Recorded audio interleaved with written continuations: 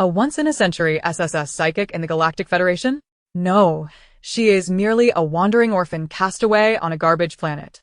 In the realm of Beast World, a woman's psychic level dictates her very survival. Those rated D are unlikely to live beyond 20, while an SSS-rated individual is often reduced to a mere breeding machine, confined by the powerful in gilded cages. Yet, the little girl huddled in the garbage, gnawing on cold rations, is determined to shatter such conventions. The essence from Li Mu's fingertips drips onto the wounded Black Panther, visibly mending its injuries.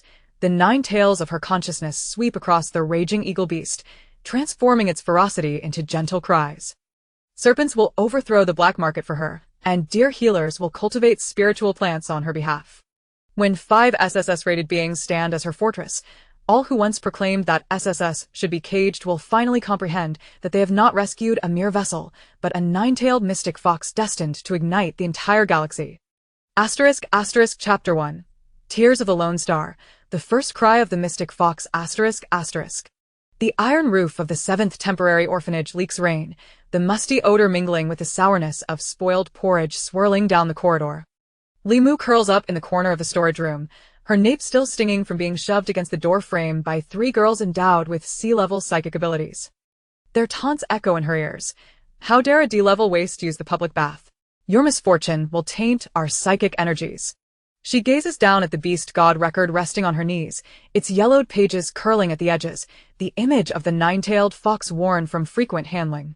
It was an old book salvaged from the trash by Granny Lin, who claimed this divine beast could purify the world's filth with its essence and soothe the chaos of all beasts with its tails.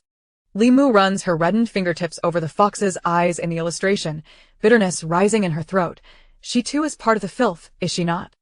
After all, the Federation's laws state clearly, females with D-level psychic abilities possess only a 10 fertility rate, rendering them burdens even orphanages are reluctant to house.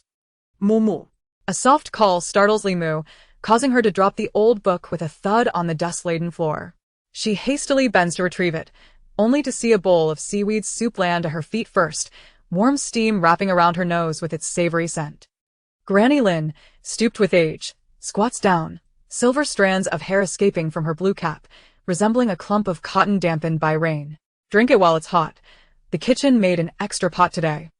As Li Mu takes the bowl, her fingers brush against the rough skin of the elderly woman's hand, its warmth surpassing that of the soup. She looks up and meets Granny Lin's reddened gaze. The elder often claims to suffer from an eye ailment, yet her eyes shimmer with unshed tears now. Granny. Granny Lin quickly scans the doorway, her frail fingers slipping a cold, hard object into Li Mu's palm. This is the chip you had when you were sent here. I've kept it hidden for 7 years. Her voice drops, excitement causing her throat to constrict. Do not let anyone know your true psychic level, especially. Suddenly, the sound of heavy boots echoes down the corridor. Granny Lin straightens as if stepped on by a cat, wiping her hands on her apron. The soup is getting cold. Hurry and drink. As she turns, the edge of her clothing knocks the soup bowl over, the brown liquid spreading across the floor like a wilted flower. Li Mu grips the chip tightly in her palm, the metallic edge digging painfully into her skin. She recalls the unfinished words of Granny Lin from 3 days prior, during her physical examination when the testing device emitted a shrill alarm, the red warning lights flashing blindingly. The director's face turned whiter than the walls, her grip on Li Mu's wrist strong enough to crush bone. You are clearly D-level. Why did you trigger psychic waves above S-level? Later, the device was urgently sent for repairs, and the director personally administered a sedative.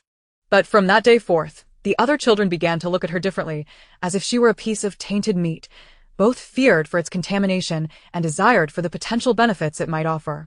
The dormitory area felt like a pressure cooker late at night.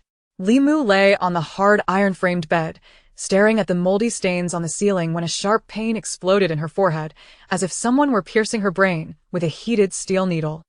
She bit down on the pillow, stifling a moan, her nails digging deep into her palm, yet she heard a more terrifying sound, a low, humming vibration emanating from within her, causing the screws of the iron bed to tremble and the aluminum water cup by the window to clatter to the ground. A girl from the neighboring bed screamed, sitting upright. My psychic power. It's surging uncontrollably. All the lights in the building went out. The cries in the darkness rose and fell like waves, yet amidst the chaos, Li Mu heard a clearer sound, a low growl of some beast, echoing from the depths of her consciousness, imbued with the weight of time. Awaken. Seal off the dormitory area. The director's voice pierced the darkness. No one is allowed to leave. If news of a psychic riot leaks, you will all be sent to the mining planet. Limu curled up like a shrimp, her forehead pressed against the cold edge of the bed. She could feel something breaking free from its shackles, akin to a volcano suppressed for a millennium finally on the verge of eruption. Before her consciousness faded, she glimpsed a fox floating in the void, its 9 tails aglow with golden light. With each sweep, the convulsing girls calmed down. Is that the 9-tailed mystic fox? As this thought emerged, she succumbed to darkness. When morning light pierced through, Limu found herself being dragged toward a transport ship, the restraints on her wrist chafing painfully. The man escorting her wore a black trench coat, a metallic badge inscribed with Carlo affixed to his chest. He was the cleanest person she had seen in her 7 years at the orphanage, even his shoes free of dust. SSS level, the man suddenly spoke, his voice penetrating her eardrums like an ice pick. You've hidden it well. He glanced at the psychic testing device in his hand. The golden patterns dancing on the screen made Limu squint. They want you alive. I must confirm whether you truly possess the legendary purifying ability. As the transport ship's hatch closed behind her, Limu saw Granny Lin clinging to the railing, her white hair whipped about by the wind. The elder's mouth moved, clearly forming the word run. The wind of the gray shadow planet carried a stench of decay. Limu stepped on the charred rocks, each stride akin to walking on shards of glass. She felt her water bottle at her waist was already empty, her throat parched to the point of burning. In the distance a wolf howled, not an ordinary beast's roar, but a low growl resonating with psychic energy, as if declaring its territory. Black Wind Wolf, she recalled from the beast god record. Pack hunters that feed on negative emotions, most fond of preying on females with unstable psychic energies. As the moon climbed the sky, 6 pairs of ghostly green eyes emerged from the shadows.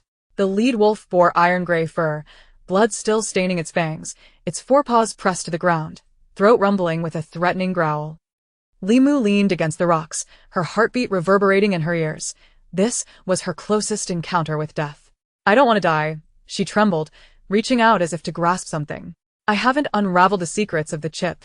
Not yet. A sharp pain once again ripped through her forehead. This time, she saw it clearly.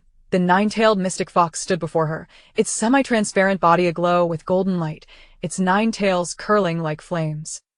The lead wolf's growl abruptly ceased, confusion flickering in its ghostly green eyes as it slowly retreated a step. What? The lead wolf suddenly howled to the sky, yet the others refrained from pouncing. They circled Limu, the threats in their throats diminishing until they all lay down, ears pressed against their skulls. The ethereal image of the 9-tailed mystic fox gradually dissipated, and Limu collapsed to the ground. As her consciousness teetered on the brink of oblivion, she saw a spring emerge from the depths of her psyche, its waters shimmering with a faint golden hue. Each drop that fell into her spiritual sea felt like nourishing the parched earth. Spiritual spring, she murmured, the purifying spring from the beast god record. The Black Wind Wolf King crouched 10 paces away, its nose twitching.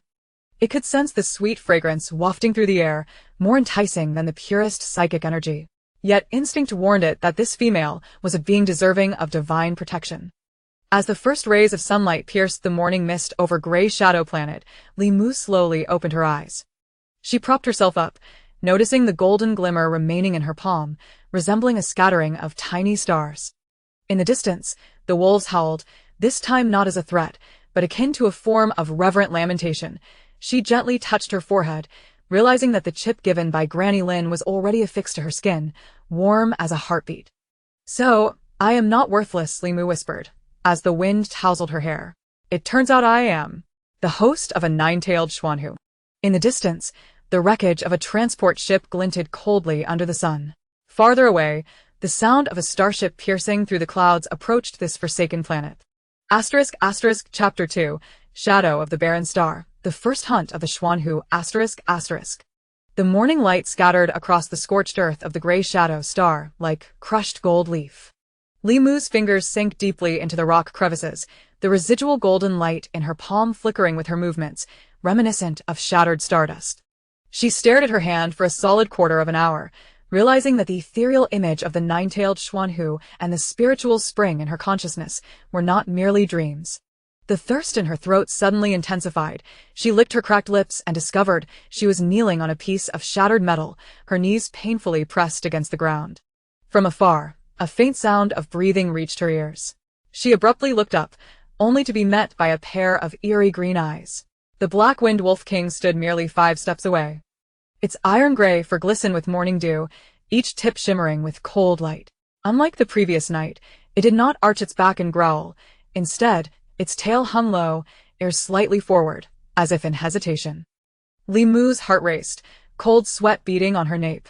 She recalled that the black-winged wolf feeds on negative emotions, yet in this moment, the wolf king's gaze bore no greed, rather a hint of curiosity. "Can you understand me?" Her voice was as delicate as drifting grass fluff, and upon finishing, she bit her lip in regret. What was she doing? Speaking to a beast that devours humans? The wolf king's ears twitched, its front paw scratching a shallow mark on the ground. The sound was akin to nails scraping against metal, and her spine stiffened. Just as she was about to retreat, the wolf king lowered its head, emitting a sound that was no longer a threatening growl but rather an indistinct response. "Don't be afraid." Li Mu herself was unsure whom she was afraid of. She steadied herself against the rock and slowly stood up, her knees trembling. "I won't harm you, just as you did not harm me last night." Upon uttering this, even she was taken aback. Last night, 6 black-winged wolves had circled around her, ultimately lying down. Was it truly not a coincidence? Tentatively, she extended her hand, her fingertips still warm from the spiritual spring. "Perhaps we could give it a try?" The wolf king's nose twitched, and it suddenly stepped forward. Li Mu's breath caught in her throat as she watched it approach, until the scent of rust brushed against her hand. In the next moment, the wolf's kiss gently grazed her palm, not a bite, but rather a gesture akin to a young cub seeking affection. "You." Li Mu's voice trembled. "Can you sense the essence of the spiritual spring?" The wolf king let out a low hum, its tail lightly sweeping against her ankle. This action reminded Li Mu of the orange cat Granny Lin kept, always circling her feet in search of affection. Gaining a bit of courage, she tentatively stroked the soft fur behind the wolf's ears. The texture was softer than she had imagined. Not only did the wolf king not shy away, but it also tilted its head, presenting more of its neck for her touch. "So you can understand," Li Mu smiled, her eyes suddenly brimming with warmth. "It turns out I was not pleading for mercy, you were waiting for me." At that moment, her stomach let out a loud rumble, interrupting this tender scene. Li Mu's face flushed crimson as she released the wolf king and turned towards the wreckage of the transport ship nearby. In the shadows beneath the metal plates, several withered vines drooped over the rubble, their leaf edges charred as if scorched by fire. Can the spiritual spring save them? She crouched down, her fingertip resting on her brow. The spring in her consciousness rippled immediately. A drop of pale golden water surged to her fingertip and fell into the crevice at the roots of the withered vines. The transformation occurred too swiftly. The vines trembled suddenly, their charred leaves unfurling at a visible pace, revealing beneath them new leaves as green as emeralds. The vines climbed along the rubble, blooming before Li Mu into a string of pale purple flowers, followed by several thumb-sized fruits, glistening with dew. Li Mu held her breath and plucked one of the fruits. The sweet aroma of its flesh filled her nostrils, more enticing than the spiritual berries Granny Lin cultivated. She took a small bite, the sweet juice exploding on her tongue without a hint of bitterness. "It's edible." Her eyes sparkled as she took a larger bite. The spiritual spring not only restores mental strength, but also cultivates spiritual plants. Suddenly, a faint scent of burnt metal wafted through the air. Li Mu's smile froze on her face. The air of the gray shadow star was filled only with rust and dust. The scent was too reminiscent of the exhaust from a starship engine. She turned abruptly and saw a shadow dart past 20 meters away on a broken wall. The black-winged wolf king's fur bristled, and it let out a deafening roar. Following its gaze, Li Mu spotted a man in a dark gray combat suit emerging from the ruins, a silver skull emblem embroidered on his left chest, the insignia of the interstellar criminal organization Dark Erosion. Reincarlo. Li Mu's teeth began to chatter. 3 days prior, she had encountered this man on the transport ship, who had mockingly brandished a mental power detector, saying, "D-class? A waste of resources," before casting her off the ship. But now, his gaze was like a poisoned blade, sweeping across the lingering golden light in her palm. "So you have concealed yourself so deeply, the SSS treasure." His hand moved towards the restraining device at his waist, yet his steps were remarkably light. Li Mu could hear her heart pounding violently. The spring in her consciousness surged, and the ethereal image of the nine-tailed Xuanhu emerged behind her, its 9 tails curling like flames, golden light illuminating half of the ruins. Rain's footsteps halted abruptly. His pupils constricted suddenly, and he raised his hand to cover his temple, his face contorted in pain. This mental power. How is it possible? Seizing the opportunity, the Wolf King lunged forward, but was repelled by an invisible barrier half a meter from Rain. Gritting her teeth, Li Mu channeled all the power of the spring into the ethereal image of the 9-tailed Xuanhu. The golden light of the Xuanhu intensified. Rain's restraining device clattered to the ground as he stumbled against the broken wall, blood oozing from his forehead. Clever of you. He wiped the blood from his face and turned to flee, but you won't escape. Run. Li Mu snatched the remaining spiritual fruits and tugged at the Wolf King's collar, racing deeper into the ruins. Behind them, Rain's communicator crackled with static. The target possesses unknown purification capabilities, requesting support. The vines at the cave entrance were lifted by the wind, revealing the dark space within. Li Mu gasped as she squeezed inside, the Wolf King following closely, its massive form blocking the entrance. Outside, footsteps approached, mingled with Rain's mocking voice. Little treasure, I know you are here. Li Mu covered her mouth, the warmth of the spring swirling in her consciousness. She touched the hot chip at her neck, the one Granny Lin had pressed into her hand earlier. At that moment, the chip's warmth radiated through her skin, as if whispering, "Do not fear. You are stronger than you realize." Suddenly, the footsteps outside ceased. Li Mu held her breath, hearing Rain mutter a curse before the roar of a starship engine followed. Reinforcements had arrived. "They will come again," Li Mu whispered, her fingertips gently brushing the Wolf King's ears. "But next time, I will not hide." In the shadows of the cave, something flickered. Li Mu narrowed her eyes, but could only see a stone shimmering with a ghostly blue glow. She did not notice that the Wolf King's tail was gently sweeping over that stone, producing a low hum understood only by its kind. There were more than just them here. Chapter 3. Shadows of the Phantom Fox. The dampness of the cave enveloped the air with a scent of rust, as Li Mu leaned against the frigid rock wall. Her fingertips still tinged with the sensation of grasping the Wolf King's collar. The imposing figure of the Black Wind Wolf King was wedged at the cave entrance, its fur marred by dark crimson stains, remnants of the injuries sustained while shielding her from Rain's attack. Her breathing gradually steadied. Yet the ripples of the spiritual spring within her consciousness remained agitated. The heat of the spring surged through her awareness, a lingering memory of her mental resistance against Rain. Her gaze fell upon the gaping wound on the Wolf King's back, deep enough to reveal bone, and her throat tightened. Did it hurt?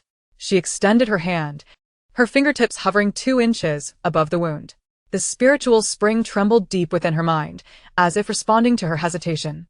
Just 3 days prior, she had regarded herself as a mere D-rank failure, abandoned to fend for herself on the perilous Grey Shadow Star. Yet, when Rain's binding device was aimed at her, the 9-tailed phantom fox suddenly tore through the fog of her consciousness, unleashing the power of the spring that had long been accumulating within her body during those forsaken days. The Wolf King turned its head, its amber eyes reflecting her silhouette. A low growl rumbled from its throat, not a threat, but an urging. Rimwe's heart softened. And she conjured a small celadone bottle, no larger than her thumb, from her spatial realm. She had discovered it amidst the ruins. Its surface etched with a minuscule character for spring, and it contained half a bottle of pristine spiritual spring water. It was this very water that had sustained the phantom fox's projection during her confrontation with Rain. Just a drop. She blew gently at the bottle's opening, dipping her fingertip into a droplet. As the droplet touched the Wolf King's wound, a pale golden mist erupted. Li Mu's eyes widened in astonishment. The previously protruding flesh rapidly contracted at a visible pace, transforming the ghastly wound into fresh pink tissue, leaving no scar behind. The Wolf King's once disheveled dark gray fur now shimmered with a satin-like sheen, and it lowered its head to lick her hand, its cool tongue brushing against the golden spots on her palm that had yet to fade. "Can you feel the benefits of the spiritual spring?" Li Mu asked softly. The Wolf King nudged her shoulder with its head, its tail sweeping the ground with a rustling sound. This was the first time it had lowered its guard in 3 days.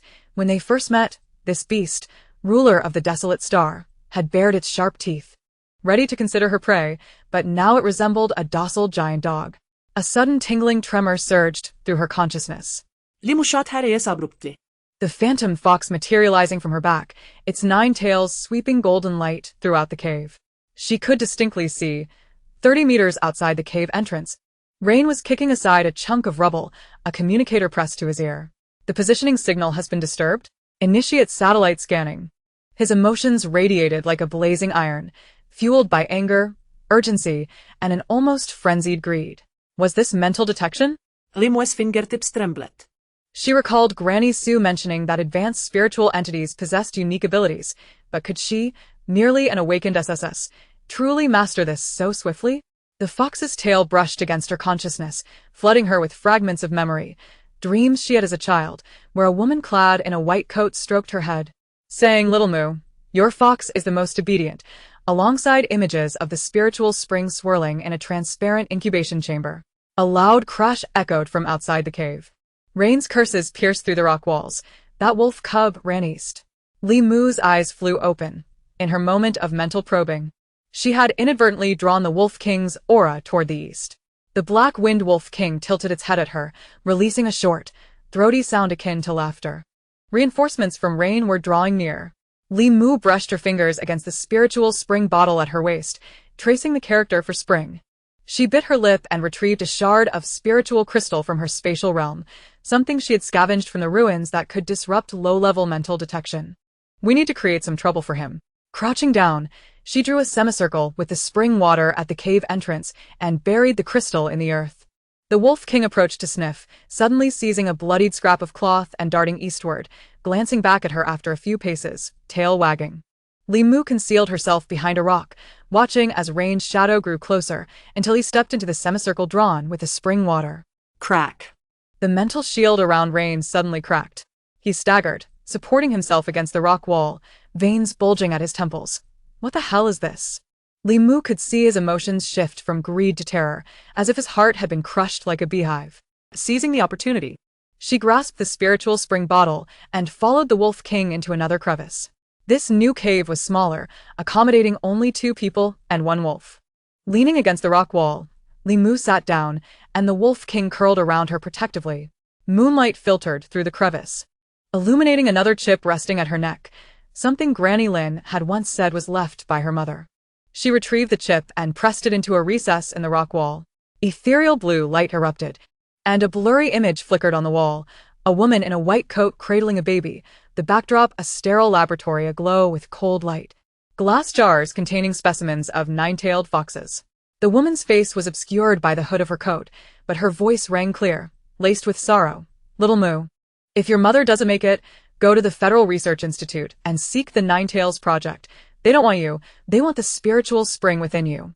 The image suddenly distorted into a flurry of static. Li Mu grasped the chip tightly, her nails digging into her palm. "Mother?" Her voice trembled, recalling Granny Sue, who always comforted her during fevers. Was she the woman before her now? She remembered Granny Sue's final words, "I'm sorry, I lied to you." It was not a lie about her being an orphan, but rather a deception about her mother's early demise. Outside the crevice, the starlight fell like scattered silver sand. Li Mu hugged her knees, and the Wolf King rested its head on her lap, gazing at the starry sky. She suddenly smiled. "It turns out I am not a worthless outcast." The night wind tousled her loose hair, and the phantom of the 9-tailed fox flickered behind her, its tails brushing against her hand, offering both comfort and encouragement. She touched the seeds of spiritual plants in her spatial realm, gray and pebble-like, remnants from the ruins. The spring within her consciousness stirred gently, and she recalled the glass jars in the laboratory, where the plant leaves shimmered with golden veins. Perhaps, she thought softly, I can bring them back to life. The Wolf King lifted its head, releasing a long, mournful howl toward the sky. Li Mu looked into its shining eyes, pressing the seeds close to her heart. The warmth of the spring coursed through her veins, and she felt her heartbeat stronger than it had been 3 days prior. "Next time, I won't hide anymore," she declared to the stars. "I will find my mother, uncover the 9-Tails Project, and then..." Suddenly, the roar of a starship's engine reverberated from outside the crevice. Li Mu sprang to her feet, and the Wolf King stood protectively in front of her. She tucked the seeds deep into her spatial realm and brushed her fingers over the spiritual spring bottle. This time, her hands no longer trembled. "Come," she whispered. As the phantom fox unfurled its 9 tails, golden light illuminating the entire cave. Chapter 4. Starfire Ignites. The fox leads the way as Li Mu's fingertips brush the spiritual spring bottle. The engine noise of the starship outside pierced the tranquil night like a poisoned needle. Her breath caught in her throat, and the phantom fox behind her erupted in a half-inch of golden light. This was the instinctive defensive reaction of her spiritual entity. Its 9 tails wrapping around her wrist, imparting warmth. "Do not fear," she murmured to herself, her voice steadier than she had anticipated. 3 days prior, when she had been chased off a cliff, she could barely hold onto the spiritual spring bottle. Now, gazing at the Wolf King's bristling fur and feeling the gentle ripples of the spring within her consciousness, she suddenly recalled that haunting phrase from her mother's image, "They want not you, but the spring."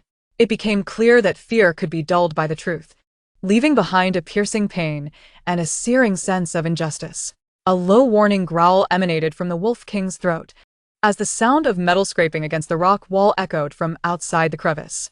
Li Mu swiftly tucked the spiritual spring bottle into the innermost layer of her spatial realm and retrieved the dusty spiritual plant seed. As she rummaged through the abandoned medical station, she discovered a seed amidst the shattered remains of a petri dish, still glistening with a dark, viscous substance, reminiscent of a forsaken tear. "I am sorry," she whispered to the seed resting in her palm, her fingertip pressing against the spatial entrance. Instantly, mist from the spiritual spring surged forth, enveloping the seed as it descended. This was something she had only discovered that morning. The spring appeared particularly attuned to objects imbued with echoes of life. Indeed, as the seed fully submerged in the spring's waters, ripples stirred within her consciousness, as though myriad delicate tendrils were teasing her nerves. A subtle crackling sound pierced the silence. Li Mu's pupils constricted as she looked down at her palm, where, unbeknownst to her, a tender green shoot had emerged from the surface of the spring. Dewdrops clung to the tip, sparkling like a breathing gem in the ethereal blue glow of the spring. Her fingers trembled uncontrollably, her nails digging into her palm without her noticing. Just 3 days prior, she had fretted over her next meal of nutrient solution, and now, she cradled a seed capable of resurrecting the spiritual flora. Her mother had said they did not desire her. Was it because the spring allowed them to mass-produce vessels of legacy? Suddenly, footsteps approached from outside the crevice. Li Mu quickly withdrew her hand, but the spectral image of the mysterious fox behind her expanded uncontrollably, casting a golden glow that coated the stalactites on the rock wall. The Wolf King abruptly turned, gently tugging at her pant leg. Their silent signal developed over the past few days. Danger approached from the left. Come out. A hoarse male voice echoed within the cavern, laced with a stinging pressure of mental force. Li Mu recognized the voice. It belonged to the man who had pursued her 3 days prior, Ren Carlo. Though his mental power was merely S-class, he always exuded a relentless intensity, akin to a rabid dog that would not relent once it had sunk its teeth into its prey. "Little darling, don't make me resort to violence." The footsteps halted before the crevice. The sound of metal scraping grew louder. This time, he was equipped with new gear. Li Mu squinted, catching a glimpse of a ghostly purple light outside the crevice, a signal indicating the activation of a mental confinement device. Her temples throbbed. She had seen such devices in the old records left by Granny Sue, specifically designed to restrain high-level psychics. Once activated, even an SS class would suffer grievous harm. Mumu. The voice of the mysterious fox suddenly resonated within her consciousness, soft and soothing. This was the first time the spiritual entity had initiated communication with her. 9 tails sweeping across her nape. "Do not fear, I am here." A cold sweat drenched Li Mu's back, yet her heartbeat steadied. She gazed at her shadow against the rock wall, the intertwined golden-red tails of the fox unfurling behind her, their tips shimmering with a golden glow. Ren's device began to hum ominously, a purple energy net slithering through the crevice like countless venomous serpents seeking to ensnare her throat. Suddenly, she laughed, a sharpness in her laughter that felt foreign to her. "You think this can contain me?" She raised her hand, the spectral fox's image overlapping with her palm. The spiritual spring within her consciousness erupted, golden vapors coursing through her veins and coalescing into the outline of a fox midair. Ren's device emitted a piercing explosion, the purple net disintegrating like a web scorched by fire, scattering into stardust. Impossible. A muffled thud resonated from outside the crevice as something heavy fell to the ground. "You are merely just awakened."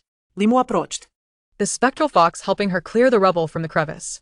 Beneath the moonlight, Ren knelt on the ground, cradling his head in his hands, veins bulging like worms across his ashen face. His mental barrier lay in ruins, the SS-class defense armor cracked open in several places, revealing skin tinged with a sickly gray, a sign of mental backlash. What kind of monster are you?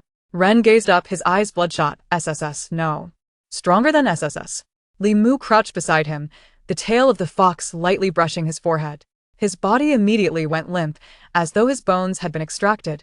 Trembling on the ground, she could distinctly sense the chaotic turmoil of his mental realm. A tangled mass of dark fabric entwined with countless images, the emblem of the Blood Moon Society, a woman submerged in a cultivation chamber.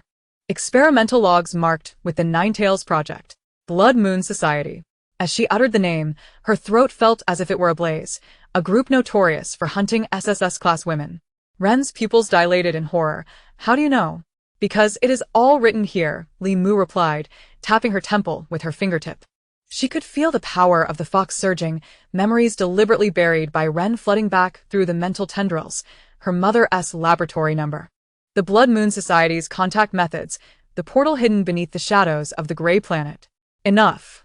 She abruptly retracted her hand, and Ren crumpled to the ground like a squashed insect, gasping for breath. Li Mu stood, the spectral fox gradually fading into her back, yet the golden light remained in her eyes. I will not kill you, at least not now. Suddenly, the sound of flapping wings echoed from outside the crevice. Li Mu turned to see 3 charred feathered hawks swooping in from the night, the foremost one bearing a half-buried metallic arrowhead in its right leg, droplets of blood trailing to the ground like a crimson thread. The Wolf King immediately positioned itself protectively in front of her, its throat rumbling not with a growl of threat, but with a welcoming tone. The hawks landed 3 paces away, their wings trembling as they unfurled to reveal a small creature curled upon their backs, a fire mouse, its fur singed black, clutching a softly glowing spiritual crystal between its hind legs and nudging it toward her feet. You all. Li Mu crouched down, and the fire mouse promptly burrowed into her palm, its tiny claws grasping her fingers. Her spiritual spring instinctively released a wisp of mist, enveloping the mouse's wound, and the charred fur visibly shed, revealing tender, new growth beneath. The fire mouse chirped with delight and leapt onto her shoulder, nuzzling against her earlobe. The Wolf King approached, gently nudging her wrist with its nose. Following its gaze, she noticed a dozen shadowy figures standing in the moonlit valley below, tailless rock lizards, a one-eyed thunder wolf, a wind falcon with broken wings. Their wounds still oozed blood, yet they bowed their proud heads in her direction. Ah, so you came to find me? She remarked, stroking the fire mouse on her shoulder as it licked the scar on her hand. Suddenly, the wind falcon flapped its wings, ruffling her hair. Following its flight path, she spotted a half-buried silver-gray metallic object at the end of the rocky outcrop, the wreckage of an interstellar patrol ship. Her breath hitched, and the spectral fox re-emerged behind her, its 9 tails pointing toward the debris. The escape pod? She murmured, stepping toward the wreckage. The Wolf King immediately fell in beside her, while the Thunder Wolf and Rock Lizard instinctively spread out to keep watch. The Wind Falcon landed atop the communications module of the wreck, frantically pecking at a rusty button. Its urgency caused the wound on its wing to split open again, droplets of blood landing on the module's interface. Do not rush, Li Mu said, producing a vial of spring water and letting a drop fall onto the falcon's wound. Instantly, a small flower blossomed from the injury. The falcon emitted a bright, ringing cry, flapping its wings twice before soaring into the air, using its beak to pry open the shell of the communications module. There is hope. Li Mu gazed at the relatively intact circuit board within the module, her fingers gently brushing over the rusted connections. If she could repair this, they would be able to contact the Federation. Her voice faltered abruptly. Inside the communications module, a line of tiny lettering was inscribed, Federation's 13th patrol ship, the Starlight, ambushed by the Blood Moon Society. All crew members perished.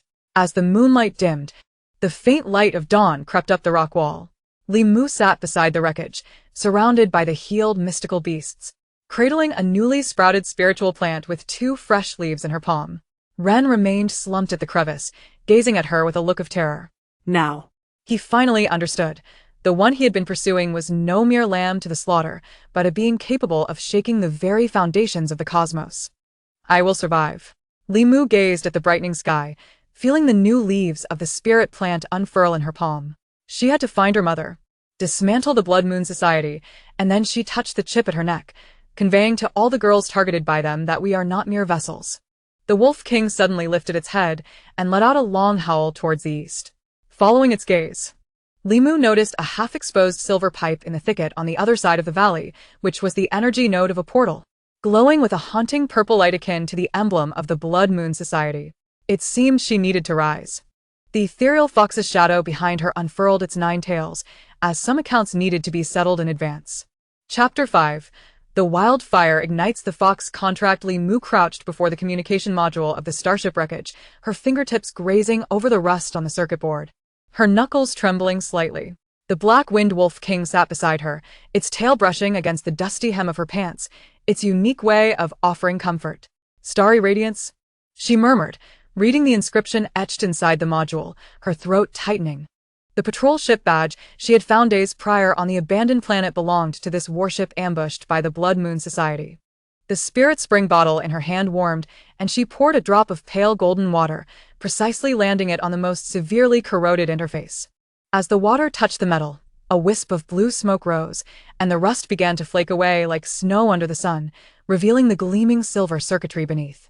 If she could repair this, a distress signal could be sent. She spoke to the air, both to reassure herself and to explain to the vigilant beasts around her. The thunder wolf lounged at the door, the rock lizard coiled around the ventilation duct, and even the previously injured wind falcon stood atop the wreckage, tilting its head to observe her actions. As the third drop of spirit water seeped into the final break, the communication screen suddenly illuminated with a ghostly blue light. Limu's breath caught in her throat as a green pulsed on the screen, the signal from the Federation's communication satellite. Just as she was about to press the confirmation button, a faint whimper drifted from outside the ship, like a needle piercing her eardrum. The black-winged Wolf King's ears perked up like arrows, the Thunder Wolf's tail stiffened, and the rock lizard's scales shimmered with a wary pattern. Limu stood. The ethereal fox's shadow flickering behind her, its 9 tails gently probing towards the source of the sound. "Do not fear," she whispered to the beasts, her fingertips brushing the anti-tracking chip at her neck, an item she had snatched from the Blood Moon Society's lab, now warming in sync with her heartbeat. The sound originated from the rock crevice to her right.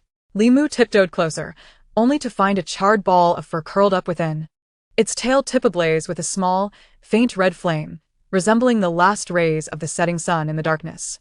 The flame flickered weakly, and the creature's belly nearly touched the ground, each breath causing tiny stones to tumble. "Is that a fire-tailed fox?" Limu gasped. She had encountered references to such creatures in ancient texts at the Federation Library, spiritual beings unique to the Gray Shadow Star, capable of purifying negative energy with their tail flames, and fully grown specimens could even manipulate fire to form defensive barriers.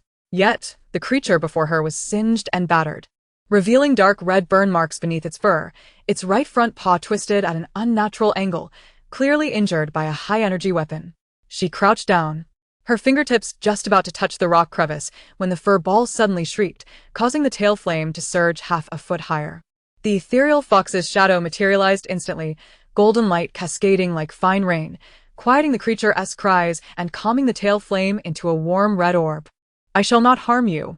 Limu poured a drop of spirit water from her bottle, gently letting it fall at the edge of the crevice. The moment the water hit the ground, a brief, gasping whimper echoed from within. She poured another drop, this time directly onto the creature's nose. Its eyes shot open, revealing amber orbs clouded with mist, like glass dampened by a torrential downpour. It fixated on Limu's hand, emitting a sound that was a mixture of a low growl and a whimper, its tail flame flickering with its breaths. Limu noticed a faint purple brand on its neck, the emblem of the Blood Moon Society. "They captured you too," she said, her voice thick with emotion, gently placing her hand atop the creature's head. The golden light of the ethereal fox illuminated the wound, and the burn marks visibly scabbed over, while the twisted paw gradually returned to its proper form. The creature's tail flame suddenly stabilized, no longer wavering, but instead rising into a 3-inch-high flame, weaving a warm red curtain of light between them. In the next moment, a sharp pain shot through Limu's temple. A hot yet pure wave of spiritual energy surged into her consciousness, akin to a small beast's warm tongue brushing against her soul.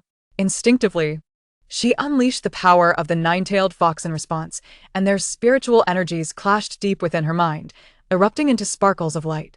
The furball leaped up, its front paws resting on her shoulder, its amber eyes locking onto hers. A contract, Li Mu gasped, feeling a warm thread extending from her heart, the other end tethered to the creature's soul. The furball let out a low howl, its tail flame erupting dramatically, enveloping them both in a warm red glow. When the brilliance faded, the furball lay quietly on her lap, its tail flame gently licking her hand. "Shall I call you Little Fire?" she asked, her fingertips brushing against the soft fur at its ear, where singed marks still lingered. Little Fire nudged her palm with its head, its tail flame flickering in response. As if nodding, the Black Wind Wolf King suddenly approached, nudging Little Fire's rear with its nose. Little Fire perked up, its tail flame shooting high, but it drooped again upon touching the Wolf King's nose, retreating into Li Mu's embrace with a look of distress. The Wolf King emitted a low grunt, shaking its head as it lay by her feet, positioning its massive frame protectively between her and the rock crevice, its newly learned guarding posture. As night fell, the green dots on the communications screen finally formed a stable waveline. Just as Li Mu was about to input the coordinates, Little Fire suddenly sprang up from her lap, its tail flame tracing a bright red arc in the darkness. Following Little Fire's gaze, she noticed the bushes outside the valley swaying ominously, as if something was crawling close to the ground. "Rain," she whispered. The Blood Moon Society member who had attempted to capture her in the lab was now crouching near the wreckage, holding a blue glowing detector in his left hand, a device specifically designed to track SSS-level spiritual energy. Little Fire's tail flame abruptly transformed into a blinding orange red, arching its back and letting out a deep growl. Rain halted, the blue light of the detector flaring up. Just as he looked up, Little Fire leaped forth like an arrow released from a bow, its tail flame sweeping across the ground, scorching a dark line in its wake. "What the hell is that thing?" Rain stumbled backward, his sleeve singed by the flames. He drew the energy gun from his waist, only to see Little Fire return to Li Mu's side, wrapping its tail protectively around her. The Black Wind Wolf King stood on one side, while the Thunder Wolf and Rock Lizard flanked her, their eyes gleaming in the darkness. Rain's forehead beaded with cold sweat.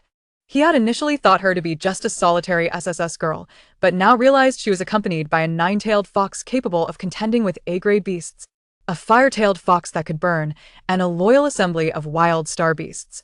"Count yourself lucky," he gritted his teeth, stepping back, the detector crackling ominously in his grip.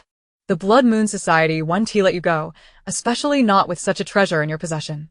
Before he could finish, he turned and dashed into the thicket, quickly vanishing from sight. Little Fire chased after a few steps, but was gently called back by Li Mu. It flicked its tail and returned to her side, its tail flame reverting to a warm, gentle red. Li Mu stroked Little Fire's head and gazed up at the starry sky. The green light on the communication screen continued to pulse, yet she suddenly felt disinclined to send a distress signal, at least not now. She needed stronger power and more reliable companions to protect herself and safeguard these small lives that fought for her. As the morning mist seeped into the valley, Li Mu was startled awake by a series of delicate sounds. She opened her eyes to find Little Fire with its ears perked up, its tail flame quivering slightly. The Black Wind Wolf King rose to its feet, its nose twitching towards the direction of the forest. "What's wrong?" she asked softly. Xiao Hu nudged her hand with its head, tilting its head towards the woods. The mountain breeze rustled through the underbrush, carrying a faint sound reminiscent of metal scraping. The shadow of the dark fox behind her unfurled 9 tails, and a delicate, cold fragrance wafted through the air, an exquisite interstellar perfume not native to the desolate star. Chapter 6. The Shadowy Healer. The dark fox, the ethereal shadow of the dark fox behind her slowly unfurled, the silver fur at the tip of its 9th tail quivering slightly. She could distinctly smell the mingled scent of rust within the fragrance, a sign of blood. "Xiao Hua," she called gently as she bent down to stroke the fox's ear, feeling the warmth of its tail tip through her palm. "Go ahead and scout. Keep a distance of 10 meters. Xiao Hua let out a soft bark, its tail flame retracting into a small red, darting into the woods like a shooting star. The Black Wind Wolf King lowered its body, maintaining half a step behind her, its claws leaving shallow prints in the damp soil. Their initial plan was to fetch water from the spring on the eastern slope of the mountain. Clenching the metal water flask she had salvaged from the wreckage of the starship, she suddenly kicked something with the toe of her shoe. Crouching down, she noticed a few pale green powders rising from the morning mist, mixed with crushed leaves, adhering to the bottom of her boots, remnants of finely ground spirit herbs, accompanied by a faint scent of bitter almonds. "Black wind," she called, prompting the Wolf King to approach and sniff the ground. The wolf's nostrils flared twice before it suddenly growled low at the left thicket, emitting a brief, throaty sound.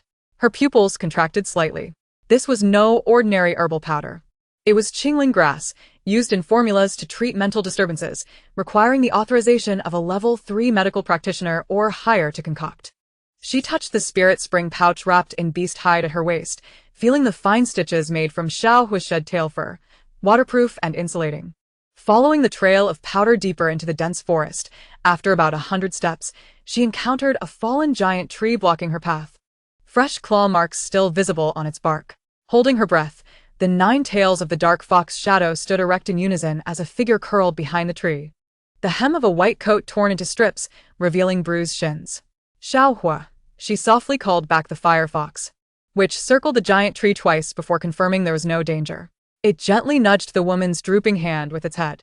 Kneeling down. Her fingertips barely brushed against the woman's wrist when the dark fox shadow suddenly emitted a clear call. Her mental energy rippled outward.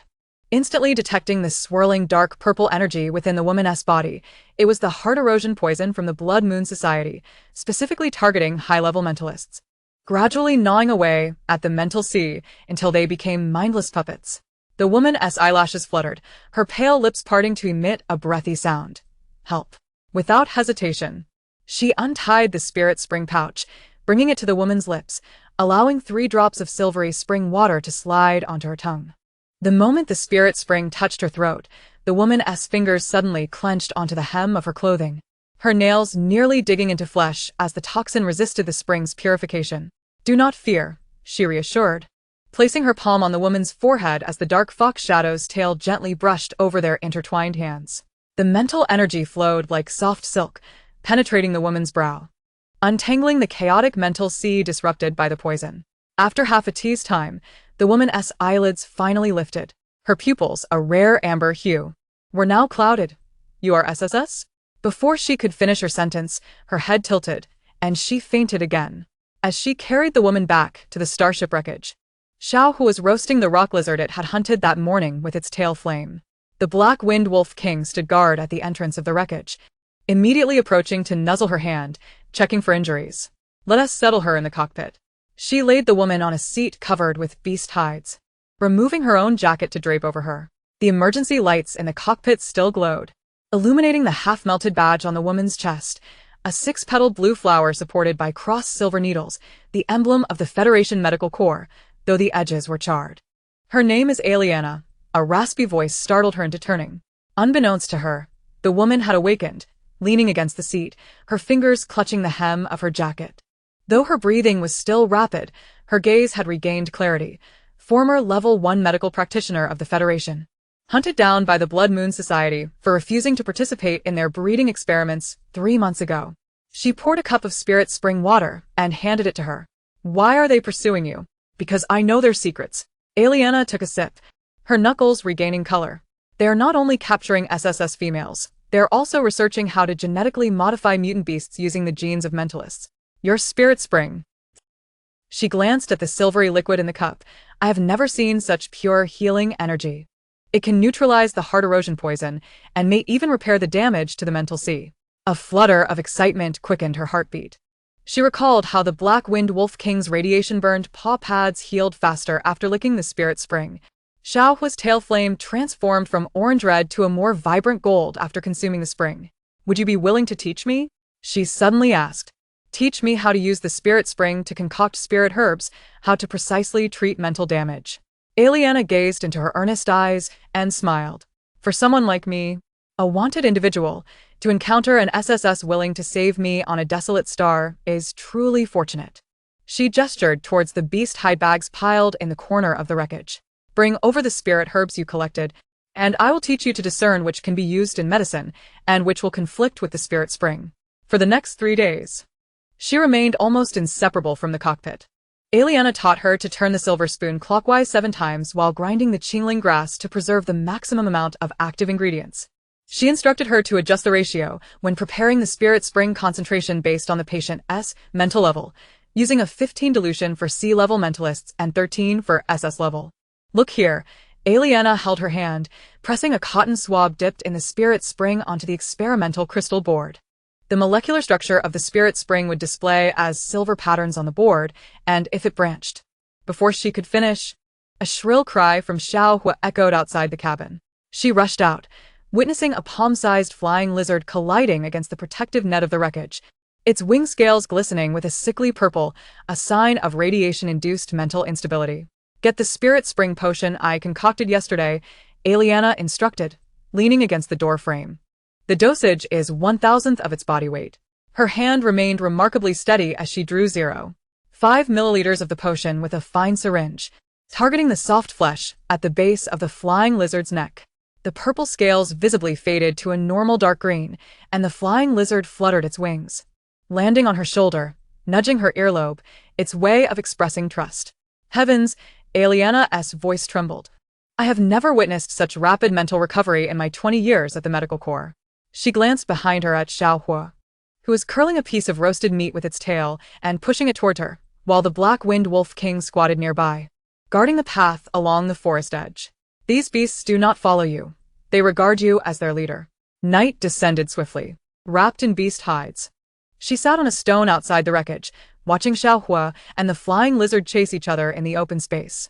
The water in the spirit spring pouch shimmered with tiny lights, reflecting the resolve in her eyes. She finally understood that her abilities were not merely tools for survival, but rather weapons to protect these small lives. Perhaps you truly can change everything. Aliena's voice came from behind her. Clutching a mended coat, her gaze turned towards the dense forest beyond the starship wreckage. But remember, the Blood Moon Society will not give up easily. Their conversation was abruptly cut off. Aliena's body tensed suddenly, her gaze fixed on the darkness behind her, her pupils constricting to pinpricks. A faint sound, akin to metal components interlocking, emanated from the thicket. Chapter 7. The Hunter's Shadow. The dark fox lies in wait. A chill abruptly crept along the nape of Alia's neck. A primal instinct honed by her escape that had saved her on 7 occasions. She snapped her eyes open, realizing that even the faintest chirping of insects had vanished outside the cabin. Limu. She turned and grasped Limu's wrist, her palm slick with cold sweat. Something was amiss. Limu was jolted awake from her slumber, her mental energy instinctively extending outward. This was a newly acquired skill of external perception, casting a transparent net that could detect energy fluctuations within a 10-kilometer radius. At that moment, the net trembled 2 kilometers to the northwest, as if a thick, sticky black mist was rolling through the underbrush. Xiaohua, Wolf King, she whispered sharply, her voice carrying the distinctive, clear undertone of the Xuanhu. As the cabin door creaked open, 2 figures leapt down from the wreckage above. Xiaohua's fiery tail blazed crimson against the night, each hair standing on end like a vigilant arrow. The black-winged wolf king crouched at Limu's feet, a low rumble emanating from its throat, its wolf eyes reflecting the starlight like 2 silver lanterns imbued with frost. Get behind me, Limu urged, pulling Ilea a half-step closer, the spirit spring pouch at her waist gently swaying, the water inside chiming softly in sync with her heartbeat. This was her first deliberate attempt to use mental energy to assess the danger. Within that black mist were 3 cold, hard metallic weapons, entwined with 3 strands of distorted mental energy, probing forward like a venomous snake's flicking tongue. SSS Mother Beast, come along quietly. A hoarse male voice seeped from the thicket 5 meters to the left. Kashu emerged, treading on twigs, the high-frequency, vibrating dagger shimmering with a ghostly blue hue in the moonlight, its serrated edge still stained with remnants of blood from a rebel he had slain on another desolate star the night before.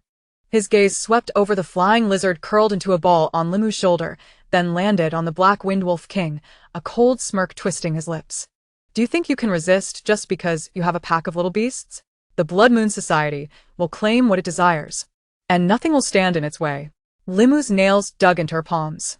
3 days prior, when Ilea had said the Blood Moon Society would not relent, she had pondered how these individuals would manifest. Now the answer loomed before her, reeking of decay. She felt Xiaohua's tail brushing against her hand.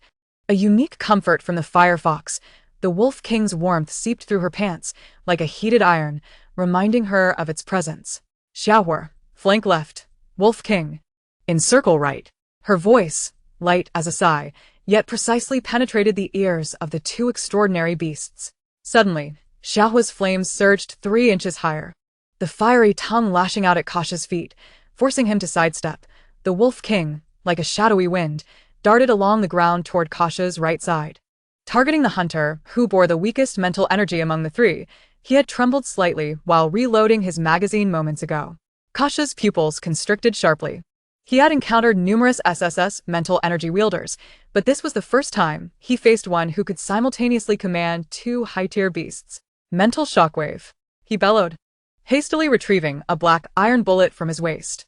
The instant the bullet struck the ground, brilliant blue light erupted in the air, a disruptive wave specifically designed to incapacitate mental energy users below S rank. Yet Limu's 9-tailed phantom had already manifested behind her. The 9 fox tails swept the ground, silver mental energy spreading like a tide, shattering the shockwave into fragments. She could clearly see the blue currents ensnared by the fur of her tails, then absorbed into her spiritual entity. This was a unique purification ability of the Xuanhu, which she had previously used only to soothe beasts. Now, for the first time, it was employed against a human adversary. A howl erupted from the right. The Black Wind Wolf King's claws tore through the hunter's shoulder armor, blood splattering onto its maw, which it disdainfully shook off. Limu understood. The Wolf King only consumed clean meat it had hunted itself. Blood tainted with inferior energy agents was deemed unworthy of even a lick. Worthless.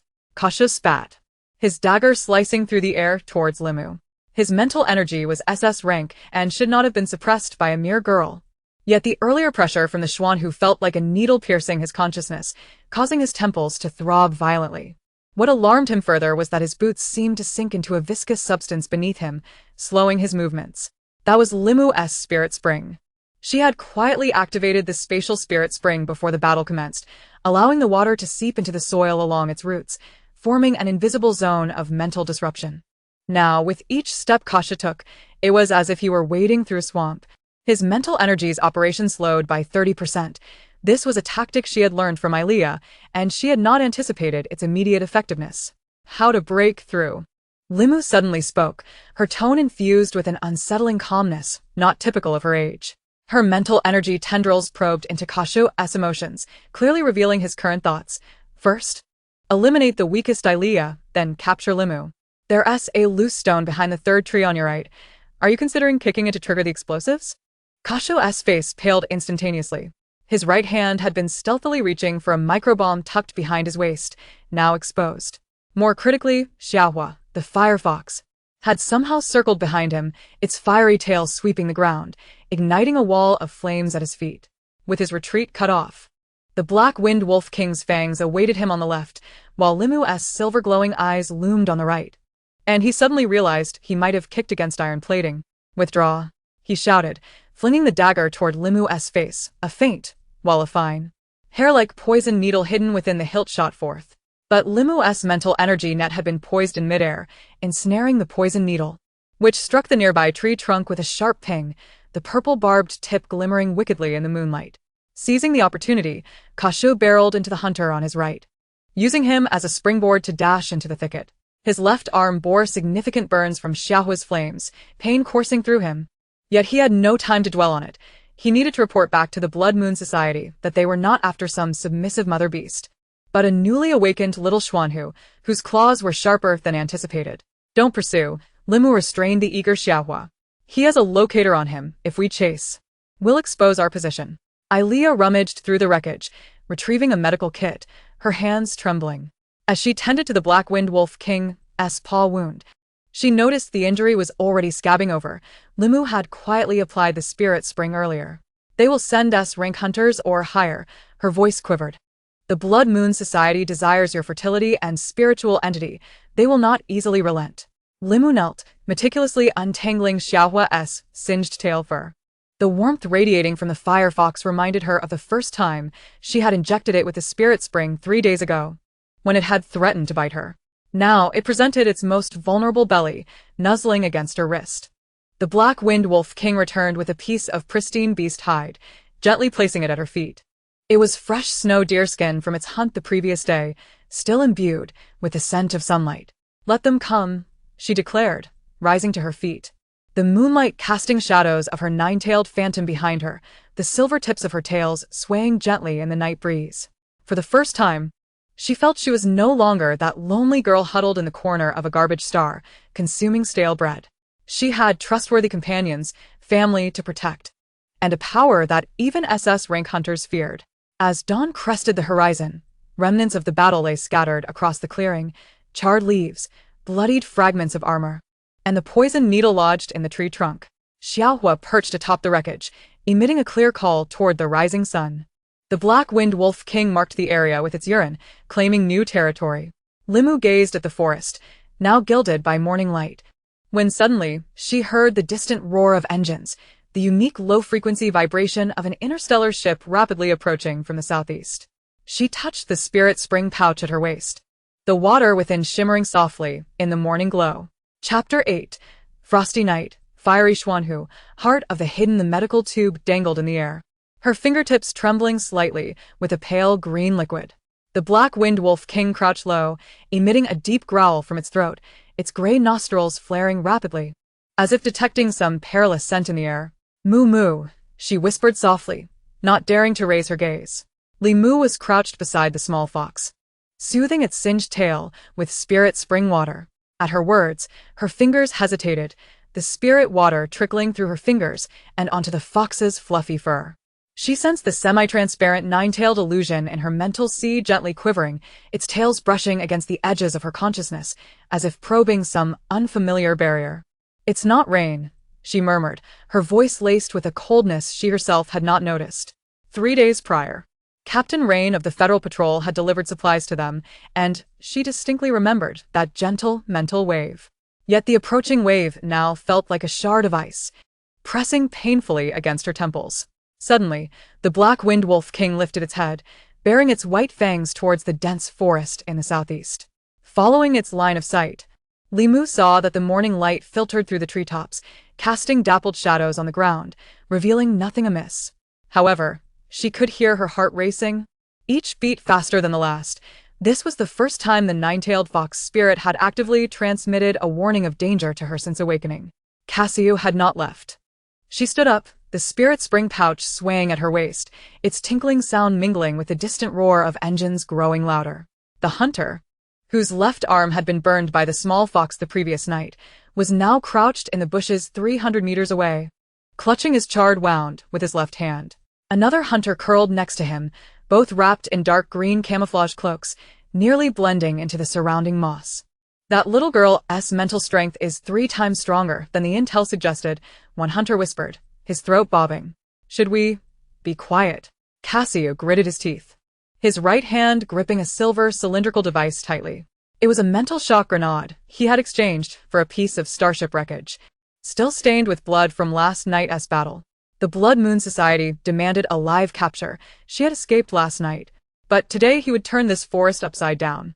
Suddenly, he halted, his gaze narrowing towards the wreckage. The small fox that had been guarding the starship debris had vanished, and the black-winged wolf king had retreated behind a rock. Only Li Mu remained in the clearing, the morning light illuminating her hair with a golden hue, the spirit spring pouch at her waist sparkling with fragmented silver light as she moved. "She's waiting for us," Cassio sneered, rubbing his thumb over the grenade's button, thinking that setting a trap would scare her off. He exchanged glances with his companion, and the two of them crept towards the right side of the wreckage. The morning mist had yet to dissipate, their footprints sinking into the damp earth, mingling with the charred scent from last night's skirmish. Like a needle piercing Li Mu's nostrils. 2 people to the southeast. Li Mu closed her eyes and reopened them, a faint golden glow rising from her depths. The nine-tailed illusion manifested behind her, its 9 tails unfurling in the air, the silver tips moving without wind.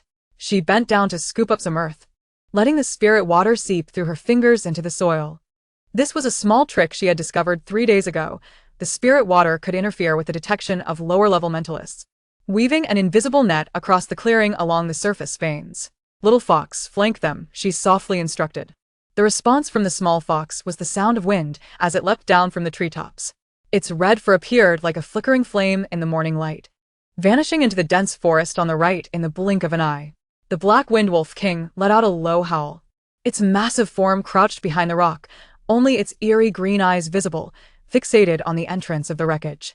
When Cassio reached within 20 meters of the wreck, his palms were slick with sweat. He could hear his heart pounding violently, causing his ears to throb. The grenade felt hot in his palm. He could vividly imagine the shards exploding, Li Mu being knocked down by the mental shockwave. The Blood Moon Society's bounty would be enough for him to exchange for 10 of the best medical pods in the black market to heal his injured arm. Now. He suddenly straightened, hurling the grenade forcefully towards the center of the wreckage. The sound of the silver cylinder slicing through the air was taut like a stretched string, resonating sharply in Li Mu's ears. She tightened her grip on the spirit spring pouch's knot, and the nine-tailed illusion lunged forward, all 9 tails unfurling simultaneously, golden light illuminating the entire clearing. The grenade detonated half a meter above the ground, blinding blue light enveloping the mental shockwave. But at the moment it touched the golden light, it crumpled like a wrinkled piece of paper, bursting into starlight. Cassio's pupils constricted sharply. He felt a searing silver needle pierce his temple, and the world around him began to spin.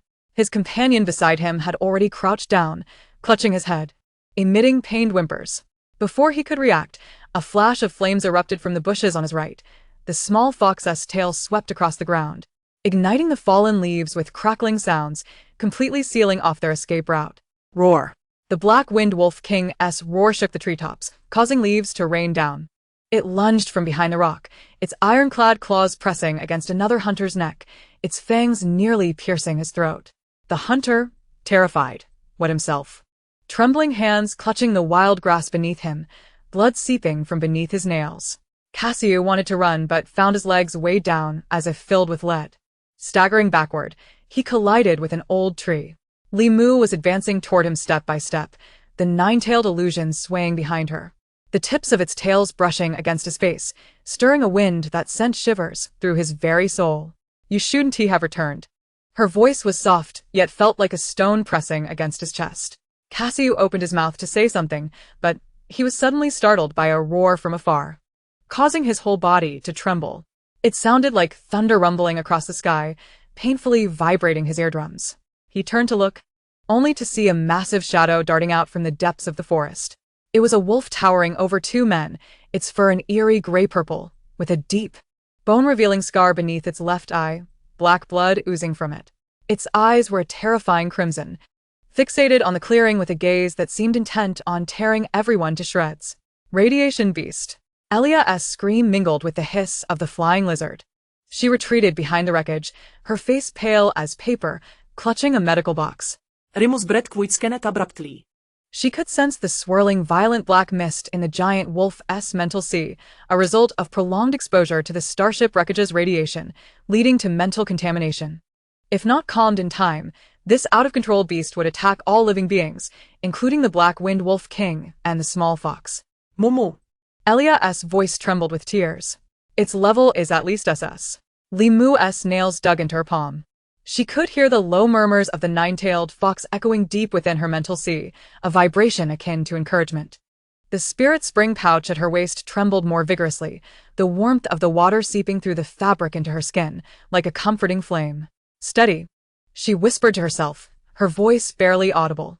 Then she raised her hand, the 9-tailed illusion suddenly swelling threefold, all 9 tails' silver hairs exploding outward, bathing the entire forest in golden light.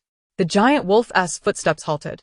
A flicker of confusion crossed its crimson eyes, its massive body trembling slightly, as if in a struggle against some invisible force. Li Mu felt her mental power penetrate the air, weaving into its consciousness like gentle hands, softly dispersing the violent black mist. Come, she beckoned softly, taking steps toward the giant wolf. The Black Wind Wolf King warned with a low growl behind her. But the small fox's flames gradually dimmed, its red eyes filled with trust. A hoarse whimper rolled from the giant wolf's throat, its front paw slowly raising, then gently descending, creating 2 deep impressions in the earth. It approached Li Mu step by step, with each stride lightening the purple stains on its fur, until it stood before her, its coat restored to a normal gray-blue hue. Li Mu reached out, gently caressing the scar above its left eye. The giant wolf obediently lowered its head, its warm breath brushing against her hand as if in affection. Cautious sat on the ground, watching the scene unfold before him, his throat constricting. He suddenly realized that he hardly understood the girl, referred to as a mobile fertility vessel by the Blood Moon Society. Standing before the colossal wolf, she resembled the ancient spirits of beast legends, capable of soothing the raging beasts and purifying the filth. Even the SS-grade radiation beast willingly bowed before her feet. He abruptly yanked his trembling companion, stumbling deeper into the thicket. The aftershocks of the shockwave still buzzed in his mind, and the burn on his left arm ached intensely, threatening to render him unconscious, yet he dared not pause. He needed to return and inform the Blood Moon Society that their quarry was not mere prey, but a being capable of shaking the entire Interstellar Federation. Next time, he gritted his teeth, blood seeping from the corner of his mouth. Next time I will bring 10 shockwaves and an SS-grade mental suppression agent. I refuse to believe. His thoughts were abruptly halted as he turned back to see Li Mu crouched beside the giant wolf, tending to its wounds. Xiaohua nestled at her feet, its tail wrapped around her wrist. The Black Wind Wolf King brought a clean piece of beast skin and gently placed it on her lap. In the morning light, the nine-tailed illusion behind her grew increasingly distinct, the 9 fox tails unfurling in the wind like an insurmountable barrier. Kasha shivered. He finally comprehended that some things could not be seized through weapons and schemes. And this was merely the beginning. Chapter 9. The Serpent's Shadow and the Hidden Mystique of the Xian Fox. The nightfall on the desolate star arrived more swiftly than usual. As the sun sank into the western valley, the twilight engulfed the restless aftermath of the giant wolf-esque rampage from the previous night. Li Mu squatted by the stream, her fingertips touching the spring water, applying medicine to the paw pads of the Black Wind Wolf King, where it had suffered burns while shielding her from the shockwave. Xiaohua curled at her feet, the tip of its tail still stained with dried blood, yet it insisted on nudging her pant leg, emitting a faint whimper. If it hurts, don't fuss, she gently soothed, wrapping the small fire-s ear, which had been nicked by shrapnel, in a piece of beast skin. The 9-tailed illusion flickered behind her, the silver fur adorned with droplets of spiritual energy, like morning dew. This was her 3rd time using her purification ability today, and a subtle weariness welled up from the depths of her mental sea, akin to waterlogged cotton. Suddenly, a delicate ripple burst forth from the cotton-like haze. Li Mu's fingers twitched violently, the spring bottle clattering against the stones. The 9 tails of the illusion flared simultaneously, the silver strands bristling as if electrified, and even the hairs on the back of her neck stood on end. A stronger mentalist was approaching. Her throat tightened, and her gaze darted around frantically. The Black Wind Wolf King's ears perked towards the northwest, a low growl rumbling from its throat. Xiaohua's fiery tail shot up half a foot, sparks crackling down to her feet. Stay calm, she urged, pressing her palm against the wolf's forehead, letting her mental energy flow into its consciousness like warm water. The giant wolf's muscles slowly relaxed, yet its ears remained pinned back against its head. She reached out to stroke Xiaohua's head, and only then did the little flame curl into a small red ball. Ailia, she softly called, the entrance to the spatial spring materializing in her mind, a small lake shrouded in pale golden mist, where healing herbs she had nurtured with the spring water grew abundantly. A palm-sized flying lizard emerged from a tree hollow, its wings dusted with pollen from the herbs it had collected for her during the day. Li Mu grabbed it gently, tapping its head. Take it to the depths of the spring, and don't come back. The flying lizard tilted its head, chirping twice, its claws grasping her fingertip before it flitted off into the spatial realm. You too, she said, looking up at the Black Wind Wolf King and Xiaohua, pointing towards the thickest tree at the forest's edge. The Black Wind Wolf King let out a low whine, picking up the spring bottle she had dropped. Leaping up to a branch, Xiaohua tugged at her clothing, hesitating until she shook her head, then it dashed up the tree, perching among the branches, its crimson eyes fixed on her without blinking. Once the figures of the beasts disappeared completely into the night, Li Mu crouched back behind the boulder. She removed the spring pouch strung with beast bones from around her neck, a concoction she had spent 3 months collecting morning dew at the spring's edge, containing 10 drops of the purest spring water. Piercing her fingertip, a bead of blood mingled with the spring water, dripping onto the ground, creating a faint golden ripple that radiated outward from her like an invisible net, enveloping her mental fluctuations. The 9-tailed illusion silently merged into her mental sea, while the 9 fox tails remained hovering behind her, each hair exuding delicate strands of spiritual energy. She closed her eyes, constructing a model of the wave patterns of lower-grade mentalists in her mind, based on the C-grade female cultivator's mental frequency she had discreetly observed during her wandering, dull and indistinct, like a piece of dusty jade. Steady. She clenched her fists, her nails nearly digging into her palms. A sharp pain surged from the depths of her mental sea. A backlash from forcibly compressing her mental energy. Yet before she could regain her composure, a chilling tremor rippled through the air, akin to a serpent's tongue brushing against her skin.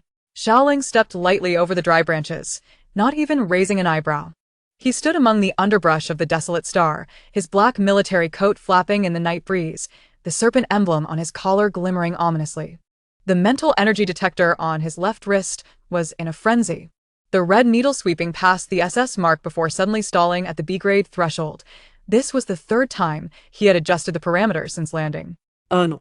He spoke softly into the communicator, his voice as sharp as tempered steel. Is the orbital blockade complete? Report, General, came Lieutenant Ano's voice, tinged with suppressed excitement. All wormhole entrances have been equipped with microlocators, and 3 groups of concealed sentries have been established at the ground exits. According to the detector, abnormal fluctuations are concentrated 3 kilometers to the southwest, as if someone is deliberately hiding. Xiaoling interrupted him, his serpent-like pupils narrowing slightly. As the youngest general of the Serpent clan, his mental detection abilities were famously thorough, yet at this moment, he distinctly sensed 2 entirely different fluctuations. One lay hidden beneath the surface like a dark current, carrying the fresh scent of grass and foliage. The other was like a crumpled piece of cloth, stiffly wrapped around the exterior, its frequency trembling slightly. He advanced, the sound of dry twigs snapping beneath his military boots echoing. As he drew nearer, the clarity of the fresh dark current intensified, even laced with a sweet herbal aroma. Was it the scent of a spring? Xiaoling paused, his serpent-like mental detection waves spilling from his brow, threading through the gaps of every leaf, like transparent threads. Li Mu felt cold sweat trickle down her forehead. Those thread-like detection waves were crawling up her mental barrier, like countless small hooks seeking to tear away her disguise. She bit her lip, and the 9-tailed illusion surged from her mental sea, the 9 fox tails sweeping toward those threads. It was her first time using the Xian fox spirit to launch a proactive attack. Her mental sea exploded in agonizing pain, and her vision was momentarily flooded with golden stars. A low voice echoed from a distance, sending a shiver down Li Mu's spine. That voice was so close, as if it were right on the other side of the boulder. She held her breath, her heart pounding so violently it nearly drowned out the sounds of insects in the forest. Xiaoling stood before the boulder, his fingertips grazing the rough stone wall. The rebounding mental energy he had felt earlier bore unmistakable traits of the Xian Fox clan, a softness hiding sharpness, reminiscent of the wind stirred by 9 tails. He cast his gaze downward, spotting a half-dried drop of spring water nestled in the crevice, glimmering faintly golden in the moonlight as it slowly seeped into the earth. You are not an ordinary wanderer, he suddenly stated, his voice low yet piercing, like a fine needle puncturing Li Mu's eardrum. Li Mu's nails dug deeply into her palm. She could see the outline of that dark figure outside the boulder, broad-shouldered and slender-waisted, his military coat trailing grass clippings. The jawline beneath the brim of his hood chiseled, as if sculpted from stone. His serpent emblem glinted coldly in the moonlight, like a venomous snake poised to strike. But for now, I do not wish to expose you. Xiaoling turned and walked deeper into the forest, the sound of his military boots fading into the distance. Remember, next time you conceal your mental energy, do not let the scent of spring water reveal itself. Li Mu collapsed onto the ground, her back drenched in cold sweat. She gazed in the direction whence Xiaoling had departed, acutely aware of her own labored breaths. The ethereal image of the 9-tailed fox drooped its tails, remnants of serpentine detection waves still clinging to its silvery fur. It was not until the black wind wolf king leaped down from the trees, nudging her hand gently with his head, that she was roused from her reverie. Does he know I am here? She whispered, her voice trembling. The black wind wolf king emitted a low growl, licking the wound on her palm where a droplet of spirit spring water lingered, shimmering with a faint golden hue. Suddenly, the metallic sound of friction echoed from beyond the forest. Li Mu looked up to see Lieutenant Arno crouched at the edge of the camp, installing some apparatus onto a tree stump. The moonlight glinted off the device's surface, revealing the words mental wave recorder. When Arno caught sight of her, he immediately stood, hand resting on his sidearm. Li Mu quickly lowered her head, concealing the spirit spring pouch with a piece of beast hide. She faintly heard Arno's voice. General, the recorder is set up, monitoring for 24 hours. The night breeze stirred a few dry leaves, brushing by her feet. Li Mu stared at the vanishing figure of Xiao Lang, her heart heavy with uncertainty. Had the Serpent Clan general truly let her go? Or was he laying an even broader trap? Chapter 10. Undercurrents unfolding. Xiao Lang stood at an observation point within the dense forest, tapping his communicator twice with his knuckles. Arno, has the resonance device been calibrated? His voice intertwined with the night wind, slithering like a serpent through the withered branches. Reporting. General, the frequency has been adjusted to SSS-level psychic fluctuations. Arno's voice came from 30 meters away, the metallic instrument in his palm emanating a cold glow. It simulated the unique calming waves of the Xuanhu clan, even mirroring the decay curve based on the samples you provided. Xiao Lang narrowed his eyes. The scent of spirit spring he had detected 3 days prior lingered in his nostrils, that faint golden trace of water convincing him that the woods concealed far more than mere wanderers. The fertility of an SSS-level psychic, along with their affinity to the beast god, was too precious. The Federation's regulations mandated immediate reporting upon discovery. Yet this girl seemed intent on burying her light beneath layers of dust like a jade concealed in ash. Luoing, your position? He turned to the thicket on his left. A shadow slipped from behind a tree, the dark guard's tight combat suit seamlessly merging with the night. Only the leopard pattern tattoo behind her ear glimmering in the moonlight. Southeast sniping position, capable of covering the entire camp. Xiao Lang's fingertips traced the serpentine military badge at his waist. The Serpent Clan was innately sensitive to concealment, much like a serpent detecting a mouse hole beneath the grass. No matter how deeply the girl hid, the resonance device should draw her out.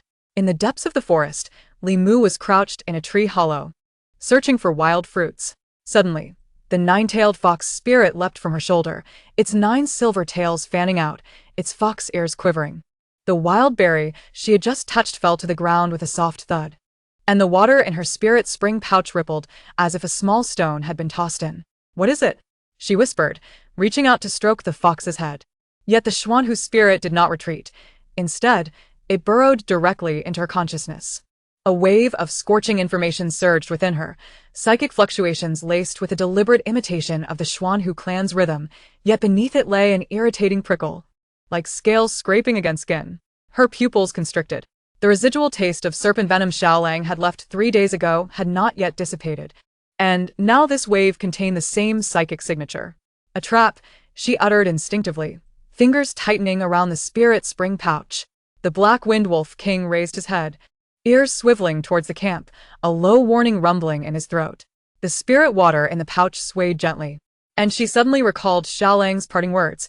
"Next time you conceal your psychic energy, do not let the scent of the spirit water escape." He had been waiting for her to reveal herself, using the false SSS-level wave as bait to lure her, the one hiding the spirit spring. "Little fire, come here," she called to the fire mouse curled up at her feet. The small creature she had rescued instantly leapt onto her shoulder, its red fur brushing against her earlobe. Li Mu looked down at the spirit spring pouch, dipping her fingertip into a droplet of faint golden water. The 9-tailed fox emitted a soft chirp in her consciousness, and she understood. She dripped the water onto a shard of stone at her feet. The fragment glimmered with a subtle light. She gently nudged it. To her astonishment, the stone seemed to be lifted by an invisible hand, slowly rolling towards the camp. With each rotation, a translucent image of her silhouette formed on its surface. Wrapped in old beast hide, hair disheveled by the night wind, even the curve of the spirit spring pouch replicated with precision. "Go," she murmured. The ethereal image moved with the stone, becoming increasingly distinct. Even the grass blades disturbed by its passage appeared real. At the edge of the camp, Arno was fixated on the display of the mental resonance device. Suddenly, the wave pattern on the instrument shot up sharply. A red, jumping on the map. Target acquired. He swiftly grabbed a sidearm and crouched, stealthily approaching the red's location. Moonlight filtered through the leaves, revealing a blurry shadow advancing towards the resonance device. Its beast skin skirt muddy, moving slowly as if truly drawn by the waves. "Stop!" he shouted, aiming his gun at the shadow. The ethereal figure froze. Arno squinted, noticing the figure's hand reaching towards its waist. Was it a spirit spring pouch? His heart raced as he prepared to pull the trigger, when the communicator suddenly vibrated. "Arno, remain vigilant. Luo Ying and I are on our way." In the forest, Li Mu watched Arno's silhouette vanish behind the thicket and immediately tugged at the Black Wind Wolf King's fur. "Go." They crouched and ran in the opposite direction. Little Fire's ears perked up, its red fur bristling like a hedgehog. Just 20 meters later, a shadow flashed ahead. It was Luo Ying. The dark guard's knife was already drawn, the moonlight reflecting its cold gleam. Limues pupils dilatat. The black-winged wolf king growled, positioning himself protectively in front of her, but Luo Ying's speed was too swift. The blade sliced through the air, nearly grazing her ear. "Stay calm," she suddenly spoke, her voice as light as a feather. The nine-tailed fox unfurled its tails in her consciousness, a soft silver psychic energy rushing forth like a tide. Luo Ying's knife halted midair. His expression momentarily clouded. A gentle sensation enveloped him, reminiscent of a mother's hand soothing a wound, like the first trickle of melted snow in spring. In that fleeting moment, Limu seized the opportunity, gripping the black-winged wolf king's collar and darting into the thicket.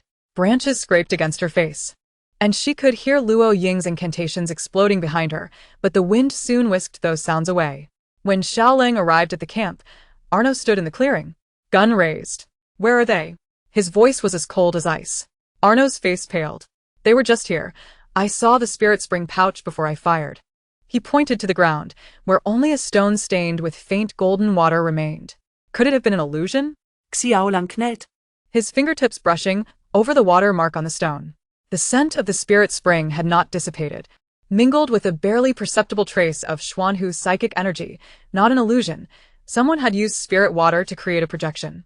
"Luo Ying, pursue," he commanded, rising, his military coat billowing in the night breeze. "It's too late to catch up." Luo Ying emerged from behind a tree, his blades still shimmering with residual psychic energy.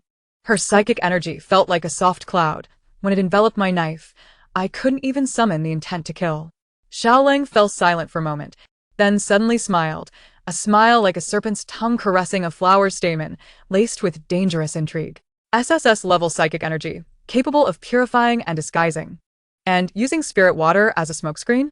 He gazed in the direction Li Mu had fled, the moonlight fracturing into cold stars within his pupils.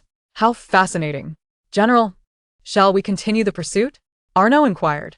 "Regroup," Xiaoling replied, turning towards the hover vehicle, his military boots crunching over fallen leaves. She cannot have gone far. The night wind lifted his coat, revealing the deep etchings on the serpentine military badge at his waist, marks he had made with a dagger during encounters with formidable foes. This time, the etchings were particularly profound, as if intending to etch the essence of the spirit spring into his very bones. Deep within the forest, Limu leaned against a tree stump, gasping for breath. The black-winged wolf king licked the gash on her hand caused by the branches, the spirit spring water seeping into the wound, alleviating much of the pain instantly. "They will return," she whispered softly, her fingertips brushing against the silvery fur of the nine-tailed fox. The spirit of the dark fox tilted its head, the tip of its tail curling around her wrist. As if in agreement, the distant roar of a hovering vehicle echoed, prompting her to gaze up at the night sky. The moon was mostly obscured by dark clouds, allowing only a few strands of light to filter through, illuminating the spirit spring pouch at her waist. The pale golden liquid within swayed gently, as if hinting that the next encounter would be even more challenging. Chapter 11. The dark fox reveals its venomous heart before the morning mist had fully dissipated. Li Mu heard the hum of the hovering vehicle. The black-winged wolf king's ears perked up, a low warning growl resonating from its throat. She crouched down, her fingers pressing against the wolf's neck fur, feeling the taut muscles beneath, mirroring her own racing heartbeat. 3 days after her escape, she had circled through the dense forest, dampening every trace of her passage with the spirit spring, even persuading the dark fox spirit to gnaw through half a bush to create confusion. Yet, the inevitable had finally arrived. "Sister Mu," she softly addressed the nine-tailed fox within her mind, "this time, we may not escape." The silver tails of the fox swept through her consciousness, creating warm ripples of reassurance, urging her to confront what lay ahead. The sound of metal scraping reached her ears, the noise of the vehicle's landing gear touching the ground. Li Mu stood up, the spirit spring pouch swaying lightly with her movement, the pale golden liquid glimmering in the morning fog. She counted the footsteps, 3, 5, 7 individuals, the heaviest footsteps exuding a precise sense of pressure, reminiscent of a snake slithering over dry leaves. "Come out," Xiaoling's voice pierced through the mist, sharp as a silver thread dipped in ice. "I know you can hear me." Li Mu's hand, clutching the spirit spring pouch, trembled slightly. She had considered fleeing, But when Luo Ying's blade had grazed her hair 3 days prior, she had sensed the anxiety within his spiritual energy, the scent of a dark guard wanted by the Federation. If Xiao Lang's men were truly determined to capture her, the farther she ran, the greater the danger she would bring to innocent creatures. The Black Wind Wolf King nudged her palm with its head. Taking a deep breath, she pushed aside the wild roses blocking her path. In the mist, Xiao Lang's military coat resembled a deep pool, the serpentine insignia gleaming coldly at his collar. Standing 3 steps behind him was Arno. His gun pointed toward the ground, but not fully lowered.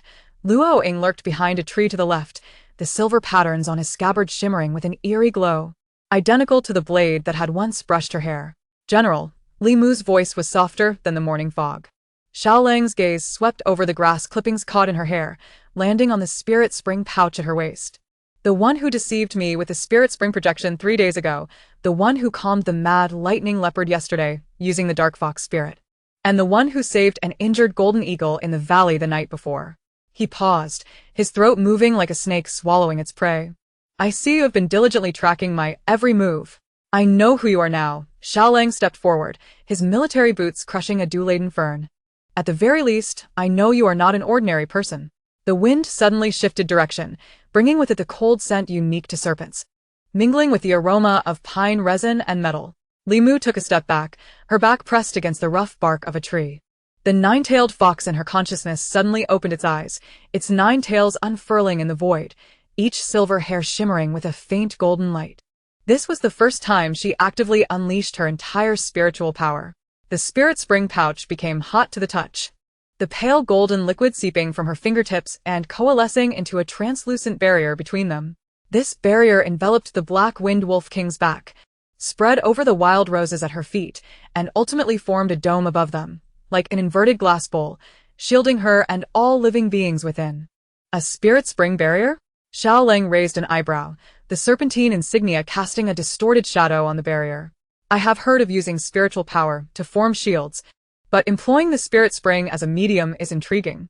He raised a finger, releasing a wave of gray-blue spiritual energy from his palm.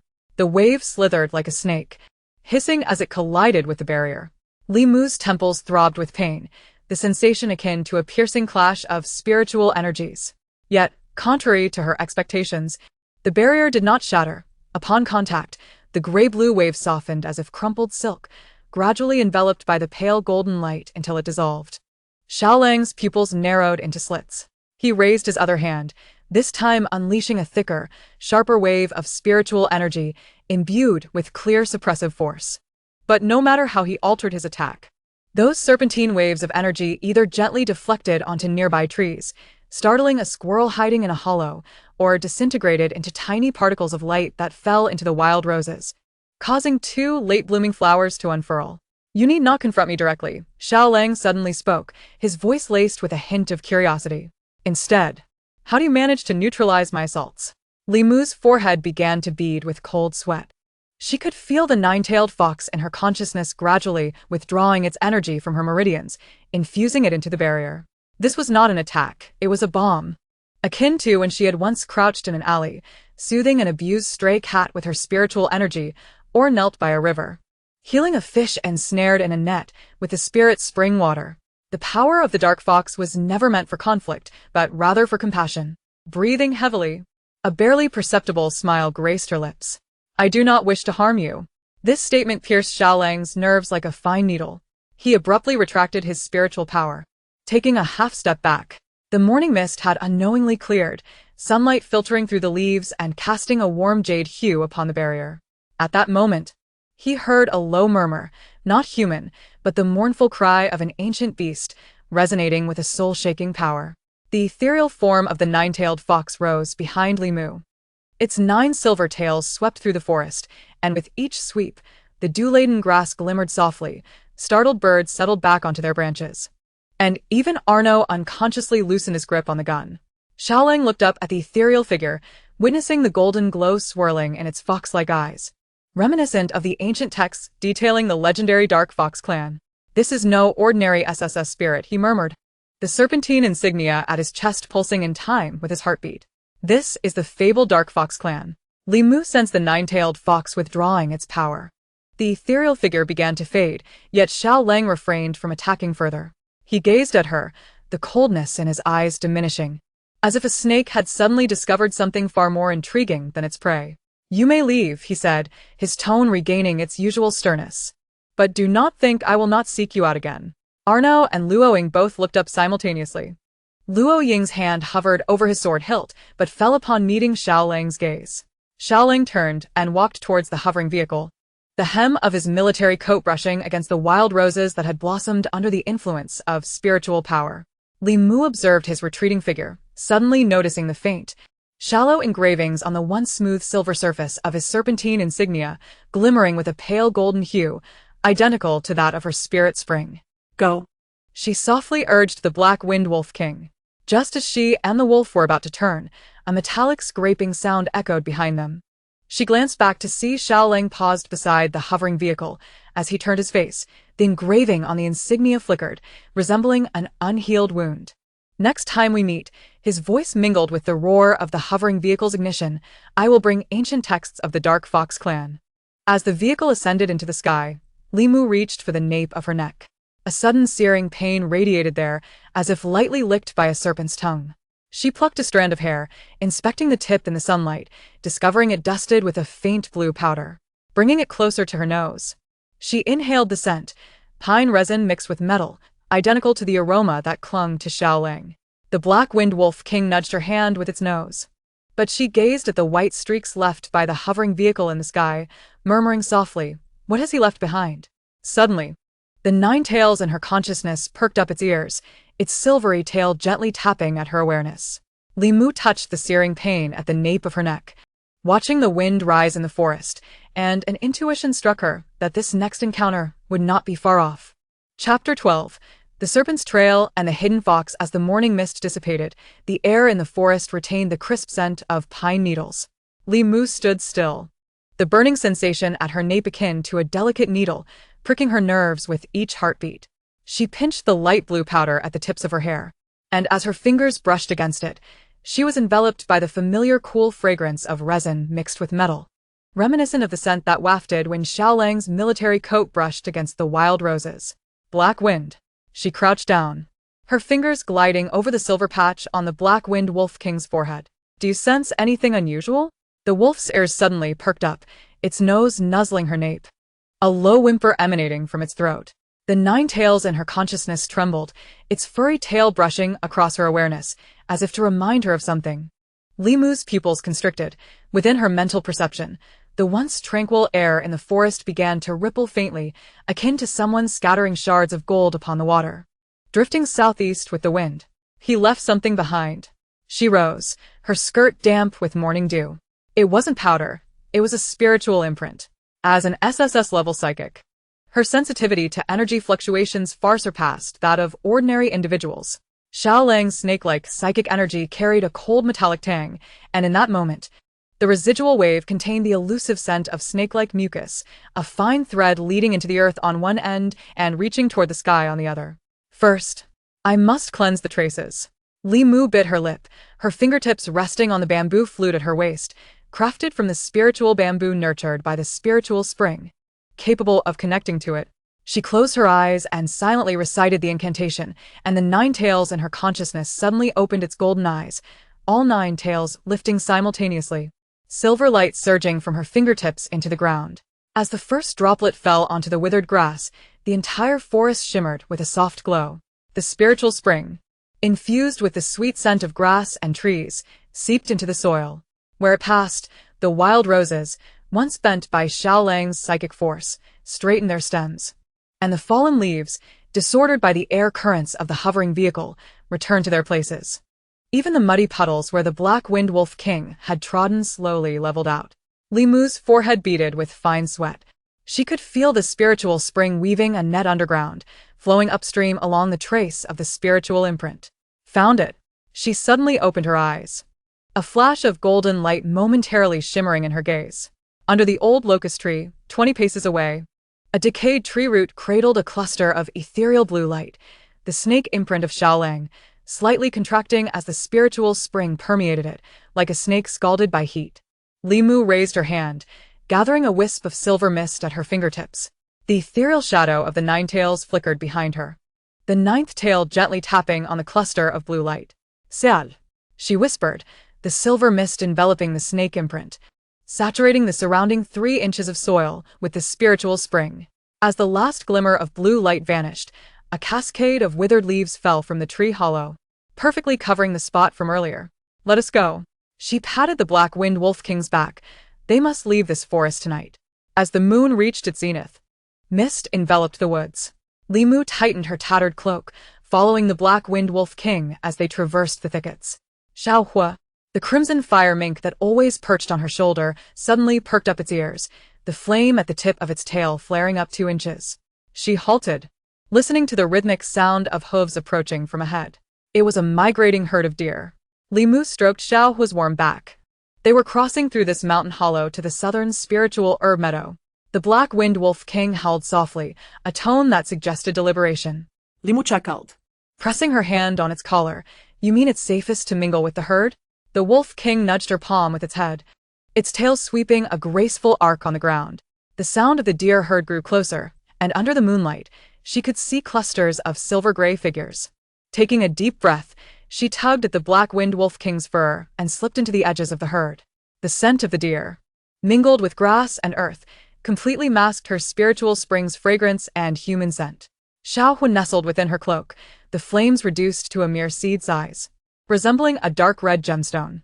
Meanwhile, 30 miles away in the hovering vehicle, Luo Ying sat with closed eyes, his psychic energy casting a web across the desolate star. His fingers unconsciously tapped against his knee, a habit during his psychic probing. 5 minutes later, he abruptly opened his eyes, cold sweat beading at his brow. Sir, the target's psychic fluctuations have vanished. In the driver's seat, Arno gripped the steering wheel, his jaw tense in the rear-view mirror. Impossible? General Zhao's snake imprint can track for at least 3 days. It hasn't vanished. Luo Ying's throat tightened. It has been purified. He recalled Xiaolang's gaze before leaving that morning, reminiscent of a snake locking onto its prey. The psychic fluctuations in that forest had been obscured by some gentle force, making it impossible for even me to distinguish between the natural and the artificial. As the hovering vehicle screeched to a halt in a clearing within the forest, dawn was just breaking. Arno leaped from the vehicle, his military boots crushing a few dew-laden grasses. He crouched, his fingertips touching the soil, where a faintly sweet scent lingered, akin to herbs steeped in the spiritual spring. She washed the entire forest with the spiritual spring. He murmured, even the general's snake imprint has been obliterated within it. Luo Ying stood beneath the old locust tree, gazing up at the patch of withered leaves dampened by the morning dew in the hollow. He extended his hand, his psychic energy gently sweeping across, finding no residual fluctuations, no hidden marks. Even the air was excessively clean. She not only erased the traces, but also knew how to utilize the migration of the deer to obscure her path. He turned to Arno. Such a mindset, let us go. Arno interrupted him. We must return to report. As the hovering vehicle ascended once more, Xiaolang stood before the landing window of the command ship. He gazed at the holographic star map, contemplating the location of the desolate star. His fingers resting against his chin, the snake-shaped military insignia glinting coldly in the morning light. Arno's report resonated through the communicator. The snake imprint signal has been interrupted, and the target's traces have been completely erased, likely using the deer herd to relocate. Understood. Xiaolang's voice flowed like a current beneath the ice. Send me the migration route map of the exotic beasts near the desolate star for the last 3 days. As he turned, a faint golden etching on the insignia flickered, as if in response. Meanwhile, Limu stood before the ruins of an ancient battlefield. Broken halberds and rusted armor lay buried in the wild grass, while the distant remnants bore marks of laser cannon bombardments. The black winged wolf king settled at her feet, purring reassuringly. The chaotic and ancient psychic fluctuations here perfectly masked her spiritual spring scent. Xiaohua emerged from her cloak, licking the back of her hand, then leaping onto the broken halberd, its crimson eyes fixated on the depths of the ruins. Following its gaze, Limu spotted a half-buried stone door behind the remnants, its lintel adorned with indistinct beast patterns, resembling the Xian fox totem recorded in ancient texts. She reached out towards the stone door. As her fingertips brushed against the stone surface, a slight tremor coursed through, as if waiting for someone. Suddenly, the night wind swirled around her hair, distant, almost imperceptible beast sounds resonating in the air. Li Mu gazed at the pale light emerging on the horizon, softly declaring, Xiaoleng will not give up. But we shall not halt either. Xiaohui tilted its head at her, the flame at the tip of its tail flaring brightly, leaving a red streak through the morning mist. Meanwhile, deep within the ruins, something was awakening behind that half-buried stone door. Chapter 13. The Hidden Valley and the Serpent Secrets. As Li Mu's fingertips grazed the beast patterns on the stone door, a fine tremor surged through her palm, as if countless small beasts scurried beneath her skin. The black-winged wolf king, initially lying at her feet, suddenly perked up its ears, its tail stiffening. It had sensed the faint metallic rust scent in the wind, characteristic of the Federation's hovering vehicle exhaust. Do not fear. She crouched down, her palm pressing against the nape of the wolf king's neck, as the ethereal image of the nine-tailed dark fox rose from her back, its pale golden fur brushing against the wolf's back. The low growl emanating from the wolf king's throat diminished, and its front paw gently tugged at the hem of her skirt in reluctant acknowledgement. A small flame emerged from her cloak, its flickering red tip casting a warm glow. This firefox cub had recently taken to burrowing into her embrace, yet at this moment, it suddenly leaped onto the broken sword, its crimson eyes fixated intently on a pile of rubble deeper within the ruins. Following its gaze, Li Mu spotted a half-embedded stele inscribed with a star map, its base emanating a faint blue light. Could it be a silent crystal? She gasped softly. Ancient texts had mentioned that this type of crystal could absorb mental energy fluctuations and was used as a protective barrier for significant relics in ancient times. However, the remaining silent crystals in the Federation had been seized by the military long ago. How could one possibly be here? Suddenly, the black-winged wolf king nudged her knee with its head, its nose pointing towards the southeast, where the hum of a hovering vehicle's engine grew clearer. Li Mu's breath caught in her throat, her fingers instinctively tightening around the tie of her cloak. Xiaoleng was pursuing her more swiftly than she had anticipated. Yesterday, when she used the spirit spring to erase the snake mark, she had deliberately led a herd of deer to obscure her trail. Had she inadvertently revealed a flaw? There was no time to ponder. Biting her lower lip, she turned and dashed towards the half-stele. As her fingertips brushed against the crystal surface, the blue glow began to crawl along her skin, like an icy vine wrapping around her wrist. The little firefox squeaked, leaping down from the broken sword to pat her hand with its warm little paw, sensing the crystal's absorption of her mental energy. Taking a deep breath, Li Mu summoned a droplet of spring water from the spirit spring.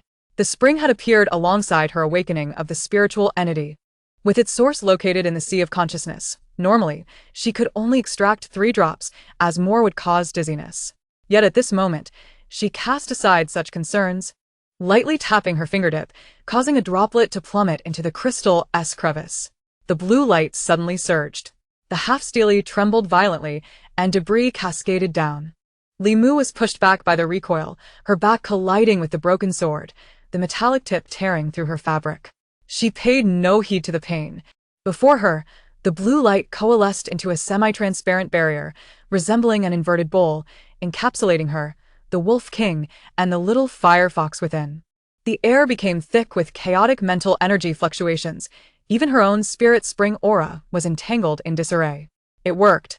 She leaned against the steel, gasping for breath, beads of sweat forming at her temples. The spirit spring indeed resonated with the silent crystal. The ancient texts had not recorded this. Perhaps because only a dark fox spiritual entity could activate such resonance? The distant engine noise grew nearer. Li Mu pulled the Wolf King behind the stele, while the little firefox climbed to the highest point of the broken sword, its red eyes narrowed into slits, keeping watch for her. The nine-tailed ethereal image flickered behind her, its fur shimmering softly, seemingly aiding her in suppressing the leakage of mental energy.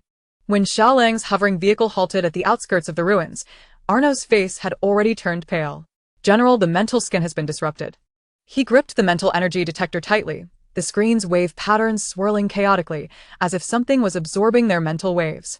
Xiaoleng remained silent, standing outside the vehicle, the serpentine military badge pressed against his chest, radiating heat. As a serpent-type beast man, his mental acuity was as sharp as a snake's tongue, yet at this moment, he felt an invisible net enveloping the ruins, even the slightest particles of dust in the wind interfering with his perception. Disperse, he commanded, raising his hand as serpent-like mental energy flowed from his fingertips, sweeping across the broken walls. This was his unique method of detection, his mental energy transformed into serpentine form, capable of penetrating the tiniest crevices. However, when the serpent's tongue touched the half-steely, an unexpected change occurred. An invisible shockwave erupted from the center of the ruins. Arno stumbled backward, colliding with the hovering vehicle, while Xiaolang's serpent-like mental energy was abruptly severed, causing his pupils to contract in pain as he gripped the military badge tightly. The faint golden markings on the badge suddenly glowed, as if absorbing the impact on his behalf. Retreat. Xiaolang hissed through clenched teeth. He sensed that this shockwave was not man-made, but rather a warning triggered by some ancient defense system. If they ventured further, who knew what might be unleashed? General, the frequency of the shockwave aligns with the defense records from 3 centuries ago, came Luo Ying's voice through the communicator, tinged with suppressed excitement. It seems there is indeed an undiscovered core of relics here. Xiaolang turned towards the hovering vehicle, his military boots crushing a few dew-laden blades of grass. He gazed in the direction of the ruins, his serpent-like vertical pupils narrowing slightly. Why had Li Mu chosen this place? As a wandering orphan, how could she possibly know of a site that even the Federation's archaeological teams had not uncovered? Return to the command ship, he ordered, taking his seat in the cockpit, resting his knuckles against his chin, and directing all records of the ancient battlefield from 3 centuries ago to my terminal. As Arno activated the hovering vehicle, he caught sight of the glowing markings on the general's badge, which had not yet healed. This was the wound inflicted by the Zerg Queen during the border wars, and it should have healed long ago. Yet today, that old scar seemed to pulsate with life, gently throbbing in rhythm with the shockwave. Meanwhile, Li Mu sensed the enemies retreating through the barrier, her tense shoulders finally relaxing. The little fire fox leaped back into her arms, rubbing its tail against her face, as if to comfort her after the earlier tension. The black wind wolf king approached, licking the wound on the back of her hand, a result of her collision with the broken sword. It had already scabbed over, and indeed, the healing power of the spirit spring was effective. They've gone, she murmured, her fingertips brushing against the inner side of the barrier, the blue light swirling around her fingertips. Yet Xiaolang would not give up so easily. The night wind tousled her hair, and a lone wolf's long howl echoed in the distance. Li Mu gazed at the deepening twilight on the horizon, suddenly recalling the dark fox totem on the stone door. The totem was carved rather vaguely, yet it evoked a sense of familiarity, as though it were a mark etched deep within her memories. Tomorrow, she said, stroking the little fire fox's ear, we shall see what lies beyond the stone door. Before the command ship's bay window, Xiaolang stared intently at the position of the barren star on the holographic star map. The terminal beside him emitting beeping alerts. The records of the ancient battlefield from 3 centuries ago had been fully retrieved. His finger hovered over the open key, pausing for 2 seconds before finally pressing down. The serpent-shaped military badge on his chest felt hot, as if urging him to unveil a certain secret. And this secret seemed inextricably linked to the girl who often masked her tracks with the spirit spring. Chapter 14. The initial emergence of serpent scales and the dark fox listening to the wind inside the command ship's holographic chamber. Xiaolang's shadow was elongated by the blue light of the star map. He wrapped his fingers against the edge of the terminal, as the records of the ancient battlefield from 3 centuries ago materialized in the retinal projection. The military badge pressed against his heart felt painfully hot, as if it were awakening some dormant memory. General, the decryption of the records is complete. Arno's voice came from the operations console, his fingers tapping out a series of phantom images on the holographic interface. He cast a glance at the serpent-shaped military badge partially visible beneath the second button of the general's uniform. The old scar inflicted by the Zerg Queen now glowing faintly with golden light, pulsating in sync with the data flow. Xiaolang's pupils gradually constricted into slits. The title of the top-level encrypted document made his breath hitch. Notes on the exceptional case of the nine-tailed dark fox spiritual entity, year 203 of the Star Era. He raised his finger to open the document, the yellow text swirling in the air. This spiritual entity possesses the ability to purify violent aberrant beasts and repair mental energy damage. Its host's mental energy level must be SSS. However, due to its high compatibility with the divine beast's source power, it easily triggers the ancient battlefield's defense system. Suddenly, the terminal emitted a piercing alarm.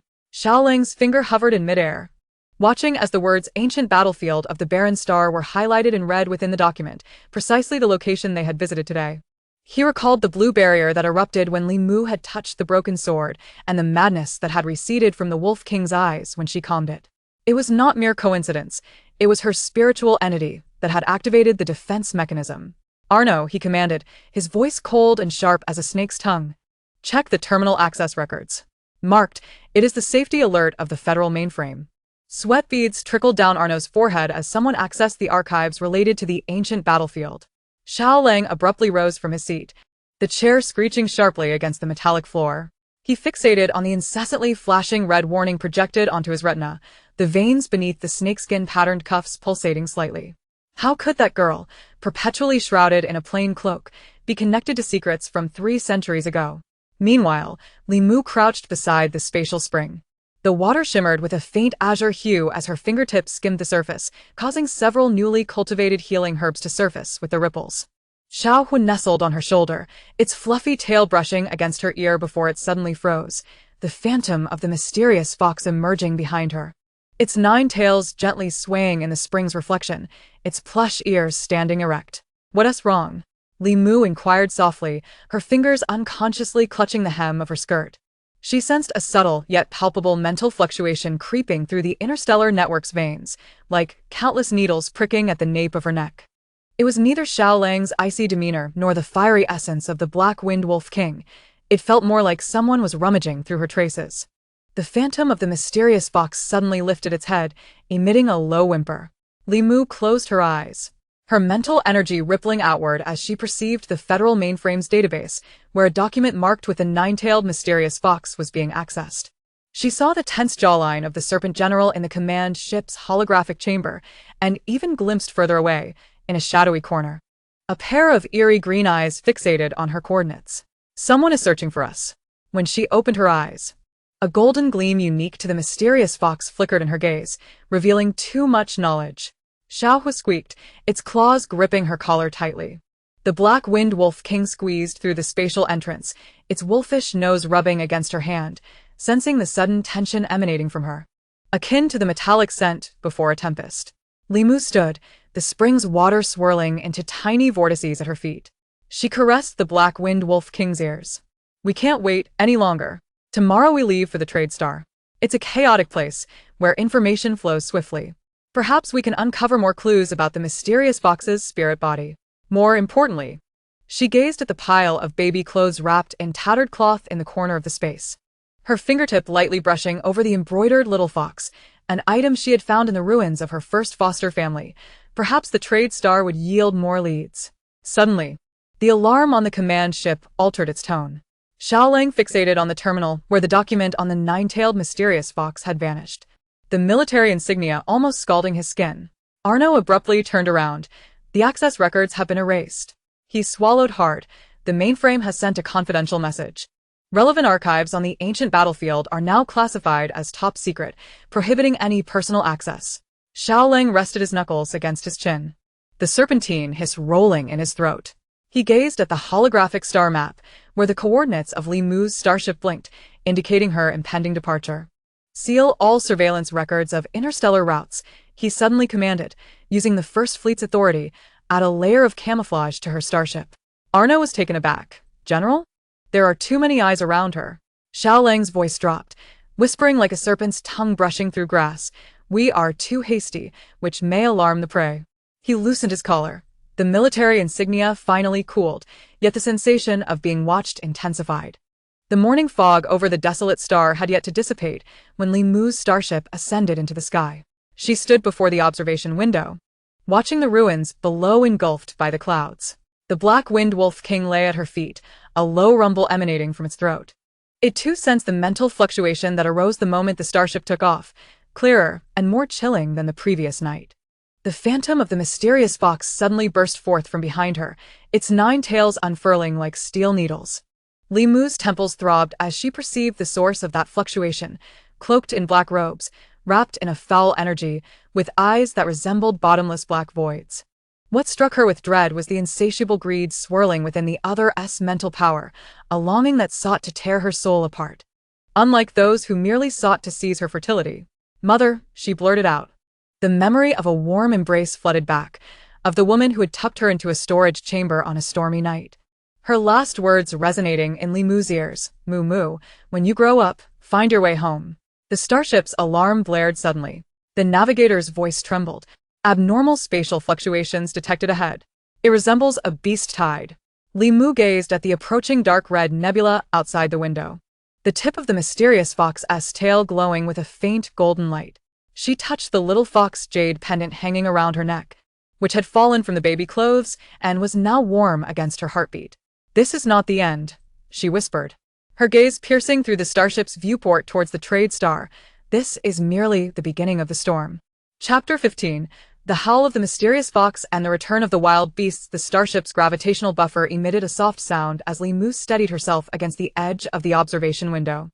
The blue halo of the trade star streamed through the viewport, yet it could not mask the surging dark purple clouds above the colony below. This was no natural phenomenon, but a violent clash of thousands of mental powers, akin to a serpent thrashing in hot oil. The mainframe displayed that the beast monitoring network in the C-zone of the colony had ceased to function 3 hours prior. The navigator's voice distorted through electronic interference. Now the images being reported from the ground. He paused, activating the holographic projection. Commander, you should see this.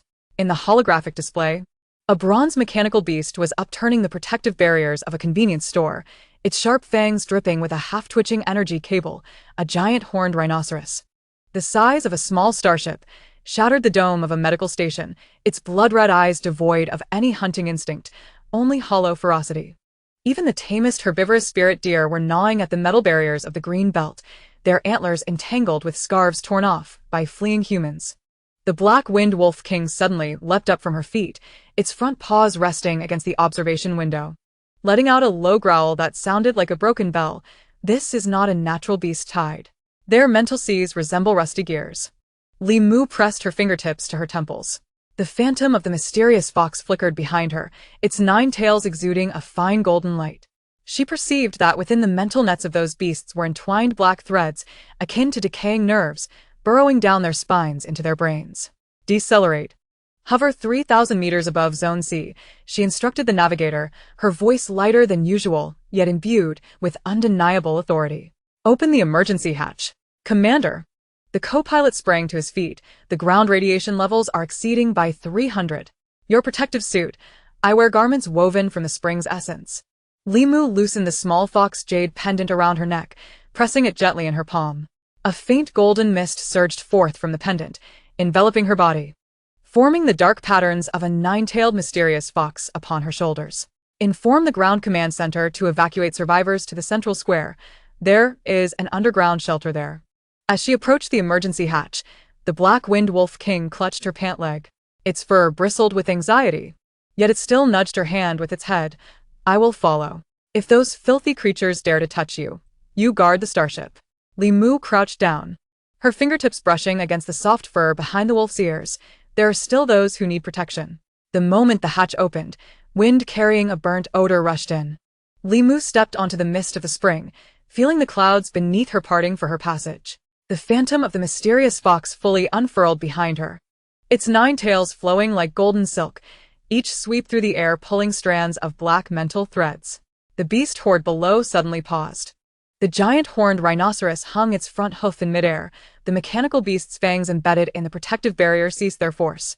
And even the metal-nibbling spirit deer lifted their heads, a flicker of clarity passing through their murky eyes. At last, it had revealed itself. A sinister voice, shrouded in a foul stench of spiritual energy, emanated from the summit of the communication tower 3 kilometers away. Li Mu glanced upward and beheld a man clad in a black robe standing beside the lightning rod, his face obscured by shadows beneath the hood.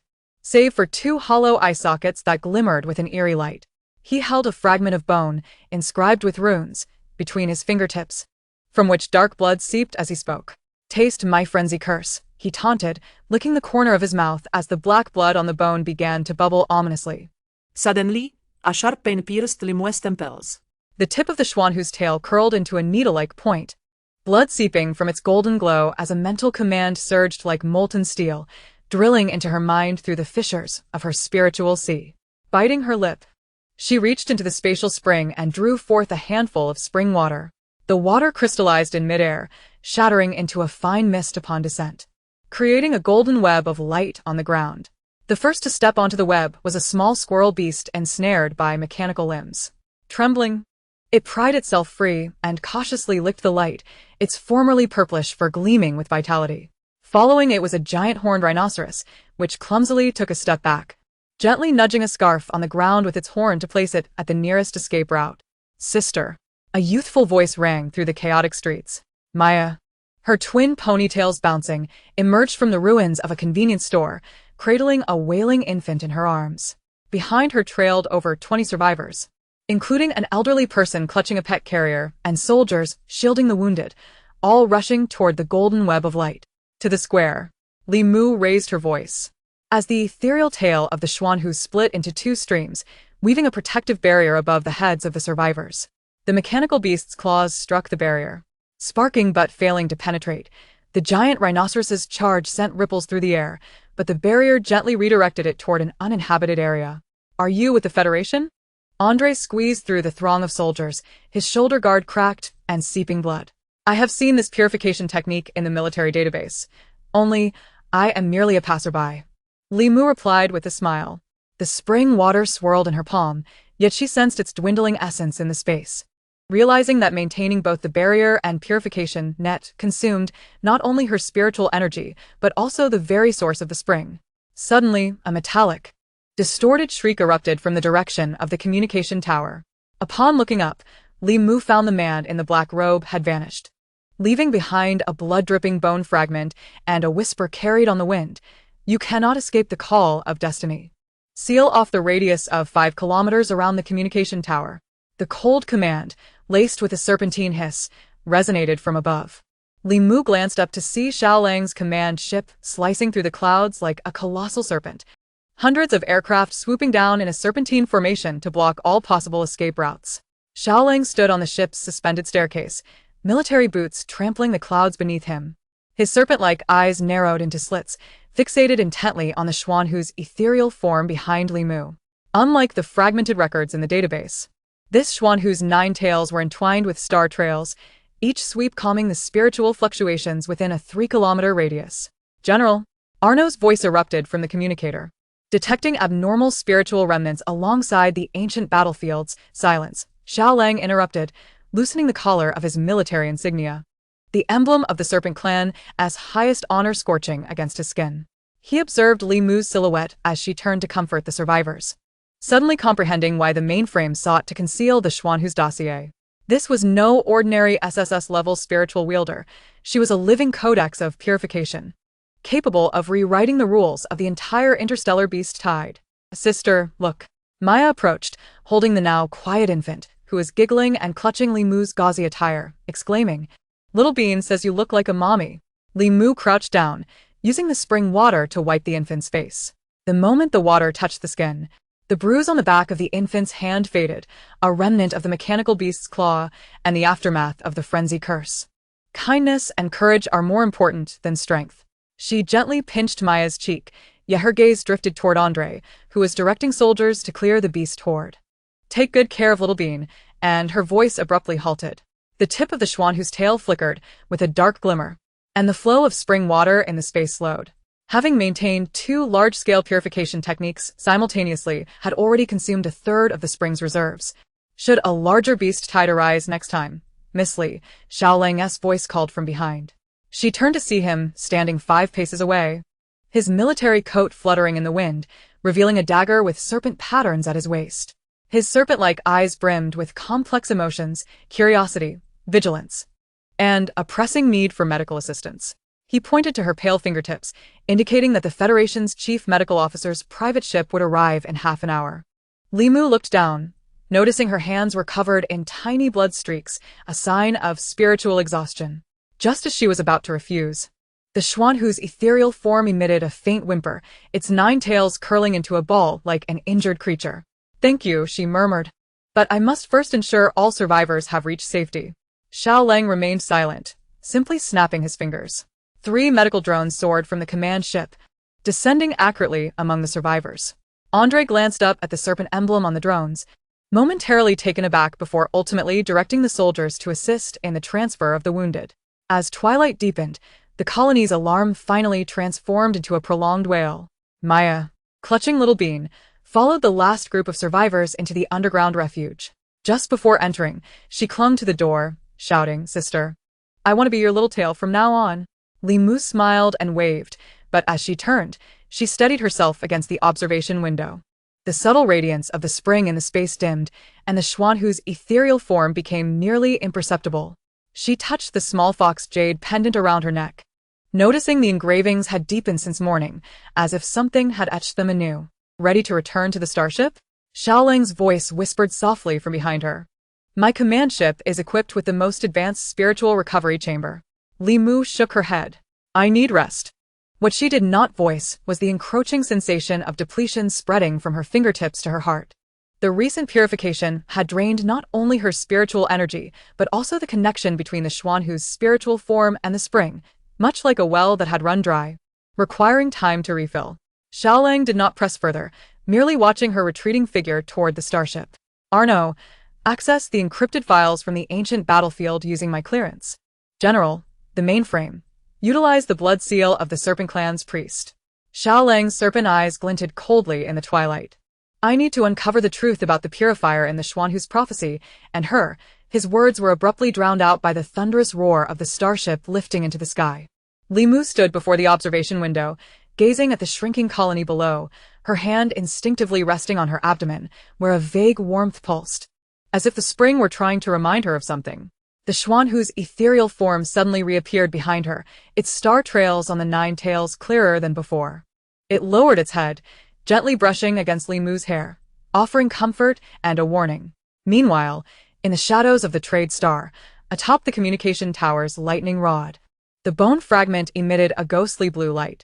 The voice of the man in the black robe mingled with the wind, drifting toward the departing starship.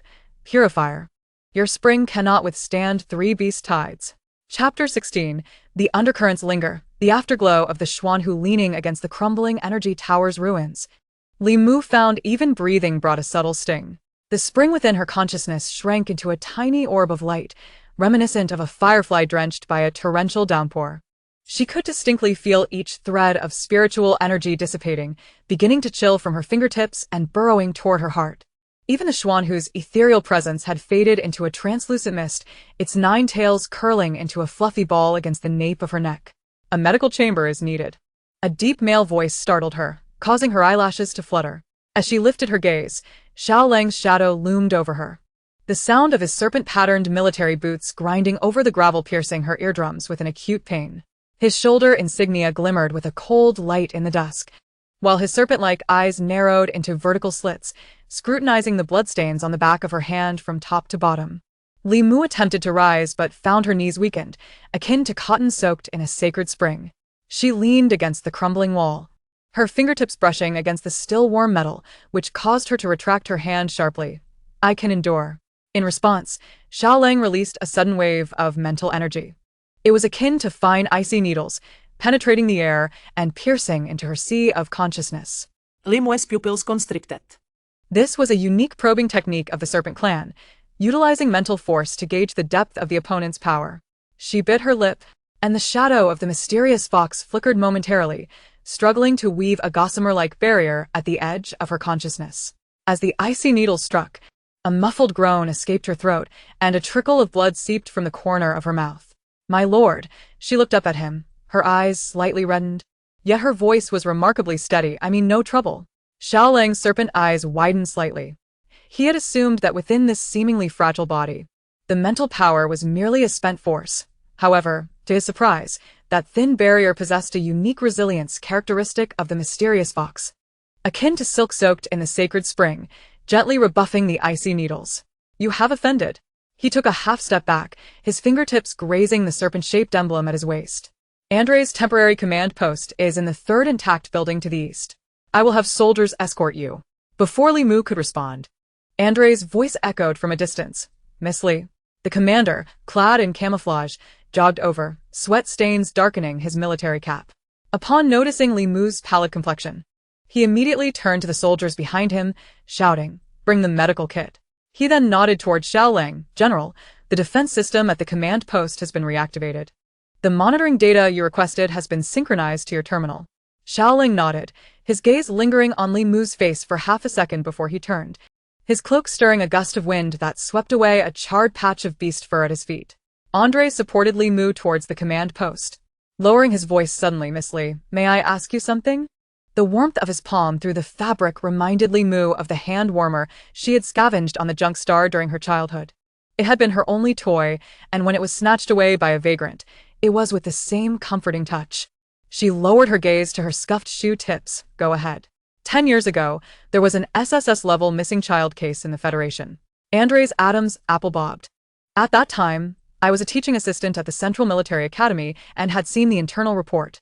The child's spiritual characteristics closely resembled those of your mysterious fox. Li Mu halted her steps.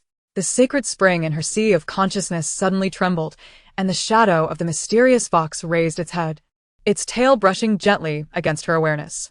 She touched the small fox jade pendant around her neck, noticing that the patterns had indeed deepened since this morning, as if etched by a knife's tip. "I was merely passing by," she said softly, "Commander Andre, sometimes knowing less is safer." The light from the command post spilled out through the front windows, casting a rectangular patch of illumination on the ground. Andre observed her profile. His words caught in his throat, ultimately dissolving into a sigh. "I understand. However, if you require soldiers from the colonies, feel free to command them." On the top floor of the command post late at night, Xiaolang's military boots echoed hollowly against the metal steps. Arno stood in the corner, holding a scanning gun, the beam sweeping over the remnants of a mental interference device on the wall. "General, this device utilizes black market-restricted starfall iron, capable of amplifying the negative emotions of alien beasts." More troublingly, he crouched down, using tweezers to pick up a piece of bluish-gray scale. The scale glimmered under the scanning light, its surface covered in fine barbs. Xiaolang took it, pricking his fingertip and drawing a drop of blood. "This is not from any known beast."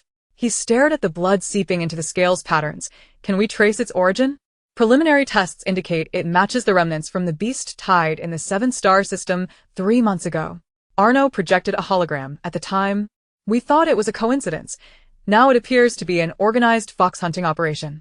Xiaolang's serpent eyes constricted sharply. He recalled the layer of the sacred spring-like barrier in Li Mu's sea of consciousness. An SSS-level mentalist was precisely the type of air those lunatics sought to capture. "Continue the investigation." He placed the scale in a sealed box. "Additionally, contact when hung from the medical star and have him prepare the finest mental restoration pod." Suddenly, faint footsteps echoed from the adjacent room. Just as Li Mu closed her eyes, a gentle knock resonated on the window. She propped herself up to see Maya clambering through the window, her hair adorned with grass clippings, cradling a bundle of pale purple blossoms. "Sister." The girl leaped inside with agility surpassing that of her pet beast. "I made you star flowers." The bouquet, crafted from interstellar grass stems, featured petals the size of Maya's fingernails, still glistening with the dew of the night. As Li Mu accepted it, her fingertips brushed against the girl's frost-bitten hands. "Why are you out so late?" "I couldn't sleep." Maya settled beside her, mud from rescuing a small beast earlier smudged on her knees. "When you used the sacred spring to save them, I saw a large fox behind you, its tail covered in stars. I wish to become someone like that." Li Mu gazed into the girl's bright eyes, suddenly recalling her own 10-year-old self, crouched among heaps of scrap metal on the junk star, watching the elderly woman who had rescued her revive a wilting flower with the sacred spring. She had once wished similarly, though she had not dared to voice it. "Wait until you grow a bit more." She gently stroked Maya's head, the sacred spring within her sea of consciousness pulsing softly, radiating warmth in response. "I'll teach you how to communicate with the sacred spring." Maya's eyes sparkled like the navigation lights of a starship. She dove into Li Mu's embrace, carrying the scent of grass and sunlight. "Pinky promise." The cool night breeze wafted through the window, causing the star flowers to sway gently. Leaning against the headboard, Li Mu listened to Maya's even breaths, suddenly finding the sacred spring in her sea of consciousness less painful. She glanced down at her abdomen, where warmth emanated more distinctly, akin to a flame carefully sheltered. Outside the command post, Xiaolang stood in the shadows. He spoke softly into the communicator. "Headquarters, I request access to the encrypted files of the mysterious Fox project from 10 years ago, certified with the blood seal of the Serpent Clan General." The communicator crackled with static. Just as the confirmation command was about to be issued, a shadow plummeted swiftly from the sky. Xiao Lang instinctively sidestepped. His serpent-shaped dagger already drawn. The shadow brushed against his shoulder as it landed, revealing a metallic piece engraved with a distorted, mysterious fox totem. The edges stained with dark brown blood. Interesting. He bent down to pick up the metallic fragment, his serpent eyes glinting coldly in the night. Rascal, you finally show yourself. Li Mu stirred from a shallow slumber, sensing a wave of silvery coolness. As her eyelashes fluttered open slightly, she was greeted by the crisp scent of pine resin mingled with ice crystals. This was not the temporary dormitory of the command post.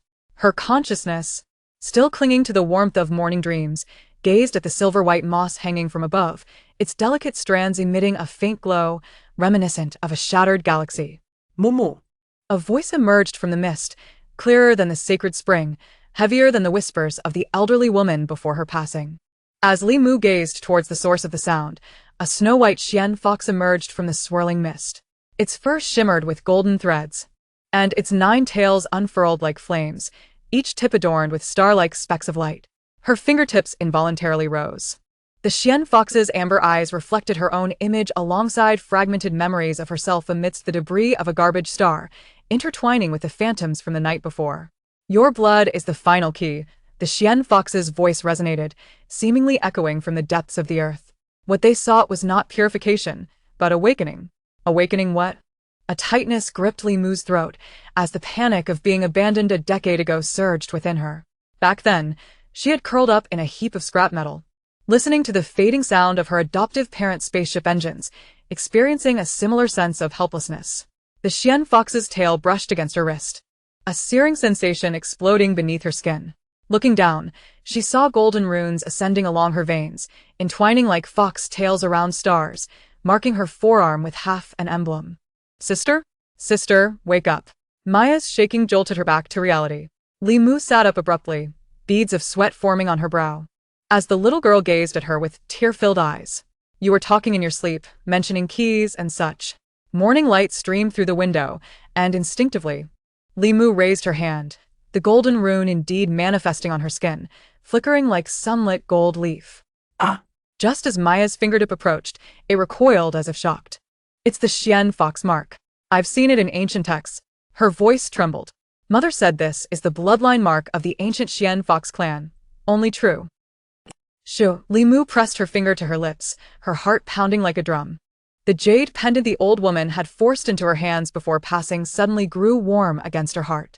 She retrieved it, and indeed, the previously faint patterns were now as clear as if etched, revealing a half-fox-tail star pattern identical to the one on her arm. Outside the command center, the leaves of the phoenix trees rustled softly. Xiao Lang stood in the shadows, his serpent-like pupils narrowing. He distinctly saw the moment Li Mu lifted her sleeve. That flash of golden light. General? The officer's voice crackled through the communicator. The Xian Fox project files from 10 years ago. Do you require them to be delivered in person? Xiao Lang remained silent. He watched the shifting figure at the dormitory window, his fingers unconsciously brushing against the serpentine dagger at his waist. The metallic fragment left by the Azura from the night before still rested in his chest pocket. Its dark brown bloodstains tested to have a 0-7 homology with Li Mu's genetic sample. No. His low voice carried a chill. Direct me to the monitoring of the spirit garden. 3 hours later, Li Mu crouched on the stone slabs of the spirit garden, her fingertips stained with the essence of spirit herbs. Maya had been sent by Andre to deliver medicine to the injured, leaving only her and a few newly sprouted purification grasses in the garden. Good girl, drink up, she softly coaxed, pouring spirit spring water into the grass stems. The pale blue water touched the leaves, and the previously wilted grass suddenly shot up, its black spots fading at a visible pace. The sound of boots crunching over gravel reached her ears. Turning around, she saw Xiao Lang standing at the garden entrance, a corner of his serpent-patterned cloak lifted by the wind. Miss Li, he said, his gaze sweeping over her arm. May I have a word? A prickling sensation of caution surged at the nape of Li Mu's neck. She recalled Xiao Lang's silhouette in the shadows last night, accessing the files, and the old woman's repeated warnings not to trust those in power. Yet, when she met his cold, luminous gaze, she found not greed but curiosity, as if he were examining a riddle that needed unraveling. About your spiritual entity, Xiaolang placed a metallic box on the stone table. According to ancient federal texts, those of the Xian fox bloodline can awaken the spiritual resonance of extraordinary beasts. He opened the box to reveal a yellowed sheepskin scroll. The final notes of the last clan leader of the Xian fox tribe from 300 years ago. Boom. A muffled sound erupted from the depths of the earth.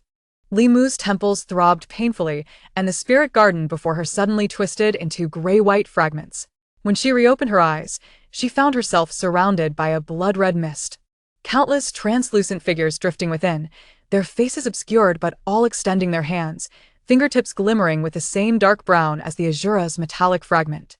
"Welcome to the Sea of Spirits," the Azura's voice sounded like rusted gears. "Awaken your power. I can reveal to you why you were abandoned." The figures began to close in, and as they touched her skin, the spirit spring within her consciousness suddenly boiled. The Xian fox's phantom burst forth from her mind, its 9 tails sweeping through, causing the figures to shatter into points of light. Yet for every one that shattered, 10 new phantoms emerged from the mist. Useless. The Azura's laughter reverberated around her. "This is your own sea of spirits, your fears, your resentment, your abandonment. All our nourishment." Li Mu's knees slammed against the void. She remembered the heaps of scrap metal on the garbage star, the old woman's final sip of spirit spring given to her instead of herself, and Maya, who had leaped into her arms, declaring she would never abandon her sister. These images suddenly transformed into blades of light, erupting from her heart. The Xian fox's phantom solidified. The star trails on its 9 tails connected to form a galaxy, and it threw back its head to howl, shaking the heavens. The blood-red mist tore open a rift, through which Li Mu glimpsed Xiaolang's silhouette squeezing through, his serpent-scaled hand forming ancient seals. Retreat. The swirling darkness in Xiaolang's serpent-like pupils glimmered. "This is the Serpent Clan's sealing array. It can hold for 3 breaths." Li Mu was pulled by him towards the rift. The Azura's furious roar echoed behind them, and the phantoms surged forward like a tide. 3 breaths were too brief, short enough for her to hear Xiaolang's heartbeat clearly, see the prominent veins at his neck. Feel the warmth radiating from his palm, reminiscent of the old woman's hand a decade ago. Ow. Xiaolang shoved her forcefully. As Li Mu's consciousness plunged back into her body, she heard a crisp crack, the sound of Xiaolang's spiritual barrier shattering. She opened her eyes to find herself lying on the stone slabs of the spirit garden, Xiaolang half kneeling beside her, blood seeping from his brow. His serpent-patterned cloak bore several tears, revealing an arm wrapped in bandages, an injury sustained while shielding her from the final blow. "Why?" Rimu's voice trembled. Xiaolang tore off a corner of his cloak, awkwardly helping her wipe the cold sweat from her face. "You do not belong to a fate of being plundered." His voice was soft, as if fearing to startle something away. "But until you can grasp your own destiny, I will protect you."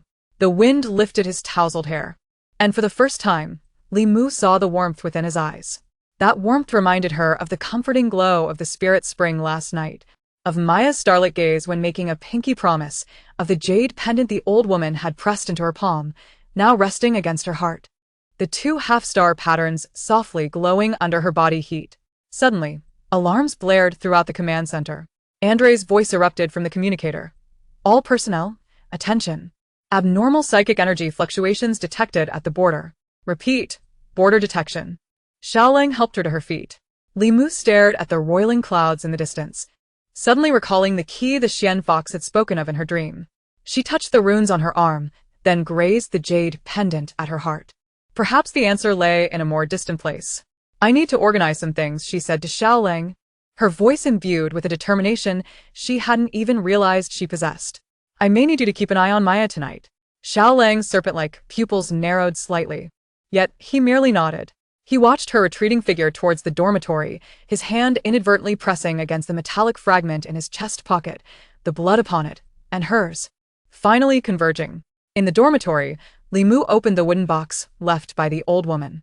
At the very bottom of the coarse cloth wrapping, she discovered not only the jade pendant, but also a yellowed note, the handwriting unmistakably belonging to the old woman. "Mu Mu, if one day the Xian fox mark appears, go to the Return Fox Cliff in the Northern Territory. There lies your origin." She carefully folded the note and placed it in her pocket. Outside, the leaves of the phoenix trees rustled softly, as if whispering, "It is time to embark." Chapter 18. The Return of the Mysterious Fox. the eve of the storm as Li Mu folded the last coarse linen shirt into her bundle. Her fingertips lingered momentarily on the fabric's creases.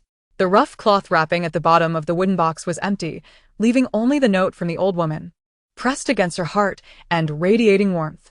Outside the window, the leaves of the parasol tree rustled against the sill, reminiscent of that snowy night a decade ago when the old woman had tucked her in with a tattered blanket, the sound of a yarn ball rolling away echoing in her memory. Back then, she would often say that Moo Moo was the most obedient little fox. Yet one fateful morning, she closed her eyes forever, leaving behind only a fragment of jade and a final message to return to the fox cliff. Sister. The sudden crash of the wooden door startled her, causing her to fumble and the bundle to roll to her feet.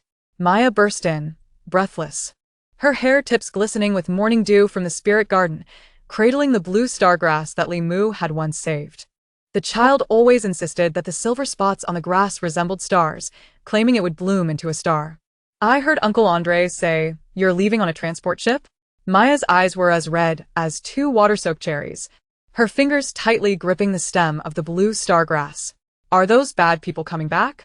Are you afraid of getting us involved?" Li Mu knelt down to wipe the mud from her sister's nose. This child loved to run to the spirit garden, and just yesterday, she had scratched her wrist on a thorny vine. The band-aid was still crookedly applied. "Maya, sister is going to find a way to protect herself," she whispered gently. "Once I learn, I will come back to teach you how to plant more spirit herbs, all right?" Suddenly, Maya thrust the blue stargrass into her embrace and tore a red string from her neck. At the end of the string was a half-transparent droplet of water, glimmering faintly golden in the morning light. "This is the spirit spring water I've saved for 3 months. Sister said it can nourish spirit herbs. So I'll make it into a seed. When it blooms, you will come back." Li Mu gazed at the droplet. The spirit spring was the most precious thing in her possession, yet this child had secretly ventured to the spring every midnight for 3 months, collecting it drop by drop with the finest capillary. Within the droplet floated a tiny leaf of blue stargrass, a testament to Maya's tender affection. Her throat tightened as she removed a string of wooden beads from her wrist. They were crafted from the Bodhi wood of the back mountain by the old woman, each bead polished to a shine. "These beads will accompany Maya for me, all right?" She paused, placing the droplet in her palm. With a gentle rap of her mysterious box's spiritual energy, the droplet instantly transformed into an emerald green seed. "Sister will stand before you on the day it blooms, showing you the most beautiful flower." Maya cradled the seed in her hands, as if holding the entire universe. She suddenly leaped into Li Mu's embrace, her small body trembling violently. "If sister is afraid, just think of Maya's blue stargrass. They are all waiting for you." Li Mu's eyes grew warm. She fixed Maya's disheveled braids and, as she turned to lift her bundle, collided with a cold, serpentine cloak at the doorway. Xiao Lang had been standing in the corridor, his snake-like pupils narrowing into slits in the morning light. A faint red stain seeped through the bandages on his arm, remnants of the previous night's defense against an attack aimed at her. "Where are you going?" He reached out, grasping her wrist with a gentle yet unyielding grip, akin to a serpent's embrace. "The transport ship was intercepted half an hour ago." Li Mu struggled, remaining motionless. "General Xiao, are you intending to confine me? I must inform you that the forces behind Rakshasa are known as the Beast God's legacy." Xiao Lang produced a metallic shard from his pocket, the bloodstains on it aligning perfectly with the patterns of her jade pendant. "They have searched for the mysterious fox for 300 years, seeking to awaken the slumbering beast god with your purifying power and rewrite the interstellar order. Do you believe you can evade them by wandering alone?" His fingertip traced the mysterious fox rune on her wrist. "This mark will serve as a beacon, drawing all the evil wolves of the universe to your feet." The wind lifted the edges of his cloak, and Li Mu noticed the scales on the sheath of the serpent-shaped dagger at his waist, mirroring the patterns of his pupils. "So what?" she softly inquired. "The first fleet of the Serpent Clan will escort you to the Northern Star," Xiao Lang replied, his voice as sharp as an ice-forged sword. "In exchange, you must allow me to document the changes in the mysterious fox's markings at every relic you visit." He suddenly leaned down, his nose almost brushing her hair. "Or would you prefer to watch Maya's blue stargrass be trampled into the mud by the beasts of the beast god's legacy?" Li Mu's fingers curled into her palm. Maya's eager expression as she spoke of waiting for the flowers to bloom flashed before her eyes, and the warmth from the old woman's final moments lingered at her heart. Just as she was about to speak, The sound of hurried footsteps approached from afar. Limu. Andre ran in, breathless, his combat suit's collar askew. He clutched a yellowed photograph in his hand, the image depicting a woman whose wrist bore the same mysterious fox rune as hers. I found this in the mission records from 20 years ago. He thrust the photograph before her. Her name was Sue Wan, an SSS-level psychic and an awakener of the mysterious fox mark. To save the civilians besieged by the savage beasts, she exhausted her spiritual energy. His throat tightened. She died at your age. Limu stared at the woman in the photograph. She smiled gently, cradling a girl about Maya's age, who also bore faint rune markings on her wrist, resembling an unbudded seed. She could have survived. Andre grasped her shoulders, his knuckles whitening. She could have become the first female marshal of the Federation, rewriting the rule that SSS-level psychics could only serve as vessels for reproduction. But she felt she could not escape. He suddenly released her, stepping back 2 paces. I beg you, do not follow in her footsteps. What you can change is not merely the fate of a few colonies. The wind swept the parasol leaves between the 3 of them. Limu touched the jade pendant at her heart, then brushed her fingers against the rune on her wrist. The eyes of Sue Wan in the photograph seemed to speak, intertwining with those of the old woman, Maya, and the warmth in Xiao Lang's gaze. I will go to the Fox Cliff, she said softly, but not to escape. She looked up at Xiao Lang. I accept the escort, but the fleet must maintain a distance of 30 kilometers for caution. Turning to Andre, she added, please take care of Maya and her blue stargrass seed. Andre opened his mouth, ultimately nodding firmly. However, Xiao Lang's serpentine pupils gleamed, as if he had witnessed his prey willingly stepping into a trap. The air was heavy with the scent of rust as Limu stepped over the shattered stones towards the collapsed tower, her boot crushing a piece of stone engraved with the beast god's totem. This place had once served as the command center for the Rakshasa controlling the savage beasts. Now, only charred remnants remained, resembling a colossal beast stripped of its skin. She paused at the base of the tower, on a stone tablet half buried in the earth. Vague engravings emerged under the sunlight. When the 9 tails reappear, the wheel of fate shall restart, and the mysterious fox shall lead all beasts back to their hearts. As her fingertip brushed the tablet, a sharp pain exploded from her brow. The voice of the Rakshasa surged into her mind, tainted with the scent of blood rust. Do you think having a fleet makes you safe? The beast god's eyes are upon every star. Mysterious fox. Once you find the key to the Fox Cliff. His laughter slithered like a viper's tongue. We will be there at the end of the cycle, ready to welcome you. Limu abruptly withdrew her hand, the engravings on the tablet suddenly oozing a dark red substance. Was it blood, or some manifestation of spiritual energy? She stepped back, her mysterious fox spirit surging within her consciousness. Where the 9 fox tails swept, the dark red gradually faded to a soft gold. Her purifying power at work. Indeed. The voice of Xiao Lang rang out from behind her. He had followed her unnoticed, leaning against a crumbling wall, his light brain scanning the tablet. The spiritual energy of the beast god's legacy possesses corrosive properties. Your purifying power can neutralize it. He shook the light brain, displaying a fluctuating energy curve on the screen. This is why they want to capture you. You are the only key that can awaken the beast god, and also the only lock that can destroy it. Limu gazed at him. This man, who always seemed as cold as iron, now bore a soft lavender hue in the scales at the corners of his eyes under the setting sun, a gentle color indeed. So the escort you mentioned earlier was actually to prevent me from being taken by them first? Xiao Lang did not deny it. He pulled a piece of candy from his pocket, unwrapped it, and placed it in her hand, Maya's favorite orange-flavored soft candy. The Serpent Clan does not engage in losing trades. He turned to walk toward the hovering vehicle parked in the distance, his cloak billowing in the wind. But if the mysterious fox perishes, the Federation will lose a protector. I do not like to lose. On the starship deck beneath the night sky, Limu gazed at the flowing stardust outside the porthole. The coordinates of Guehu Cliff flickered on the navigation screen, resembling a star yearning to be ignited. She touched the wooden beads on her wrist, recalling Maya's words about the warmth of her sister, still lingering from the day. The journey ahead promised turbulence. Xiao Lang's voice drifted from behind. Leaning against the railing, he held a cup of hot cocoa, seemingly unearthed from Maya's hidden stash.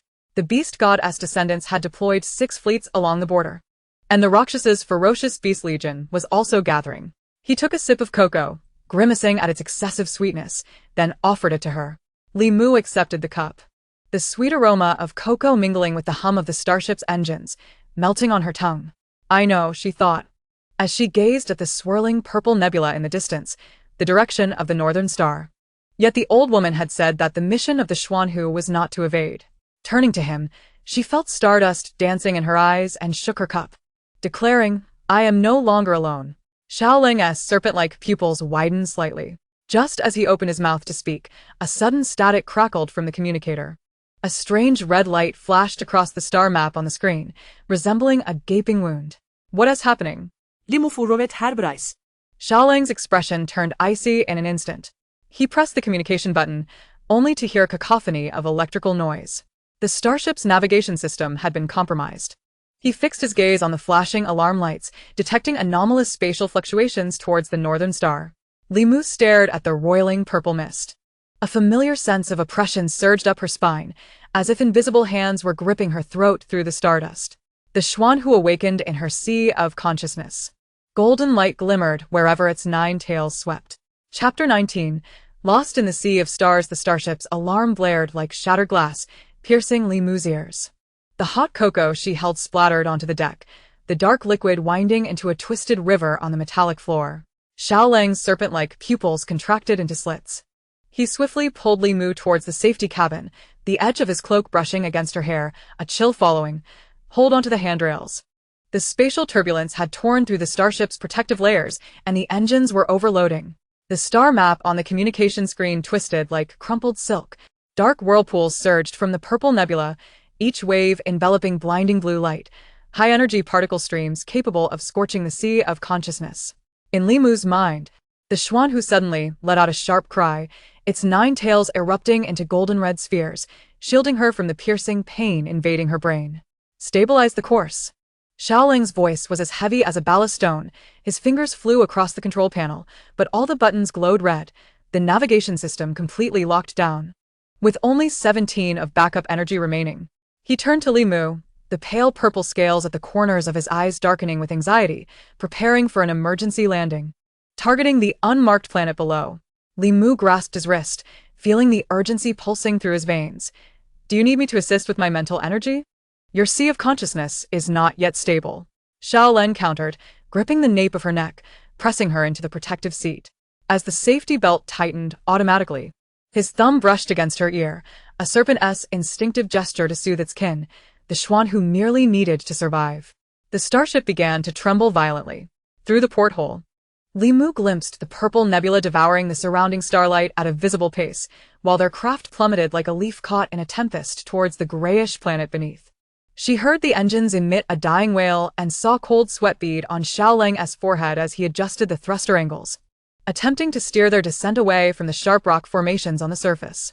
With a jolt, they crashed, the safety belt constricted painfully around Limu. Xiaoling's body fell heavily over hers, shielding her from debris raining down from above. Amid the sound of metal scraping, he coughed twice, his serpent-like tongue flicking across his lips, a reflexive response to injury. Xiaolang? Limu pushed against his shoulder, her hand meeting warm, sticky blood. You're bleeding. A minor injury. He propped himself up, revealing a gash in his shoulder, dark red blood trickling down his arm. First, check the communicator. As the two rummaged through the emergency kit, Limu's fingers trembled. She watched Xiaolang use a medical spray on his wound. The pale green mist visibly sealed his injury, reminding her of the serpent tribe's remarkable healing abilities. However, the communicator yielded devastating news. Every frequency crackled with static, the screen displaying only a field of snow. This area is shielded from mental energy. Xiaolang crouched by the porthole, scraping a black crystal clinging to the glass with his tactical knife.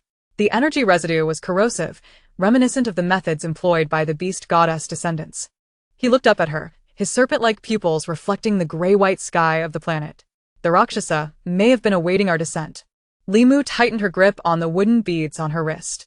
The rough wooden beads, crafted by Maya, dug painfully into her skin. Yet they reminded her of the orange candy the girl had hidden beneath her pillow, and the old woman's words at Guehu Cliff, that the Xuanhu's claws were meant to grasp light, not to retreat into a shell. Taking a deep breath, she retrieved a small bag of compressed biscuits from the spatial spring. We must find resources first. The spring needs replenishing. I might be able to purify the energy residue here. Xiaolang hesitated, his fingers hovering over the serpent-shaped sword at his waist. but eventually accepted the biscuits, the scabbard still clutched in his other hand. I'll lead, you follow.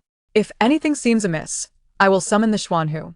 Li Mu completed his thought, smiling as she said, You taught me that the resonance of our spiritual entities can cover a 3-kilometer radius. The planet's surface proved more desolate than anticipated. The gray-black rocks were riddled with spiderweb-like cracks, each step raising choking dust. Li Mu crouched, Her fingertips barely grazing the ground when she felt a jolt. Those cracks harbored faint negative energy, akin to tiny serpentine tongues lapping at her sea of consciousness. The Xuanhu chimed softly in her mind. With a thought, a droplet of pale golden water surged forth from the spring. As it fell into the fissures of the rock, golden light rippled across the ground. Both held their breath, watching as a semi-transparent crystal flower emerged from the rock crevice, its petals shimmering with the brilliance of the galaxy. Star's spirit grass. Rimu's voice trembled. She remembered how Su Yan had shown her ancient texts, revealing that this legendary plant, capable of restoring the sea of consciousness, had only 2 specimens remaining in the Federation's existing collection. Suddenly, the flower's core illuminated, sending a faint wave of mental energy into her consciousness, a welcoming sentiment. Xiao Lang unsheathed his sword with a swift motion. Kneeling, he pressed the sword's tip against the rock beside the crystal flower, his gaze wary as he asked, Who planted this? When? It's not man-made. Li Mu reached out to touch a petal. The crystal flower blossomed further, awakened by the purifying power of the spring. The energy residue here had been tainted, but beneath, she closed her eyes. The Xuanhu's perception unfurled like a tide, revealing ancient vitality, akin to light encased in amber. Xiao Lang remained silent. He pulled out a tactical pen to scan the crystal flower, the values on the screen making his brow arch. Li Mu noticed his throat bob as he finally sheathed the sword. Let us keep searching. Yet his stance subtly shifted to stand beside her, no longer entirely shielding her, a signal of the serpent tribe's relaxed vigilance. As night fell, they discovered a natural cave. Xiaoling used his sword to slice through the thorns at the entrance, only to find Li Mu crouched outside, nurturing another budding star spirit grass with the spring.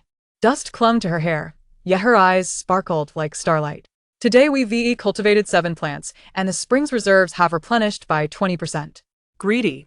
Xiao Lang retrieved a folding sleeping bag from the spatial button, laying it on the dry stone floor. Overuse of the spring may backfire. I don't wish to carry a comatose Xuanhu to find an exit. Li Mu smiled as she settled into the sleeping bag, producing the last half of a compressed biscuit from her pocket. Here, share with you. Xiao Lang did not take it. Leaning against the cave wall, moonlight streamed through the entrance, casting silver over the cracks in his shoulder armor. Li Mu gazed at him, and suddenly inquired. You previously mentioned that investigating my origins was due to my potential to alter the fate of the Federation. But what if I am merely an ordinary vagrant? The cave was so serene that they could hear each other's heartbeats. Xiao Lang's serpent-like gaze shimmered with a faint glow in the darkness. After a prolonged silence, he finally spoke. The mission of the Serpent Clan is to safeguard the balance of the Federation. His voice softened, as if he were divulging a secret. On the day of your arrival, all the instruments monitoring psychic fluctuations malfunctioned. They were crying out for a deity. Li Mu was taken aback. She recalled the gnarled hands of the old woman brushing over her hair, saying that the Xuanhu was the tear of the beast god. She remembered Maya fastening wooden beads around her wrist, proclaiming that her sister's light was brighter than the stars. At that moment, the moonlight outside the cave illuminated the scales at the corners of Xiao Lang's eyes. The pale purple scales surprisingly radiated a gentle pink, akin to crushed twilight clouds. I do not wish to be a deity, she softly declared. I only want to be Maya's sister, someone who can tend to the wounded beasts. She paused. Someone who can stand by your side and watch the stardust flow together. Xiao Lang's breath suddenly faltered. He turned his face away. The sound of his Adam's apple moving was particularly clear in the cave. Just then, the ground trembled violently, and debris from the ceiling came crashing down. A golden mark on Li Mu's arm suddenly burned with intensity, as if a coin was being heated by fire. She clasped her arm, and the Xuanhu in her consciousness spun frantically. Blurry images of black rock structures surfaced deep within her mind. In the center of an altar, a statue of a 9-tailed Xuanhu slowly opened its eyes. What is happening? Xiao Lang immediately shielded her, drawing his sword once more. Psychic fluctuations? Li Mu opened her eyes, the shadow of the statue still lingering in her gaze. She grasped his wrist, feeling his pulse racing. There is something beneath us. She pointed to her burning arm. It is calling to me. Xiaolang stared at the mark on her arm for a long time, then sheathed his sword and gently brushed aside her disheveled hair caused by the falling debris. We will leave at dawn, he whispered. I will follow you. Suddenly, the moonlight outside was obscured by dark clouds. Li Mu gazed at the pitch-black sky, sensing an ancient presence awakening slowly from beneath the earth. The wooden beads on her wrist suddenly grew warm, and Maya's voice seemed to drift from a distant place. Sister, look, the stars are guiding you. In her consciousness, the 9 tails of the Xuanhu pointed towards the ground, where a brighter light awaited. Chapter 20. Echoes of Destiny. In the Xuanhu ruins, Li Mu was awakened by Xiaolang's gentle push. As the first light of dawn crept up the rock wall outside the cave, he crouched beside her and lightly tapped her head with his knuckles. It is time to go.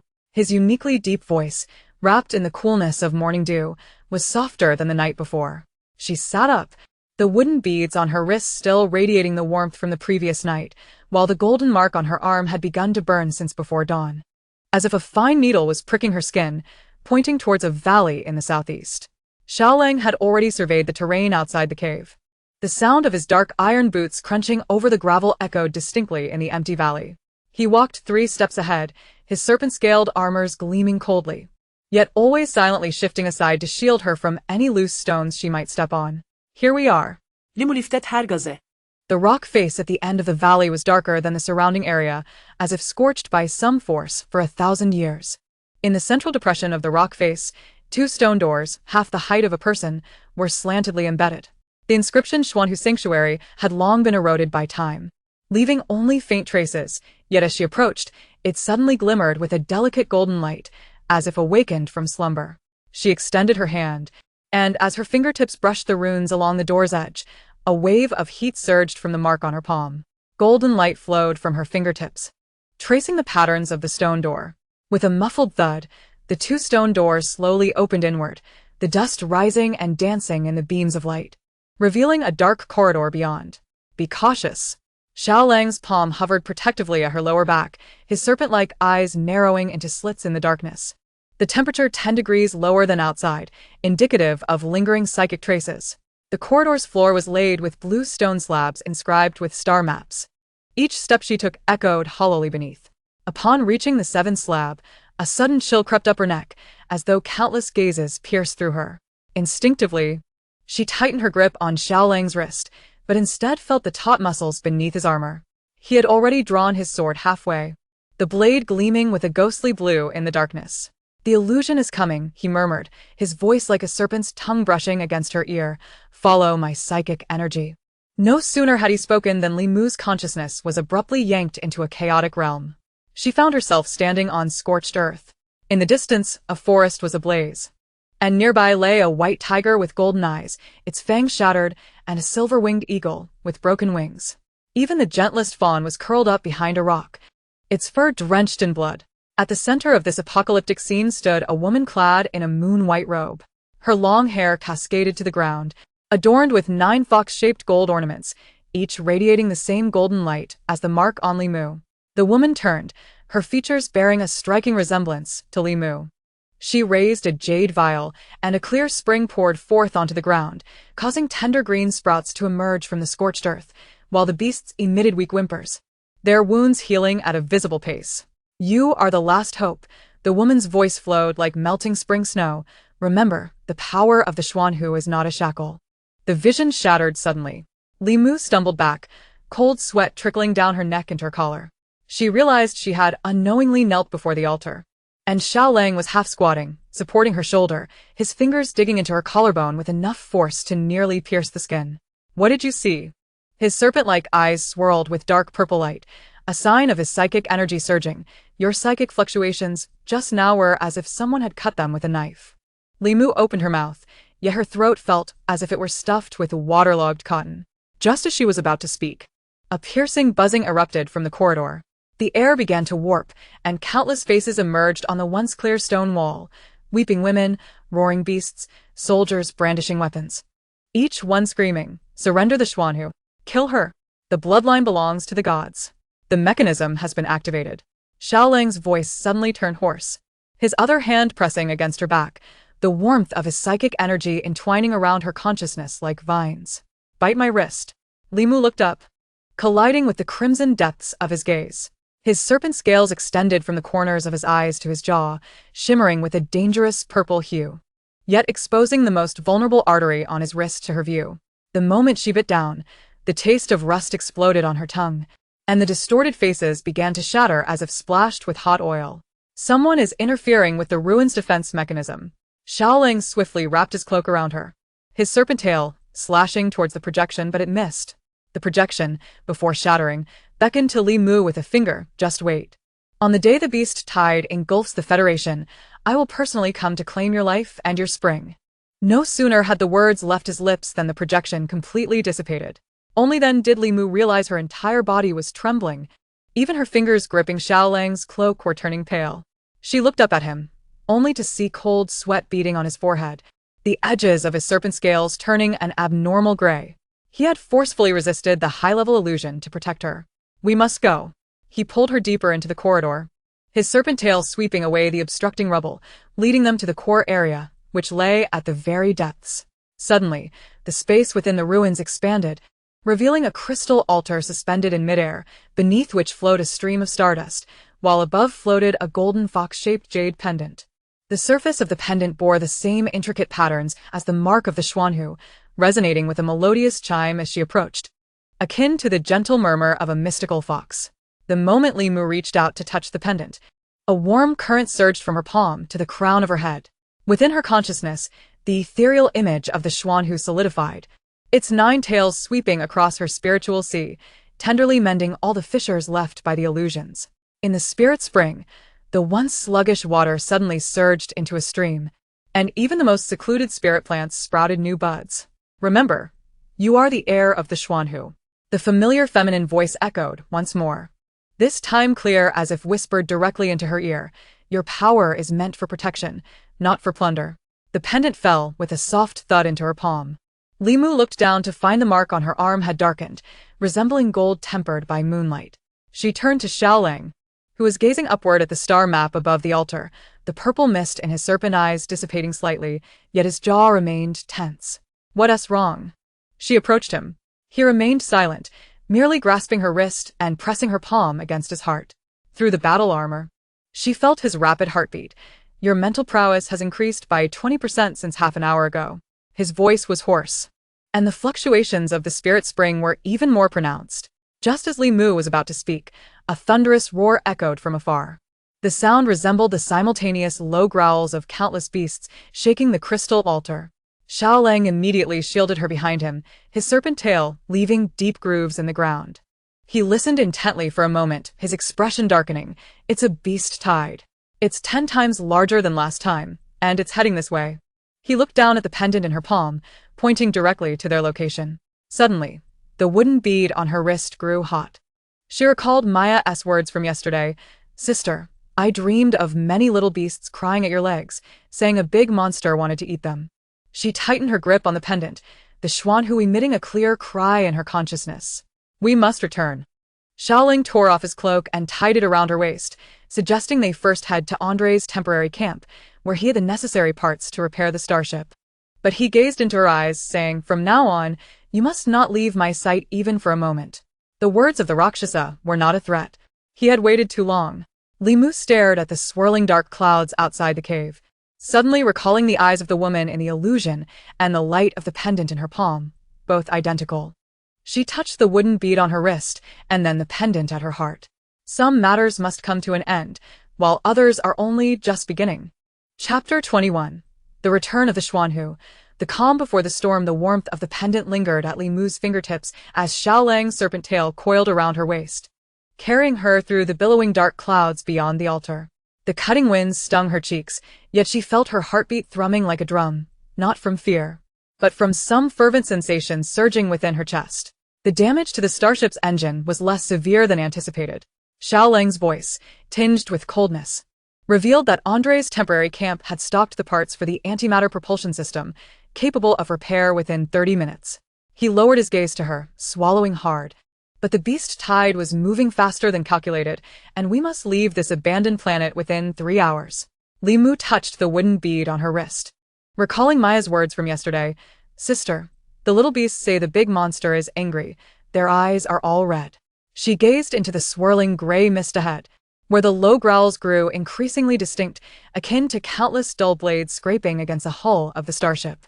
Xiao lang. She spoke suddenly, "After the starship is repaired, we will not return to the federal homeworld." The grip of his serpent tail momentarily slackened.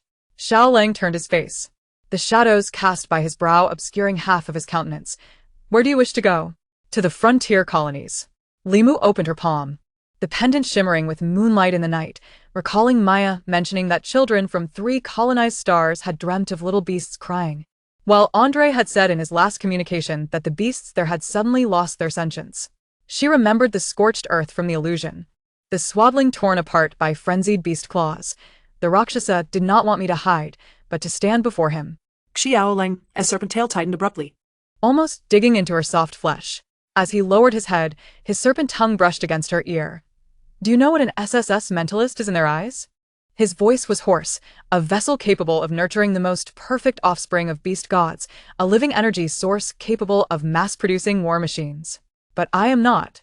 Li Mu pressed her palm against his armored chest, where his heartbeat raced unnaturally. Moments ago at the altar, the Xuan who had said my power is for protection. She lifted her gaze, her eyes sparkling like stars ablaze.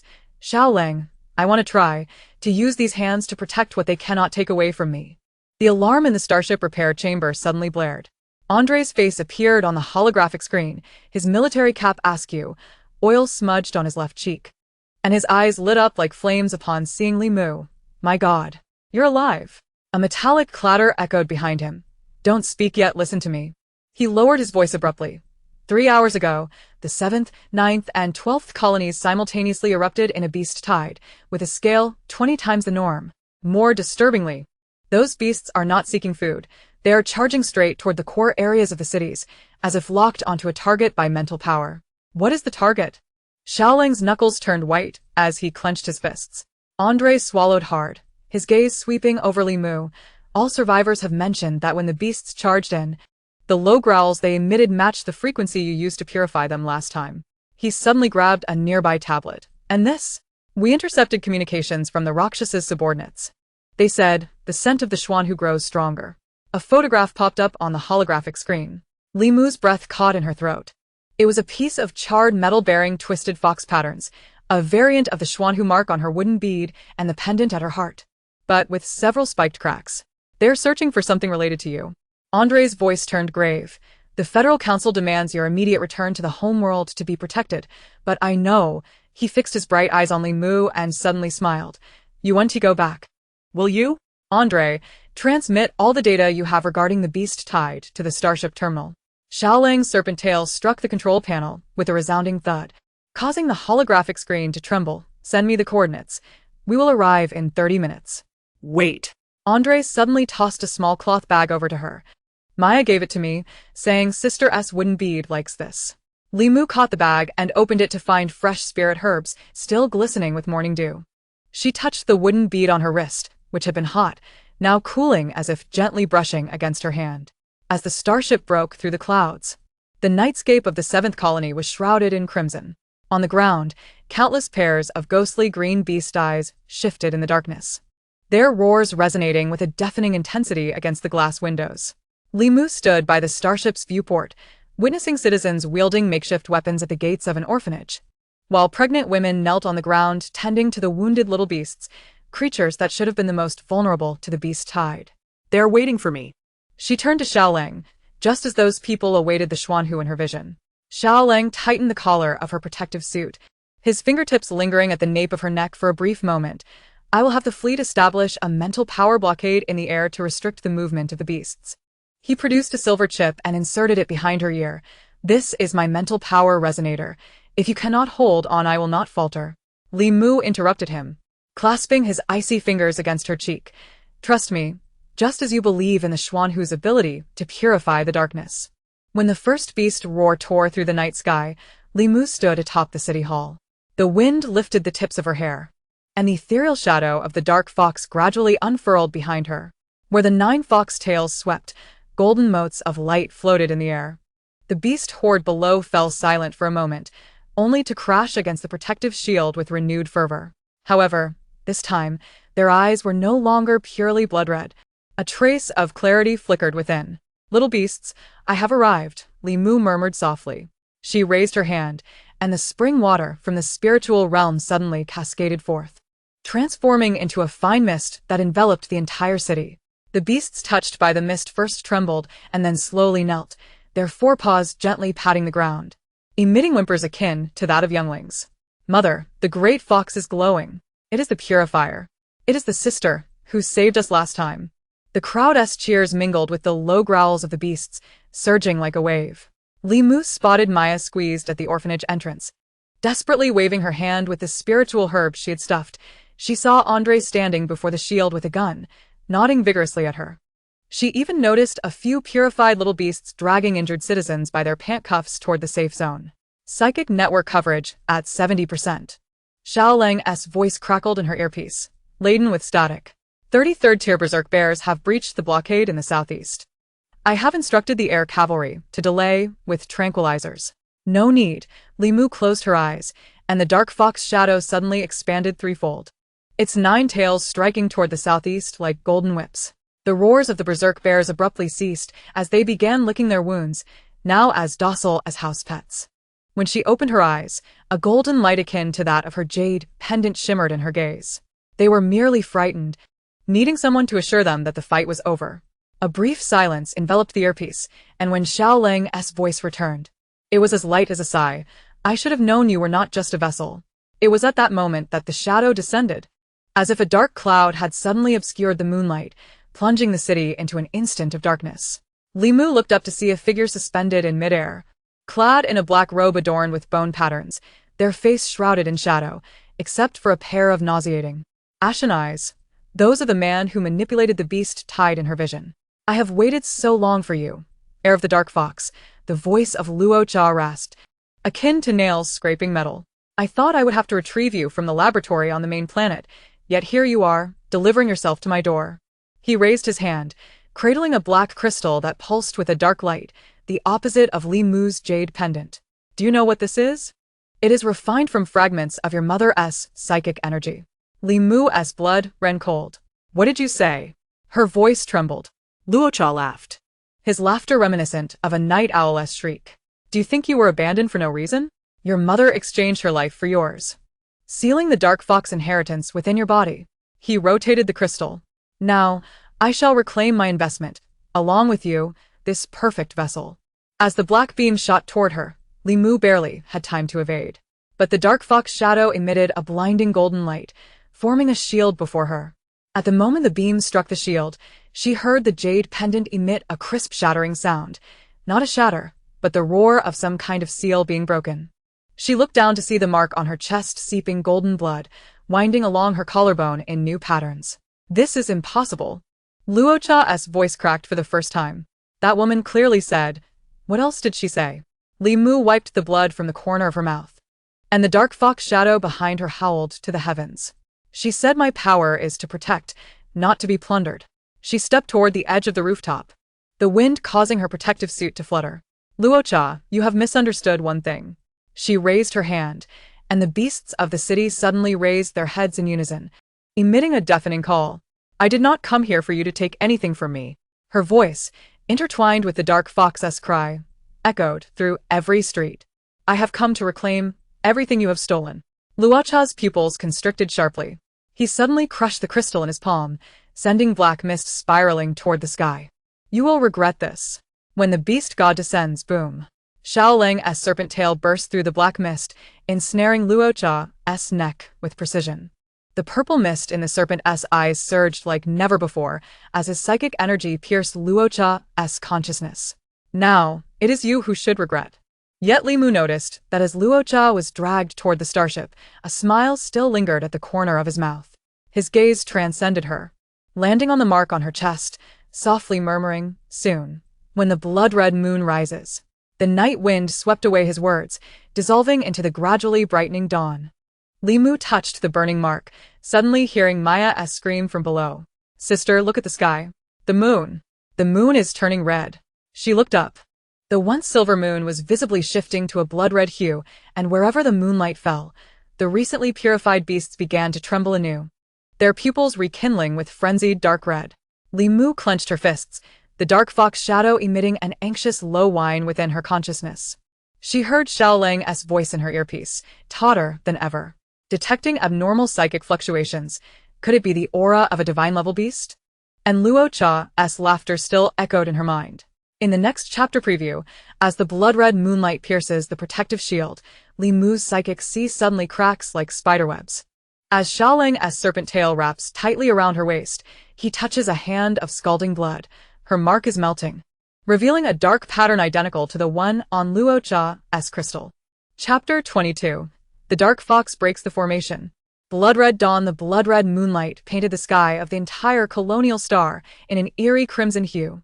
Li Mu gazed up at the swelling blood moon, and the dark fox mark on her chest suddenly felt as if it had been seared by a hot iron, causing her to stagger back a step. The dark fox shadow in her consciousness circled anxiously, emitting suppressed whines. "Be careful." Xiao Lang's low roar mixed with psychic energy fluctuations exploded in her ears. Instinctively, she turned her head as a pitch-black blade of psychic energy grazed her temple, scorching a mark into the blast wall behind her. Only then did she see that Luo Cha had somehow freed himself from Xiao Lang's serpent tail and was now suspended in midair. The black crystal in his palms swirling with bizarre light patterns, each line resembling a live snake slithering up his arm toward his neck. That is his source crystal of psychic energy. Xiao Lang's serpent tail swept across the ground, raising a half-person high earthen wall to shield Maya and Andre behind it. The purple mist in the serpent's eyes churned more violently than ever as he drew upon the distorted energy within the crystal. Li Mu. Is the connection to the spring stable? Just as Li Mu was about to respond, her fingertips suddenly lost contact with the spatial spring. It felt as though she were gripping a thread, only for the end to be burned away. Her pupils constricted sharply as Luocha's crystal erupted with blinding black light. Enveloped by the blood-red moonlight, piercing through her protective shield and striking her mark on the chest with precision. The pain surged through her like a tidal wave. Li Mu was hurled backward, crashing into the ruins of a half-collapsed residential building. As debris fell onto her back, she felt no pain. All her senses were consumed by the searing agony at her chest. The skin at the mark of the dark fox was melting, beads of blood interwoven with gold and red seeping out, glimmering eerily in the moonlight. "Sister." Maya's scream pierced through the chaos. Li Mu heard the whimper of Xiaohua, the small beast she had raised, close by, its warm tongue licking her hand. She forced her eyes open to see Xiaohua's fur fluffed up, its tiny paws gripping her wrist tightly. "The mark is burning. It's burning." Li Mu glanced down to see the dark fox patterns at her collarbones seeping golden liquid, the once sacred gold now glowing with a molten red, as if it intended to boil her flesh. She recalled Luocha's smile before he was dragged away, the words he had spoken about the blood-red moon, and the metallic taste of blood rose in her throat. This was his true lethal move. "I cannot fall." Gritting her teeth, she pushed herself up, the pain from the debris digging into her palms finally registering in her mind. The ethereal shadow of the dark fox suddenly surged from the sea of consciousness to the outside, its 9 fluffy tails sweeping aside the fallen beams that pressed upon her. The shadow's eyes aligned with hers, and Li Mu heard her voice mingling with the low growl of the dark fox, echoing through the ruins. "So, you wish to harness the power of the crimson moon to transform my purifying strength into a distorted medium." Before her words faded, a sudden roar erupted within her as the spiritual spring boiled over. Li Mu closed her eyes in concentration, her consciousness sinking into the once tranquil spring in her sea of consciousness, which now surged like boiling water. Golden runes floated on the surface of the spring, each identical to the patterns flowing beneath her skin. She abruptly opened her eyes, golden light bursting forth from the depths of her pupils, and placed her hand on the debris-laden ground. With a whoosh, the mist of the spring erupted from her palm like a living entity, coalescing in the air into a translucent golden barrier. Where the barrier passed, the frenzied beasts that had been tearing at the survivors suddenly halted, the brutality in their crimson eyes dissipating as if doused with cold water. A few smaller creatures even shook their heads and turned to pounce on the nearest minions of the demon, their sharp claws tearing at the black-clad figures. Resonance? Xiao Lang's serpent tail tightened abruptly, the mental net he had used to seal the battlefield becoming denser. He gazed at the golden mist surrounding Li Mu. his serpent tongue flickering rapidly, a reflex of extreme astonishment among the serpent clan. When have you not been under my control? Li Mu gasped. Clearly sensing the connection between the spiritual spring and the dark fox's mark being rebuilt. They are responding to me. Her fingertips brushed the forehead of a purified little wolf, which immediately nuzzled against her hand as if it had been waiting for her all along. The demon's face darkened completely. He glared at the rebellious beasts, the crystal in his palm cracking under pressure. Impossible. This body has clearly been tampered with. The bloodline is already. Suddenly, the ground trembled violently, causing Li Mu to stagger and brace herself against a crumbling wall. She witnessed the earth crack open like a spider's web, a column of azure golden energy ascending from below, shooting straight towards the crimson moon. As the energy column passed by her side, the dark fox's mark emitted a clear, resonant sound. And Li Mu's vision went dark as she fell once more into that familiar illusion. The starry sea stretched infinitely, and a woman clad in white robes stood at the center of the celestial orbits. Behind her lay countless beasts, from the tiniest insects to colossal whales, all bowing their heads in reverence. The woman held a vial of the spiritual spring, pouring its water into the starry sky, purifying the twisted black mist into radiant light wherever it flowed. She turned to look at Li Mu, her features overlapping with the shadow of the dark fox. Only the bloodline of the dark fox can awaken the true heart of the beast god. The heart of the beast god? Li Mu instinctively reached out, but the illusion shattered like bubbles. She returned to reality, finding herself standing atop the ruins. The ethereal form of the nine-tailed dark fox fully materialized, its 9 tails unfurling like golden flames under the blood moon. "I am not merely a vessel," she whispered, her voice resonating across the battlefield like a chime.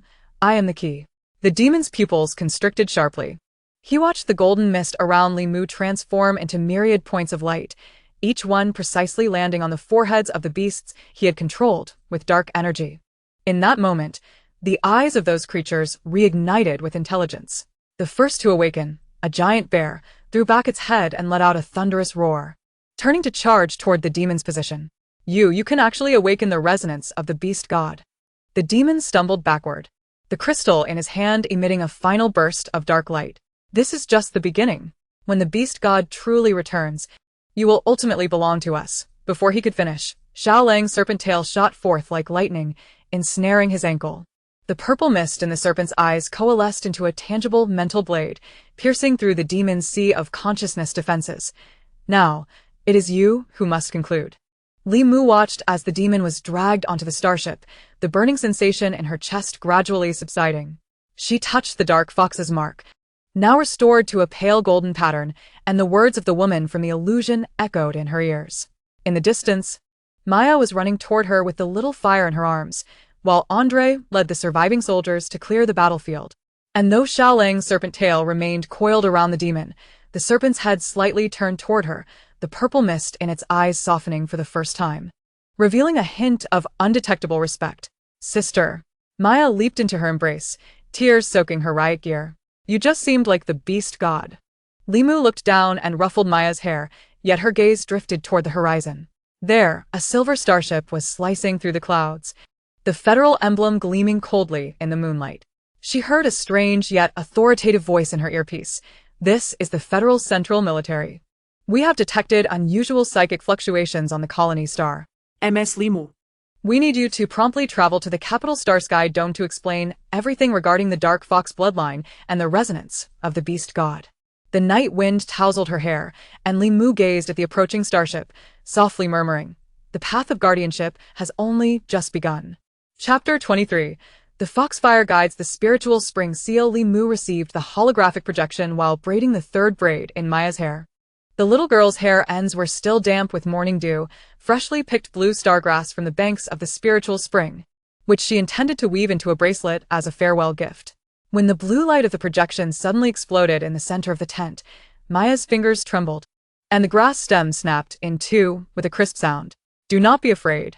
Li Mu gently patted the top of her head, her gaze sweeping over the translucent figure with snow-white hair cascading to her waist, silver spots at the corners of her eyes, resembling the footprints of a fox in the moonlight. She had seen this face in the Federal News. Su Yan, the chief researcher of the Fox Clan's Scientific Institute, a genius in the field of psychic model construction, reputed to reconstruct dialogues from 3 days prior merely from brainwave remnants. MS Limu. Su Yan's voice was like a jade flute soaked in the spiritual spring, the final note gently rising. This is the invitation letter I personally signed. He raised his hand, and a light golden scroll unfurled in the void, the federal emblem and the insignia of the scientific institute swirling at the edges of the scroll. The Spiritual Research Institute on the Capital Star Sky Dome needs you. More precisely, he stepped forward, the silver spots fluttering with his movement. The entire Federation requires your mastery over the resonance of the beast god. Suddenly, a rustling sound of scales scraping against the ground came from outside the tent. Xiao Lang's serpent tail swept aside the canvas curtain, and the serpent's head poked through the opening, the purple mist swirling in its eyes. Isn't the federal military's invitation enough? The military seeks combat power. Su Yan turned to him, lightly tapping his temple with a fingertip. What the scientific institute seeks are answers. Why can her psychic power purify dark energy? Why can the dark fox bloodline awaken the resonance of the beast god? These answers could save the entire Federation's psychics 300 years of detours. He turned back to Li Mu, softening his tone. We can provide the highest level of psychic protective shields to ensure your and Maya's safety. Maya quietly clutched the hem of Li Mu's clothes.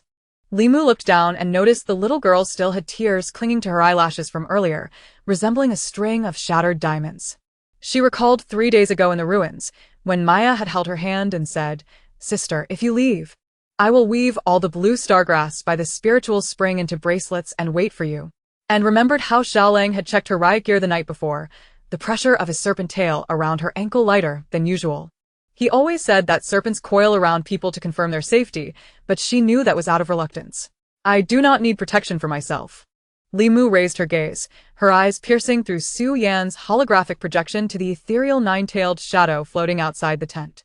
The golden-red fox tails swept across the ground, startling a swarm of purified glowworms, representing all the children like Maya who had been abandoned due to their low psychic levels. Su Yan's pupils contracted slightly, a natural reaction of a psychic capturing critical information. He suddenly smiled, the silver spots widening in delight. The Scientific Institute's nursery happens to need a gardener capable of making spiritual plants sprout within 3 days. He spread his hands, and the scroll floated automatically to Li Mu. Tomorrow morning at 6, the starship Foxfire will pick you up above the spiritual spring. Xiao Lang's serpent tail drew a half arc on the ground, ultimately just gently tapping Li Mu's shoulder with his serpent head. As the violet mist receded from the serpent's eyes, she heard his low sigh. Serpents never trust a sanctuary without venomous fangs. Yet, the path you have chosen causes the serpent's tail to curl around the blue stargrass that Maya has let fall to the ground. I shall guard your tail. On the eve of departure, Li Mu ventured alone into the celestial spring. The flow of time here differed from the outside world. She crouched by the spring, watching her reflection shattered by the golden-red fox tail. The moment her fingertips dipped into the spring, a familiar coolness washed over her palms. But this time it was accompanied by something else, a fine golden thread that sprang from the mark of the Xian fox at her heart, piercing through the spring and burrowing deep into the earth. "Is it you?"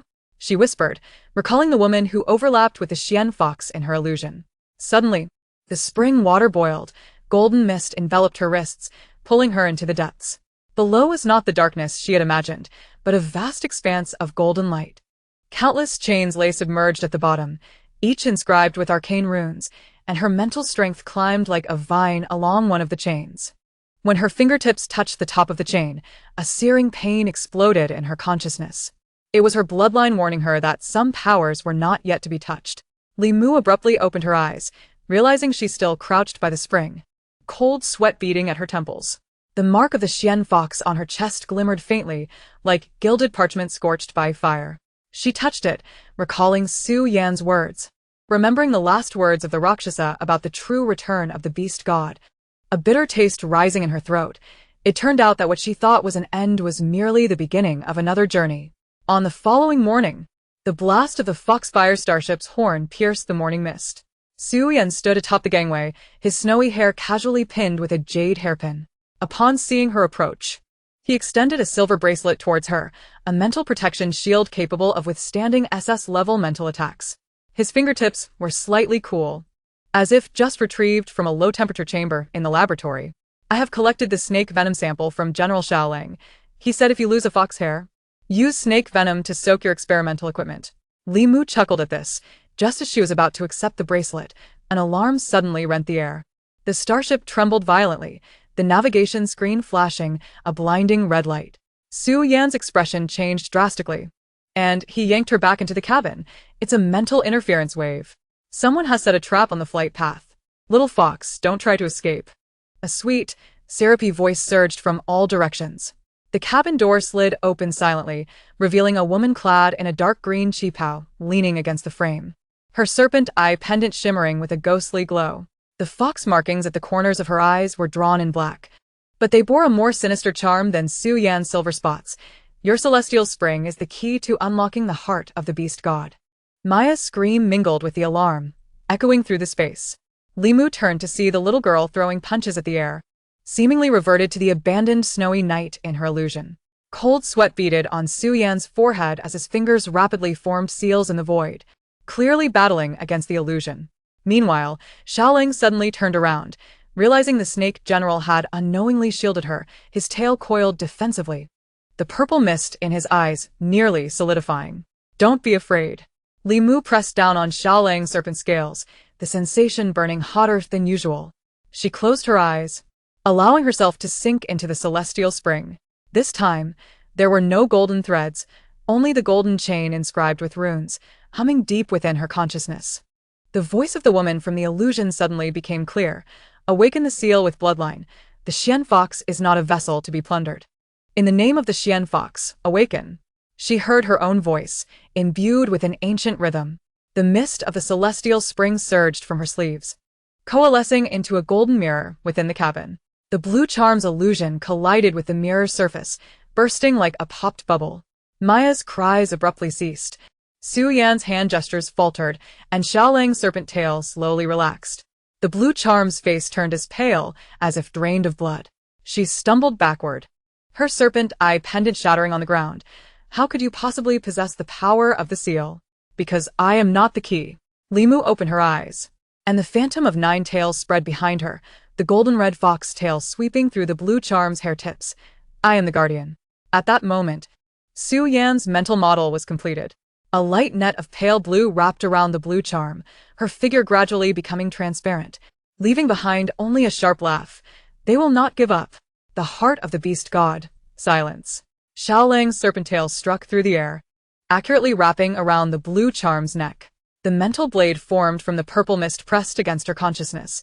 Utter another word, and your memories will be cleaner than a serpent's shed skin. The cabin fell into silence once more. Su Yan bent down to pick up the golden mirror. His fingertips were coiling sharply upon touching its surface, revealing an ancient inscription that had appeared. Xian Fox Seal. Blood awakens soul endurance. He looked up at Li Mu, the silver spots at the corners of his eyes flickering in the morning light. You are closer to the answer than I imagined. Li Mu remained silent. She approached the porthole, watching the purified star trails flow outside. The sharp scream of the blue charm before her disappearance still echoed in her ears. And in the distant starry sky, several dark shapes approached with the speed of a hawk, their ship types not belonging to the conventional fleet of the Federation. With tail flames of a rare crimson hue. Should we notify the military? Xiaoling's serpent head leaned closer, the cold, stern purple mist resurfacing in his eyes.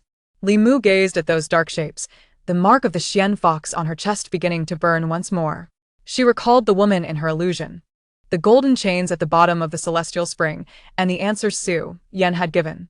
Ultimately, she shook her head, placing her hand on Maya's head.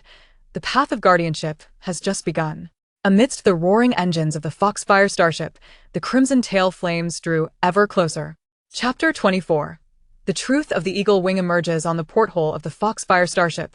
The glow of the crimson tail flames expanded at a visible rate. Li Mu pressed her fingertips against the cold metallic edge of the window, the Xian fox mark in her palm burning with heat, as if responding to some ancient summons. Xiaoling's serpent tail suddenly stiffened, her eyes narrowing into slits.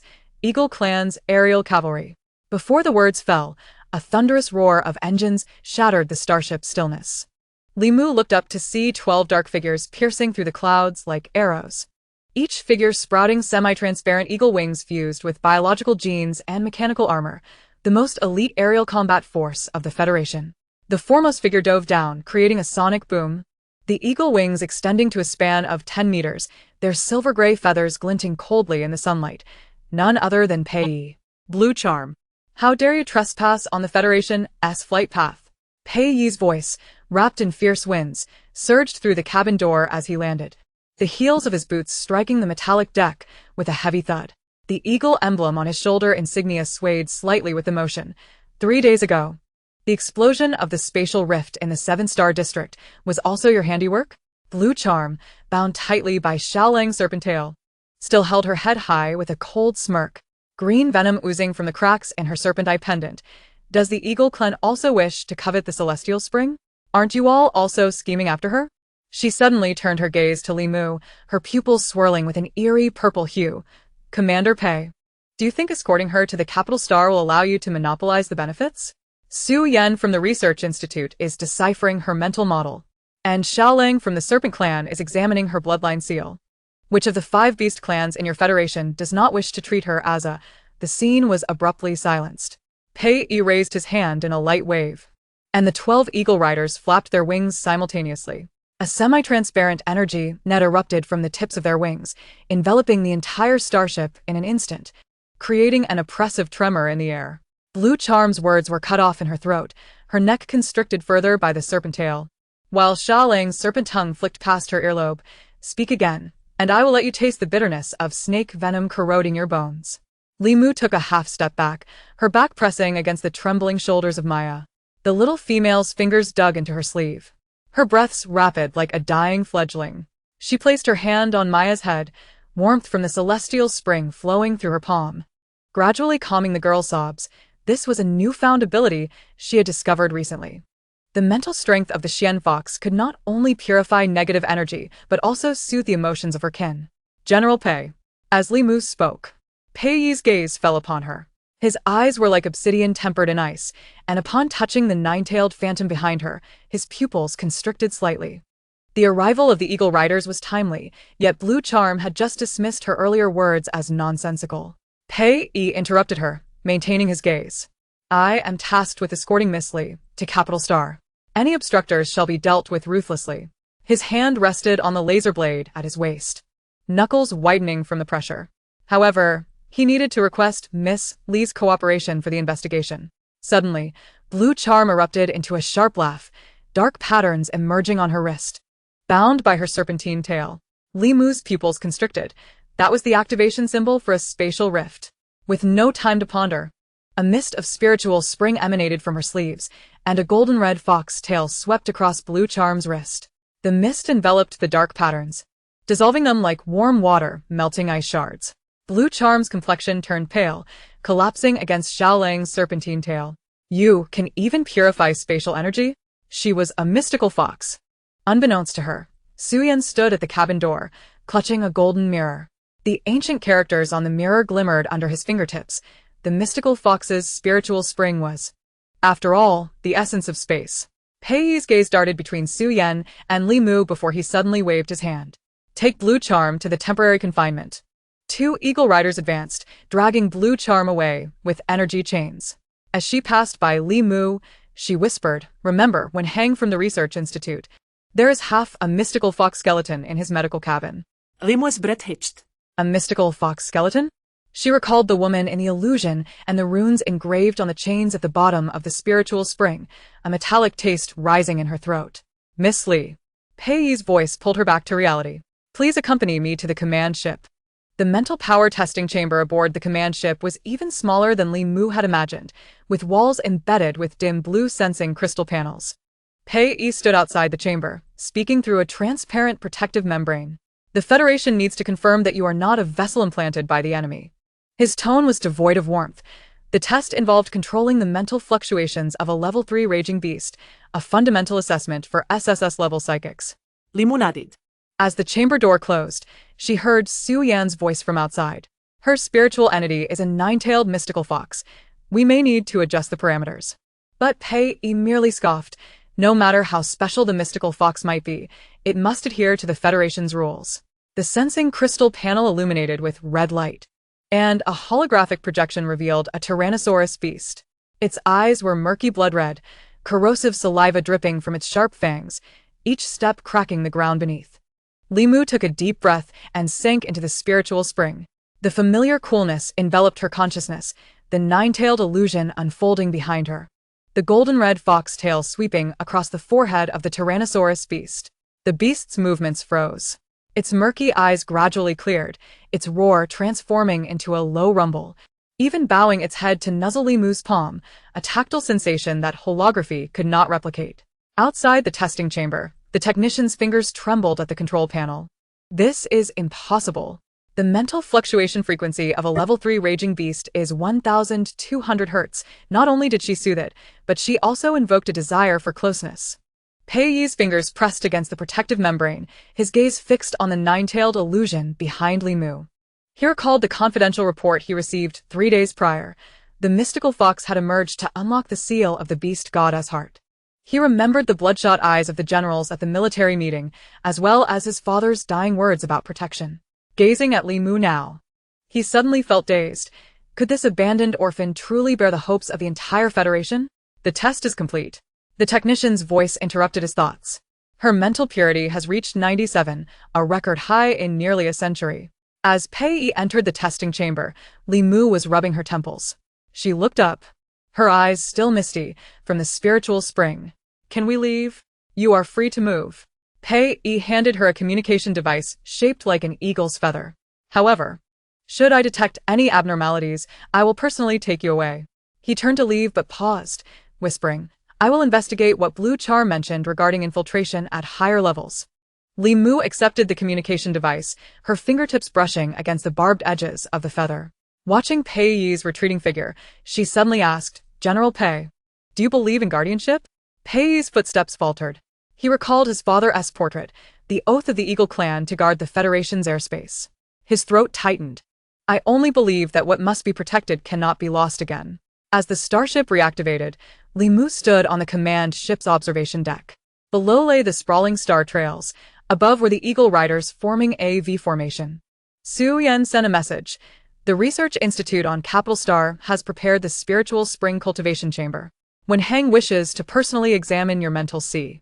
She touched the warm mystical fox mark on her palm. Recalling Blue Charm's mention of the mystical fox skeleton and the woman's words in the illusion about awakening the seal through bloodline. A breeze slipped through the observation deck's seams, ruffling her hair. In the distance, the lights of Capital Star gradually became clearer. There lay answers, dangers, and everything she must confront. Miss Li, an Eagle rider approached. Commander Pei said we will enter the Capital Star's flight path in 3 hours.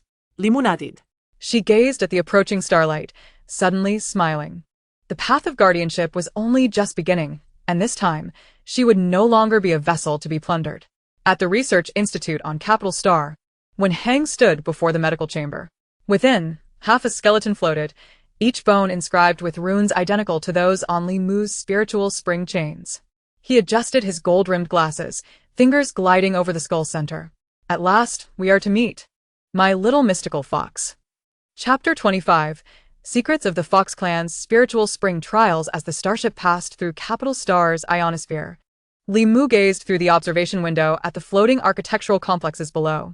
The spires, constructed from crystal ores and alloys, pierced the clouds like silver darts. With the building adorned with a nine-tailed fox totem at its pinnacle radiating a cold white light, the Fox Clan Research Institute. Miss Li, Director Su is waiting for you in Zone B. The researcher leading her was a young Fox Clan man with slightly pointed ears. His bushy fox tail brushing the ground with each step. Limu noticed the 6-pointed star emblem of the Research Institute embroidered on his sleeve. Her fingertips instinctively tracing the warm mystical fox mark in her palm. Since entering the vicinity of Capital Star, the mark had begun to pulse rhythmically, as if responding to some call. The corridors of the Research Institute exuded a cold luminescence, the scent of disinfectant mingling with the sweet fragrance of spiritual plant cultivation fluid, filling the air. Su Yan stood before the simulation room. His silver-gray hair loosely tied with a jade hairpin, the collar of his lab coat slightly open, revealing the faint outline of a fox totem at his collarbone. As he raised his hand, the research bracelet on his wrist glimmered with blue light. Sorry to keep you waiting. His voice carried a hint of casual amusement. Yet it reminded Li Mu of their first meeting when he focused intently on analyzing mental power data. His eyes had sparkled like obsidian infused with starlight. The door to the simulation room slid open silently. As Li Mu stepped inside, the overhead holographic projector began to rotate. Coalescing bluish light mist into a model of her mental power. 9 translucent fox tails intertwined and ascended, the silvery threads at their tips tracing the trajectory of spiritual spring energy. Su Yan approached the control panel, swiftly gliding his fingertips across the holographic interface. Suddenly, the model split into 2 parts. The left depicted her familiar spiritual spring vortex, while the right revealed another dark purple energy cluster. Look here. He displayed the comparative data. Your spiritual spring is not a singular energy source. It actively absorbs external mental fluctuations. The curve on the holographic screen surged dramatically. Just now, when you passed by the corridor, the nervous emotions of that Fox clan researcher affected you. His father suffered mental trauma during a beast tide, resulting in an instinctive repulsion to your spiritual spring, which has already purified 17 of the negative energy. Li Mu gazed at the floating model, a slight itch prickling at the back of her neck. She recalled Pei Yi's comment 3 days prior in the Eagle Clan testing chamber about her mental purity being the highest in nearly a century. It dawned on her that this was not merely a gift, but rather the spiritual spring working continuously. So, it is a symbiotic entity? More complex than mere symbiosis. Su Yan's fingertips halted at the intersection of the 2 energy clusters. It is adapting to you, while also allowing you to adapt to it. As he turned, the white lab coat billowed, ushering in a refreshing scent of pine, prompting him to recall the scene of awakening. We must ascertain the initial triggering conditions of the spiritual spring. Li Mu obediently closed her eyes. The mark of the Xuanhu suddenly emitted a warm glow, akin to jade that had been scorched by fire. Vague images stirred in her consciousness. Torrential rain, a dilapidated orphanage, herself curled up in a corner of the storage room. Followed by an overwhelming pain, not of the body, but a searing sensation as if her mind was being torn apart. She saw her consciousness being drawn into a fog, where an ancient stone altar stood, with a totem of the beast god glowing with golden light suspended above it. Before the totem stood a man clad in a black cloak, his voice like wind slicing through rocky crevices. Awaken, vessel of the Xuanhu. Stop. Su Yan's voice was tinged with an unusual urgency. Li Mu opened her eyes, discovering cold sweat beating at her temples, while the alarm lights in the simulation chamber flickered urgently. On the holographic screen, a dark purple energy within her mental model suddenly expanded, nearly engulfing the light of the spiritual spring. Su Yan swiftly manipulated the quantum computer, beads of sweat forming at his brow. In the images we just witnessed, you encountered remnants of a spirit that do not belong to this era. He called up the surveillance records, revealing her 9-tailed phantom fully materializing during her recollections. And where her fox tail swept, the protective membrane of the simulation pod displayed spiderweb-like cracks. Was that the Rakshasa? Li Mu grasped his wrist. I encountered him in the illusion. He claimed I and the vessel. Su Yan's fingers lingered on her pulse for a moment. His palm was warm, bearing the faint calluses of long-term interaction with the quantum computer.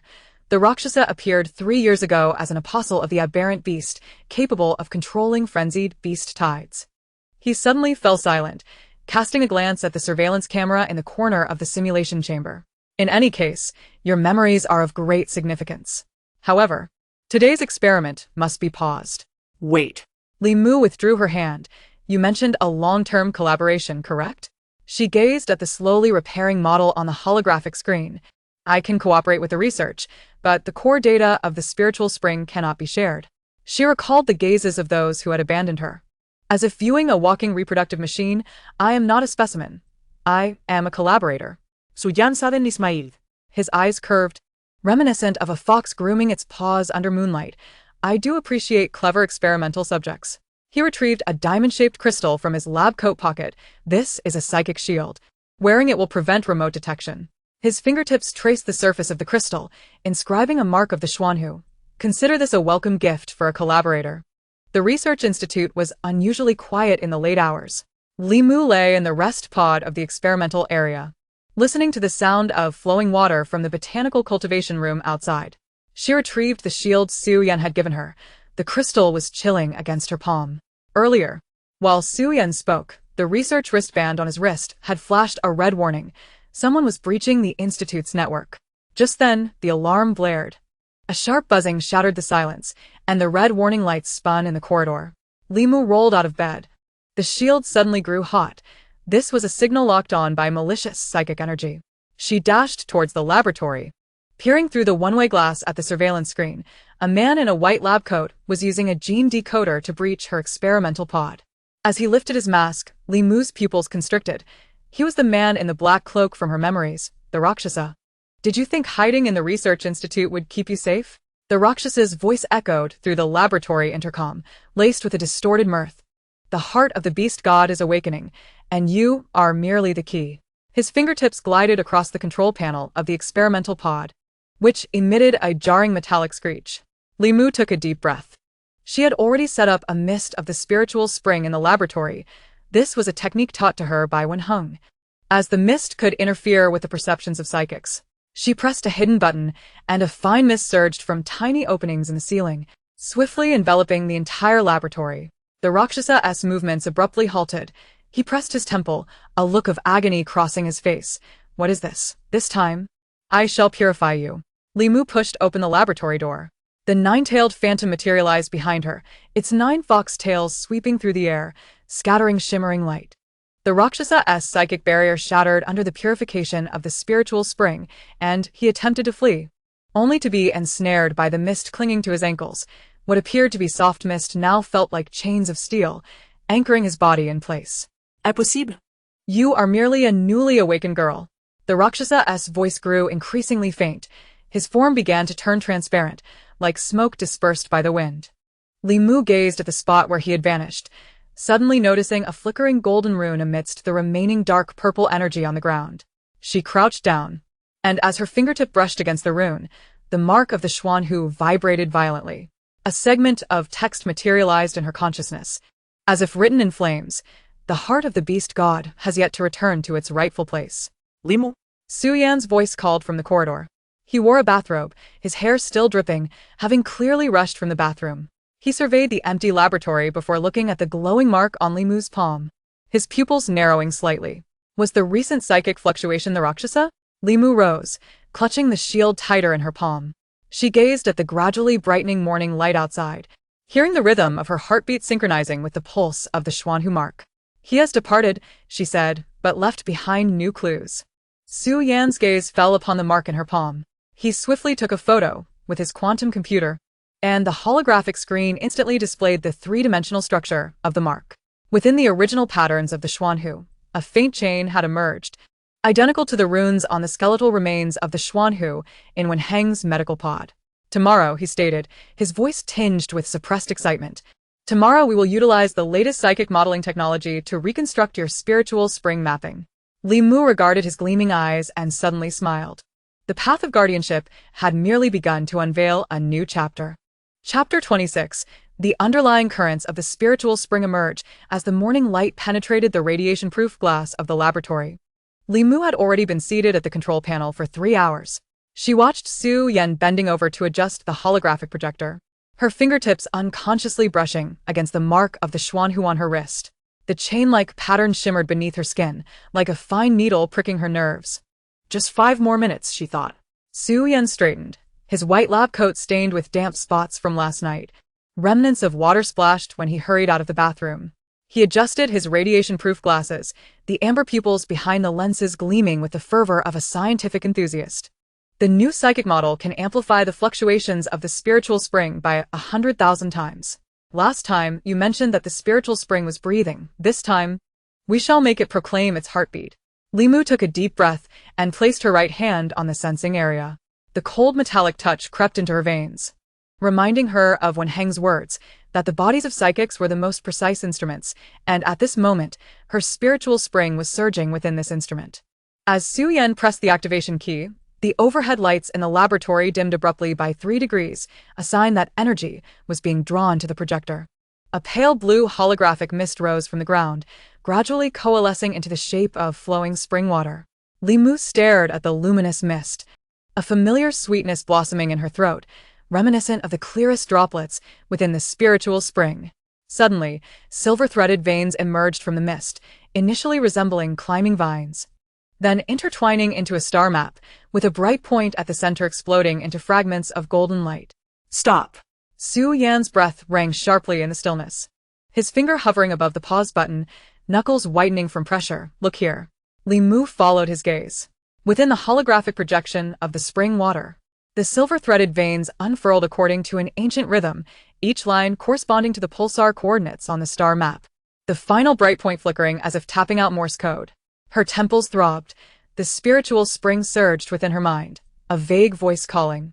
Come, come. Was that her own voice quivering? Was the spiritual spring guiding her direction? Su Yan did not respond. His luminous device suddenly emitted a beeping sound, and the data streams on the holographic screen began to scroll frantically, the usually docile mental model software now behaving like a cat whose tail had been stepped on. Li Mu noticed an unusual flush creeping to the tips of his ears, a distinct sign of his intense emotional turmoil. An unregistered planet at the border. He abruptly seized the luminous device and projected the star map coordinates onto the wall, designated as X73, marked as a dangerous, unknown zone on the Federation star chart. 3 centuries prior, an expedition team had ventured there, and the returned members spoke of the bones of a mythic fox. The laboratory's temperature plummeted. Goosebumps rose on the back of Li Mu's neck, and the mark of the mythic fox suddenly burned with heat, the spectral image of 9 ethereal tails flickering behind her. She recalled the runes inscribed on the skeleton in Wenheng's medical chamber, which nearly aligned with the silvery lines on the current star map. It is calling to me. She heard herself whisper, her voice as light as a sigh, filled with pain yet relentless. Suddenly, Su Yan's hand covered hers, his palm radiating warmth. A stark contrast to the chill of the laboratory. There is still time to stop. But the only response was the blaring alarm of the laboratory. Red warning lights exploded overhead, and the energy field monitor emitted a piercing shriek. Li Mu was pushed back a couple of steps. The hem of Su Yan's white coat brushing against her wrist as he nearly lunged toward the control panel, his fingers dancing over the keyboard like butterflies. The mental fluctuations are abnormal. He gritted his teeth, remnants of the Rakshasa. He had not been completely vanquished. The air thickened with a foul, burnt odor. Li Mu gazed at the shadow coalescing in midair, the outline of the Rakshasa, now even more indistinct than the night before, resembling a crumpled holographic projection. His laughter crackled with static. Little girl, do you think purification can kill me? I have contracted with the heart of the beast god. Silence. Su Yan pressed the final button, and a golden rune array materialized on the laboratory floor. A sealing technique of the Fox clan he had discovered in ancient texts last month. The shadow writhed in agony as the runes burned it, yet it continued to struggle towards the holographic projector, its fingertips nearly grazing the spirit spring star map. Li Mu's mark of the mythic fox suddenly ignited in searing heat. She remembered the golden runes that had appeared before the Rakshasa vanished last night and recalled Wenheng's words that the mythic fox was the messenger guarding the heart of the beast god. As the golden light at her brow flowed to her fingertips, she instinctively raised her hand, golden chains erupting from her palm, ensnaring the Rakshasa's neck with precision. You have touched the spirit spring. She fixed her gaze on the distorted face of the Rakshasa, her voice colder than usual, more than once. The Rakshasa's pupils dilated sharply. His body began to disintegrate, like ash scattered by the wind, yet the corners of his mouth twisted into a sinister smile. In the Guishu, you will understand. The spirit spring is not purification, it is the key. Li Mu completed his sentence. In the instant the chains tightened, the Rakshasa's lingering shadow vanished entirely, leaving only a whisper in the air. Do not let them seal your path. The laboratory fell into silence, once more. Su Yan's white coat was drenched in cold sweat as he leaned against the control panel, gasping for breath. His gaze glued to the holographic projector where the silver lines of the spirit spring star map had become clearer, the brightest point at the end now pulsing steadily. As if confirming something. Data encryption. He suddenly exclaimed, turning to seize the luminous device, setting all experimental records to SSS-level access. So that no one but you and I may view them. Su Yan, I just received news. He interrupted her, his fingers swiftly navigating the luminous device. The upper echelons of the Research Institute are convening an emergency meeting this morning to discuss the restrictions on SSS-level psychics participating in high-risk experiments. When he looked up, the red veins in his eyes resembled a spider's web. They are afraid. Afraid of the secrets of the spirit spring, and even more so, afraid of you. Li Mu approached the window. In the morning light, The dome of the research institute glowed with a cold, white luminescence. Several individuals clad in silver-gray uniforms hurried towards the meeting room, a sign of the high-level special operations team. She touched the mark of the mythic fox on her wrist, still warm from the chains, and thought, if the source of the spirit spring lies in the Guishu, I will accompany you there. Su Yan suddenly stood behind her, his voice soft as if afraid of shattering something, but before midnight tonight, I must persuade them to lift the border restrictions. Otherwise, they will seal the star map coordinates. Li Mu completed his thought, turning to reveal a faint smile. You said last night that the path to guardianship was only just beginning to unfold. Now, it is my turn to turn the page. The spirit spring space was exceptionally tranquil in the deep of night. Li Mu sat cross-legged by the spring, the mist curling around her ankles like a mother's gentle hands. As she closed her eyes, the pathways of the star map suddenly materialized in her mind, more complete and clearer than the laboratory-esque projection. The brightest point now revealing a name, Guishu. Guishu, she whispered, as faint golden characters emerged from the mist, the home of the mythic fox, the heart of the beast god. Suddenly, the starry sky outside brightened. Li Mu opened her eyes to see several beams of bright light cutting through the direction of the research institute, the flying vessels of the high-level special operations team. She retrieved the luminous device hidden in her sleeve. The star map coordinates had already synchronized to her private terminal. How many will oppose at tomorrow's meeting? Can Su Yan convince them? These questions spun in her mind twice before being subdued by the gentle murmur of the spirit spring. Li Mu gazed at the starry sky, her fingertips gliding over the coordinates on the luminous device, her resolve shining brighter than the starlight. She knew that some doors must be pushed open by oneself. Chapter 27. The Journey to Guishu.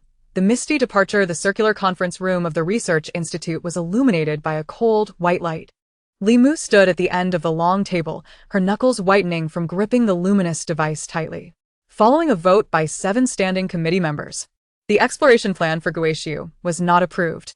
The gray-furred elder of the Fox clan presiding over the meeting adjusted his glasses. The opposing votes on the holographic screen piercing Li Mu's heart like needles. SSS psychics are treasures of the Federation and cannot be risked for the uncertain source of the spirit spring. The hem of Su Yan's white coat was crumpled in his grip, the redness around his eyes from last night still tinged with green, but the star map indicates that the pulse frequency of the spirit spring is accelerating. Further delay could potentially trigger a mental chaos? Another silver-haired elder scoffed, or perhaps allow certain individuals to seize powers they should not possess. His gaze swept over Li Mu's wrist, where the mark of the mythic fox faintly glimmered. Do not forget the incident with the Rakshas's mental chains 3 days ago. Li Mu suddenly spoke, her voice as clear as the water of the spirit spring. What if the source of the spirit spring concerns the entire mental power system of the Federation? She stepped forward, the mark of the mythic fox on her wrist radiating warm light. Have you seen the level of mental decay in the wild beasts I purified? It is 30% worse than last month. The conference room fell into a heavy silence. Su Yan subtly tugged at her sleeve, his palm clammy with sweat. Li Mu understood his fears. 3 days ago, the Rakshas's chains not only attacked her but also penetrated the Research Institute's mental defense net, raising the upper echelon's vigilance against uncontrollable variables. Shao Mu, Su Yan's voice quivered, at least wait until I finish the final adjustments to the mental power amplifier. Wait? Li Mu turned to look at him, the morning light filtering through the glass onto her eyelashes. Wait until the star map coordinates are completely locked. Wait until the Federation's mental reserves evaporate another 5%? She retrieved the luminous device, the silver lines of the star map swirling between them. Last night the spirit spring space told me that Guishu is the home of the mythic fox, the heart of the beast god. This is not a risk. It is a necessity. Su Yan's throat moved. He gazed at the light flickering in Li Mu's eyes and suddenly recalled the first time he met her, curled up in the Research Institute's garbage station. Using her mental power to soothe an injured little fox, her detection device alarmingly registering SSS, an unprecedented SSS. Clang. The sound of metal doors being kicked open startled everyone into looking up. Pei stood at the door, clad in the dark patterned black armor of the Eagle clan, the golden eagle insignia on his shoulder gleaming coldly in the light. He scanned the assembly of high-ranking officials before finally fixing his gaze on Li Mu, emergency secret order from the Federation Council. He raised his hand, and a holographic projection unfolded, the Federation emblem at the top shimmering with golden light. In light of the potential impact of the Guishu incident on the interstellar balance of mental power, the Eagle Clan is specially authorized to ensure the safety of this exploration mission. Commander Pei, this is overstepping your authority. The gray-furred elder slammed the table. The Research Institute's projects do not fall under military jurisdiction. It does now, Pei interrupted, rapping his knuckles against the edge of the projection's red annotation. 3 days ago, during the Rakshasa organization's assault on the Research Institute, whose defense system collapsed first. His voice resembled the sound of an eagle's beak scraping against metal. What the Federation required now was not bickering, but individuals capable of resolving issues. Li Mu fixated on Pei Yi's eyes.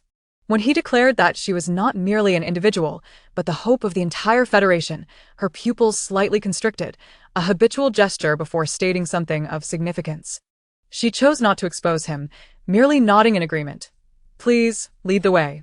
The boarding passage of the Tsangi gleamed with an ethereal blue light. Suyan. Clutching a box filled with experimental equipment, glared at Pei Yi's back. Gritting his teeth, did he already know about the connection between the return and the heart of the beast god? Before the jump, Pei Yi did not look back. The sound of his military boots resonated rhythmically on the metal deck. The Eagle Clan Starship Detection Network was far more acute than that of the Research Institute. Li Mu brushed her fingers against the Lingquan bottle at her waist, feeling the cool touch of the spring water through the fabric. She noticed that Pei Yi's tactical bracelet was illuminated, an indication of receiving encrypted information. Jump preparation complete, announced the mechanical voice from the bridge. As Li Mu was pushed into the acceleration seat, the stars outside the star window suddenly warped into streaks of light. Su Yan's light brain emitted an alarm, and the star map on the holographic screen became entangled with silver lines. Navigation system interference. Energy fluctuations resemble a psychic storm. All personnel, pay attention. Pei Yi's voice thundered through the ship's broadcast, activating first-level combat mode. The alarm's crimson light pierced Li Mu's eyes. Suddenly, the communication channel crackled with static, followed by a familiar female voice, sweet yet venomous. Purifier, welcome to the return. Lome. Li Mu's nails dug into her palm. 3 months prior, it had been this woman who, accompanied by the Rakshasa organization, had attacked the orphanage where she resided, attempting to extract her fertility with psychic chains. Lock onto the sound source. Pei Yi's fingers danced across the control panel, deploying the interception net of the Tsangi. Li Mu closed her eyes, and the Lingquan surged from the mark on her wrist, coalescing into a faint golden mist within the cabin. She could feel Lan Mei's psychic energy piercing through like countless needles, colliding against the mist wall with a crisp crackling sound. Your barrier won't hold for long. Lan Mei's laughter carried a twisted delight. Once I obtain the heart of the beast god, the entire Federation will kneel before me. Boom. The roar of the ship's main cannon interrupted her words. Pei Yi's voice mixed with the electrical static. Tsangi, Eagle Feather Array, fire at will. Li Mu opened her eyes as the mist outside the star window was shattered, revealing a breach. Through that gap, she beheld a star field never before charted. A dark purple nebula encircling a grayish planet, with black stone towers faintly piercing through the clouds above its surface. Su Yan's light brain had fallen to the ground. It was impossible. There was no record of this in the star map. The return has arrived. Pei Yi's voice lowered, as if confirming something, preparing for landing. Li Mu reached for the Xuanhu pendant around her neck, which suddenly heated up. Through the porthole, the grayish planet slowly rotated, and within the shadows of the stone towers, it seemed a pair of golden eyes opened amidst the mist. Chapter 28. The ruins of the Return's temple emerges as the starship's hatch cracked open. A gust of wind carrying the scent of rust and grit rushed in. Li Mu was half protected by Pei Yi's side, the moment his military boots touched the ground. The Xuanhu mark on the back of her neck felt slightly warm, an instinctive response of her spiritual entity to the unfamiliar energy field. Temperature 17. Oxygen level 12. Su Yan's light brain projected a pale blue data screen in his palm as he bent down to pick up a sharply angular black crystal, his knuckles turning white from the cold. The frequency of this crystal's psychic energy matches the fluctuation in your Lingquan bottle by 87. Li Mu crouched. And as her fingertips brushed the surface of the crystal, warmth surged through her nerves, traveling up her spine. Her pupils constricted. This temperature was identical to the warm porridge the old woman from the orphanage had given her in the alley behind the orphanage when she huddled in a cardboard box. The old woman feeding her with a coarse cloth-wrapped pottery bowl, saying, "Poor little one, warm your stomach." But the old woman had been pushed off a starship by Lan Mei's people 3 months ago. Mumu. Su Yan's voice carried concern. She returned to herself, noticing faint golden patterns seeping from the crystal surface, reminiscent of veins of leaves soaked in spring water. Perhaps her fingertips trembled. The link wand did not suddenly appear. Pei's tactical goggles flickered with red light, and he tugged at their protective suits. A sandstorm is approaching. No sooner had he spoken than gray clouds began to roil in the distance, gravel pelting against their protective visors with a crackling sound. Li Mu was dragged along by Pei, catching a glimpse of Su Yan stumbling with the equipment, his fox-eared hairpin fluttering wildly in the wind and sand, something he often described as the warm decoration provided by the research institute. Yet now it resembled a fox soaked in a downpour. Once the storm subsided, the three of them stood before a massive stone door half buried in the earth. The carvings on the lintel had been worn down by time, yet 9 fluffy fox tails could still be discerned, each tuft intricately etched with fragments of star maps. In the center of the door lay an egg-sized stone, emanating the same faint golden hue as Li Mu's Lingquan bottle. Suddenly, Su Yan's light brain emitted a buzzing sound, and a line of ancient beast language appeared on the holographic screen. Purifier. Initiate. The cycle begins. He abruptly looked up, his goggles still speckled with sand. The Federation's ancient texts had mentioned that the Temple of the Return only acknowledged those who resonated with the Xuanhu. Li Mu's feet moved forward uncontrollably. She reached out to touch the Lingquan stone at the center of the door. As her fingertip made contact, the entire stone door resonated with a bell-like tremor. The 9-tailed carvings emerged from the muted stone patterns, each tail shimmering with a lifelike radiance. And the sound of massive stones grinding echoed as the door truly began to open. Professor Su, did you just say purifier? Pei Yi's hand remained firmly on his particle gun at his waist, his tactical goggles scanning the darkness within the door. Was it related to the orphanage attack 3 months ago? Su Yan did not respond. He gazed at Li Mu's silhouette, his throat tightening. The tips of her hair glimmered with a faint silver light. A trait only high-level psychic beings possessed, yet 3 months ago, she had merely been an orphan rummaging through food boxes on a garbage planet. The temple's interior was brighter than anticipated. The dome was embedded with countless luminous pearls, and the floor was laid with azure stone slabs inscribed with incantations. The deeper Li Mu ventured, the faster her heart raced, as though an invisible thread was tugging at her psychic energy. Upon reaching the central altar, her breath nearly ceased. A half-rhombus shard floated above it, its surface swirling with light reminiscent of the galaxy. The fragment of the heart of the beast god. Su Yan's voice came from behind, quivering with barely contained emotion. According to Federation history, when the beast god fell, its heart shattered into 7 pieces, each capable of reshaping the ecosystem of a star system. Li Mu raised her hand. As her fingertip approached the shard, the Xuanhu mark suddenly burned. Fragments of images flashed before her eyes, a silver-white 9-tailed Xuanhu standing amidst the nebula, cradling flowing spring water beneath its claws, the anthropomorphic beast god caressing the fox's head. Proclaiming that this was the bridge connecting all spirits, then came blood, flames, and the severed tips of the Xuanhu's tails. The Lingquan was not merely a vessel. She covered her mouth, tears uncontrollably streaming down her cheeks. It was a bond, the bond between me and the beast god, and all life. Mumu. Su Yan suddenly lunged forward, grasping her wrist. The shard is absorbing your psychic energy. But Li Mu felt no danger.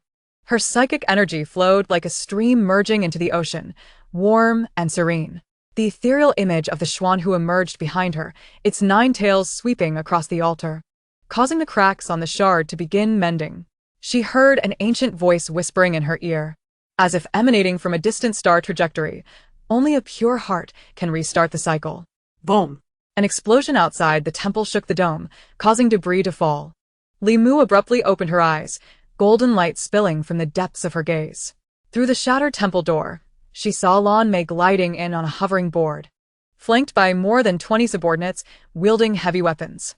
Lan Mei's silver hair shimmered with an eerie glow, a side effect of the psychic enhancement agent she had injected. She licked her lips. Poor little one. Last time I couldn't extract your fertility. This time, I will take the heart of the beast god as well. Pei Yi had already drawn his particle gun, his tactical goggles locking onto the 3 most dangerous targets. Su Yan, take her back. No. Li Mu pressed down on Su Yan's hand that was attempting to pull her away. She rose to her feet. the spring of spirit surging forth from the mark on her wrist, coalescing into a golden mist that enveloped her. The ethereal tail of the dark fox flicked across the ground, causing the engraved azure stones to emit a faint light, indicating that the seal of the temple was loosening. Blue May's pupils constricted sharply. This time, Li Mu's voice was soft yet resonated with the urgency of a starship alarm striking metal. I am not prey. She raised her hand, and the golden mist surged violently, toppling Blue May's subordinates to the ground. Suddenly, Su Yan's light brain emitted a brief alert. He lowered his gaze to check, his expression shifting as he received a coded message from the capital star, marked from the abandoned medical station B13, containing only a single phrase: the mother plant of the spirit spring lies dormant here.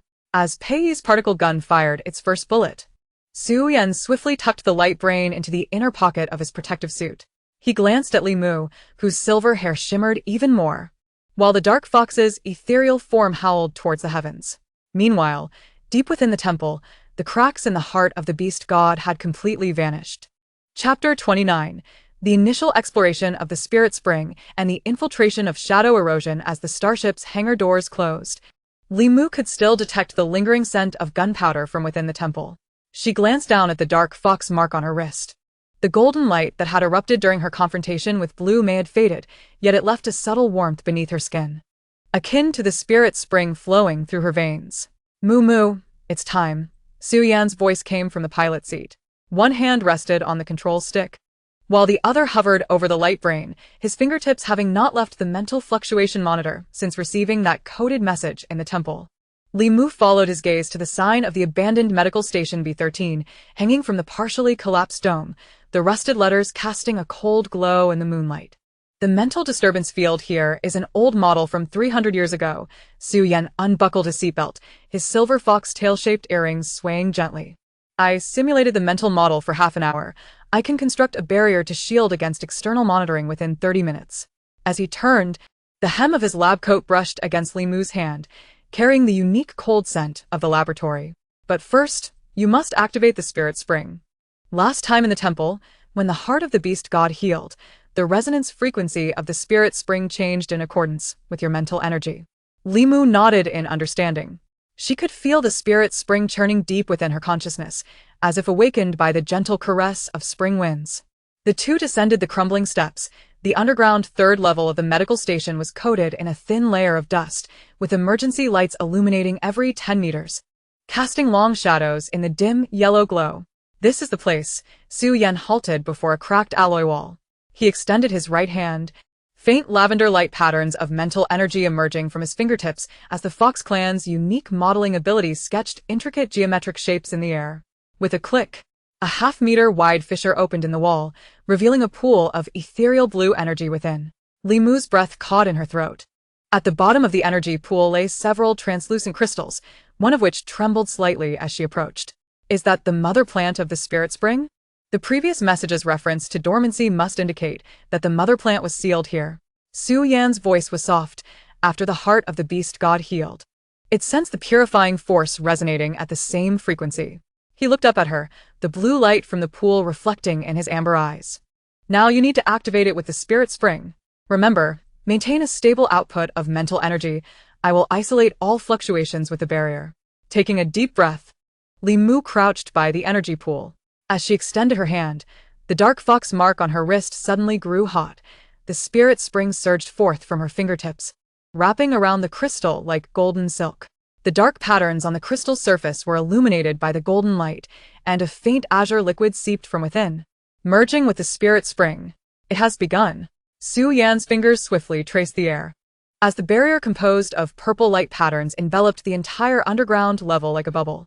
Sweat beaded on his brow as he focused intently on constructing an SSS-level mental barrier, a feat even the most elite researchers of the Fox clan would need to concentrate on fully. Li Mu closed her eyes. Within her consciousness, the spirit spring manifested as a small lake. She dipped the stalk of silver leaf grass into the water. The grass, originally silver-white, gradually darkened as if sprinkled with gold dust. She could see the energy of the spirit spring flowing along the veins of the leaves, washing away impurities and depositing tiny luminous particles in the spaces between the cells. 3 hours and 17 minutes, Su Yan's voice drifted from afar. Mental energy consumption rate at 18, spirit spring activity elevated to 62. When Limu opened her eyes, the leaves of the silver leaf grass had transformed completely into a golden white hue, each tip glistening with a dewdrop. Gently, she plucked a leaf and brought it to her nose, inhaling not the usual bitterness of ordinary silver leaf grass, but a refreshing scent reminiscent of morning dew and pine needles, evoking the comforting warmth of sun-dried blankets. It was successful, she whispered, a smile blooming at the corners of her eyes. This was the first time she had actively cultivated a spirit plant with a clear healing effect using the spirit spring, feeling more distinctly that her ability was not merely a vessel, but a bridge. Suddenly, hurried footsteps echoed from the staircase above. Li Mu and Su Yan turned simultaneously to see Luo Yin, clad in a lab coat stained with spirit plant juices, rushing down. Her fox fur headband askew in her hair. "Chief Su. Miss Li," she exclaimed, holding up the light brain. Its screen displaying the brainwave patterns of several soldiers whose mental states had collapsed. "I heard you cultivated a spirit grass that can soothe the mind. These soldiers are survivors from the Star Ring battle 2 days ago. Their mental seas have been tainted by the frenzied factors of the alien beasts. And the Federation Medical Department has already given up on treatment. Bring them in." Li Mu interrupted her urgency, gently brushing her fingertips over the silver leaf grass. "Let's try it now." Luo Yin's eyes lit up. She snapped her fingers, and 4 soldiers clad in medical protective gear entered, bearing stretchers.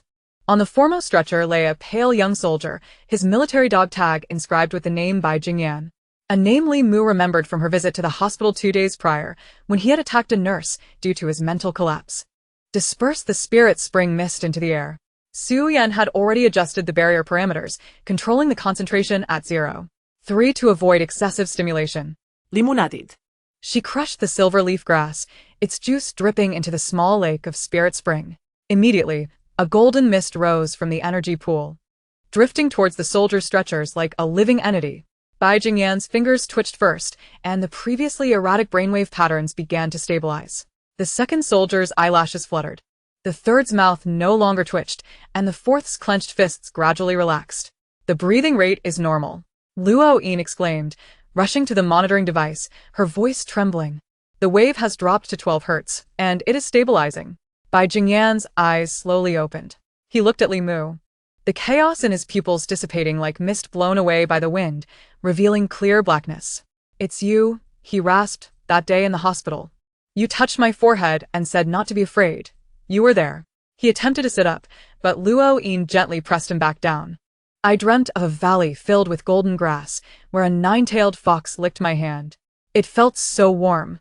Li Mu's nose tingled with emotion. She knelt beside him, grasping his bandaged hand. That was not a dream. Her thumb gently traced the scar on the back of his hand. "From now on, dreams like that will always be there." Suddenly, Su Yan's monitoring device emitted a shrill beep. He jerked his head up, the purple light patterns exploding from his fingertips. "There are external mental fluctuations." A chill crept down Li Mu's neck. She rose to her feet, the ethereal dark fox appearing behind her, its 9 tails unfurling like flames. The mist of the spirit spring constricted suddenly, coalescing into a golden wall at the edge of the space. "Who?" Her voice was soft yet rang out like an alarm. The air shimmered with subtle distortions. A woman clad in a dark purple bodysuit materialized from the void, a silver eye patch covering her left eye, with a centipede-like scar marring the right side of her face. Her mental energy waves were reminiscent of a decaying swamp, interspersed with piercing shrieks indicative of the unique mental erosion abilities of shadow erosion. "Shadow erosion, Ina." The woman tugged at the corner of her mouth, her voice resembling rusty gears. "The Federal Intelligence Network labeled you merely a pitiable purifier, but it seems they were mistaken." Her fingertips emitted strands of black psychic energy. Yet no barrier could withstand the infiltration of the shadow erosion. The moment the strands touched the golden mist, a sudden crackling sound erupted. Ayane's expression changed dramatically. Her psychic strands melted away at a visible pace, as if they were ice being scorched by fire. "What is this? My erosion technique has failed." Li Mu offered no reply. She could sense the spiritual spring bubbling beneath her feet, the mark of the mysterious fox climbing up her arm and branding her skin with golden runes. The runes darted towards the walls of the space, forming a colossal ceiling array. Ayane's feet became ensnared in the mist, as though she were stepping into viscous glue, each movement demanding immense effort. "Who are you?" Ina gritted her teeth, her other hand reaching for the miniature particle gun at her waist. Who I am is inconsequential. Li Mu stepped forward, the ethereal tail of the mysterious fox coiling around her wrist. What mattered was her gaze fixed upon the black blood seeping from beneath Ina's eye mask, a sign of psychic backlash. You have miscalculated. Bang! The moment the safety of the particle gun was disengaged, it was pinned against the wall by a silver eagle feather. Pei Yi leapt down from the stairs, the tactical visor gleaming coldly, the eagle emblem on his shoulder epaulette shining sharply in the light. An agent of shadow erosion, brandishing a weapon on federal territory? His voice was as frosty as frozen metal. You should consider yourself fortunate for my timely arrival, otherwise her spiritual spring could have purified your very soul into blank parchment. Ina's face turned ashen. Pei Yi's hand pressed against the nerve node at the back of her neck, effortlessly lifting her as one would a struggling cat. His aide rushed in from outside, binding Ina's hands and feet with energy restraint straps. Search her. Pi'yi command et terseli. The aide retrieved a miniature light brain from Ina's inner pocket. Suyen took it, swiftly cracking the encryption, revealing a series of encrypted communication records on the screen. The last sender's identification caused Pei Yi's pupils to constrict. It bore the unique fluttering symbol of the Eagle clan's military, time-stamped 3 hours prior. It appears. Pei Yi's thumb rubbed the edge of the tactical visor, his voice grave as the clouds before a storm. Our internal issues are more severe than anticipated. Li Mu gazed out at the brightening horizon. Morning light streamed through the shattered glass, illuminating the small lake of spiritual spring, the golden-white silverleaf grass trembling in the wind. She crouched down, intending to collect the dew from the grass blades into a jade vial, but suddenly halted. The topmost leaf revealed a faint silver pattern along its veins, resembling another curled foxtail. Her fingertips grazed the pattern gently. The ethereal fox behind her emitted a low murmur, tinged with curiosity and perhaps anticipation. Mumu. Su Yan's voice called from behind. Li Mu quickly withdrew her hand, carefully placing the silverleaf grass back into the spiritual spring. When she turned, the unusual hue in her eyes had been concealed. It's nothing. I merely feel that today a spiritual spring seems more vibrant. Pei Yi's gaze lingered on her face for 2 seconds, but he said nothing further. As he escorted Ina onto the hovering vehicle, he turned back to smile at Li Mu, a fleeting softness in his eagle-like eyes. Rest assured, I will not let anyone who dares to target you go unpunished. Li Mu stood at the entrance of the medical station, watching the tail lights of the hovering vehicle vanish into the morning mist. She brushed her wrist, where the mark of the mysterious fox resided, feeling the spiritual spring gently churning in her consciousness, as if responding to something. The top leaf of the silverleaf grass slowly unfolded into a complete shape, the faint silver pattern stretching with her movements. Chapter 30. Anomalous changes in spiritual plants and the sealing rift before the morning mist had dissipated. Li Mu was already crouching by the spiritual spring. This had become her habit. Ever since the awakening of the spatial spiritual spring, inspecting the state of the spiritual plants before dawn had become as natural as breathing. The jade vial rested by her feet, still cool from the night dew. As her fingertip was about to touch the calming herb, it instinctively recoiled as if scalded. The pattern on the grass leaf had changed. What had been a mere hint of a silver foxtail yesterday was now clearly expanded into 2 overlapping foxtails, shimmering with a mother-of-pearl sheen in the morning mist. Li Mu held her breath, leaning closer, able to see the subtle glow flowing beneath the silver-white leaf, as if some creature were swimming within its veins. Tentatively, she released a strand of psychic energy, the moment her fingertip brushed the grass tip. The faint glow surged along her spiritual awareness. Hiss! She gasped, the mark of the mysterious fox on her lower back burning fiercely. Miss Li! A hurried footfall sounded behind her. Luo Yin burst into the spiritual spring space, cradling a holographic projector, her hair still dusted with the stardust of the laboratory. This Fox Clan plant researcher was known for her composure, yet her eyes behind the lenses sparkled with astonishing brightness. I detected an anomaly in the spiritual wave frequency of the spiritual spring. It's the calming herb. Following Li Mu's gaze, her voice abruptly faltered. Goodness, that pattern. Li Mu's psychic energy lingered within the grass leaf. The faint glow ceased its chaotic movement, instead affectionately rubbing against her spiritual awareness, imbued with a vague sense of expectation. She heard her own voice tremble. It seems to be able to sense me. This is impossible. Luo Yin's fingers hovered near the grass leaf, but she suddenly recalled something, retracting her hand to retrieve protective gloves from her pocket. Regardless of how strong the spiritual fluctuations of the plant, it was merely an instinctive response, unless her Adam's apple moved, unless a high-level psychic force had previously infused it. Suyan. Li Mu suddenly called out. The man in the white lab coat appeared almost immediately in response. His hair dripped with condensation from the laboratory, clearly having teleported directly after receiving Luo Yin's communication. He adjusted his frameless glasses, the characteristic flick of his Fox clan eyes sharp. Allow me to see. The moment the light mist enveloped the calming herb, the alarms in the laboratory erupted. The sealing array is fluctuating. A red warning flashed in Luo Yin's holographic projection. The golden runes beginning to darken to a deep crimson, the energy loss occurring at 3 times the previous rate.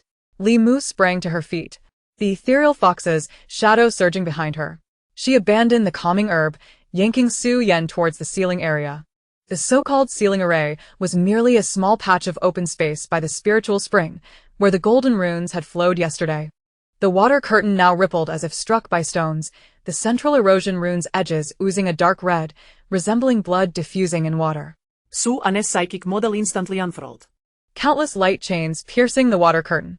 Beads of sweat formed on his forehead. It's not the interference frequency of that woman from shadow erosion. The resonance waves of the spiritual spring itself have overlapped. He turned to Li Mu. The spiritual spring is actively responding to some external signal. An external signal? Li Mu's nails dug into her palm. She could feel the spiritual spring surging within her consciousness, as if something were battering against the barrier of her spiritual sea. The ethereal fox suddenly emitted a clear, melodious cry, its tail sweeping across the sealing array, momentarily calming the water curtain's fluctuations. It is stabilizing the seal. Su Yan's eyes lit up. Your spiritual entity is aiding you. Li Mu offered no response. She closed her eyes, willingly immersing herself in the core of the spiritual spring. In the darkness, starlight suddenly exploded. She beheld a 9-tailed mysterious fox standing amidst the star trails, each hair shimmering with the light of the galaxy. Its mouth moved, but no sound emerged, yet Li Mu understood. It was a language etched deep within her soul, akin to a mother's lullaby. Like the tremor of wind passing through bone. Return, return, my child. Who are you? She blurted out. The mysterious fox's eyes suddenly locked onto hers. They were identical to the eyes of the ethereal fox within her spiritual sea, golden pupils swirling with the light of millennia. It raised a paw, gently pressing against her heart, and Li Mu's spiritual sea trembled violently, all fragments of memory surging forth, the cold of being abandoned on a garbage star, the searing pain of awakening the spiritual spring for the first time, and the fleeting sense of familiarity when the patterns of the silverleaf grass expanded last night. Bang! The tremor in reality yanked her back. Li Mu stumbled, bracing herself against the stone table, her forehead slick with cold sweat. Luo Yin firmly grasped her wrist, exclaiming, You fainted suddenly. What is the matter? Li Mu touched her heart, where the warmth reminiscent of the mark left by the mysterious fox still lingered. It seemed she had glimpsed something. She turned her gaze towards Su Yan and inquired, Is the spiritual spring related to some ancient entity? Su Yan's mental model hovered in midair as he contemplated the deep crimson that re-emerged in the water curtain. The federal documents record that in ancient times, the Xuanhu tribe guarded the interstellar spiritual veins. Perhaps your spiritual entity is a form of inheritance? Commander. A hurried communication interrupted them. Pei's image materialized in the air. Tactical goggles pushed up to his forehead, the eagle insignia on his shoulder adorned with traces of starship oil. The communication records from Ina have been decrypted. His voice was as heavy as a ballast stone, revealing that the last message had come from a third-rank advisor of the Eagle clan, whose office was located in the Central Star Zone, with coordinates already sent to Xiaobai. Xiaobai? Li Mu was taken aback. He is the soldier you healed last time, Pei added, his tone softening. He is now part of the Dark Guard reserves and possesses commendable stealth abilities. In the holographic projection, the cold light of a metallic interrogation room flashed behind him. Ina is bound to an energy chair, her gaze sharp as poisoned needles. I instructed him to search the advisor's residence for evidence. Mu, how is the situation on your end? The seal is rather unstable, Li Mu replied honestly. Pei's fingers tapped on the table. I will handle things here as quickly as possible and then come to you. Remember, regardless of what changes occur with the spiritual spring, prioritize your safety. Just as the image faded, he added, If you dare to take risks, I shall bind you to the starship cockpit with eagle feathers. Limu couldn't help but chuckle at his straightforwardness, but just as the smile reached her lips, the spiritual spring space suddenly trembled violently. Boom. The ornaments on the stone table crashed to the ground as Luo Yin staggered, grabbing Su Yan's arm. A faint scent of sulfur suddenly filled the air, reminiscent of some ancient geothermal activity. Limu's gaze fixated on the seal array, where the dark red runes were disintegrating, golden patterns appearing to be torn by an invisible hand, each crack oozing black mist. Limu. Luo Yin screamed. The seal is about to break. The phantom of the Xuanhu had fully materialized. 9 tails swept through the space, attempting to stabilize the disintegrating runes, yet the black mist evaded the tails as if alive, frantically eroding the golden patterns. She could distinctly sense the agitation deep within the spiritual spring, the call she had perceived the night before now nearly piercing her eardrums. Wait. She suddenly held her breath. Beneath the water surface, a blurred silhouette began to emerge.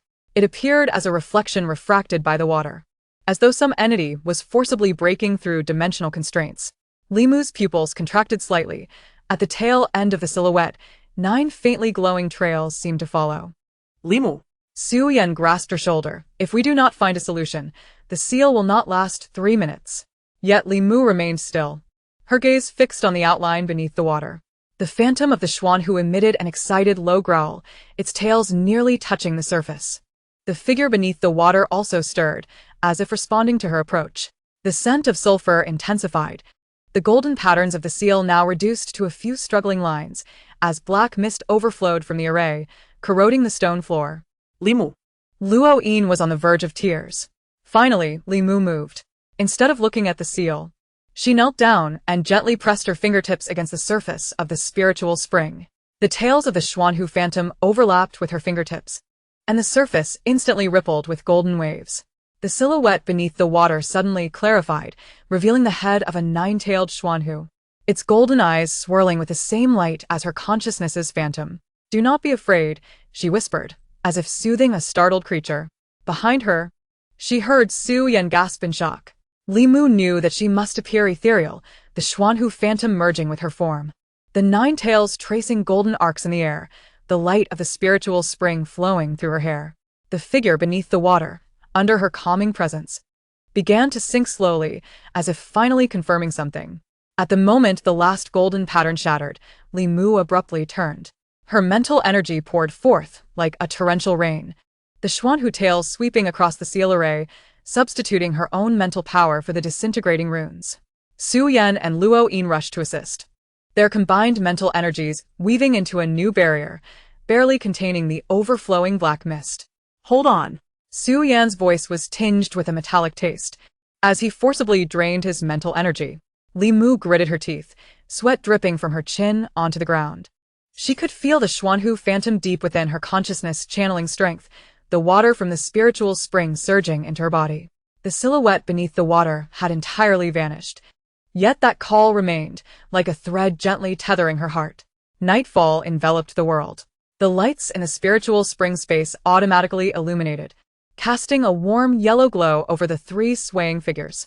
Luo Yin was the first to succumb, collapsing to the ground, Su Yan's mental model shattered into specks of light. Blood seeping between his fingers as he clutched his nose, Limu's Xuanhu phantom faded, yet her eyes remained wide open, fixated on the surface of the spiritual spring, where something seemed to stir once more. Limu. Su Yan called weakly. Limu did not respond. She gazed at the surface, a sudden smile breaking forth, one that had rarely graced her face since becoming a wanderer, almost childlike in its innocence. She heard herself say, "It is waiting for me." Waiting for what? She did not utter the words. Yet the mark of the Xuanhu on her wrist burned with intensity, and the spiritual spring within her consciousness rejoiced, as if echoing her unspoken sentiment. Meanwhile, in the central star zone, Xiao Bai crouched atop the 3rd-rank advisor's rooftop. He retrieved the miniature detector given by Pei Yi. Under the moonlight, the red light of the detector began flashing erratically. In the attic, a frequency identical to INA's communication records pulsed with energy. Simultaneously, the imprisoned Ina suddenly lifted her head, staring at the one-way glass of the interrogation room, her lips twisting into a distorted smile. "They have arrived," she murmured softly. Meanwhile, by the spiritual spring, Li Mu slowly raised her hand, her fingertips hovering half an inch above the water's surface. The tails of the Xuanhu phantom intertwined with her fingers, casting 9 overlapping shadows in the moonlight. Beneath the water, the outline of that figure emerged once more. Chapter 31. Whispers of the Xuanhu and Awakening of the Spiritual Veins. The moonlight by the spiritual spring was fragmented by the mist, and Li Mu's fingertips, suspended above the water's surface, trembled slightly. Su Yan's voice of caution came from behind her, rasping from the strain of his mental energy. Li Mu, the energy fluctuations deep within the spring are still unstable. You must not go down now. She did not turn back. The searing sensation of the Xuanhu mark on her wrist coursed through her veins, synchronizing with the rhythm of her heartbeat, while the waves of the spiritual spring surged in resonance. The voice that had called to her for 3 days and nights was now clear, as if it were whispering directly into her ear. Come. I must ascend. Li Mu spoke softly, her voice carrying a conviction that surprised even herself. She recalled the little kitten she had found at the entrance of the dilapidated alley. Bloodied by wild dogs, yet still nuzzling her palm with its damp little head, she remembered Xiaobai, who had fallen into a coma 3 days ago. Clutching her clothing and murmuring, "Sister, do not leave," she recalled the first ripples of the spiritual spring in her consciousness. A sense of belonging, as if she had finally found home. The tail of the Xuanhu phantom gently brushed against her nape, as if urging her onward. Taking a deep breath, Li Mu's toes broke the surface of the water. The coolness enveloped her, mingling with the sweet fragrance of grass and wood, instantly enveloping her entire being. She sank deeper. The light in her vision shattered into fragments by the water's waves until she reached the warm golden mist at the depths of the spiritual spring. Within the mist, the 9-tailed Xuanhu sat gracefully in midair, its tails cascading like waterfalls, each tip sparkling with starlight akin to the Milky Way. Its amber eyes resembled ancient amber, and as they met Li Mu's gaze, she heard a soft click within her chest, akin to an ancient door being gently pushed open. You are my final inheritor. The voice of the Xuanhu resonated like a mountain spring, imbued with the clarity of time's passage. The spiritual spring is a part of your bloodline. Should you fail to grasp it, it shall consume you. Li Mu opened her mouth, intending to question why it was her. Why an abandoned orphan was deemed worthy of inheritance. However, as Xuanhu's gaze fell upon the mark on her wrist, those inquiries suddenly seemed superfluous. Memories surged forth, being cast into the garbage compartment of the starship, where the light of the spiritual spring first flickered to life in her consciousness. Curled up and trembling in the abandoned medical bay, when the waters of the spring surged forth to heal her wounds, it became clear that she had not awakened the spiritual spring by mere chance. Rather, it had awaited her for 17 years. Xuanhu's figure began to fade, and 9 tails transformed into golden chains that coiled around Li Mu's wrist. Remember, the power of the spiritual spring stems from empathy, not control. As the last beam of golden light entered her forehead, Li Mu felt a resonant tremor deep within her consciousness, akin to the tolling of a bell. With a splash, the surface of the spiritual spring erupted, and as Su Yan fished her out, a faint golden mark resembling the tip of Xuanhu's tail appeared on her forehead. Before she could process their previous conversation, a sudden scream pierced her ears. The sealing array. Look at the sealing array. Li Mu jerked her head up. The sealing array, once swirling with ethereal blue runes, was visibly collapsing, dark mist surging forth from the cracks, entangling the air like a living entity. Standing before them was Aina, not in flesh, but as a projection of her spiritual essence. Her pupils glowed with an eerie violet hue, and a grin stretched from ear to ear. Thank you for unlocking the final lock. She synchronized the spatial fluctuations of the spiritual spring using a mental erosion technique. In an instant, Su Yan's mental model reconfigured, only to see Ina's projection suddenly transform into black mist and slip into the fissures of the sealing array. In the next moment, alarms blared from the Central Star District's interrogation room. The real Ina was breaking free, stepping over the shattered energy locks, escaping through a human-shaped hole in the bulletproof glass. She's running, Luo Yin exclaimed, gripping the stone bricks by the spiritual spring. We must activate the level 3 defense grid immediately, or next time it won't just be her. Li Mu interrupted. The mark on her forehead suddenly felt hot, and she could distinctly sense the energy within the spiritual spring swirling chaotically.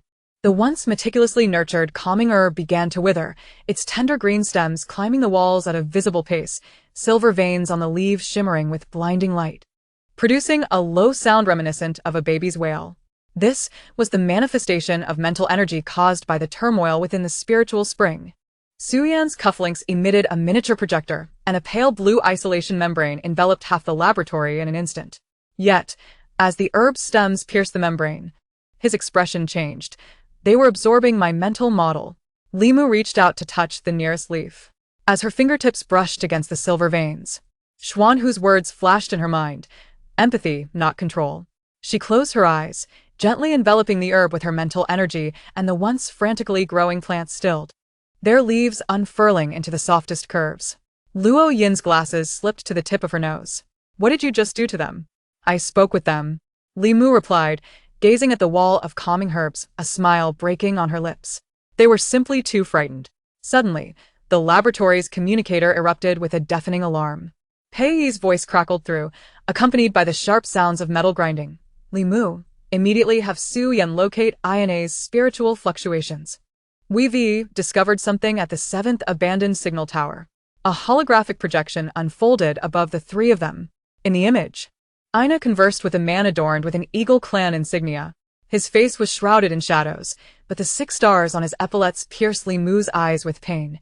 Only Eagle Clan generals bore such insignia. The purification ability of the spiritual spring exceeded expectations and must be contained before she fully mastered it.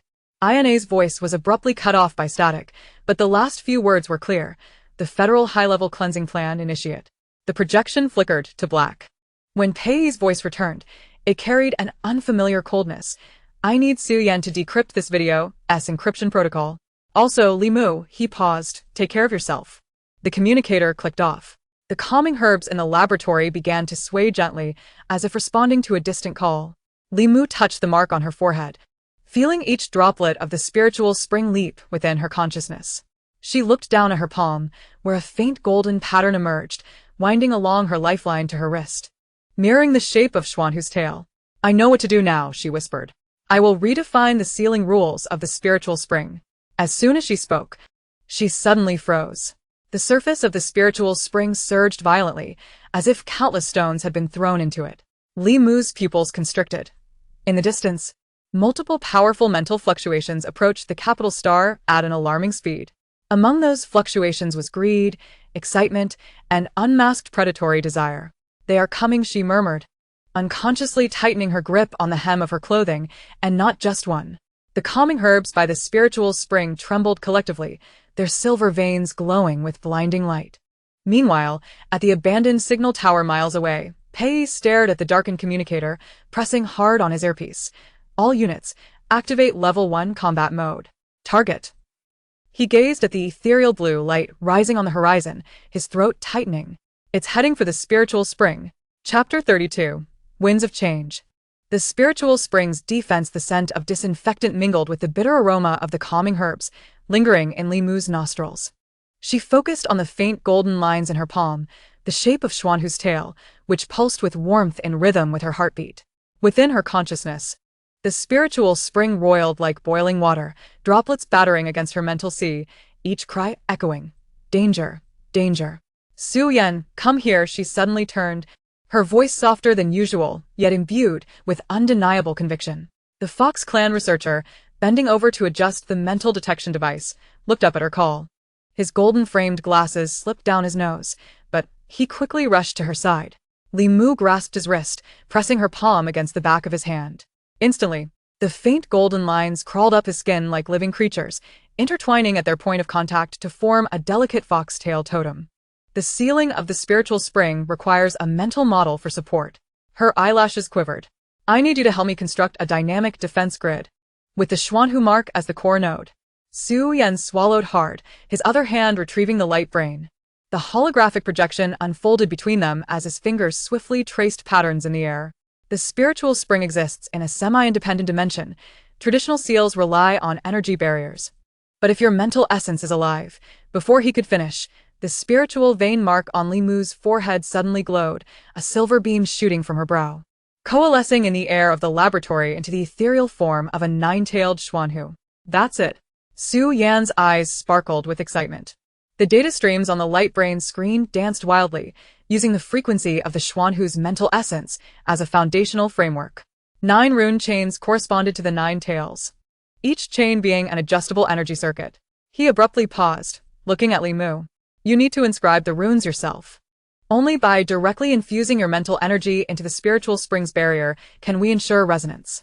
Li Mu nodded and turned toward the entrance to the spiritual spring in the corner of the laboratory. It was a translucent light wall. Normally only she could penetrate. At this moment, fine cracks appeared on the surface of the light wall, as if pierced by countless sharp thorns, evidence of the approaching mental fluctuations. Luo Yin. She called to the Fox Clan researcher, who was lost in thought while holding a stack of spiritual plant diagrams. I need you to use the energy from the calming herbs to create an auxiliary barrier. They can sense hostility, right? Luo Yin's glasses slipped to the tip of her nose, and she hastily adjusted them, her eyes behind the lenses gleaming with excitement. Of course. The bioelectric signals of the spiritual plants are the most sensitive to mental fluctuations. I can. She suddenly halted, pulling a miniature spectrometer from her lab coat pocket. I need to collect an energy sample from your spiritual spring to determine the optimal frequency for the spiritual plant barrier. Li Mu smiled, Placing her hand against the light wall. The luminous wall rippled like water, revealing a verdant space within, where a silvery wave surged from a spiritual spring at its center. The previously drooping calming grass around it now collectively turned towards her, the silver patterns on their leaves shimmering like stars. Come in, she beckoned, glancing back at Luo Yin and Su Yan. Time flows 3 times slower here than outside. We have ample time. Just as Su Yan lifted his foot, his communicator vibrated abruptly at his waist. He glanced down, his expression shifting drastically, an emergency communication from Pei Yi. Simultaneously, at the guard post outside the medical station, Pei Yi's knuckles turned white as he gripped the edge of the table. He stared at the infrared detector screen, where 7 reds were rapidly approaching in a serpentine formation.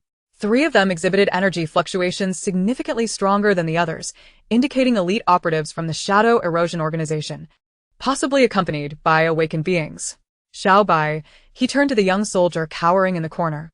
The boy, who had been pale, now blushed deeply, his hand gripping the communicator trembling with visible veins. Pei Yi placed a reassuring hand on his shoulder. Can you complete the task of the perimeter liaison? Xiao Bai shot up, fire igniting in his eyes. 3 days prior, he had been unconscious in the intensive care unit, revived by Li Mu's healing powers. I can, he replied hoarsely. I promise. Even if communications are cut, I can crawl in with the message. Pei Yi nodded in satisfaction, handing him a backup earpiece. This is an anti-interference model. Place it behind your ear. Remember, if you notice anything unusual, press the short key 3 times, then hold for 5 seconds. He turned towards the door, the sound of his tactical boots echoing on the metal floor. All personnel, stand by. Level 1 alert. Within the spiritual spring space of the laboratory, Li Mu's fingertips began to ooze faint golden droplets of blood. She was channeling her mental energy, inscribing runes on the walls of the space. Each rune was a simplified form of the tail of the mystical fox, 9 tails corresponding to 9 runes, coiling around the spiritual spring like chains. Standing behind her, Su Yan observed as the holographic model projected by his light brain synchronized with her movements. Each time a rune was completed, a star would illuminate on the model. The 7th rune is complete, he declared, excitement barely contained. The energy circuit is starting self-check. Resonance at 97. Perfect. Luo Yin suddenly gasped. She was crouched before a cluster of calming grass, which had transformed from mere palm-height blades into slender vines adorned with barbs, their tips glowing with a faint, purple luminescence. They're evolving. She gently touched a vine, which immediately wrapped around her finger without exerting force. The enemy recognition system had activated. Li Mu turned back, a smile dancing in her eyes. She extended her other hand, palm facing the vine. Sensing something, the vine slowly released Luo Yin's finger, instead coiling around Li Mu's wrist, as if seeking affection. They remember that I healed them, she murmured, and are willing to fight for me. Suddenly, Su Yan's light brain emitted a buzzing sound. He glanced at the screen, his expression turning serious. Information from Pei Yi. The Shadow Erosion team is only 3 kilometers from the medical station. The defense net of the spiritual spring is still missing 2 runes. Beads of sweat began to form on Li Mu's forehead.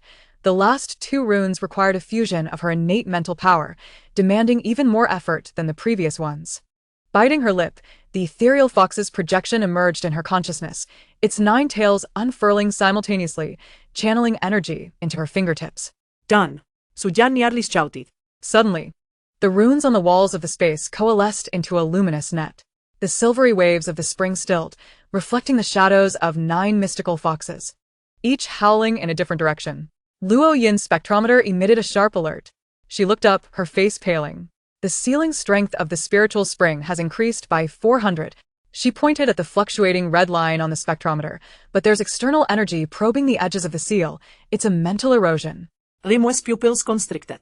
She could distinctly sense several tendrils of sticky mental energy slithering into the spiritual spring space like venomous snakes. One in particular was especially sharp, carrying a familiar coldness. It was Yaina, the woman who had conversed with the Eagle Tribe General at the abandoned signal tower. Activate the Spirit Plant Alert Network. Su Yan swiftly commanded the light brain. Luoyin, distribute the evolved guardian vines around the ceiling perimeter. Their bioelectricity can interfere with mental erosion. Luoyin nodded, her fingers dancing over the spectrometer. The vines that had coiled around Li Mu's wrist suddenly released, shooting towards the edges of the space like arrows. Other calming grasses also extended their vines, weaving a green net centered around the spiritual spring.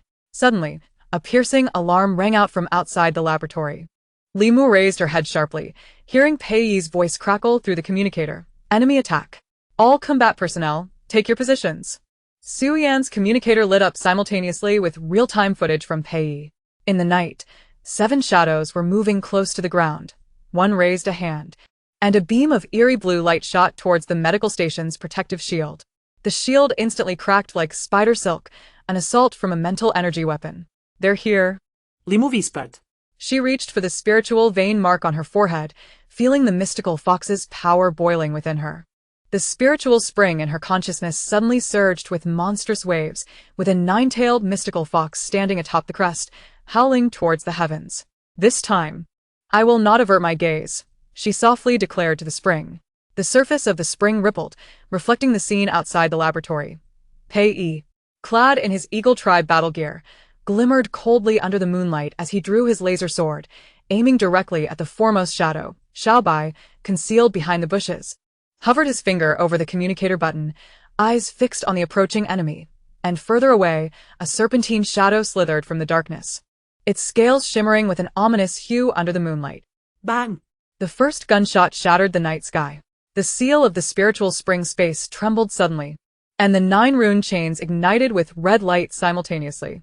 Li Mu felt a force collide with the edges of her consciousness, causing her to stumble. Su Yan swiftly steadied her. The defense value on the light brain screen was plummeting. The Shadow Erosion Organization had deployed a mental energy resonator, concentrating their attack on the weak points of the seal. Luo Yin's guardian vines suddenly emitted a shrill scream. The barbs on the vines stood erect like countless small swords aimed at the edges of the space. Li Mu witnessed several translucent shadows attempting to breach the seal, only to be ensnared by the vines, emitting piercing shrieks. Hold the line. She gritted her teeth, pouring more mental energy into the rune chains. The ethereal fox projection manifested in both her consciousness and the spiritual spring space, its 9 tails entwining around a chain, pulling tightly. The trembling of the seal gradually diminished, and the defense value began to rise slowly. Gunfire outside the laboratory intensified. Li Mu could hear Pei Yi's furious roar. Eagle Riders, charge with me. Following that were the sounds of laser swords slicing through metal and the enemy's anguished cries. The surface of the spring suddenly reflected a pair of serpentine vertical pupils. Li Mu's breath hitched. This was a presence more dangerous than Yaina, its mental energy fluctuations laced with lethal venom, the snake-type ace of the Shadow Erosion. They have finally sent their most elite forces. Su Yan's voice was as cold as ice. Li Mu gazed at the reflection in the spring, the mystical fox emitting a low growl in her consciousness. She understood that the true test was just beginning. The seal of the spiritual spring space trembled once more violently than before. Li Mu felt warm liquid flowing from her nostrils, yet she smiled. She caught the water from the spring, dabbing it on her lips. The sweet spring water slid down her throat, revitalizing her mental energy. Come. She addressed the air, her voice imbued with an unprecedented resolve. Let me see if you can breach the barriers I have erected for myself. No sooner had she spoken than the laboratory door burst open. Xiaobai, bloodied, rushed in, the communicator still pressed against his ear. Miss Li, General Pei asked me to tell you. He suddenly halted, staring wide-eyed at the scene within the spiritual spring space. That Is the spiritual spring? Limu turned to him with a smile. Xiao Bai, help me deliver this to Pei Yi. She removed the silver chain from around her neck, a backup key to the spirit spring space, informing him that the seal of the spirit spring had been upgraded and they only needed to defend the perimeter. Xiao Bai nodded solemnly, snatched the silver chain, and dashed away. just as the door closed, the seal of the spirit spring trembled once more violently than before. Limu sensed something had breached the spiritual plant's alert network, inching towards the core of the spirit spring. She took a deep breath, the ethereal silhouette of the Xuanhu merging with her own. 9 tails unfurled behind her, each tip entwined with a runic chain. She raised her hand, palm facing the edge of the seal, and a pale golden mental force surged forth like a tangible substance, enveloping and searing the invading mental energy. Go away, she whispered. The invading mental force emitted a piercing wail before dissipating in an instant. The spirit spring space finally returned to tranquility. Su Yan wiped the sweat from his forehead, the defense value on the holographic screen stabilizing at 85. Luo Yin collapsed onto the ground, clutching a protective spirit vine, gasping. This is nothing short of a miracle. Limu touchet her farm for a hat, suddenly frowning. She turned towards the laboratory window, which faced the training area of the medical station. Under the moonlight, she caught a glimpse of a serpentine shadow flash by, its scales shimmering with violet light reminiscent of the vertical pupils reflected in the spirit spring. It's not over yet, she softly murmured. A second gunshot echoed from a distance, closer and sharper than the first. The seal of the spirit spring trembled again, and this time, Limu distinctly heard something outside the seal, clawing at her barrier, again and again. Chapter 33. Emotional resonance. In the depths of the spirit spring, the disinfection lights in the laboratory emitted a faint hum overhead as Limu leaned against the azure stone by the spirit spring, the lingering sting of the burned invading mental force still present at her fingertips. She gazed at the shimmering patterns dancing upon the water surface, a metallic taste of rust rising in her throat. That impact had nearly shattered her consciousness barrier. Mumu. Su Yan's voice came from behind, slightly hoarse. He straightened from the lab table, his white coat stained with the vine's mucilage. Do you need me to assist you with the mental model repair? No need. Limu interrupted him, forcing a faint smile. She could see the dark circles beneath Su Yan's eyes. This Fox clan researcher, known for keeping precision instruments spotless, had been fixated on the defense system for 36 consecutive hours. She lowered her gaze to her intertwined hands, knuckles whitened from strain. I want to attempt the spirit spring meditation. Su Yan's pupils contracted slightly. As the chief of the Mental Force Research Institute, he understood better than anyone what it meant for an awakened being, having just experienced mental force combat, to rashly delve into the depths of the spirit spring, like a marathon runner plunging into an icy lake. A moment's carelessness could result in a backlash from the spirit spring's energy. But Limu had already closed her eyes. She could hear Su Yan's hurried footsteps halt behind her, hear Luo Yin softly warning the spirit vine to be cautious. Yet all was drowned out by the gentle whispers of the spirit spring. She leaned forward, her hair brushing the water's surface, a chill surging up her spine, sinking her like a feather. The water of the spirit spring bore no warmth, yet enveloped her in a familiar warmth.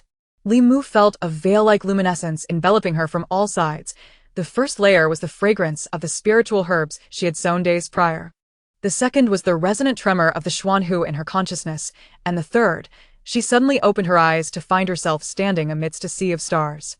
Countless points of light floated around her, some resembling shattered starlight, others like frozen teardrops. Limu reached out to touch the nearest one, and as her fingertip grazed the orb of light, the sound of a baby's cry erupted in her ears. This was the sound she had heard while abandoned on a trash planet, curled up in a rusty incubator, listening to the footsteps of the patrol team fading away. You've finally arrived. The voice was like the wind chimes in the morning mist, imbued with an indescribable sorrow. Limu turned abruptly to see a woman formed of water vapor standing at the edge of the starry sea, her long hair flowing like the spirit spring, tiny water diamonds adorning the corners of her eyes. I have waited for 300 years to finally hear someone speak to me. You are the spirit of the spring? Limu blurted out, recalling the accounts of the spring's primordial consciousness from ancient texts, those fragmentary tales long considered mere legends suddenly vivid before her. The spirit of the spring nodded, raising her hand to caress a dimming orb of light. The orb rippled immediately, releasing the sob of a young boy. "Mommy, it hurts." The spirit spring is not an inexhaustible well. The spirit of the spring's voice was as light as a sigh. Each drop of spring water crystallizes emotions. When you use it to heal wounds or cultivate spiritual plants, you are essentially extracting your own emotions in exchange. Joy transforms into sweetness, sorrow solidifies into clarity. And even anger, she paused, her fingertip gliding across Li Mu's heart, can become a searing heat that stings. Li Mu stepped back, her lower back pressing against a cool stone. She looked down to find a half-wilted remnant of a spiritual plant, its roots still entwined with strands of charred mental energy left by the invader she had burned away. "Try touching it," the spirit of the spring suggested. Li Mu knelt down, and as her fingertip brushed against the remnant root, memories surged forth like a flood. The small milk beast she had found while wandering had breathed its last, the fear she had felt when captured in the black market. The first time she had calmed a frenzied snow wolf with her mental force, the warmth of its fur against her palm. These emotions flowed into the remnant root through her fingertips, and the charred roots suddenly glimmered with silver light. First, tiny sprouts emerged, then unfurling branches, and finally, at the tip, a silver-blue bud burst forth, its petals shimmering with the same water-diamond brilliance as the spirit's eyes. "Is this emotional transformation?" Li Mu touched the dew on the petals, her voice trembling. The spirit of the spring smiled, her hand formed of water vapor gently resting on her head. "You are inherently the perfect vessel. But remember, when you extract the emotions of others, suddenly..." The communicator vibrated violently, piercing through the spirit spring space. Li Mu jolted awake, realizing she was floating on the surface of the spirit spring, moonlight streaming through the laboratory dome's glass, forming beads of water upon her eyelashes. "Miss Li," Xiao Bai's voice erupted from the communicator, laced with a cry. "General Pei has instructed me to guard you, but Sister Leah just transmitted an urgent report." Li Mu wiped the water from her face, and as she sat up, her knees struck the edge of the pool, causing her to gasp in pain. She grabbed the coat discarded by the pool and noticed Su Yan standing at the laboratory door. His face paler than his white coat. Leah decrypted the encrypted information from the shadow erosion. "Read it," Li Mu said, pulling a towel to dry her hair. Her movements halting suddenly as she caught sight of her reflection, Xuanhu's eyes glowed a blood-red hue. "Target, Li Mu, Class A retrieval." Su Yan's atoms apple-bobbed, adding, "Live specimen preferred." The laboratory fell into an eerie silence. The spirit vine in Luo Yin's arms suddenly raised all its leaves, as if on high alert. Xiao Bai's hand gripping the communicator turned veinous, knuckles paling. Li Mu could hear her own heartbeat, thudding painfully against her eardrums. "They're coming," she whispered, not as a question. The surface of the spirit spring suddenly rippled, reflecting the skyline outside, where wisps of elusive violet energy undulated like a serpent's tongue. Li Mu reached for the silver chain around her neck, only to find emptiness. She had given the backup key to Xiao Bai earlier. The Xuanhu emitted a low growl in her consciousness, the mark on her forehead suddenly burning, so intensely it made her eyes water. She staggered towards the window, her fingertip pressing against the cool glass, and in the distance, she heard the rustling of the spirit vine. Those were the guardian vines outside the medical station, swaying as if stirred by the wind, yet there was no wind tonight. "Mumu." Su Yan's hand rested on her shoulder. "You." A sharp pain erupted. Li Mu's vision darkened, and she grasped the windowsill to prevent herself from collapsing. Fragments of images flashed before her. A metallic laboratory, cold white lights. A man turned away from her, holding a test tube filled with a black liquid that shimmered ominously, as if it sought to absorb all light. "Miss Li." Xiao Bai's exclamation mingled with the spirit vine's piercing wail. Li Mu blinked, and the vision vanished. She turned her gaze towards the window, under the moonlight.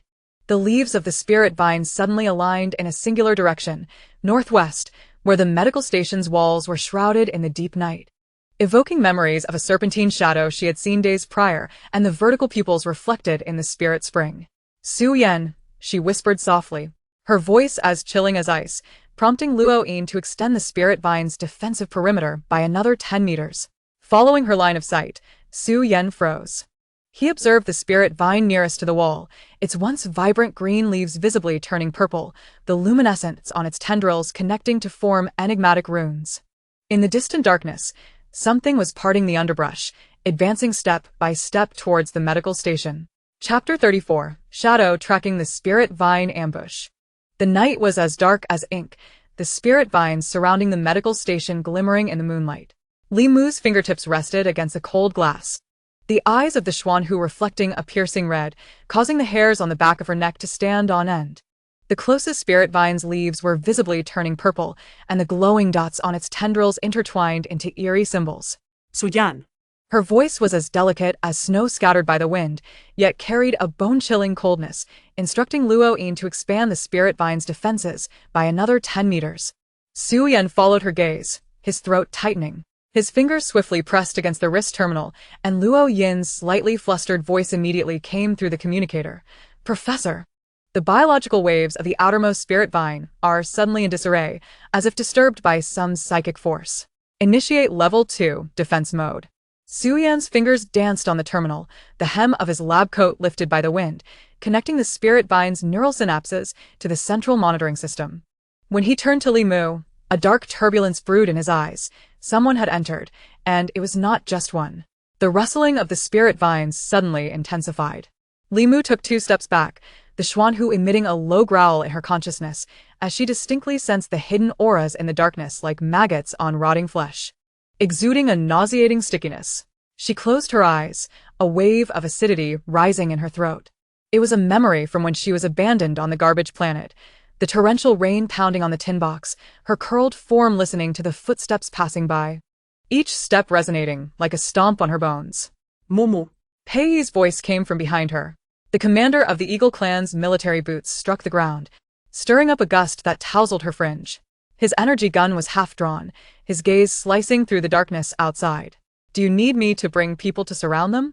"No," Li Mu replied, her eyes opening, tears glistening on her lashes. She reached out, pressing her palm against Peiyi's wrist, the warmth seeping through the material of his military boots, testing what she had just learned. The ethereal form of the Xuanhu emerged behind her, 9 tails sweeping across the ground.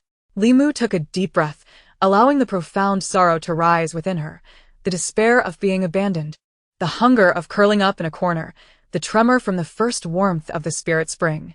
These emotions spread like vines from her heart, weaving through the roots of the spirit vine into the soil. Suddenly, the outermost spirit vine erupted. The formerly drooping tendrils lashed out like steel whips into the darkness, the green leaves instantly hardening into serrated edges. 3 shadows were flung into the moonlight, clad in tight black attire, their masks torn away to reveal distorted faces. One adorned with a purple serpentine tattoo on the left cheek. Ah! One of them was ensnared by the tendril around his ankle, screaming in pain. "What the hell is this plant doing?" "Shut up." The leading man gritted his teeth, attempting to pry the tendril off, blood seeping from beneath his nails. "Is the shadow erosion's drug not effective against this cursed thing?" Pei-yi confidently stepped forward, the cold light of his energy gun pressed against the man's forehead. Who sent you? The man's neck strained taut, his gaze as predatory as a wolf.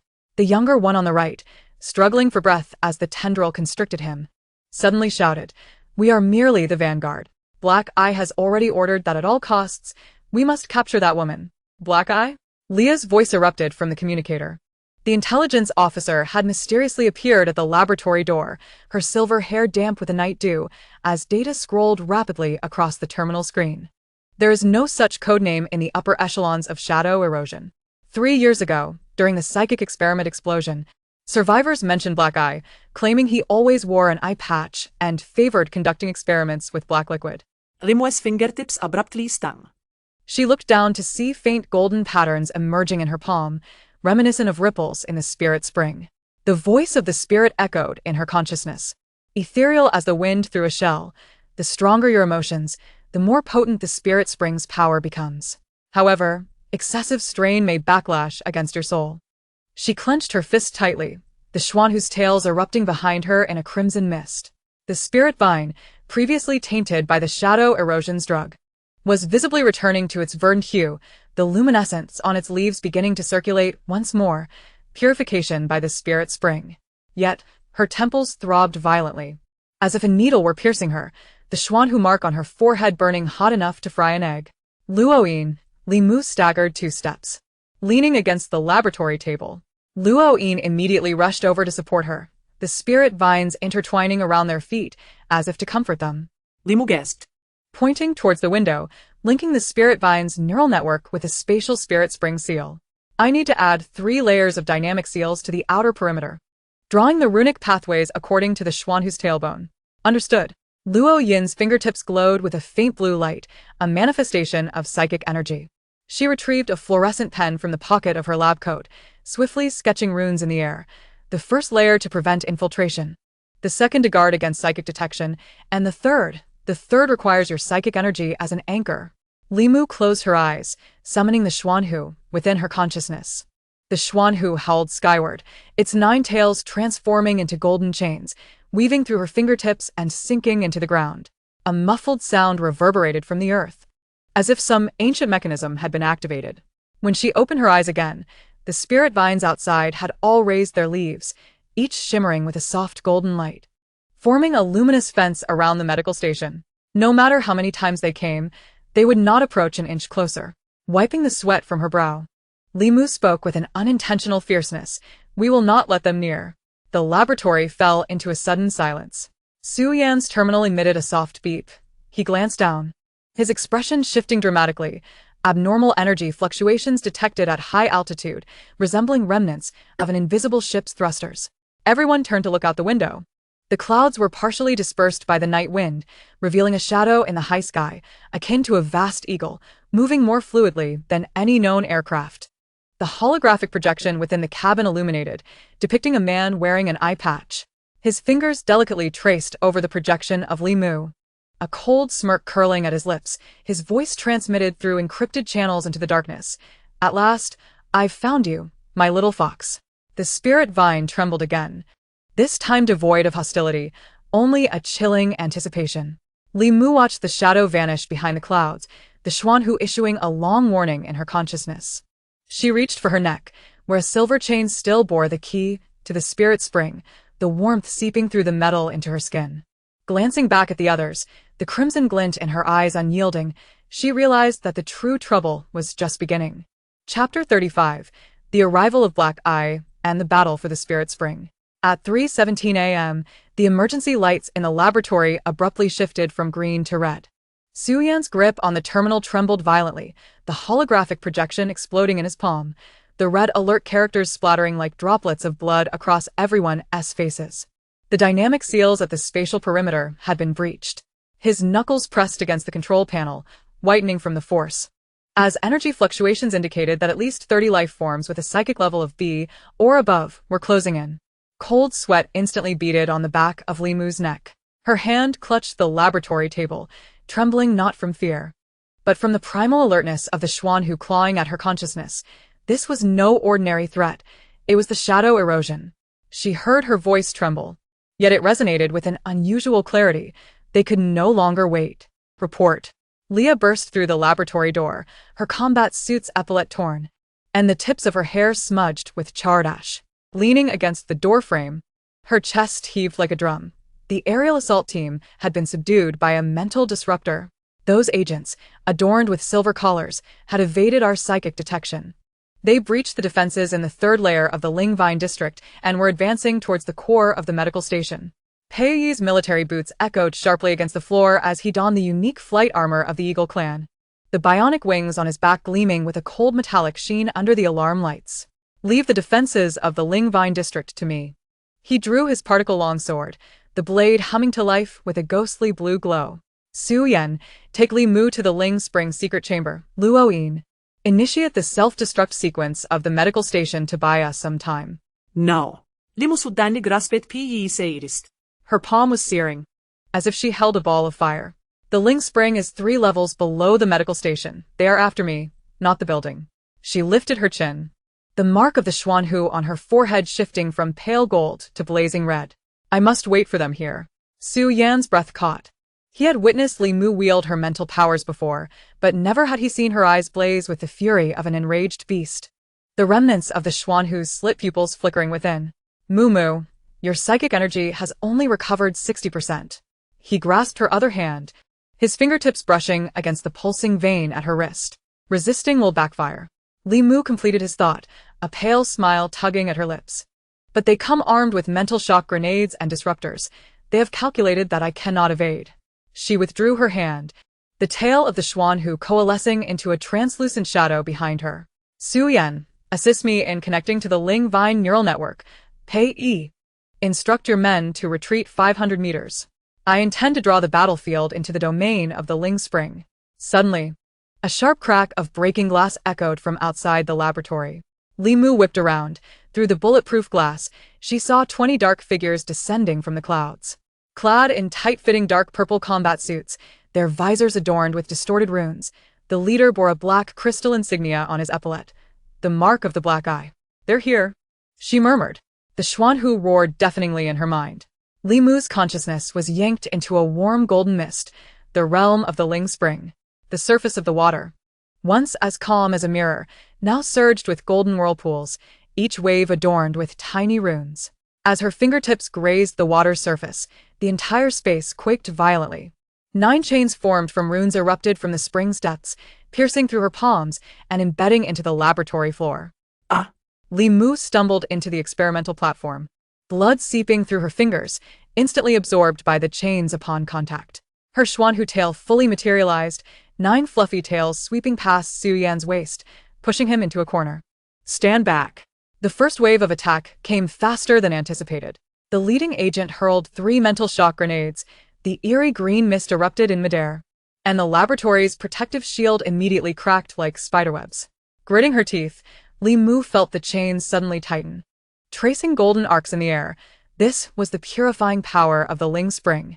The moment the mist touched the chains, it disintegrated into fragments, and 2 agents were thrown back by the residual force, crashing into the wall with a sound that echoed the shattering of bones. What a powerful backlash! Leah exclaimed, brandishing her pulse gun as she dashed in, a bullet grazing past Li Mu's ear. They have lost a third of their psychic energy. Mumu. Continue. Before she could finish, a shadow plummeted from the ceiling's ventilation shaft. Li Mu looked up, colliding with a pair of bloodshot eyes. It was an SS-class psychic. His visor shattered, revealing a grin twisted in malice. Little fox, come with us. The Xuanhu's tail suddenly coiled tightly, like 9 steel whips striking his chest. His scream was abruptly silenced, his body flung against the wall, dark mist pouring from his 7 orifices, a sign of over-purification by the Ling Spring. Enough. A sinister voice pierced through the chaos of battle. The black eye stepped through the shattered floor-to-ceiling window, his eye patch removed at some point, revealing a gaping black void where his left eye should be. Only roiling black mist remained. Did you think these petty skirmishes could hinder me? He raised the black crystal in his hand, runes similar to those on Li Mu's forehead swirling across its surface. Do you know what this is? The resonator of the Ling Spring. Each time you wield the purifying power, it will return your emotional disturbances to you unchanged. Suddenly, a sharp pain pierced Li Mu's temple. She saw the Xuanhu in her mind spinning wildly, the golden runes on its 9 tails flaking away, revealing gruesome bloodstains beneath. The water surface in the Ling Spring ceased to boil. Instead, it began to freeze, not from the cold, but from the icy grip of her rage. You are afraid. The black eye advanced step by step, the crystal humming in his palm. You fear losing control of this power. You fear becoming the next sacrifice devoured by the Ling Spring. His voice softened unexpectedly, as if soothing a child. It's all right, I will help you. Get lost. Li Mu's scream fused with the Xuanhu's roar, resonating with explosive force. A faint golden light seeped from the corners of her eyes, an indication of psychic overload. The Ling vines in the entire laboratory suddenly surged, the once verdant tendrils morphing into blood-red, serrated edges, resembling countless venomous serpents lunging toward the black eye. This is emotional resonance? Su Yan's voice trembled. He observed Li Mu's psychic power intertwining with the vitality of the Ling vines. Each vine's vibrational frequency perfectly synchronized with her heartbeat. She had materialized her fury. The black eye halted. A gash opened on his left shoulder from the vines. Yet he laughed even more gleefully. Excellent. Be even angrier. He raised the crystal toward Li Mu. What the Ling Spring needs is this pure negative emotion. It relies on this to maintain balance, and you. His singular eye gleamed with avarice, are the chosen vessel. Li Mu's consciousness began to blur. She heard her heartbeat thundering like war drums, the anguished cries of the Ling vines tearing through enemies, yet she could not discern her own thoughts. Until that ethereal voice echoed in her ear, Mu Mu, grasp my hand. It was the spirit of the spring. Li Mu's consciousness was abruptly pulled into the depths of the Ling Spring. She found herself standing beneath a starry sky, the spirit of the spring flickering in the stellar trails, cradling a glowing orb in her hands. This is the essence of the Ling Spring. The spirit's voice bore the weight of millennia. The memories you see are those it wishes to reveal to you. Scenes unfolded before Li Mu. Ancient starships. A girl donning a Xuanhu mask enveloped in black mist, the final smile of the girl as she infused the Ling Spring into an infant. Is that me? Li Mu reached out to touch the image, warmth flooding her fingertips. That infant is me? You are the last heir of the Xuanhu bloodline. The spirit's hand pressed against her heart. The Ling Spring chose you not to consume you, but to safeguard the light within its memories. But the black eye said he lies. The spirit's tone turned icy. What he desires is not the Ling Spring, but your bloodline. Only a descendant of the Xuanhu can bear the full power of the Ling Spring. Li Mu's consciousness was abruptly yanked back to reality. She opened her eyes to see the black eye's hand nearing the seal of the Ling Spring. Yet within her pupils, the starry sky shimmered, the projection of the essence of the Ling Spring. You all, her voice no longer trembled, but resonated with an ancient authority, should not be here. The entire Ling Spring realm quaked violently. Golden waves surged from the spring's depths, penetrating the laboratory floor and enveloping all intruders. The black eye's screams were obliterated by the luminous tide, the crystal in his hand shattered into fragments. While Li Mu's Xuanhu tail now radiated a brilliance more dazzling than the cosmos itself. Su Yan rushed over and embraced her, only to be gently pushed away by an unseen force. Li Mu gazed at her palm, shimmering with golden light, as she heard the spirit spring whispering in her consciousness, "It is time to awaken, guardian." The sounds of battle outside the laboratory had inexplicably ceased. Moonlight cascaded once more upon the spirit vines, which were sprouting at an observable pace, their new leaves glowing more brightly than ever.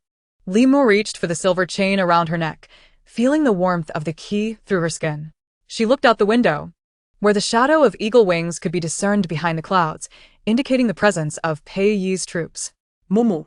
Su Yan's hand hovered in front of her, hesitant to touch. Are you all right? Li Mu turned to him and smiled. In her pupils, the reflection of the starry sky began to fade, leaving behind a newfound determination. I am fine, she replied, but it seems the spirit spring has something to convey to me. She approached the hidden door of the laboratory, her fingers resting on the keypad. Behind her, Su Yan's voice whispered, Do you need me to accompany you? No, Li Mu responded, turning back. The mark of the Xuanhu flickered on her forehead. This was her first dialogue with it. As the hidden door swung open, the light of the spirit spring surged forth. Li Mu stepped inside, and the door slowly closed behind her. On the other side, Su Yan stared at the unknown coordinates that had suddenly appeared on the terminal, a navigation map leading deep into the spirit spring, labeled with 3 small words, Memory Layer. He tightened his grip on the terminal and turned to Leah, who was still clearing the battlefield. Under the moonlight, their shadows stretched long, as if reaching towards the deepest secrets of the spirit spring. Chapter 36. Resonance of emotions in the depths of the spirit spring as the moonlight spilled over the window lattice entwined with spirit vines. Li Mu's fingertips still bore the warmth of the spirit spring. The acrid scent of gunpowder in the laboratory had been completely purified. Su Yan had taken Leah to inventory the equipment left by the Shadow Erosion Organization, while Pei Yi's Eagle Riders patrolled outside, their footsteps occasionally echoing in the corridor. Leaning against the edge of the lab table, she gazed at her palm, which glimmered with a faint golden sheen. When the golden light had surged moments ago, she distinctly heard the spirit spring murmuring deep within her consciousness, akin to a mother gently patting her child's back. Her mental energy felt as if it had been drained like a sponge, and she sensed a dull ache at the edges of her consciousness. This body, tenuously sustained by interstellar nutrients, was still too fragile. Li Mu glanced at the holographic device on her wrist. Su Yan's location indicated he was in the data room on the 3rd floor, while Pei Yi's eagle wing mark was 5 kilometers away at a high vantage point. She exhaled softly, her fingertips brushing the silver key around her neck. This was the guidance bestowed upon her by the spirit spring, now slightly warm to the touch. Just for a moment, she murmured to the air, as if negotiating with someone. The tail of the Xuanhu materialized behind her, its plush sensation brushing against her ankles. As if in agreement, slowly, Li Mu crouched down, her fingertips just grazing the surface of the spirit spring's water. A cool sensation surged through her veins. and her consciousness was abruptly drawn into a vast darkness. When she opened her eyes again, she found herself standing amidst the sea of stars. Countless points of light floated around her, some resonating with cries of anguish, others fragmented laughter, mingled with a faint metallic tang, an embodiment of painful emotions. Instinctively, Li Mu reached for the nearest point of light. The moment her fingertips made contact, a memory flooded her mind, a baby crying in the snow, wrapped in a tattered blanket. A passing female glanced at the mental energy detection ring around the baby's neck. The red glow of SSS was blindingly painful to behold, but she turned away nonetheless. As she took a step back, she realized that beneath her feet was not solid ground, but flowing stardust. My memory? No. It was the collective emotions purified by the spirit spring. A voice descended from above, and Li Mu looked up to see a woman formed of mist.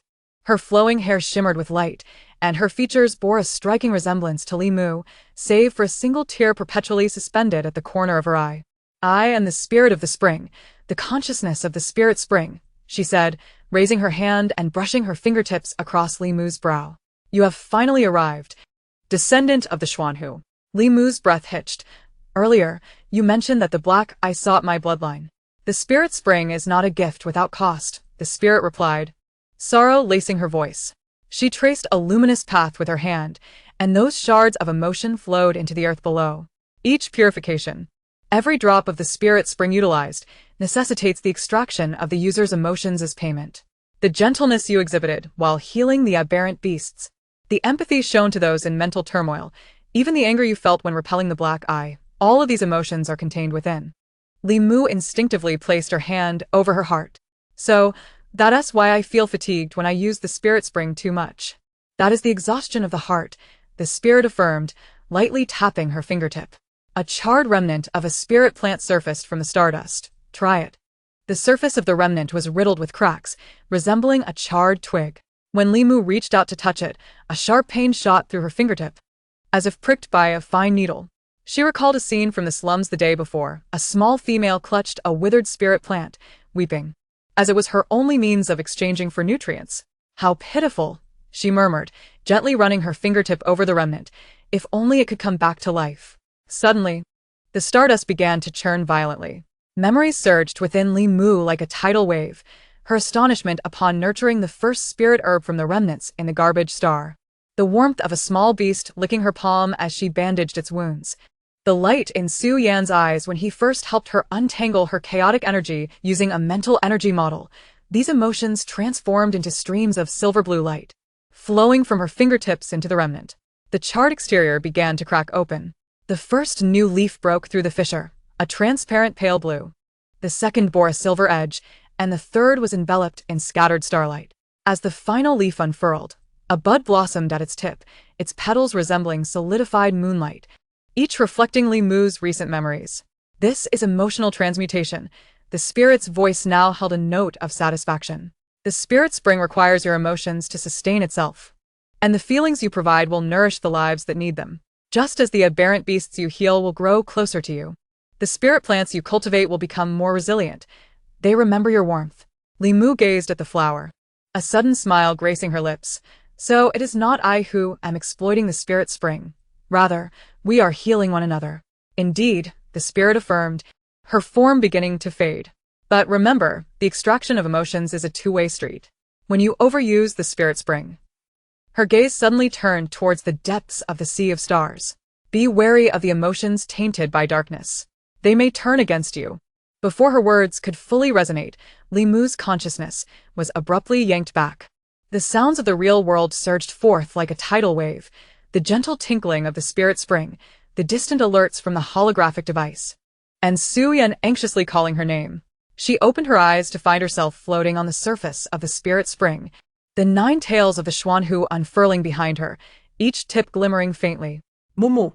Su Yan's hand hovered near her waist, hesitant to make contact. You just sank for 3 minutes, your heart rate dropped to 30. I almost had to perform CPR. I am fine. Li Mu sat up, droplets of water cascading from her hair. She noticed Su Yan's terminal screen was illuminated, displaying Leah's communication request. Is there news from Leah? Just received it. Leah's voice emerged from the terminal, her image somewhat blurred, likely due to her mobility. The encrypted files from the Shadow Erosion Organization have been decrypted. They have marked you as an A-level recovery target, with a note indicating living subject preferred. Li Mu's fingers traced ripples across the water's surface. The spirit's warning echoed in her ears. Beware of emotions tainted by darkness. The coordinates are at the abandoned starport of the third arm. Leah's voice was as cold as ice. They will act in 3 days. Understood. Pei's voice came through another terminal, his eagle wing emblem flickering in the corner of the screen. All eagle riders are to enter a state of heightened alert. Suyan. You are responsible for reinforcing the Spirit Spring's defense system. Wait. Li Mu suddenly looked up. The surface of the Spirit Spring rippled with tiny waves, reflecting a faint purple light at the horizon. That is the tail flame of a spatial jump engine, not a standard model of the Federation. The mark of the Xuanhu on her forehead pulsed with warmth, as if being drawn by something. They have already arrived. Su Yan's pupils constricted sharply as he grabbed the mental energy detector on the table. The red alarm immediately blared through the laboratory. Level 3 alert. In the southeast, there are spiritual fluctuations exceeding SS level. Li Mu rose to her feet, water from the spiritual spring dripping from the hem of her garment, pooling into a small puddle on the ground. She gazed out at the night sky, the tail of the mysterious fox fanning out behind her, each hair standing on end. Just as she was about to speak, a sudden, intense headache struck her, and unfamiliar images flashed before her eyes. A laboratory, harsh white lighting. A man stood with his back to her, holding a test tube filled with black liquid, resembling a solidified abyss. He turned his face, and Li Mu barely caught a glimpse of his left eye's iris, an eerie gray-white, as if his soul had been extracted. Mumu. Su Yan's hand rested on her shoulder. What's wrong? Li Mu pressed her palm against her temple, cold sweat trickling down her neck. The man's face faded into obscurity within her memory, leaving only the black liquid in the test tube, writhing as if it were alive, etching its mark upon her retina. It's nothing. She forced a pale smile, suggesting that perhaps she had meditated for too long. Yet she understood that some things had irrevocably changed. The emotions tainted by darkness within the spiritual spring were awakening somewhere, opening their eyes. Chapter 37. Shadow Directive. Mysterious fox alert. As Li Mu supported herself against the azure rock by the spiritual spring, cold sweat trickled down her spine. The headache felt like a searing silver needle piercing deep into her skull, with every pulse revealing fragments of that cold, white laboratory, the metallic workbench glinting coldly. The black liquid in the test tube surging like a living thing, and the man's gray-white iris reflecting her face, akin to frosted glass. Mumu. As Su Yan's hand touched her shoulder, he was taken aback by her instinctive recoil. He observed her pale lips, swallowing hard. Just now. The spiritual power detector showed your cerebral activity suddenly skyrocketing to the SSS critical threshold. Li Mu clenched the hem of her garment, her nails nearly digging into her palm.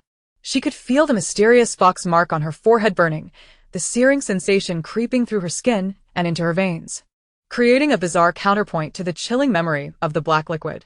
She opened her mouth but closed it again.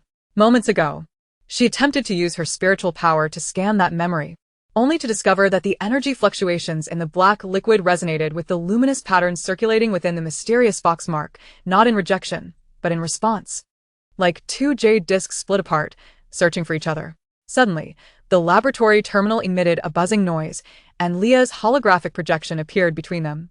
The image of the Eagle Clan informant, dusted with stardust and crackling with residual static from tactical gloves, spoke. General Pei instructed me to transmit the latest decrypted files to you. She tapped her fingers, and a string of blood-red text materialized in the air. Shadow Organization Special Operation Order. Class A Recovery Target Li Mu, Living Subject Preferred. Spiritual power extraction device has been deployed at the third arm. Suanes pupils constricted sharply. He seized the spiritual power stabilizer from the table, intending to strap it onto Li Mu's wrist, but she gently pushed him away. Li Mu stared at the blood-red characters, a bitter taste rising in her throat. It was not an illusion. Ever since she had fled from wild dogs on the garbage star, those eyes lurking in the shadows were finally surfacing. They were faster than anticipated. Pei's voice came through another terminal. In the image of the Eagle Clan commander, the golden eagle emblem on his shoulder trembled slightly with his movements. Leah, adjust the navigation chart for me. Suyan. Elevate the spiritual spring defense system to the highest level. Activate all spiritual barriers with double encryption. His fingers traced a fiery red blockade line on the virtual star map. I will take the airborne cavalry to the third arm, cutting off all transition routes within 3 hours. Li Mu suddenly pressed her palm against her temple. The mysterious fox's tail flickered behind her, the plush tip anxiously brushing the ground. This time, the illusion was clearer. The man's white lab coat bore the dark patterns of the Shadow Organization, and the label on the test tube, reading X7 Purification Experiment Subject, pricked at her eyes with pain. Wait, she interrupted Pei Yi. They may not be coming from the third arm. The communication device emitted a sharp metallic clang, likely the sound of Pei Yi abruptly straightening. What did you sense? The mysterious fox mark was burning. Li Mu closed her eyes, her spiritual power rippling outward. The interstellar wind, wrapped in the currents of the ionosphere, brushed against her face. But at the moment it touched her skin, it was purified into a soft, gentle flow. As that faint chill penetrated her perception, her eyelashes trembled violently. It was the residual mental pollution from the Shadow Organization. They had used the black liquid for positioning. The alarm in the laboratory suddenly blared. Su Yan stared at the monitoring screen, where red waveforms surged suddenly, veins throbbing at his temple. 30,000 kilometers southeast. There are 7 non-Federation standard reconnaissance ships. Their spiritual interference devices are fully activated. When Li Mu opened her eyes, the night sky outside was being torn apart by a ghostly blue beam. The light resembled a poison dagger, slicing across the edge of the starry city where the spiritual spring was located, leaving twisted traces in the clouds. She could distinctly sense that each beam carried the distinctive stench of the Shadow Organization, identical to the scent of the black liquid in her vision. Retreat to the core area of the spiritual spring. Pei Yi's voice carried a sharpness like tearing fabric, his image switching to the cockpit view. The engines of the Golden Eagle fighter spewing forth intense flames behind him. I'm on my way. Li Mu watched the approaching beams outside, suddenly grasping Su Yan's wrist. Help me connect to the surveillance network of the Starry City. Her spiritual power surged through the terminal interface, transforming into 9 silver-white fox tails in the virtual space. The Shadow Organization's positioning required residual spiritual power. She was on the garbage star on the medical star. Her tail tip swept through various surveillance images, finally stopping at the footage from 3 days ago, where she had treated a pack of stray beasts. A wounded snow wolf brushed against her palm, its fur tips damp with her spiritual spring water. They intercepted this portion of residual spiritual power. Li Mu's voice trembled. Su Yan, quickly use the spiritual power interferometer to cover these areas. Su Yan's fingers danced across the control panel, beads of sweat splattering onto the metal surface. I'm already doing it. But the scanning range of the reconnaissance ships is too vast. Pei Yi's here. Leah's voice suddenly rose. Li Mu turned to look outside. Seeing 7 golden eagle wings slicing through the clouds, Pei Yi's fighter jet leading the charge. The beam cannon at its nose striking precisely at the engine of the foremost reconnaissance ship. The explosion illuminated half the sky, debris raining down like a meteor shower. But as it approached the spiritual spring's protective net, it was purified into harmless light dust. Clear the periphery. Pei Yi's communication mingled with the roar of the fighter jet engines. Leah, track the transition coordinates of the remaining reconnaissance ships. Su Yan, protect her. As Li Mu gazed at the fading firelight on the horizon, a clearer buzzing echoed in her ears. She lowered her gaze to the surface of the spiritual spring, her reflection twisting oddly. The fox patterns at the corners of her eyes had turned inky and swirling vortices, identical to those of the black liquid in her vision, surfaced within her once clear pupils. Mumu. Su Yan's hand suddenly covered her neck, where the mysterious fox mark lay. His palm bore the unique coolness of the medical star, yet tightened suddenly upon contacting her skin. Your spiritual power is reversing. Li Mu looked up, crashing into Su Yan's suddenly constricted pupils. The usually composed head of the Fox Clan's research institute was now swirling with a tempest she had never witnessed. The mysterious fox energy within you is synchronizing with the fluctuations of that black liquid. Outside, the last explosion extinguished. Yet Li Mu knew that the true danger had only just begun to unveil itself. Chapter 38. The Shadow in the Mirror. Spiritual spring counterattack. As the alarm ceased outside the protective net of the Starry City, the mysterious fox mark on Li Mu's neck burned as if seared by hot coals. She stared at the distorted reflection on the surface of the spiritual spring.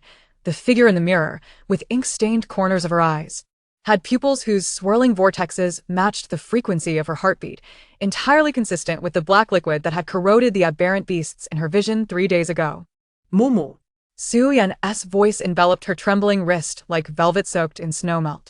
He was unaware of when he had removed his white coat, revealing a mental energy monitor entwined with a silver chain around his wrist. The coolness of the metal permeated her skin and seeped into her veins. Your current mental C flow rate is 3 times the normal value. The energy of the Xuanhu is resonating in sync with the shadow-eating black liquid. Limu looked up and saw the unnatural green tint in the silver markings on Su Yan's forehead, a clear sign of his forced suppression of mental energy overflow. As the chief of the Federal Mental Energy Research Institute, his spiritual entity was that of a 9-tailed red fox capable of weaving countless illusions, yet at this moment, he struggled merely to maintain a basic emotional barrier. I need to construct your mental model.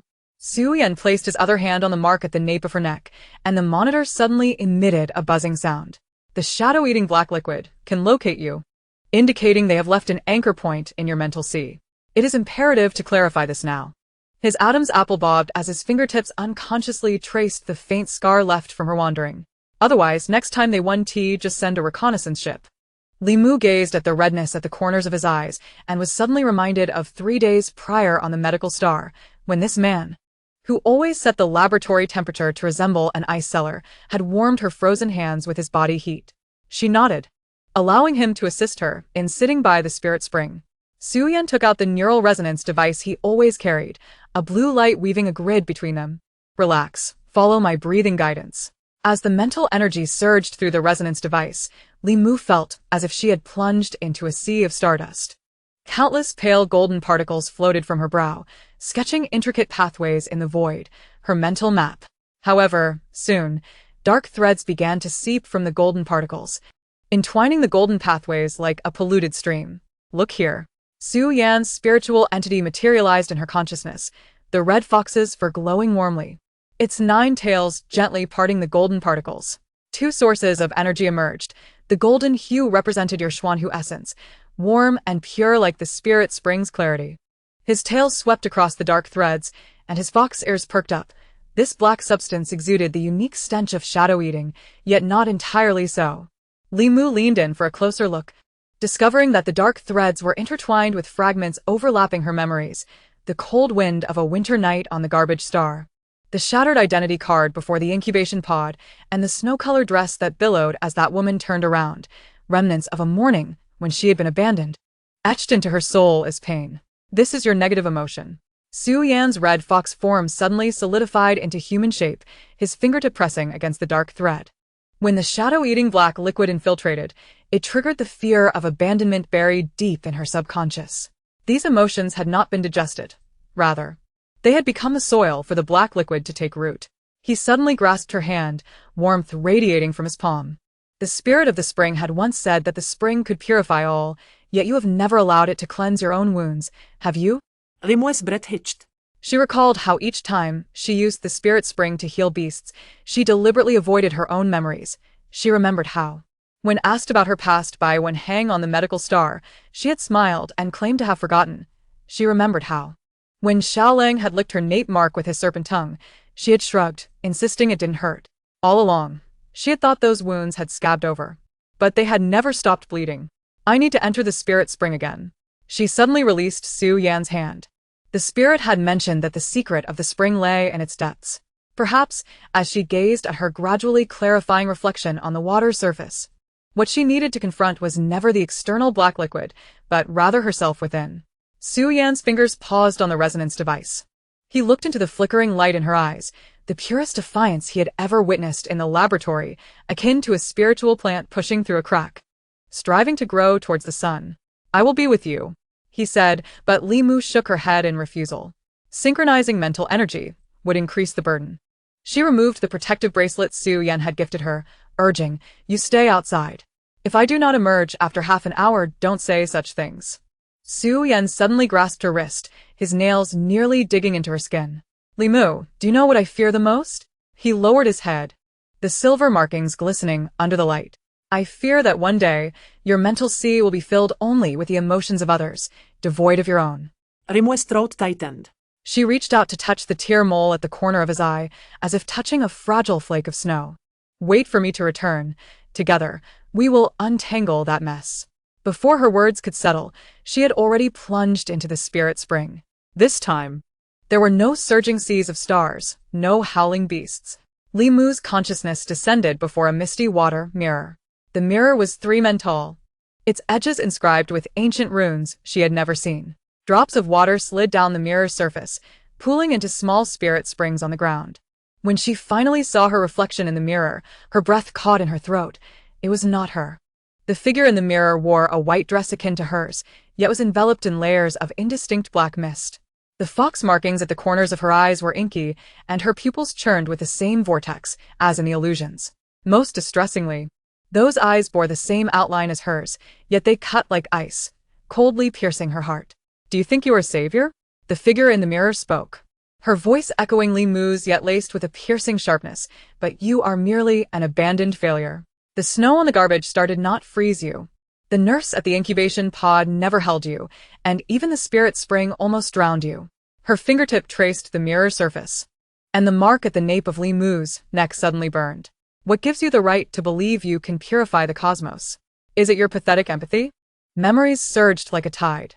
Li Mu saw 4-year-old herself curled up within the metallic pipes of the garbage star, gnawing on spoiled energy blocks. She saw 7-year-old herself captured by space pirates, too powerful to sell and thrown into a cage to be fed to a frenzied thunderwolf. She saw 10-year-old herself awaken her Xuanhu spirit entity for the first time, only to frighten the elderly woman who attempted to adopt her into unconsciousness due to her uncontrolled power. "Enough!" Li Mu screamed, lunging toward the mirror. The moment her fingertips touched the water's surface, the entire space began to tremble violently. Waves towering as high as a person surged from the spirit spring, and the laughter of the figure in the mirror mixed with the cries of infants, the curses of space pirates, and the gasps of the elderly woman. Exploding into fragments within her mind, she felt hands tearing at her consciousness, one side echoing the cold laughter of the mirror's figure, "You are unworthy," and the other side resonating with her own cries from the memories, "I want to live. Mumu, grasp my hand." Amidst the blur, the voice of the spirit sounded like a lifeline. Li Mu looked up to see the spirit standing on the other side of the water mirror, radiating a moonlight-like glow. Her hand passed through the mirror, holding a contract stone swirling with light patterns. "This is the true connection between the spirit spring and you." The spirit's voice was gentle as a spring breeze. "You always wish to purify the pain of others, but refuse to acknowledge your own suffering. Child. All emotions are a part of you. Only by accepting them can you learn to wield them." Li Mu trembled as she extended her hand. The moment her fingertips touched the contract stone, a warm current surged through her arm, flooding her entire being. She saw the figure in the mirror gradually blur. Those fragmented memories, no longer sharp thorns, but rather badges etched into her soul. The water mirror shattered suddenly, and Li Mu plunged into a sea of warm light. Hearing the spirit's final words, "Remember, it is not those without shadows who can purify the darkness, but those who choose to shine even while bearing their shadows." Li Mu jolted upright, splashing spirit spring water that soaked Su Yan's white coat. She touched her forehead, where a new mark of the Xuanhu intertwined with spirit spring runes now resided, feeling alive as it pulsed gently with her heartbeat. "You slept for 43 minutes. Su Yan's voice was nasal, and only then did Li Mu notice his eyes were red, his fingers still clutching the severed resonance device wire. "I almost had to force my way in. I am fine." Li Mu grasped his trembling hand, suddenly widening her eyes. She could clearly sense Su Yan's emotions. The surface was a euphoric relief from calamity, but beneath that lay a deeply buried fear. Fear of losing her. Fear of facing the empty laboratory once more. Even more astonishingly, these emotions flowed into her like the waters of the spirit spring, transforming into a warm strength. "My mental power," she stared in astonishment at her palm, realizing that she could absorb emotions and transform them into spiritual energy. Suane's pupils constricted suddenly. He raised the mental energy monitor, and the values on the screen surged visibly. SSS, SSS, SSS. However, at the very bottom, a minuscule black dot pulsated with the values, resembling a flickering ghostly flame that could extinguish at any moment. Just as he was about to speak, Li Mu froze abruptly. She gazed at her fingertips, where a trace of darkness not belonging to her emerged, dissipating like ink scattered by the wind, vanishing in an instant. "Am I really still me?" she murmured softly. Suddenly, ripples broke the surface of the spiritual spring. Li Mu looked into the water, and this time the fox pattern reflected was a warm gold, yet the light in her pupils shone brighter than ever. A buzzing sound came from the communicator in the distance. Su Yan picked it up to glance, his expression changing dramatically. What is it? Li Mu inquired. The Federation Intelligence Network has detected that the shadow erosion is secretly transporting a batch of mental interference devices. Su Yan replied, gripping the communicator tightly, his gaze fixed on the runes on her forehead. Guyi mentioned that those devices could invade the mental sea remotely. Li Mu lowered her head to examine her hand. The trace of darkness reappeared, this time clearer, as if responding to a distant summons. Taking a deep breath, she lifted her gaze, her eyes gleaming with determination. Let them come. The night wind lifted her skirt, the crispness of the spiritual spring mingling with an elusive stench. Weaving a net in the night sky of Xingqiang City, a more violent storm was slowly unfurling its fangs in unseen places. Chapter 39.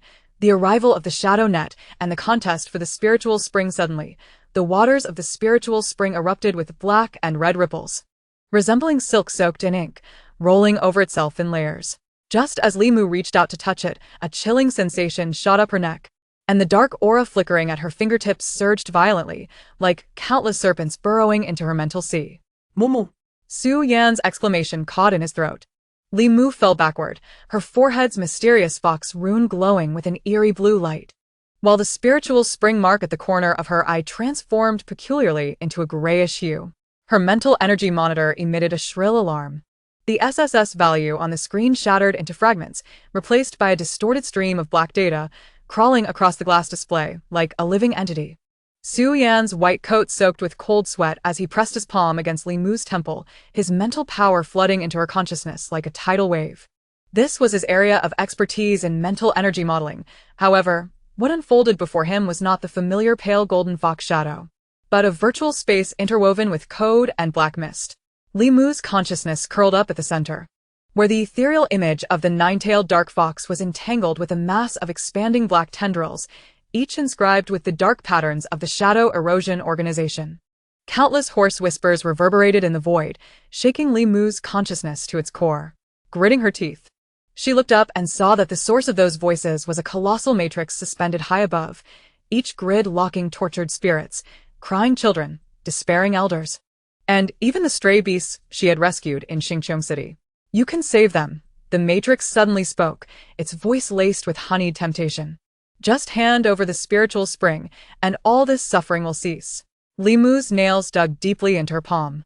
She could vividly sense the despair of those spirits, gnawing at her nerves like a dull knife. Yet, when her gaze swept over a small locked kitten, a memory flashed back. 3 days prior, on a rainy night, this orange kitten had been carrying the fish treat she had given, tilting its head to nuzzle her wrist. Liars! She suddenly shouted, the fur of the fox shadow instantaneously shifting from gold to crimson. You never intended to save them. You only wished to use me. The laboratory alarm blared sharply.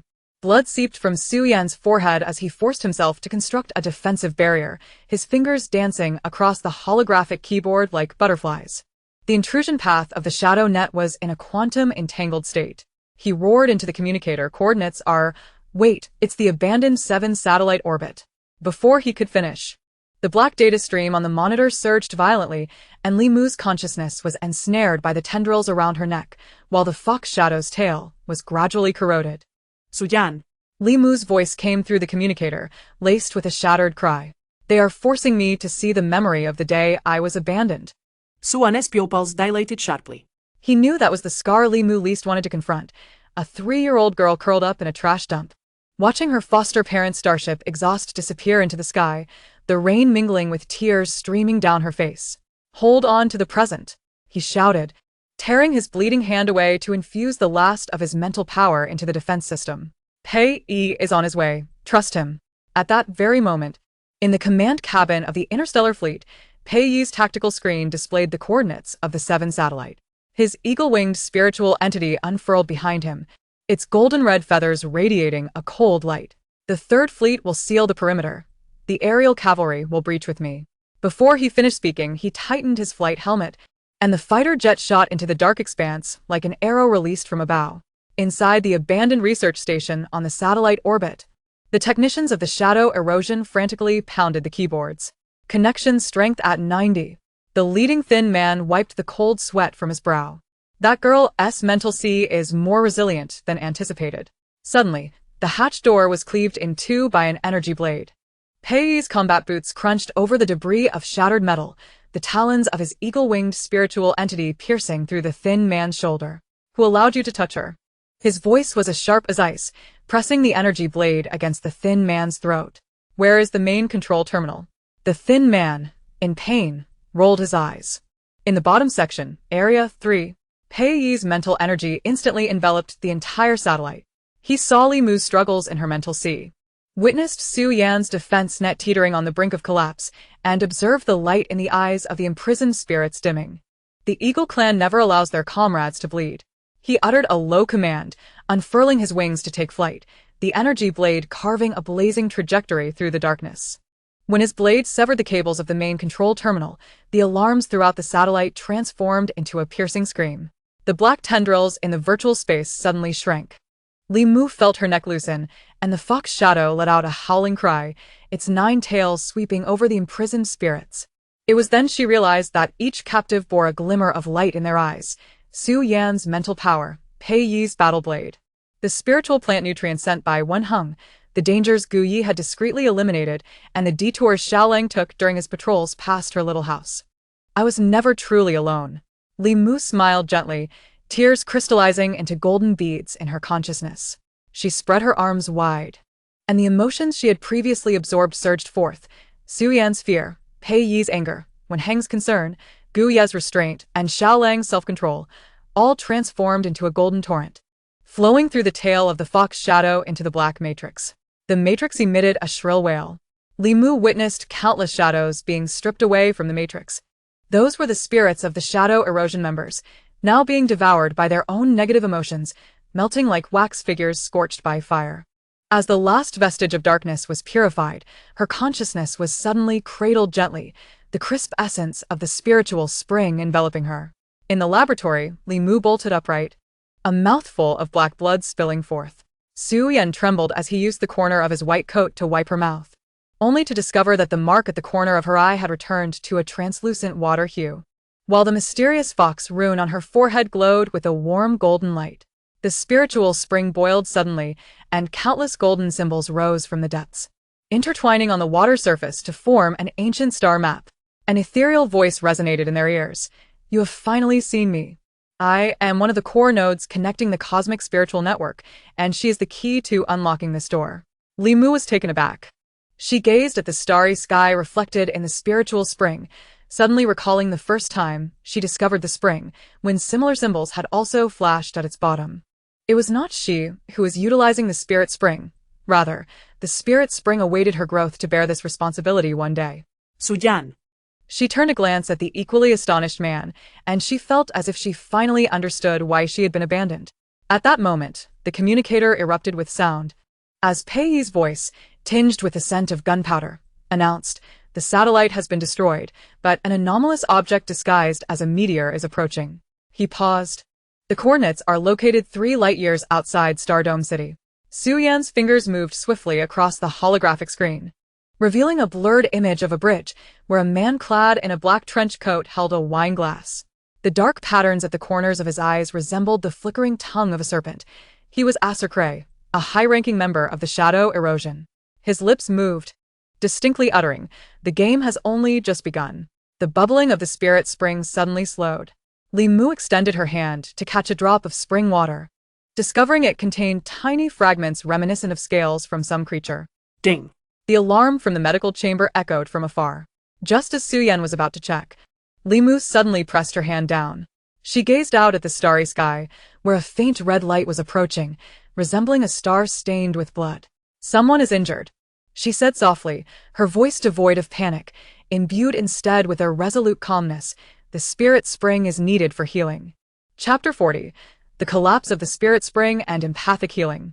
The whir of the hovering stretcher in the emergency passage of the medical star in Stardome City was more jarring than the alarm. Li Mu stood at the edge of the spirit spring, her fingertips still holding the drop of water containing the scale fragments, watching the charred body being wheeled in, her eyelashes fluttering gently. It was Christoph. Wen Heng's voice, laced with the chill beneath his white coat, faltered as he removed his medical gloves, his knuckles whitening from tension. The reaction furnace had gone haywire during his experiment with a new type of mental stability agent. As the stretcher halted at the edge of the spring, Li Mu was finally able to see the body. Its unique silver-gray fur, characteristic of the deer tribe, was nearly burned away, revealing the charred flesh beneath. The medical emblem on his left chest was reduced to half, still stained with burnt blood. Most horrifying was his face, once gentle, now twisted into a grotesque arc from the heat, involuntarily emitting a whimper akin to a dying beast. Only the spirit spring could save him. As Wenheng turned, the hem of his white coat brushed against the back of Li Mu's hand, carrying the cold scent of disinfectant. His mental realm had been shattered by the explosion. Conventional treatment would tear apart the last vestiges of consciousness. Li Mu lowered her gaze to the spirit spring, its surface reflecting the mystical fox rune on her forehead, its golden light dimmer than before. She reached out to touch Kristoff's wrist, the veins beneath his skin writhing like worms, the pulse faint as a whisper. "Let me try," she said softly, yet her words bore the weight of a stone cast into a deep pool. Wenheng placed a supportive hand on her shoulder, warmth radiating from his palm. "I'm right here." Li Mu closed her eyes and submerged into the spirit spring, the cool water enveloping her head as her spiritual form unfurled. The nine-tailed mystical fox's silver tails sweeping across the surface, each strand glimmering softly. Kristoff's consciousness curled deep within the mental sea, resembling a crushed star's light. She extended her mental tendrils, gently wrapping around that fragment of light, only to recoil from a sharp pain, a fear so overwhelming it was suffocating. The reaction furnace is shaking. The stabilizer's ratio is wrong. Run. Kristoff's fragmented memories cut through Li Mu's mental barriers like daggers. Cold sweat beaded on her forehead, and the once clear surface of the spirit spring began to roil, turning murky gray. "No." She bit her lip, yet the mystical fox's tail bristled uncontrollably. "I can catch it." But she could not. Those despairing emotions surged like a tide from Kristoff's mental sea into her consciousness. She saw herself as a child curled up in a metal box on a junk planet, overhearing her adoptive parents deride her as a worthless SSS mental power. She saw Su Yan in the laboratory, tears in her eyes, saying, "Don't be afraid, I'm here." She saw Pei Yi's fighter jet carving a silver arc above her, declaring, "I'll clear the field for you." These memories suddenly blurred, as if submerged in ink. Mumu. A low call pierced through the chaos. Rimues eyelashes flutteret. Feeling warm hands cover her shoulders. It was Wenheng's mental power, carrying the unique scent of grass from the deer tribe, gently flowing into her through the spiritual interface at the nape of her neck. "Don't bear it alone." His voice flowed like a spring brook over stones, allowing emotions to flow freely. Li Mu opened her eyes, and within her consciousness, a pale blue mist emerged, Wenheng's spiritual form, a deer-headed figure, adorned with glowing spiritual grass on his antlers. He raised his hand, fingertips glowing with a rune similar to that on Li Mu's forehead. "Empathic healing requires you to open your barriers." She hesitated for a moment, her mystical fox ears drooping. Wenheng smiled, a piece of the glowing spiritual grass drifting down to gently touch her nose. "I won't invade your privacy."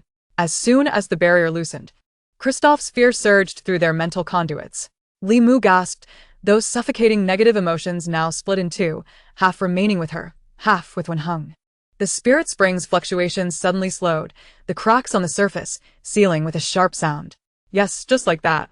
Wenheng's spiritual form extended his hand, touching the mystical fox's paw. "Share the pain with me." Li Mu felt a warm force surge through their joined palms. Wenheng's healing power mingling with the spirit spring's clarity.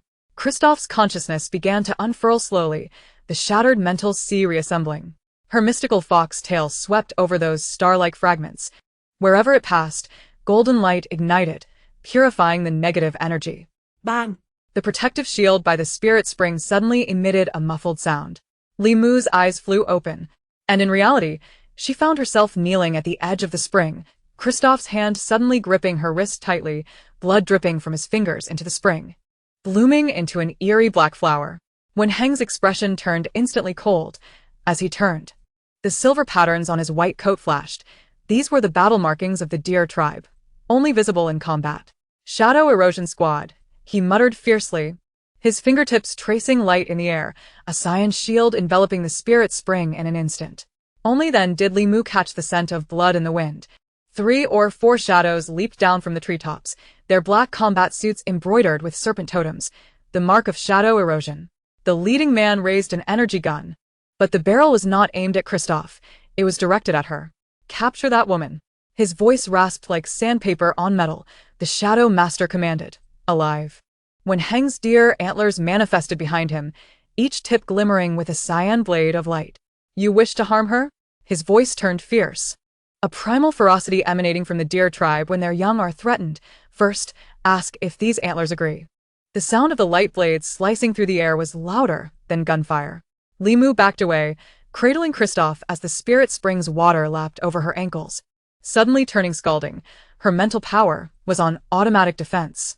As a shadow approached, the mystical fox apparition burst forth from her back, its 9 tails sweeping, sending the man crashing against the wall, spitting out black blood. The battle lasted only 3 minutes. When the last enemy was pinned against a tree by the light blade from Heng's antlers, sweat beaded on his forehead. He turned to Limu, his gaze shifting from Kristoff and her arms to her pale fingertips, softly stating, "It's all right now." Kristoff's eyelashes fluttered. Limu looked down to see his charred skin visibly healing at an astonishing rate, his once twisted features gradually regaining their gentle contours. The surface of the spirit spring returned to tranquility, with the star map at the bottom faintly visible, the previous scale fragments now absent. "Thank you." She smiled at Wenheng, the watery mark at the corners of her eyes glowing softly, realizing that sharing one's pain is not a sign of weakness. Just as Wenheng was about to speak, he suddenly furrowed his brow, glancing toward the woods behind the spirit spring. In the shadows, something glimmered. It was the reflection of a serpent-shaped emblem. His hand instinctively pressed against the medical box at his waist, containing emergency mental suppression agents. "They will come again." He turned, lightly touching the mystical fox rune on Limu's forehead. "You must learn to control your power, otherwise, next time, it may not be in time." At this moment, Kristoff let out a low moan, his eyelashes fluttering as he opened his eyes. His pupils first focused on Limu's face, then suddenly trembled violently, as if recalling some horrific event. He clutched her sleeve tightly, his voice trembling with a hint of weeping. "Do not approach the reactor." Before he could finish, he fainted again. Limu gazed at his furrowed brow, suddenly recalling the fragmented memories she had touched in their empathic connection, before the reactor's explosion. A hand adorned with a serpentine ring had added something to the stabilizer. The wind swept over the spiritual spring, bringing with it the distant roar of interstellar warships. Wenheng's voice echoed in her ear, laced with lingering concern. "He needs rest." However, he paused, glancing at Kristoff's hand gripping Limu's sleeve, a pang of sorrow evident, not of the body, but of the spirit. Chapter 41. The first signs of rift and the awakening of the soul fire. Kristoff's fingers suddenly dug into Limu's wrist, causing her to gasp in pain. The strength behind his grip was not that of a living being, but rather resembled a dying beast grasping at its last hope. "Do not say it." His voice emerged from his throat, breaking with sobs, the corners of his eyes tinged with an unnatural purple. "They will kill me.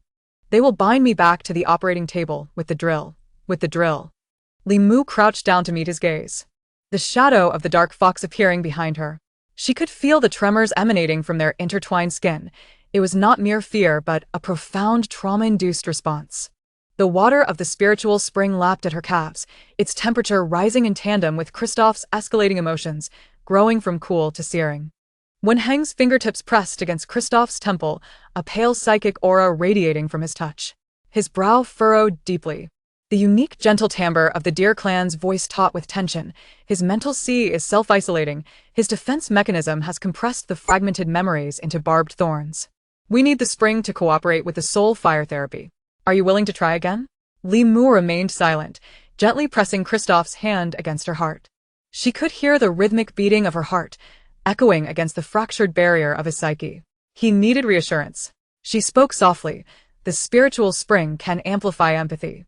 Perhaps I can help him transform his fear into something else."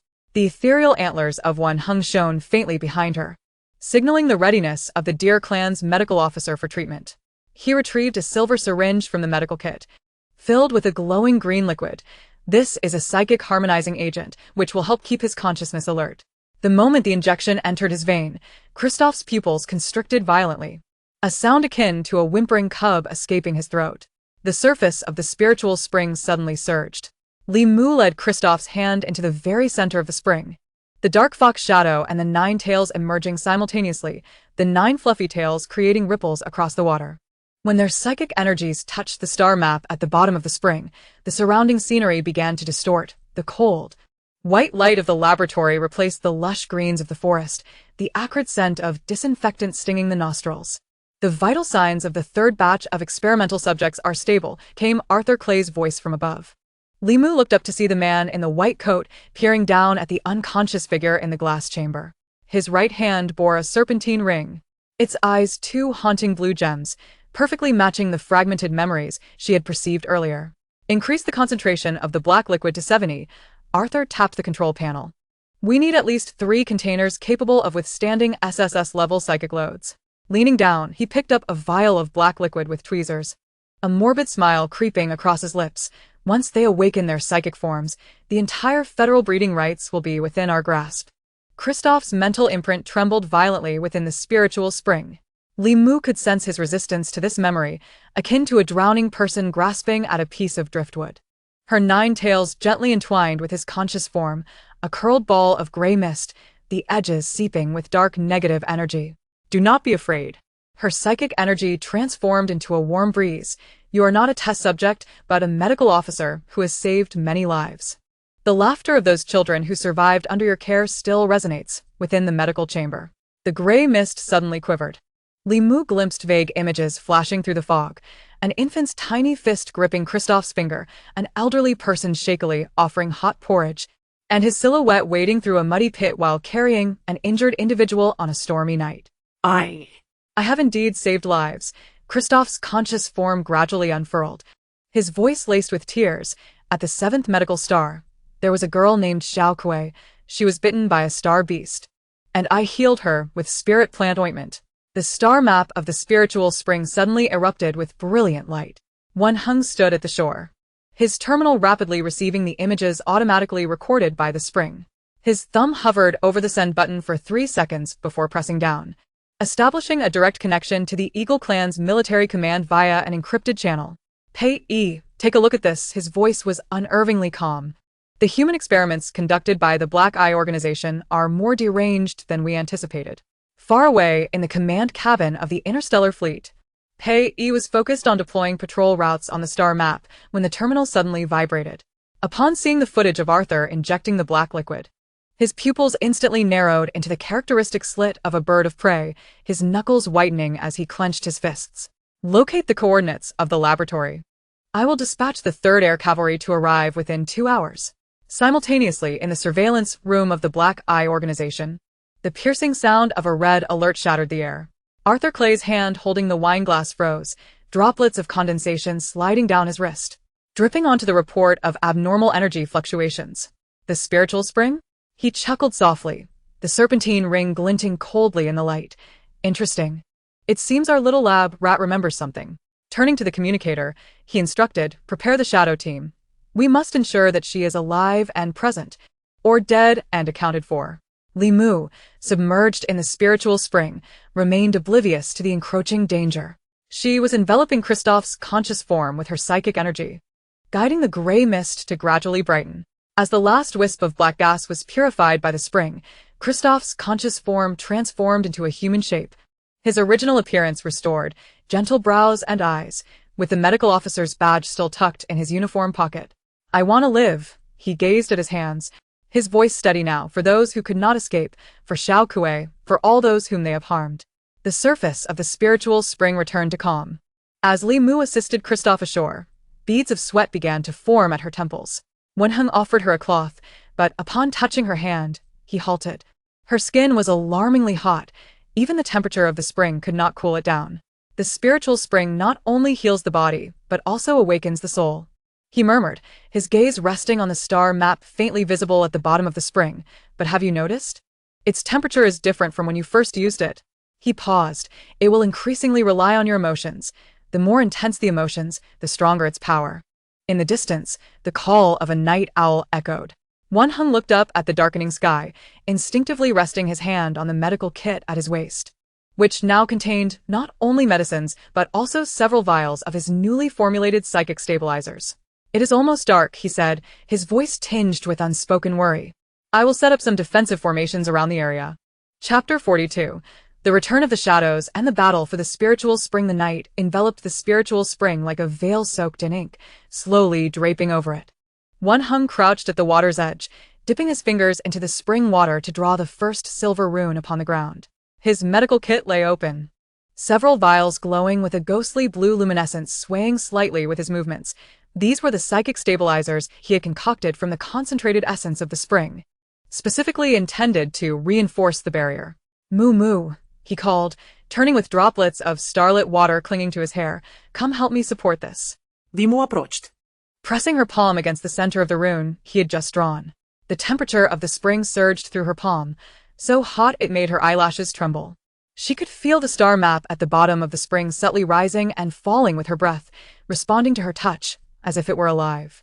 This marks her third encounter with the purifying abilities of the spirit spring, yet this time the sensation of heat is more intense than before, with even the mark of the Xuanhu on the back of her neck radiating warmth, as if to remind her of something.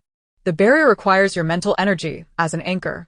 Heng's voice is soft, his fingertip gently tapping the inner side of her wrist, where a faint pink mark lingers, a remnant from the previous purification of Christopher.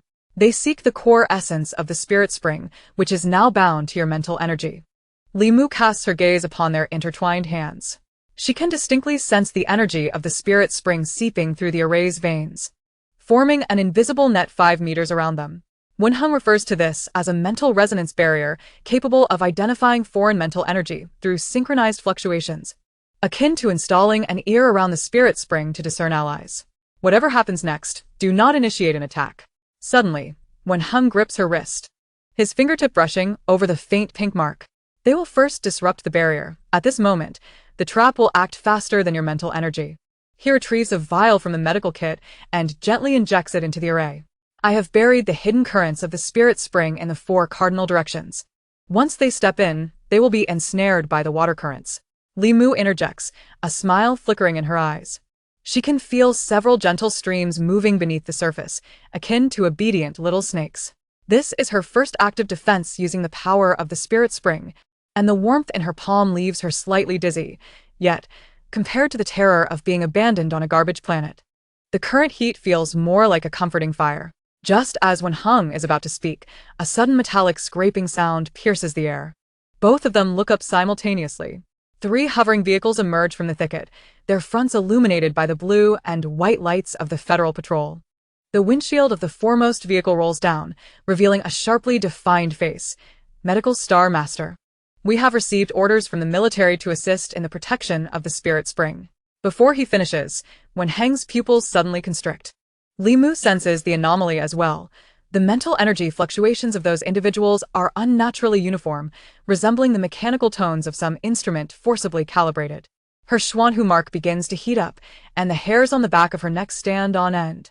This is the first time since awakening her mental entity that she has felt such a potent warning of danger. Retreat to the spring. Hung abruptly pulls Limu behind him, his fingertips quickly tapping the array 3 times. A muffled sound resonates from beneath. The once tranquil spirit spring suddenly churns, and 4 streams of water surge from 4 directions, accurately ensnaring the ankles of the first 3 patrollers. Their disguises shatter instantly, revealing skin tinged with an unnatural gray-blue beneath their black bodysuits, with serpent-like totems from the Black Eye organization tattooed behind their ears. The interferometer is activated. The leading man screams, his neck muscles bulging. The pendant on his chest flashes red, and the barrier that Hung had just set up begins to crack as though struck by a pebble. Yet, Hung was prepared. He swiftly draws a silver tube from the medical kit and presses a button towards the sky.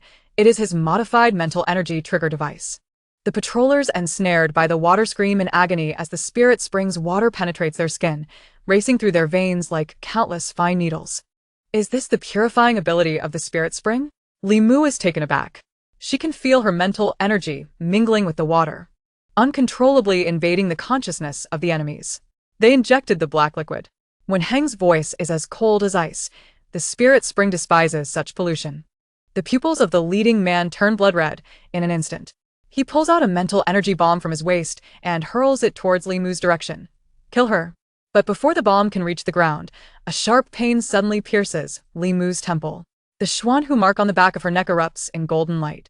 Her mental energy expands uncontrollably, enveloping the entire battlefield like an invisible net. The shadowy team members suddenly freeze, some screaming for their mothers to stop hitting them. While others kneel, grasping at non-existent insects, they are ensnared in their own deepest fears. Emotional shockwave? Wenheng turns to her, surprise flickering in his eyes. He recalls reading in ancient texts that only a mental entity deeply resonating with the spirit spring could trigger such an ability. Mu, are you guiding their negative emotions? Li Mu nods, biting her lip. She can vividly see the seas of consciousness of those individuals. Some harbor childhoods marred by parental abuse, while others recall the excruciating pain of being altered by an organization. The purifying power of the spirit spring flows through her mental energy, tangling those dark emotions into a chaotic mess. 3 o'clock direction, sniper. Leah's voice suddenly erupts from Wenheng's terminal. The Eagle Tribe intelligence officer is perched on a tree crown 300 meters away. The red of her infrared scope locking onto a glimmer in the dense forest, the reflection of a sniper's scope. Wenheng doesn't even turn around. He pulls out a silver arrow from the edge of the array, forged from the sediment of the spirit spring, specifically designed to counter mental energy attacks. With a flick of his wrist, the silver arrow cuts through the air, piercing the sniper's throat with precision. The last shadowy team member suddenly bursts into maniacal laughter. He tears open his shirt, revealing a mental energy bomb on his chest. Let us die together. Li Mu's heart races to her throat. She can feel the energy within the bomb rapidly accumulating, akin to a fire on the verge of exploding. The burning sensation of the Xuanhu mark reaches its peak, and a deep rumble echoes in her ears, reminiscent of some ancient beast's roar. With a roar, a nine-tailed illusion erupts from her back, its silver white fur shimmering with golden light. As the 9 tails sweep through the air, the atmosphere trembles. The imminent explosion of the mental energy bomb suddenly spirals out of control, its energy being devoured by the illusion as if consumed by a black hole. Leaving not a single fragment behind, the battlefield falls silent in an instant. All the shadowy team members collapse to the ground, some unconscious, others sobbing. Wenheng approaches to check their pulses, his face paling slightly as he looks up. They are all modified individuals, lacking pain receptors. He squats down. Using the spirit spring water to cleanse the bloodstains from Li Mu's palm, her nails had dug deep into her flesh during the mental energy outburst. Li Mu gazes at her hand, then at the spirit spring. The star map at the bottom of the spring has, unbeknownst to her, acquired a dark golden rune, resembling some ancient totem, gently rotating with the water's ripples. They will not give up, Wenheng suddenly states. His voice is soft, yet it sinks like a stone into water.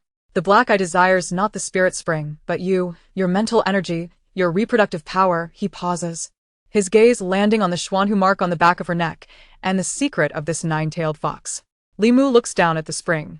The reflection of the rune dances in her eyes, as if responding to some calling. She reaches out to touch the surface of the water, and as the ripples spread, the rune suddenly becomes clear. It is an ancient character for fox, surrounded by 12 stars, identical to the star map she saw when she first awakened her mental entity. Brother Wen, she softly speaks, her fingertips still wet with the spirit spring water. Tomorrow, I wish to try planting spiritual flora. Christopher mentioned that the spirit spring can accelerate the growth of spiritual plants. Perhaps it could cultivate a remedy to purify the black liquid? Wenheng responds with a smile in his eyes. He reaches out to smooth down her damp hair. All right, we shall try tomorrow. The night breeze stirs a few fallen leaves, drifting into the spirit spring. Li Mu watches as the leaves are cradled by the water, slowly sinking towards the rune, and suddenly shivers. She has an unsettling feeling that this seemingly gentle spring harbors a far greater secret than she could ever imagine.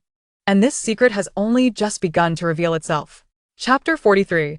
The tranquil lotus turns into a nightmare invasion. Li Mu crouches by the spirit spring, her fingertips dipping into the water as she draws the final star trajectory in the mud. This is her 3rd day establishing a planting area deep within the spirit spring.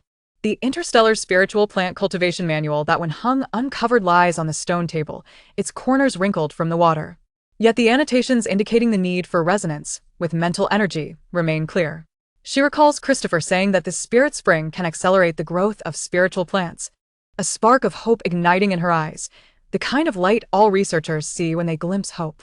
And she needs this light to pierce through the eyes lurking in the shadows. Little Moo. Hang's voice drifted from behind, imbued with the unique clarity of the morning. He cradled a celadone bowl, within which lay 12 seeds cloaked in silver frost. These were the tranquil lotus seeds procured from a medical star, each having absorbed 3 months' worth of emotional resonance energy. Moo accepted the bowl, and as her fingertip brushed against the seeds, the mark of the Xuanhu fox on her skin gently warmed.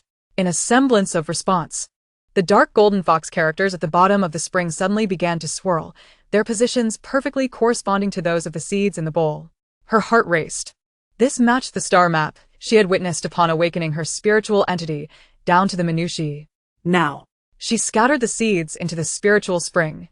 The water shimmered with delicate light as the seeds sank towards the position of the runes. Kneeling on the ground, Moo felt the ethereal shadow of the Xuanhu rise from her back, its 9 tails dipping into the water. She could distinctly sense the movement of each seed. The seed coats softened in the spring, the embryos broke free of their shells, and roots probed the surroundings like the fingers of an infant. Her spiritual energy flowed along the tips of her tails into the depths of the spring, resonating with the fluctuations of the runes, as if singing a silent ballad. Hang stepped back 3 paces, his gaze fixed upon her trembling eyelashes.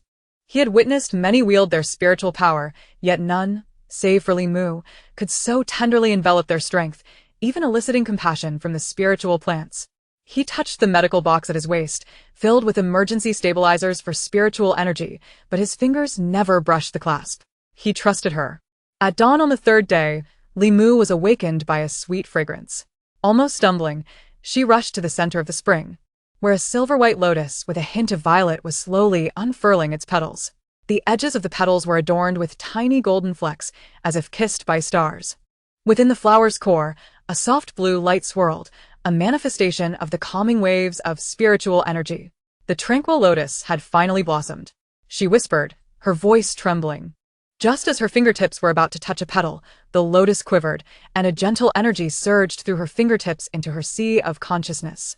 The anxiety accumulated from recent battles and the fear born of being pursued melted away like spring snow under the sun. Unbeknownst to her, Hang had appeared by her side, a detector cradled in his palm. The screen displayed a curve of spiritual energy fluctuations, initially jagged but gradually smoothing into waves. He chuckled softly. The effect is 3 times better than documented. Little Moo, you are truly remarkable. Before he could finish, dark ripples suddenly spread across the surface of the spiritual spring. This darkness was not merely shadow but resembled ink dropped into clear water, thick with a corrosive quality. A chill ran down Moo's spine. The aura was eerily similar to the black liquid used by the Shadow Organization. Just as she prepared to summon the Xuanhu's ethereal form, a dizzying whirl struck her, distorting her surroundings. The stone table, Hang's white lab coat, the fragrance of the lotus, all shattered into motes of light. When her consciousness coalesced again, she found herself in a fog-laden space. Fragments of shattered memories floated around, the cries of an abandoned infant on a garbage planet, the screech of the Xuanhu upon her first awakening of spiritual power, and the mental bombs on the chests of Shadow Organization members. You are my host, a hoarse whisper surged from all directions. Moo turned sharply to see black vines emerging from the ground, each entwined with translucent shards of memory. The buds at the tips of the vines burst open to reveal crimson stamens, resembling an inverted eye. Nightmare vines? She recalled Su Yan mentioning a parasitic beast used in experiments, capable of manipulating dreams, sealed away by the Federation for being too dangerous. But how could it be in the spiritual spring? The answer approached as the vines tightened around her. When her mental barrier was pierced by the thorns, a sharp pain coursed through her nerves. She glimpsed countless images through the vines. A young vine trapped in a glass jar, the agony of being injected with black liquid, the cold laughter of researchers. Its parasitic nature is 10 times stronger than anticipated. It had been trapped deep within the spiritual spring, eroded by the black liquid, until her resonance awakened both the spring and it. You awakened me. Now you must accept me. The black mist instantaneously engulfed the entire space. Moo felt herself being pressed into a quagmire, every inch of her spiritual energy being pulled. She sought to summon the Xuanhu, but the ethereal form was crushed by the vines. She attempted to call Hang, but her voice was caught in her throat, as if someone had grasped her vocal cords. Little Moo, hold onto my spiritual energy. A familiar, melodious voice pierced through the fog. Limu looked up to see Su Yan's ethereal form standing at the edge of the mist. His silver hair was darkened by the black fog, but his fingertips glimmered with faint golden spiritual energy runes, the hallmark of his expertise in spiritual model construction. Senor Su? She instinctively reached out her hand. Su Yan's runes suddenly exploded into starlight, tearing a rift through the fog. Do not touch the vines. They are replicating your memories. Sweat beaded on his forehead. I linked in through a mental connection, but cannot hold on for long. When Hang is locating your spiritual core using resonance healing, follow my voice. Limu bit her lip and pressed onward. As the vines brushed against her arm, she caught a glimpse of herself at 7. Rummaging for food on the garbage planet, the memories she most despised. A wave of nausea surged in her stomach as she stumbled into Su Yan's ethereal form. Good, stay awake. Su Yan's voice suddenly felt distant. When Hang said your spiritual core is glowing, like a small sun, the mist began to churn violently. Li Mu felt warm hands cover her neck, when Hang's hands, imbued with the unique scent of disinfectants from the medical bay. Do not fear, we are here. His voice resonated with soothing tremors. Breathe with me, in and out. The pain deep within her consciousness suddenly crystallized. Li Mu saw her spiritual core. Once a pure white orb, now ensnared halfway by black vines. She extended tendrils of spiritual energy, gently brushing against the nearest vine. The vines trembled suddenly. The imprisoned images became clearer. The screams of a young vine when its tendrils were pulled, the burning pain of black liquid corroding its roots, and the despair of being sealed within the spiritual spring. Li Mu's eyes watered. Was this not another version of her, abandoned? I will no longer leave you alone, she whispered, as her tendrils of spiritual energy traced along the vine's pathways. The vines tightened abruptly, then instantaneously released. Li Mu watched as the ethereal form of the young vine emerged from the black mist, its roots glowing a ghostly blue, no longer the repulsive black. The young vine gently touched her spiritual core, as if checking its warmth. Then, it transformed into a ghostly blue mark, merging into her forehead. The mist dissipated. Li Mu slowly opened her eyes, realizing she lay in Wen Hang's embrace. His white lab coat was soaked with cold sweat, yet he still cradled her neck with his palm. Su Yan knelt nearby, the runes on his fingertips not yet fully dissipated. Droplets of cold sweat trickling from his hair tips, evidence of overexertion of spiritual energy. Awake? Wen Hang's voice was hoarse yet bright, like spring breezes breaking through ice. Your spiritual energy fluctuations almost overturned the spiritual spring. We both wait. Su Yan suddenly reached out, his fingertip hovering half an inch from Li Mu's forehead. You have a mark on your forehead. Li Mu touched her brow, feeling the coolness of her skin. She gazed at the spiritual spring, her reflection revealing a flicker of ghostly blue in her pupils. More strangely, the corners of her reflection's mouth curled up slightly, a smile tinged with unfamiliarity, as if responding to someone. So you have been waiting for someone all along. She heard her own voice, its ending as light as a feather. Wen Hang and Su Yan exchanged glances, both reflecting confusion in their eyes. Deep within the spiritual spring, the dark golden runes began to spin faster. The light from the 12 stars connecting to form a faint outline of another figure. Meanwhile, in Li Mu's sea of consciousness, the ghostly blue mark quivered gently, emanating a faint emotion of anticipation. Wen Hang's voice bore an unmistakable weariness, yet upon catching sight of her open eyes, his gaze softened with a gentle smile. He reached out with his other hand to her neck, his fingertips pressing lightly against her pulse, which raced still, though steadier than before. Su Yan suddenly spoke. Having straightened up without her notice, his silver hair clinging to his forehead with cold sweat. His fingertips hovered just above Li Mu's brow, recalling the tumultuous waves of psychic energy that had nearly overturned the entire medical chamber during their fusion. The mark on your forehead, is it a remnant of the nightmarish vine? Li Mu raised her hand to touch her brow, feeling a subtle warmth beneath the skin, akin to a piece of jade warmed by hand. Observing the dark rings under Su Yan's eyes, she was suddenly reminded of how he had constructed a protective barrier with his psychic energy during their fusion, as the Fox clan's runes danced at his fingertips, causing the very air to shimmer with a faint golden light. I wish to try, she whispered. After the fusion, I feel as though my consciousness can reach something. Wen Hang paused briefly, then withdrew his hand, smoothing her tousled hair away from her forehead. Do you require my assistance with psychic resonance? No need, Li Mu replied, closing her eyes and centering her mind as per Wen Hang's teachings. This time, the process was smoother than ever. Her consciousness floated like a feather. And when she next opened her eyes, she found herself standing in a fog-laden expanse. Is this my dream space? Can you hear me? Voices surged from all directions, akin to a gentle spring rain pattering on azure tiles. Li Mu followed the sound, the outlines of vines gradually materializing from the mist, glistening droplets hanging from the azure branches, just as she had seen the shadow of the young vine during their fusion. Is it you? She reached out, and the vine coiled delicately around her fingertips, a chill creeping through her skin into her veins. You have not fully fused yet? The vine trembled, and fragments of images emerged from the mist.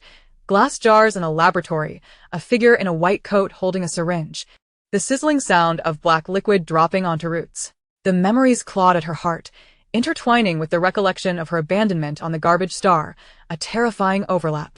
I will not abandon you, she murmured, as the vine suddenly tightened, branding her palm with a faint blue mark. But now, I need to understand why you can still speak. A barely audible sigh responded, the mist abruptly dissipating. Li Mu's eyes flew open, the azure mark on her forehead pulsing with heat against her heartbeat. how are you? Su Yan promptly offered her a cup of spiritual spring water. Has your psychic energy sustained damage? Li Mu took a sip, the coolness sliding down her throat into her stomach. It still retains a remnant of consciousness, she noted, touching her brow. It may be related to the incomplete fusion. Wen Hang's fingers tapped rapidly on the medical wristband, a series of data appearing on the pale blue screen. Your psychic energy fluctuations are more stable than before, but the energy field of the spiritual spring. He looked out the window, morning light streaming through the glass, illuminating his deer-like, light brown pupils. Go check on the tranquil lotus. The turbulence during last night's fusion was too intense. I fear it may have affected it. The entrance to the spiritual spring lay deep within Li Mu's consciousness. She recited the incantation, and when she opened her eyes again, she stood by the spring. The morning mist had yet to clear, and the originally silver-white tranquil lotus now radiated a deep blue hue, its petal edges gilded with a soft gold, resembling a gem bathed in moonlight. Strangely, it exuded a peculiar fragrance, sweet yet tinged with bitterness, reminiscent of the sap that had overflowed from the vine during her fusion. As Li Mu leaned closer to inhale the scent, her consciousness suddenly wavered. She found herself standing amidst the ruins of the garbage star, cradling a swaddled infant. As a pair of crimson eyes fixated on her, was this a memory of her abandonment? Yet, the image contained elements not belonging to her, such as the elusive fragrance carried by the wind. Amu. Wen Hang's voice pierced through the illusion like a silver needle, causing Li Mu to stagger back, her lower back colliding with the cool stone of the spring's edge. It was then she realized her palms were slick with cold sweat, and the scent of the tranquil lotus had somehow enveloped the entire space. Even the surface of the spiritual spring was shrouded in a pale blue mist. What is it? Su Yan's voice called from behind. Li Mu turned to see him standing at the entrance, the Fox Clan totem on his forehead glowing faintly. He could follow her psychic energy fluctuations? The fragrance is problematic. Li Mu pointed toward the lotus. When I inhaled it, I saw memories of my abandonment, but that memory, she hesitated, contained perspectives not my own. Su Yan's pupils constricted slightly. The Fox Clan's sensitivity to psychic energy fluctuations was already keen. He reached out to catch a wisp of fragrant mist, and the runes at his fingertips suddenly burst forth with blinding golden light. This is a residue of a psychic guiding agent, but the concentration is 10 times higher than that in the laboratory. Not just that. Wen Hang's voice came from another side.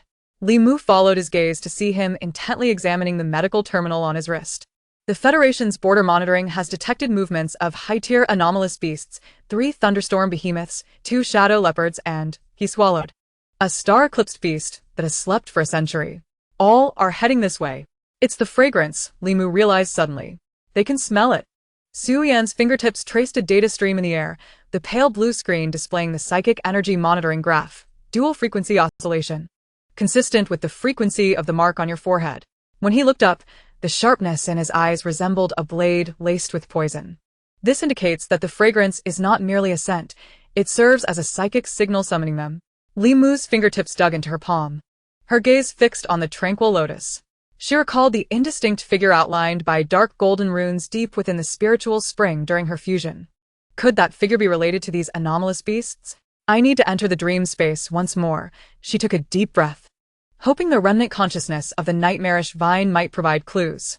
This time, entering the dream was swifter than before, yet the vines within the mist appeared much clearer.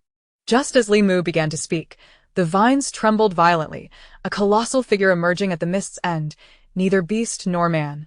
Its body adorned with azure patterns akin to the nightmarish vine. With each step, the ground fissured like a spider's web. It has come. The voice of the vine trembled with fear. It has been searching for me, and has now tracked you by the fragrance. A cold sweat trickled down Li Mu's back. She could feel the oppressive weight of that figure, as though a mountain pressed against her chest. What is it? An ancient anomalous beast, a thought-eater. The vine's voice quaked. It survives by devouring psychic energy. I was once hunted by it, which drove me into the laboratory. Su Yan's call yanked her back to reality. When Li Mu opened her eyes, she found herself kneeling by the spiritual spring, her hands pressed against the ground, dirt lodged beneath her nails. When Heng crouched beside her, supporting her shoulder, as the alarm from his medical wristband blared, only 3 interstellar timelines remain before the anomalous beast swarm arrives. We must immediately seal off the fragrance. I will seal the tranquil lotus. Li Mu wiped her face, the mark on her forehead burning fiercely, nearly scorching her skin. Using the psychic totem of the nine-tailed Xian fox as a barrier, with the nightmarish vine assisting in suppressing the fluctuations, Su Yan quickly positioned himself beside her, his fingertips forming seals. I will reinforce the barrier with a psychic model. When Heng, prepare a stabilizer for the spiritual spring. Its mutations are occurring too rapidly. We need physical suppression. Li Mu closed her eyes in concentration, the ethereal silhouette of the nine-tailed Xian fox materializing behind her, its 9 tails sweeping over the spring, sending ripples of golden light across the water surface. She could feel the power of the nightmarish vine surging through the mark, intertwining the azure glow with the golden light of the fox tails, weaving a vast net over the tranquil lotus. Be cautious, the vine's voice echoed in her consciousness. It can read minds. As the final rune fell into place, Li Mu's psychic energy was nearly depleted. She collapsed by the spring. Watching as the tranquil lotus sank back into the waters, the fragrance gradually dissipating. When Heng immediately offered her a psychic energy supplement, she held it in her mouth, the bitter taste spreading over her tongue. For now, it has stabilized. Su Yan wiped the sweat from his brow, yet the barrier could only hold for 3 days. The thought-eater's psychic energy level is too high. It will find a weakness. Li Mu gazed at the surface of the spiritual spring, and to her astonishment, her reflection bore a faint smile. That smile felt alien, sending a chill down her spine, as if something lurked deep within her consciousness, greeting the encroaching darkness through her visage. Suddenly, a mountain breeze swept through, rustling the leaves in the forest. Li Mu lifted her head, peering through the thin mist of the spirit spring space, and beheld, in the distant mountain forest, a pair of scarlet eyes slowly opening. Chapter 45. The fragrant illusion and the heart's wall. Li Mu was roused by a sweet, metallic tang in her throat. Cold sweat drenched her back, as she curled up on the azure stone beside the spirit spring. Her fingertips dug deeply into her palms. The sensation of the vine that had coiled around her throat in her dreams felt too vivid, as if something were truly burrowing into the depths of her consciousness through her nostrils. Moonlight filtered through the mist, casting a glow on the stillness of the lotus floating on the water's surface, causing her pupils to dilate suddenly. The edges of the snow-white lotus were tinged with a faint purple halo, its fragrance more intense than the day before, like threads soaked in honey, spreading from the center of the spirit spring into the surrounding space. Even more unsettling was the layer of gray mist that had inexplicably enveloped the originally clear boundaries of the space, resembling corroded glass, faintly revealing the contours of the forest outside, where a vague shadow was pacing along the edge. It was not an illusion. She pressed her fingers against her throbbing temples, the sweet metallic taste transforming into bitterness. Something was indeed calling forth. The vibration of a communicator echoed from her sleeve. Wiping her face, her fingertips still slick with cold sweat, she pressed the answer button. Su Yan's voice, enveloped in electronic static, burst forth. Immediately report to the psychic laboratory. Bring the spirit spring sample.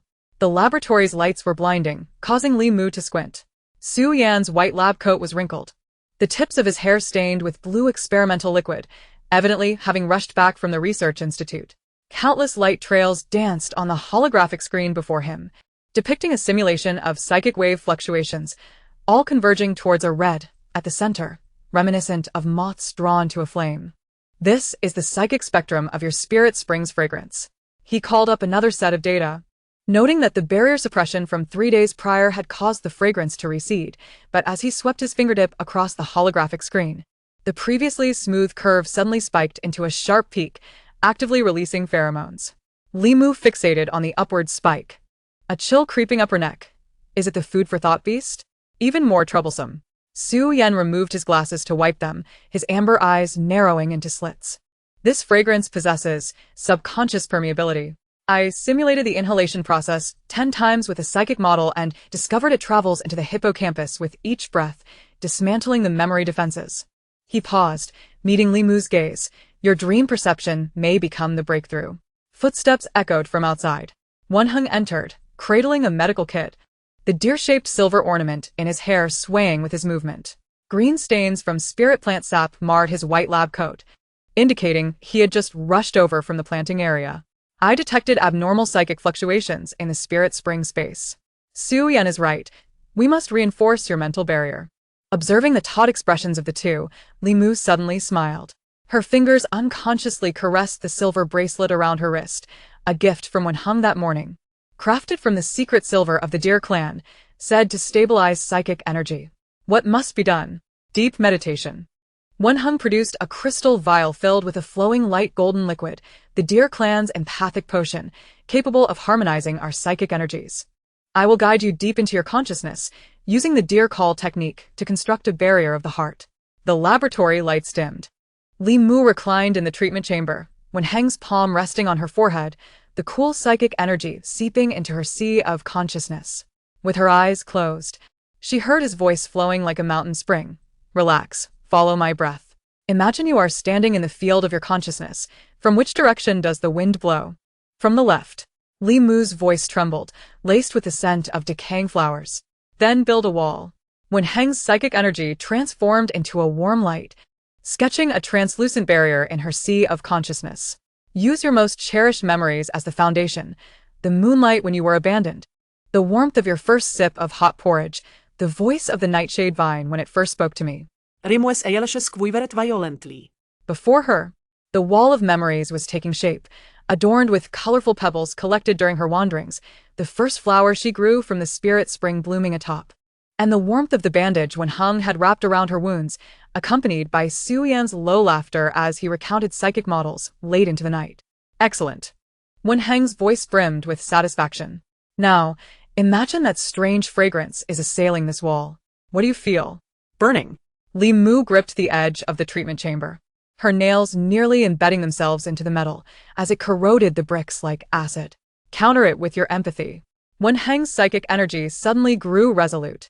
You are not defending. You are protecting. Protecting the tranquil lotus in the spirit spring, protecting those who trust you, safeguarding all the weak ones you have healed. Golden light radiated from her forehead.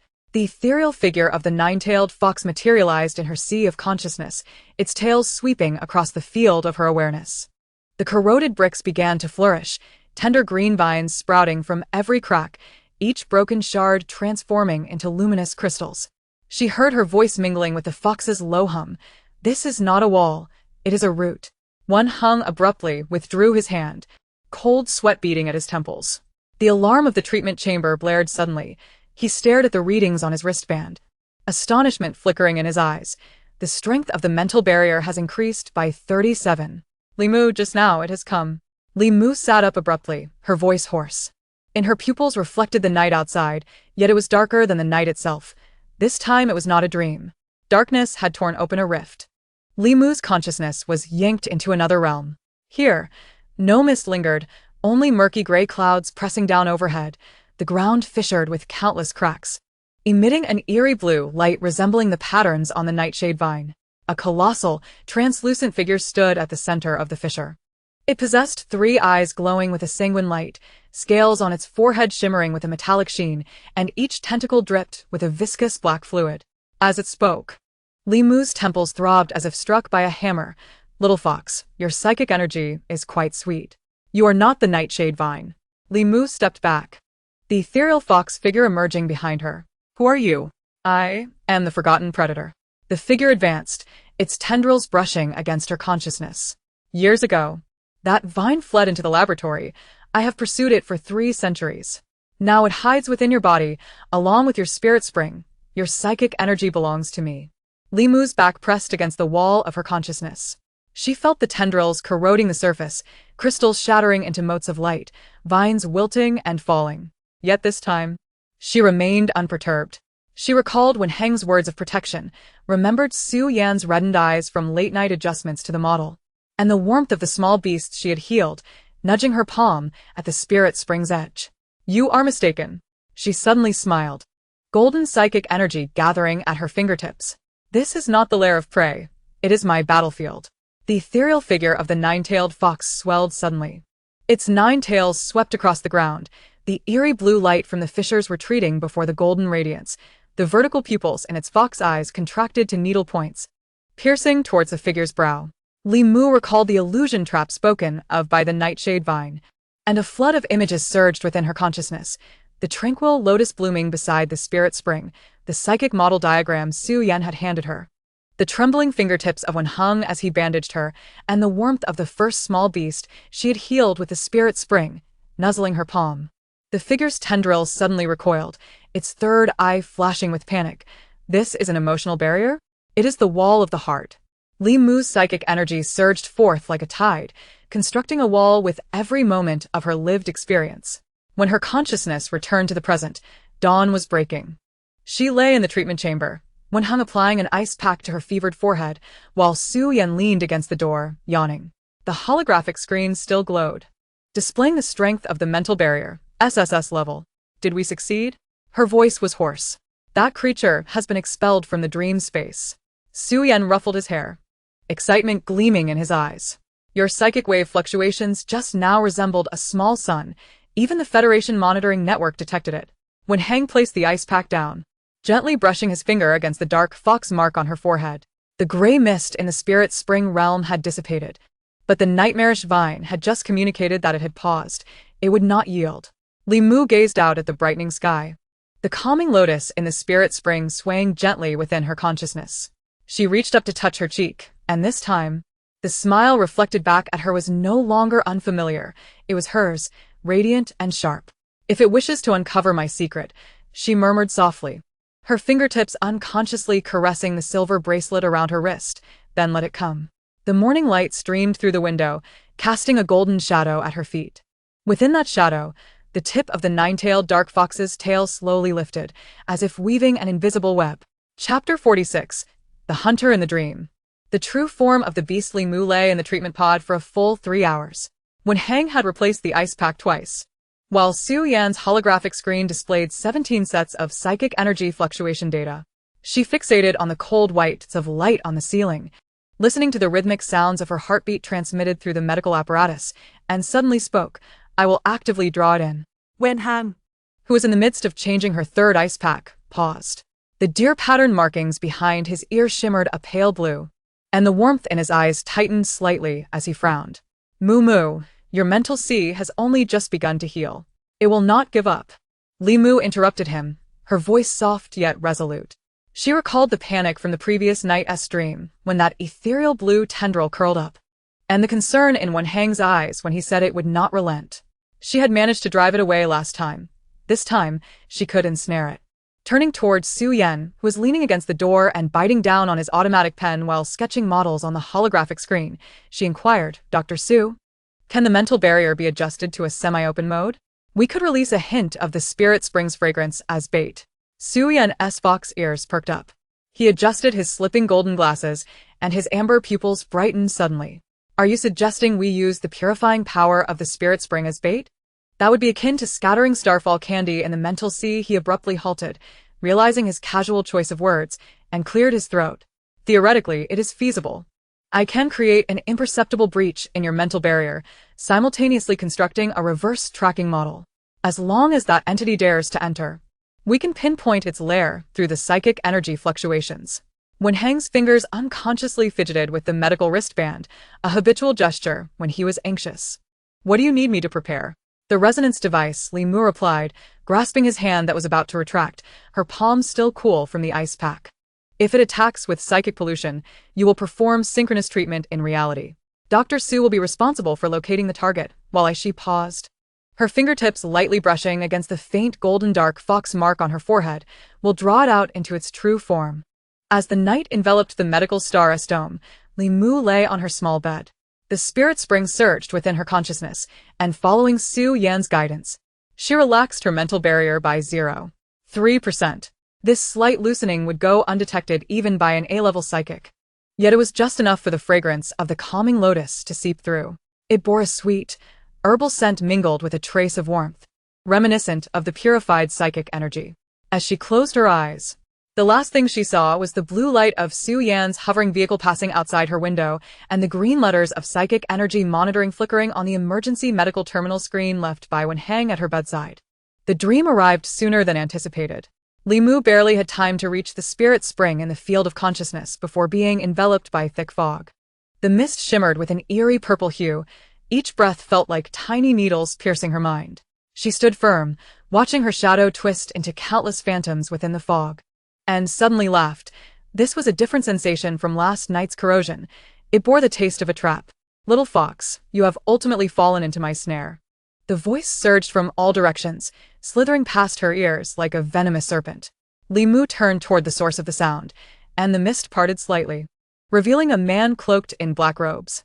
His features were shrouded in shadow, save for the abyssal crimson of his eyes, which burned with a fierce intensity, their slit pupils bearing a resemblance to her dark fox mark. "You thought relaxing the barrier would lure me in?" He raised his hand, and countless silver-white threads shot forth from the mist. "This is the web I have woven for you." The threads brushed against Li Mu's wrist, and she realized they were tangible manifestations of psychic energy laced with corrosive negative energy, burrowing into her veins through her skin. Sujan, She called out within her consciousness. This was their agreed signal. In the next moment, the dream abruptly twisted. The figure of the man in black elongated into multiple phantoms, while the surrounding fog transformed into mirrors, each reflecting different scenes.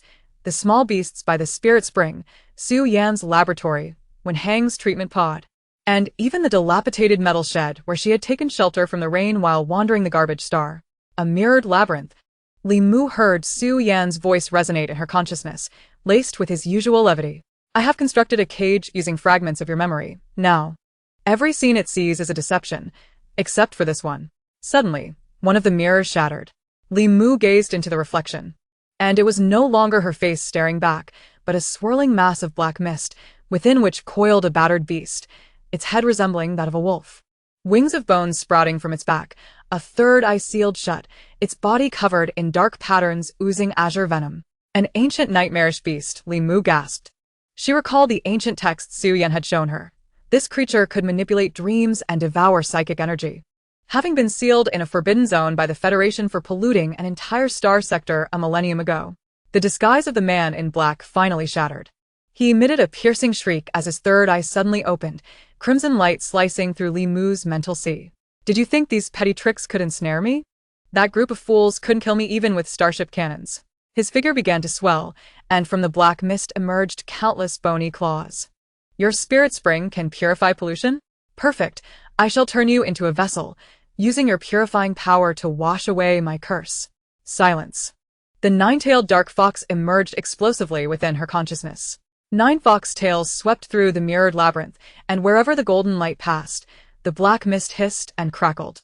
She remembered Wenhang's words about the meaning of guardianship, recalled the redness in Su Yan's eyes as he worked tirelessly adjusting the model, and felt the warmth of the small beasts by the spirit spring brushing against her palm. "This is my battlefield, not your container." The spirit spring in her mental sea suddenly boiled.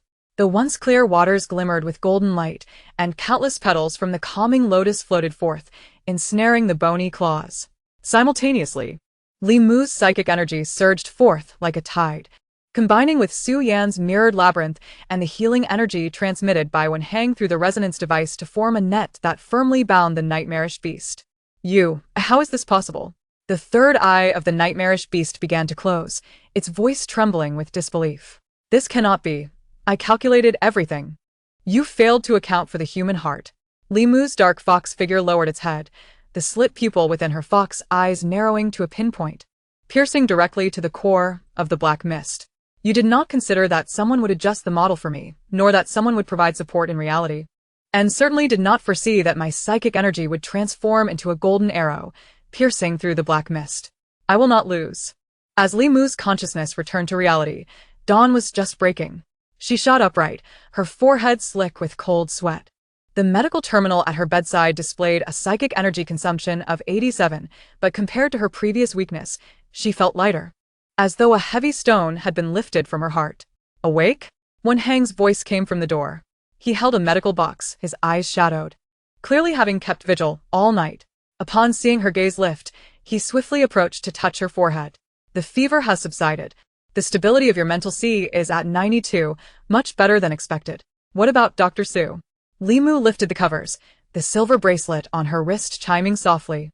It was the anti-psychic interference device Wen Hang had gifted her, now glowing faintly blue. He is analyzing data in the laboratory.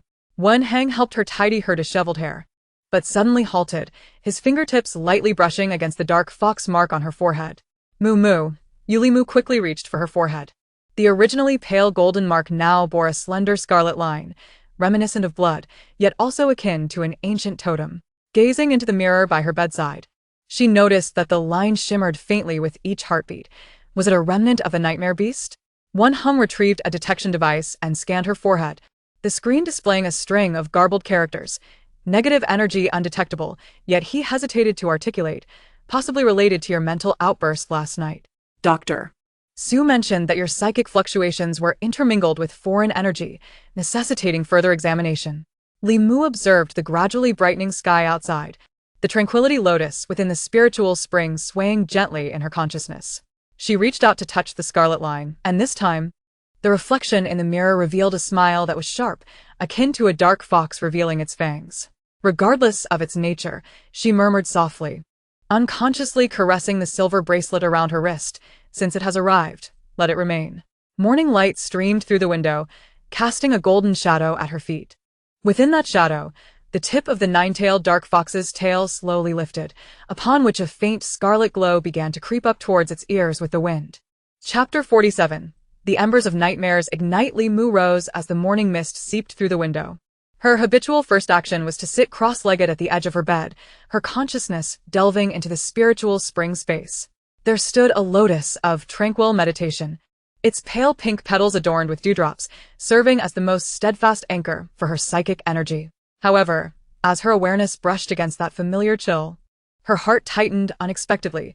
The edge of the azure mark at the center of the lotus petal was now tinged with a faint scarlet, as if outlined by blood. How could this be? Her fingertips unconsciously dug into her palm, a burning pain flaring at her forehead. In the mirror's reflection, the scarlet line that had only appeared the day before pulsed with her heartbeat, climbing towards her brow like a living creature, biting her lip. She attempted to suppress it with her psychic energy, the phantom of the dark fox manifesting in her consciousness, yet as its 9 tails brushed against that red, they recoiled in pain. What alarmed her further was that the clarity of the spiritual spring intertwined with that searing heat, as if 2 strands of yarn had been forcibly twisted into a rope. A gentle knock at the door startled her, and she looked up to see Su Yan leaning against the doorframe. His usually neat silver hair was somewhat disheveled, his lab coat stained with reagent, and in his hand, he clutched a holographic projector. The mental monitoring device emitted 3 urgent beeps.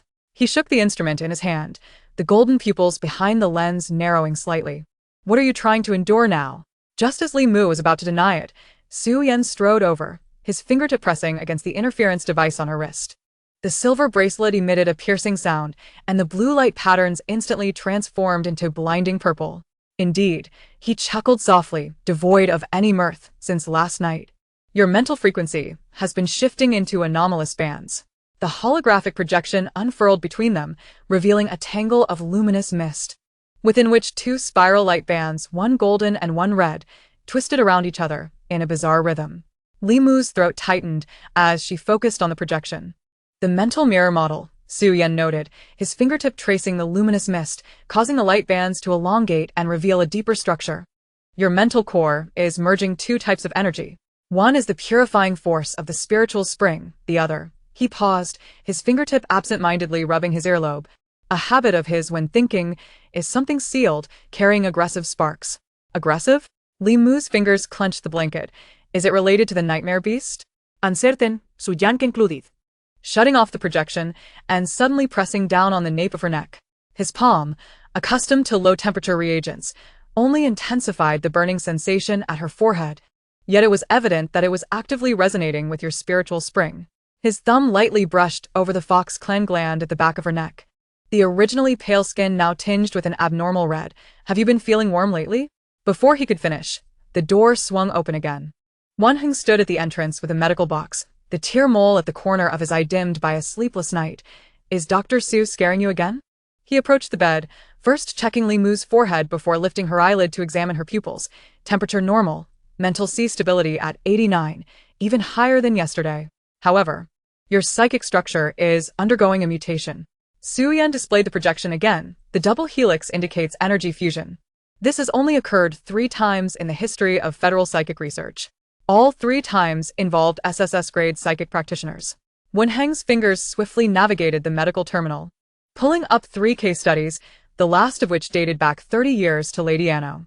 His voice suddenly softened, as if afraid of startling something. She was the first to successfully merge foreign energy as a psychic, but later she was parasitized by the nightmare vine. Su Yan quickly interjected but halted upon seeing Li Mu's pale expression. Apologies, I should phrase that differently. Li Mu remained silent. She gazed at the photograph of Lady Anno on Wan-Hung's terminal, noting the identical scarlet line on her forehead. Let us begin with empathic healing. Wan-Hung closed the terminal, lightly tapping her brow. I need to ascertain the nature of this energy. His psychic energy flowed like a gentle breeze into Li Mu's consciousness. Yet upon reaching that scarlet mass, it jolted violently. Cold sweat instantly beaded on Wan-Hung's forehead, his fingers gripping the edge of the bed, knuckles turning white. Withdraw. Quickly withdraw.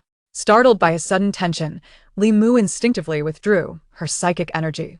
Yet, Wan-Hung had already severed the connection, half kneeling on the ground, gasping for breath. The back of his right hand covered in a large area of red spots, marks burned by the psychic barrier. What could it be? Li Mu thought to help him, but he raised a hand to stop her. It is not an ordinary purifying fire. He loosened his collar, revealing a faint azure deer-patterned totem at his collarbone. His spiritual mark, now emanating an abnormal dark purple, it was heartfire. His gaze was tinged with a hint of redness. The legendary fire capable of incinerating obsessions and reshaping souls. The air in the room suddenly thickened. Su Yan's breathing resonated clearly in the silence as he stared at the burn on Wan-Hung's hand, then shifted his gaze to the line on Li Mu's forehead. His throat bobbing, Anno's notes mentioned that before she was parasitized by the nightmare vine, heartfire had also manifested within her. Li Mu felt a fire ignite from her chest to her eyes. She recalled how, last night, her reflection in the mirror caught the morning light, momentarily resembling the vertical pupils of a dark fox. She remembered the scarlet glow in the spiritual spring, the notion of merging that Su Yan had spoken of, and Wan-Hung's mention of heartfire. Suddenly, she pressed her hand against her temple. So this is a remnant left by the nightmare vine? No. Wan-Hung struggled to stand, grasping her hand. His palm still bore the coolness of the pain, yet it felt exceptionally resolute. Heartfire is the most pure manifestation of a psychic's obsession. If it is merging with the spiritual spring. His thumb gently stroked the silver bracelet on her wrist, which he had crafted himself, now producing faint sounds in synchrony with her heartbeat, indicating that within you lies a desire more intense than purification. Li Mu gazed into his concerned eyes, suddenly recalling the moment she was abandoned on the garbage star. When it was these hands that healed her frostbitten feet with the spiritual spring, and during the psychic outburst. It was these hands that stabilized her collapsing consciousness with empathic healing. She then glanced at Su Yan, who was lowering his head to adjust the projector, his hair falling forward to obscure his expression, yet the tips of his ears were faintly flushed, a sign of his emotional turmoil. I want to live, she whispered, to protect those I cherish, to ensure that all abandoned children have access to the spiritual spring, to see what this fire can ultimately ignite. Suddenly, Su Yan looked up, his golden eyes behind the lenses shining brilliantly. He grabbed the projector and dashed towards the door, the hem of his lab coat rustling. I will retrieve the psychic fluctuation data from 30 years ago. Wan-Hung, keep an eye on her temperature. Got it, Wan-Hung chuckled, shaking his head as he turned to retrieve calming incense from the medical box and lit it. Amidst the swirling wisps of azure smoke, he suddenly halted. narrowing his eyes in the direction of Li Mu. Mu Mu, there is something behind you. Li Mu turned around. In the morning light streaming through the window, a translucent fox figure slowly materialized. The golden patterns adorning its 9 tails faintly revealed crimson veins, as if flames coursed beneath its fur. She reached out to touch it, but the fox figure abruptly vanished, leaving only a faint golden paw print on the glass. That night, Li Mu experienced an unsettling slumber. She found herself once again in the lair of the nightshade vines. Beneath the canopy entwined with vines, a figure was ensnared by chains. The person had their back to her, long hair cascading down to obscure their face, but upon hearing footsteps, they suddenly turned around. Li Mu recognized this visage in the mirror. It was her own. I am Anua. The chains emitted a shrill sound of friction, unwilling to relinquish their hold.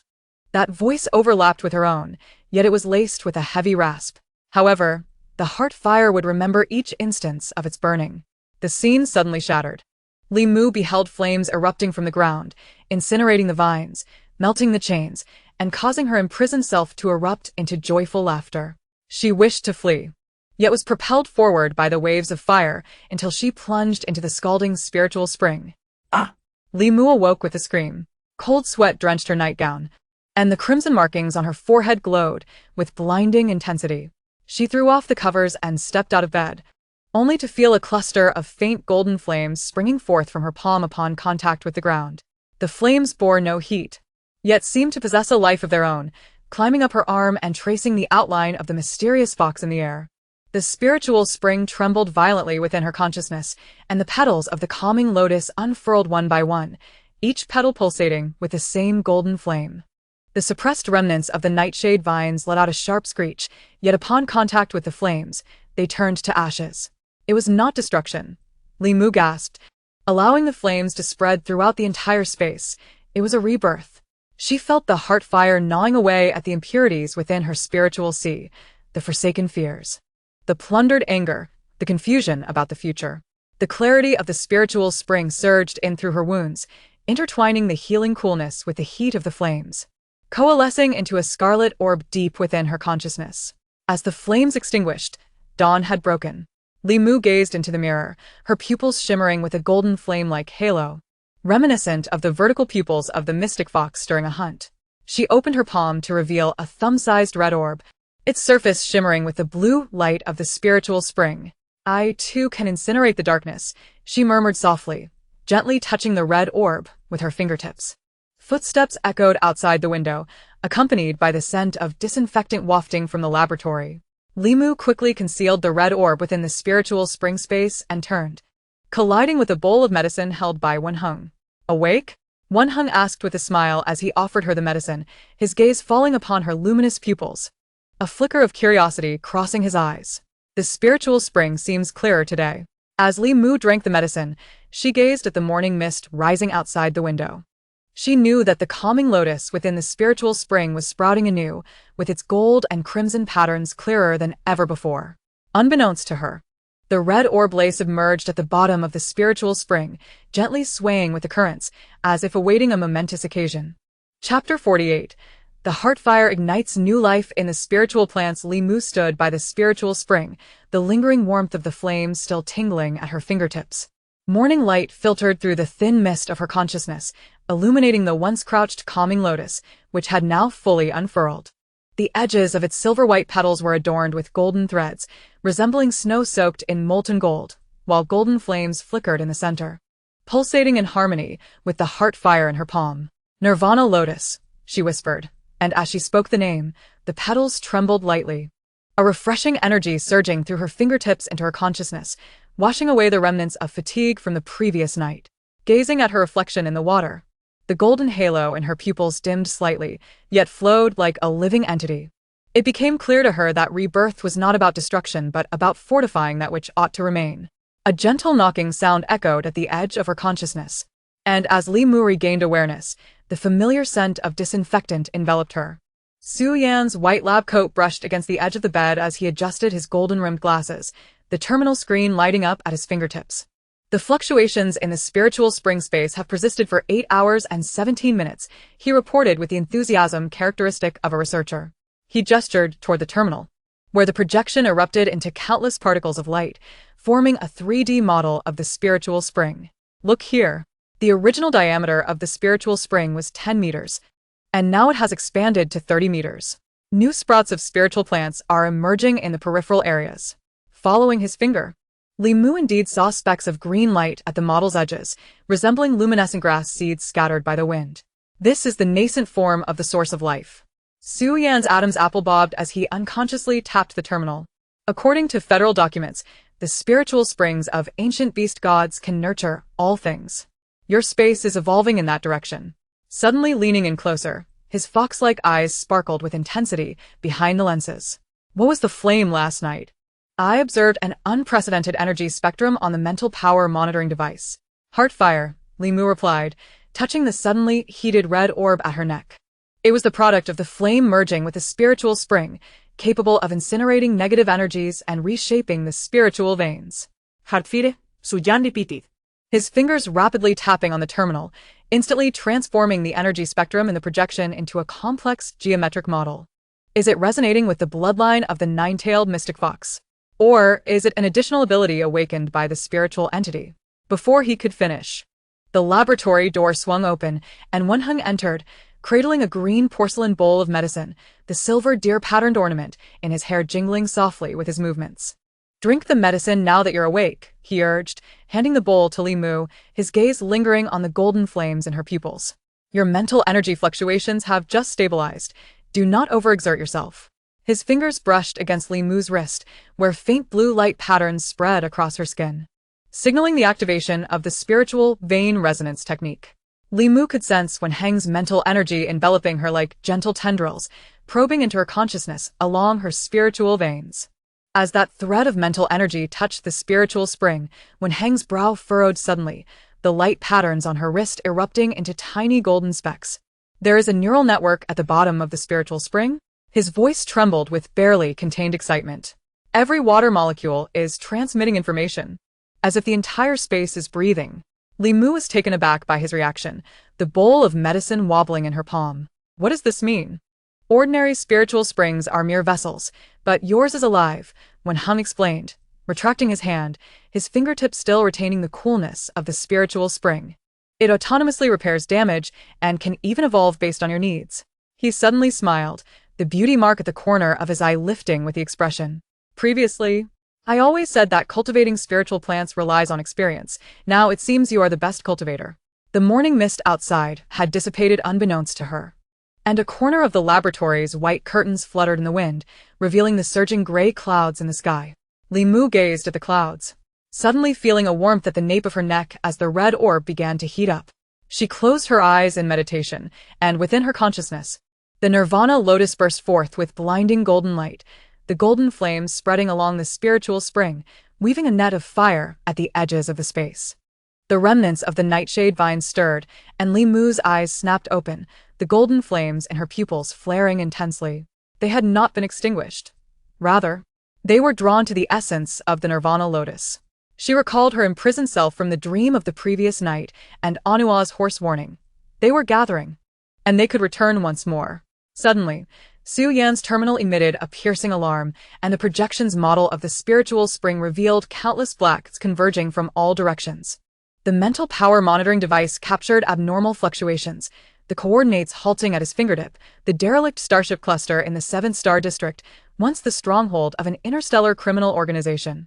Wenheng's hand pressed on Li Mu's shoulder as the spiritual vein resonance technique activated once more, this time his mental energy enveloped in a healing glow, probing farther along Li Mu's spiritual veins.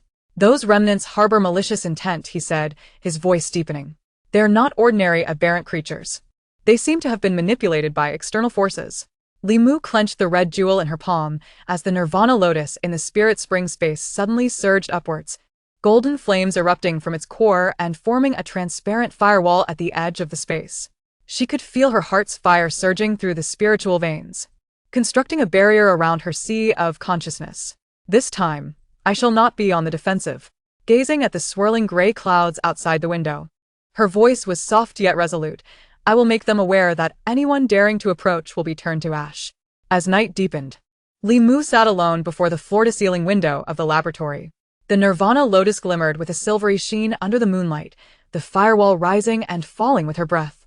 Akin to a living entity, she stared at her reflection in the glass, suddenly captivated by the ethereal image of a nine-tailed dark fox slowly materializing behind her. Its golden-red tail sweeping past the windowsill, and its fiery gaze more intense than her own, as if it were fixated on a distant point. Xiaomu. Su Yan's voice called from behind, prompting Li Mu to turn around hastily, only to find the apparition had vanished. She touched the heated skin at the nape of her neck, noticing the terminal in Su Yan's hand displaying the coordinates of a 7-star zone. Moving rapidly. Tomorrow, Li Mu murmured, looking out into the night. It's time to reunite with those old friends. Moonlight cascaded down upon her head, illuminating the flames within her pupils. In the distance, among the derelict starships of the 7-star zone, a metallic hatch suddenly cracked open, and a shadow darted forth, its eyes gleaming with the same golden light as Li Mu's. Chapter 49, Trial of Heartfire. Oath of the Spirit Spring. The laboratory's temperature control system emitted a faint hum, and the red jewel at the nape of Li Mu's neck became almost scorching. As she stood up, the Nirvana lotus in the Spirit Spring space trembled violently, its golden red petals cascading down like autumn leaves, coalescing midair into an altar entwined with flames. The fire was not scalding.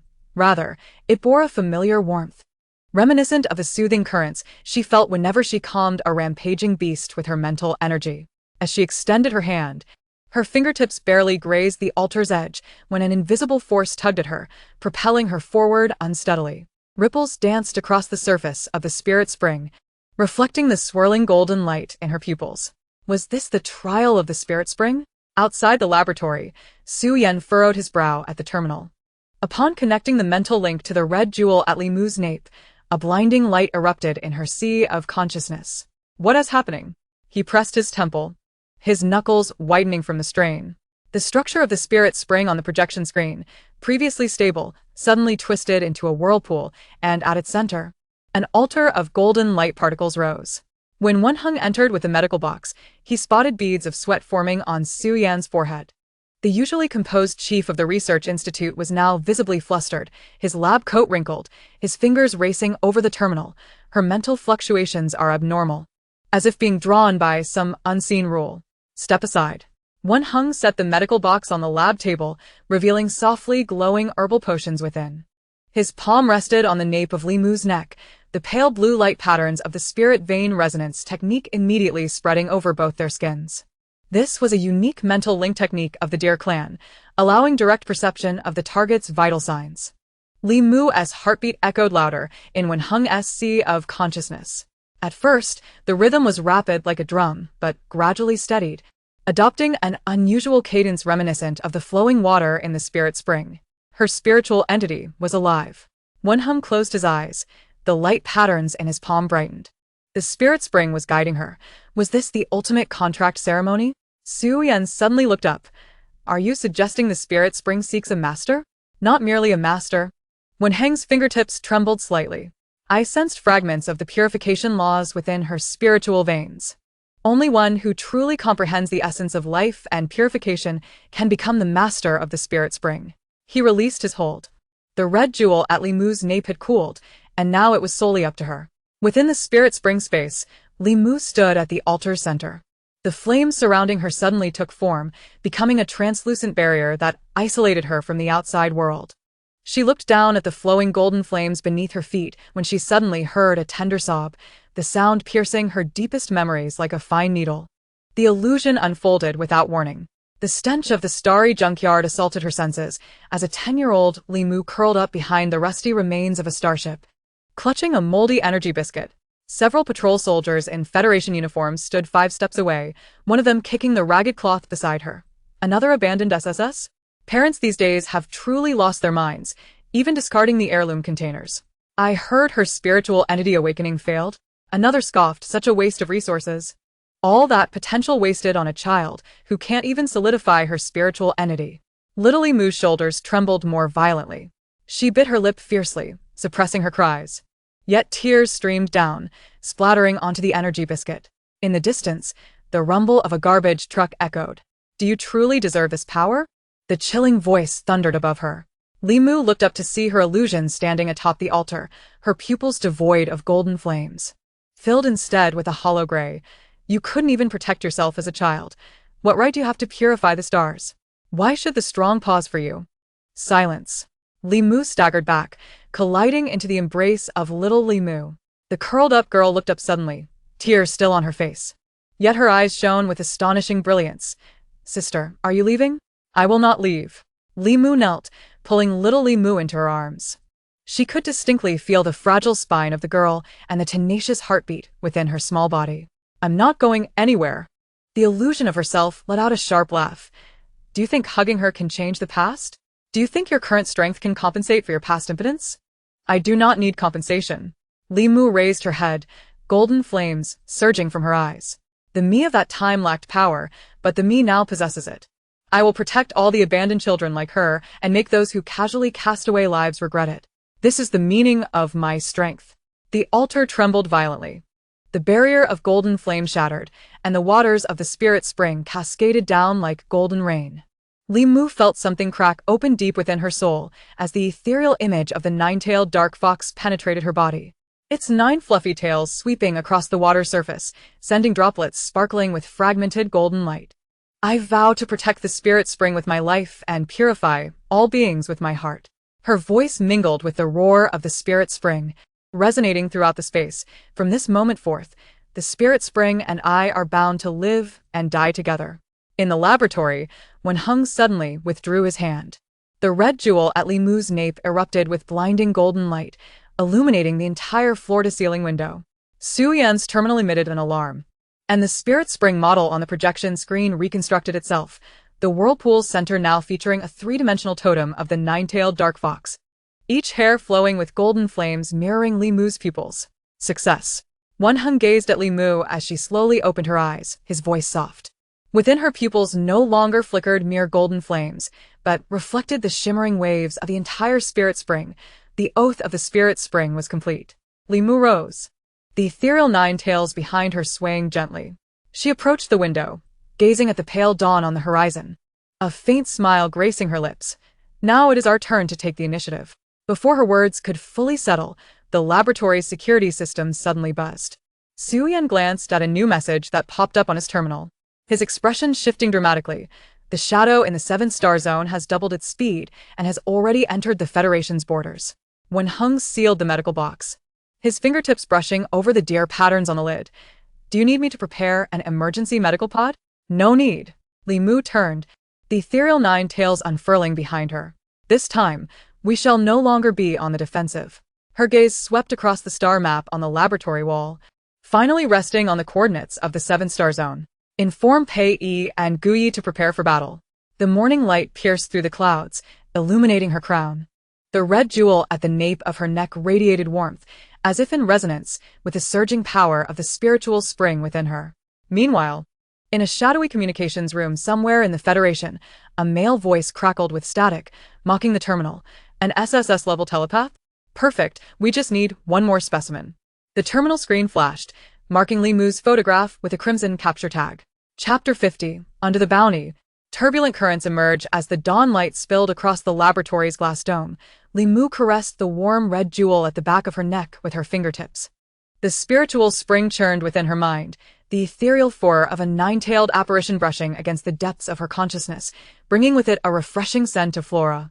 Suddenly, the laboratory's public channel activated automatically, blaring an alarming siren. Emergency announcement. Emergency announcement. The rigid, electronic voice of a female host from the Federation News Network shattered the silence. According to the latest data from the Research Institute, the wandering female telepath Li Mu possesses highly unstable mental contamination energy, suspected of triggering recent incidents of psychic riots. A temporary bounty has been issued. Those who assist in her capture will be rewarded by the Federation. A holographic projection materialized before the 3 individuals. Li Mu's image distorted and marked with a scarlet danger label, twisting along with the data stream. Wen Heng's hand froze above the medical box, the metallic clasp producing a soft click. As he looked up, his pupils, concealed behind gold-rimmed glasses, contracted slightly, an alert sign characteristic of the Deer clan. Su Yan's terminal emitted a spark as he forcefully severed the communication line, the fox-tailed earrings shimmering silver in the morning light. They've blacked out the public channel. He quickly typed on a backup terminal, but the Research Institute's logo appeared only to be forcibly shut down, declarations unable to be sent, all internal network ports commandeered. As Li Mu turned, the nine-tailed apparition behind her swirled into a golden wave. She gazed at her distorted reflection in the projection, a faint smile curling at the corners of her lips. I vowed to take the initiative in the spiritual spring last night, yet they conveniently handed me a weapon. She pressed her fingertips against the terminal, the power of the spiritual spring surging through the data line. The forcibly shut down Research Institute page flickered twice. Su Yan, bring up the real-time monitoring data of the spiritual spring. Are you going public? Su Yan's fox ears twitched, his fingers dancing across the virtual keyboard. The Federation's communication network is under surveillance. Any data sent out will be intercepted. No need to transmit it. Li Mu's golden eyes reflected the terminal's blue light. They claim I'm the source of contamination, yet the purification index of the spiritual spring rises with every passing moment. Her psychic energy infiltrated the terminal, generating a holographic light stream that displayed the numbers for all who could see the bounty. When Hung suddenly grasped her wrist, his palm bore the unique cold scent of the medical chamber, yet his fingertips were astonishingly warm. Moo, we need to retreat. He pointed out the window where 3 Federation patrol ships emerged from the clouds, their searchlights sweeping across the laboratory dome. I disguised the Deer Clan's medical ship as a transport vessel for spiritual plants, stationed at the B area of the 3rd starport. Elder Vela said that once you enter the Deer Clan territory, the Federation's military law cannot touch you. Su Yan's terminal beeped with a new alarm. He quickly scanned it. The patrol ships have activated a psychic shielding field. Spatial jumps cannot be used within a 3-kilometer radius. He discarded his lab coat into a shredder, revealing a combat suit embroidered with Fox Clan emblems beneath. I'll accompany you. I can help disrupt their tracking systems on the way. That won't do. Li Mu pressed his hand down, intending to access the terminal. The Research Institute needs someone to monitor. They've taken over the network. And the next step might be to destroy the original data of the spiritual spring. She turned to Wen Hung. How many can the Deer Clan transport ship carry? 3 at most. Wen Hung fished out 3 pale blue vials from the bottom of the medical box. These are disguising agents that suppress psychic fluctuations. Once injected, your spiritual spring aura will be masked to AB level. He hesitated for a moment over the vials but continued, but it only lasts for 6 hours. That's enough to reach the Deer Clan border. Li Mu accepted the vials, the needle pricking her vein eliciting a slight resistance from the spiritual spring's power. She gently soothed the golden flame within. Su Yan, once we reach the safe zone, send the spiritual spring data to Pei via the dark web. His fleet can break the shielding field. Suddenly, the laboratory's access control emitted a piercing alarm. Wen Hung pulled Li Mu behind the control console as Su Yan flung 3 psychic cards, creating a transparent barrier before the door. Research Institute Task Force, mandated to apprehend the dangerous individual Li Mu. Open the door within 3 seconds, or we will breach it. 3, 2. The deer-patterned ring on Wen Heng's finger glimmered faintly as the laboratory's ventilation duct erupted with a cloud of spiritual plant pollen. As Li Mu was dragged into the duct, she inhaled the sweet aroma of rosemary. It was the Deer Clan's unique anesthetic pollen, capable of temporarily incapacitating mechanical systems. Stay close. Wen Heng's voice echoed in the duct, his tail brushing against the back of Li Mu's hand, a method the Deer Clan used to mark allies in the dark. The exit is on the 3rd level below the starport. The transport ship is disguised as Green Sprout number 23. Outside the duct, the sound of heavy objects hitting the ground resonated. Su Yan's voice crackled with static. The shielding field has weakened by 30. You have 10 minutes. Li Mu closed her eyes, the spiritual spring swirling in her consciousness. Her newly awakened heartfire perception extended like golden threads, allowing her to see the rigid metallic waves of psychic fluctuations from the patrol ships within 3 kilometers, the anxious emotional waves of the task force, and then, to the left. She abruptly yanked Wen Hung by the collar, the 2 of them veering sharply in the duct. Below, the iron plate was blasted apart by a laser cannon. They had laid an ambush at the 3rd starport, with at least 2 teams of pursuers. How did you know? Wen Heng's breath quickened. While the Deer Clan excelled in healing, they were not known for speed, and sweat glistened at his temples. Li Mu's 9-tailed apparition penetrated the duct, the 9 tails shimmering with golden light. She observed the tendrils of nightmarish vines entwined around the pursuers, a distinctive mark of criminal organizations. They were not regular Federation troops. The power of the spiritual spring surged through her tails, coalescing into the illusion of a phoenix lotus ahead. Follow this light. It can disrupt their tracking systems.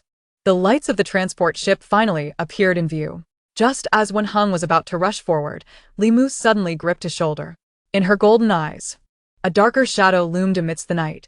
It lay like a panther atop a cargo box, its fur blending seamlessly into the darkness. Save for a pair of glowing green eyes. Guye. Wen Heng's voice was filled with astonishment.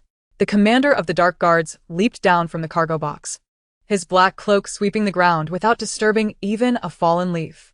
He handed Li Mu a thumb-sized chip, pressing his fingertip against it until blood oozed. This is encrypted with my psychic energy. It contains private communication records of Asher Cray, along with footage of his dealings with the Black Abyss organization. As Li Mu accepted the chip, her fingertips suddenly burned. It was the spiritual spring resonating. She stared at the flickering data stream within the chip, recalling the mocking male voice from the previous night. We just need one more specimen. They want the spiritual spring.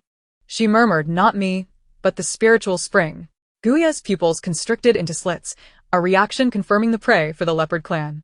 Asher Cray purchased a psychic extraction device 6 months ago. The parameters align with the purification frequency of the spiritual spring. He gestured toward the transport ship. 5 kilometers beyond the Deer clan border lies the wreckage of an abandoned starship. Its magnetic field can mask all tracking. Wen Heng had already activated the transport ship, the roar of the engines drowning out the distant sirens. Li Mu stood by the porthole, gazing at the receding lights of the research institute, the chip in her palm hot enough to almost scorch her skin. This is not a mere escape, she whispered to the night wind, the nine-tailed apparition unfurling behind her into a golden-red barrier, heralding the beginning of a counteroffensive. As the transport ship broke through the atmosphere, the Federation's bounty announcement continued to loop in the background. In a shadowy corner of a dark web forum, a stream of data adorned with a nine-tailed totem spread at the speed of light. This was the real-time monitoring data of the Spirit Spring, accompanied by a line of blood-red text. The so-called pollution was merely the true purification that they dared not reveal to the world. Chapter 51. Undercurrents at the border of the Deer clan. As the hatch of the transport ship sealed shut, Guya's black cloak swept past Li Mu's feet. He tapped 3 short notes on the bulkhead with his fingertips, and the metallic partition slid open, revealing a silver device concealed within the compartment, a mind decoder specially provided by the Dark Guards. Wen Heng, provide me with your mental resonance frequency. Guyi pressed a chip into the device's slot, raising his gaze to reveal the unique emerald glow of the leopard clan in his eyes. I require your healing power to neutralize my mental lock. Wen Heng removed the deer pattern pendant from around his neck, a mark of his status as a medical officer of the Deer clan. The inner side of the pendant, engraved with a hexagram, glowed faintly with each breath he took. He placed his palm over the device's sensing area, and a pale blue mental energy seeped in like morning mist, intertwining with the bloodstains crystallized on the chip's surface. Li Mu noticed his eyelashes tremble, a sheen of sweat forming on his brow. The Deer clan's mental energy, known for its gentleness, now had to contend with Guya's cold, blade-like mental force, akin to wrapping a steel needle in soft silk. I found it! Li Mu suddenly pressed down on Wen Heng's hand. Her 9-tailed phantom rose from behind her, each tail tip coalescing into a golden shimmer, precisely piercing through the entangled gibberish within the data stream. The spirit spring surged within her mind, bringing with it a familiar sweetness, melting the encrypted characters laced with dark thorns one by one. A holographic projection unfolded between the 3 of them. The first visage to emerge was that of a soccer. He sat in an exquisitely carved leather chair, clad in a sharply tailored suit, his fingertips drumming on a document marked top secret. The spirit frequency of that little girl matches our extraction device at 87. If we find 10 more SSS-level test subjects, we can complete the calibration. The scene shifted to a recording of his transaction with the leader of the Black Abyss organization.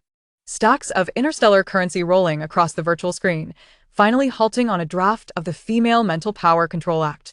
Once she was classified as a source of pollution, this act would pass without question, and all SSS-level females would become the property of the Federation. Wen Heng's fingertips pressed heavily against the edge of the device, his knuckles whitening. He fabricated 7 instances of mental pollution, the residual negative energy. He abruptly halted, his throat tightening. It was simulated using shadow spores. Li Mu's golden pupils narrowed slightly. She recalled the nightmare vines on her pursuers during her flight. Now, looking at the glass jar on Asak's desk, the floating purple spores mirrored the tendrils of the nightmare vines. The spirit spring in her palm heated up, as if it were tightening her fist for her. The so-called victims she had supposedly polluted were merely bait for public opinion, manipulated by Asak. Knock, knock. The hatch was lightly tapped twice, and Guyi instantly melted into the shadows. Just as Wenheng was about to rise, the hatch swung open, revealing Elder Vela's figure. Her silver-white deer ears hung with pearl pendants, each step echoing softly on the deck. As her gaze swept across the holographic projection, her fingers, concealed beneath her deer-patterned robe, curled slightly. I can open a gap in the border defenses of the Deer clan for you for 3 days. She got straight to the point, her voice reminiscent of ancient pines steeped in morning dew. As long as you remain within the Deer clan's territory, the Federation's wanted notice will be mere waste paper in my presence. Li Mu stood, the nine-tailed phantom behind her folding into a gentle arc. She gazed into Vela's eyes, sensing her concern, recalling the healing medicine the Deer clan's medical officer had stealthily given her during her time in the research institute. She remembered the warmth like spring sunshine that Wenheng had imparted while guiding her mental energy. Elder, you are sheltering a fox trapped in a cage, she said softly. But what I intend to do is to ensure that all foxes trapped in cages can emerge. Vela's deer ears twitched slightly. She fixed her gaze on the golden light dancing in Li Mu's eyes. Suddenly smiling, you possess the same light in your eyes as that little girl who trespassed into the Forbidden Land 30 years ago. She took out a jade token from her sleeve. To the spirit plant repository of the Starry Forest, the password is Deer Call at 9 Mounts. If you require any samples, just mention my name. As the mist of the Starry Forest enveloped her ankles, Li Mu finally beheld the true appearance of the Deer clan's Forbidden Land. The fragrance of century-old spirit plants mingled with morning dew, coalescing into a sweet line at her nostrils. Wenheng cradled an ancient tome borrowed from the spirit plant repository, its cover inscribed with the words ancient mental toxins, polished smooth by the passage of time. Spirit spring, emerge, Li Mu softly beckoned. The spirit spring surged forth from her palm as if alive, forming a small pool in the clearing. The phantom of the Nirvana lotus rose from the pool, the golden patterns on its petals reflecting her 9 tails. Wenheng cast the spore sample extracted from Asak's laboratory into the spring, and suddenly, the surface of the water roiled as countless purple specks floated up from the depths, each trailing a slender tail, resembling enlarged mosquito larvae. This. Wenheng's voice trembled. He retrieved the mental detection device, the screen's curves spiking instantly. They are consuming the purifying energy of the spirit spring. But even more bizarrely, when he adjusted the angle of the detector, the frequency fluctuations of these spores matched precisely with the mental pollution incidents reported by the Federation over the past 3 years. Li Mu squatted down, her fingertips dipping into the spirit spring. The purple spores began to burrow into her mind through her skin, yet she felt no discomfort. The spirit spring instinctively surged forth, enveloping the spores in a transparent cocoon. They are inducing a loss of control and mental energy. She closed her eyes to feel it. Akin to tossing stones into a tranquil lake, the stones themselves were inconsequential, but if someone kept throwing, someone was manufacturing those stones. Wenheng picked up the thread of conversation, flipping to a page in the ancient tome, where a depiction of the spores bore an uncanny resemblance to those in the spring, annotated beside it. Shadow spores can be artificially cultivated, used for directed interference of mental energy. Banned from research in the year 327 of the interstellar calendar for violating the Mental Power Protection Act. A faint metallic scraping sound reverberated from above. Guye's figure descended from the treetops like a shadow, landing with a gust that rustled the pages of Wenheng's book. He held a freshly intercepted confidential report from the Federation, pressing his fingertip heavily on the words emergency meeting. Asak has bribed 2/3 of the council members. The bill will be voted on in 72 hours.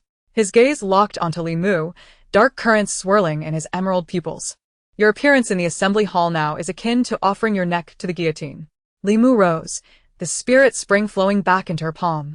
She gazed at the Federation satellites, faintly discernible through the mist, recalling Asak's determined smile in the holographic projection, the SSS-level females vilified, and the similar souls she had encountered, imprisoned in laboratories during her time of wandering on the garbage star. They want everyone to believe that we are dangerous. She turned to Guyi, the light of the spirit spring igniting in her golden gaze. Then I shall stand before everyone, allowing them to see that we have never been the true danger. When the spirit herbalist dispatched by Vela arrived, carrying a wooden box filled with samples, Li Mu was inputting the final spore diagram into the terminal. The elderly herbalist stroked his grizzled beard, pointing at the purple specks on the diagram. Cultivating this spore requires the juice of moonlight grass. The entire Federation only has the Black Abyss's secret base. Guia's voice emerged from the shadows. I have re-entered the intelligence network. The coordinates have been sent to Anhung. As night deepened, Li Mu found herself alone at the edge of the spirit spring. She gazed at her reflection in the water, the nine-tailed phantom swaying upon its surface. Suddenly, the spring rippled, the surface disturbed as if a stone had been cast, sending waves cascading outward. A blurred image emerged in the spring, a laboratory with white walls and a blue roof. A researcher clad in a white coat injecting a purple reagent into a glass chamber. The woman inside lifted her head, her pale face marked by fresh tear stains. This was Evans, the girl Li Mu had saved on the garbage star. Wait. Li Mu reached out to grasp the water's surface. But the image shattered into golden light. She observed the residual purple glow in her palm, a bitter taste rising in her throat. The spirit spring within her mind stirred gently, as if to say, "Do not rush. I remember everything."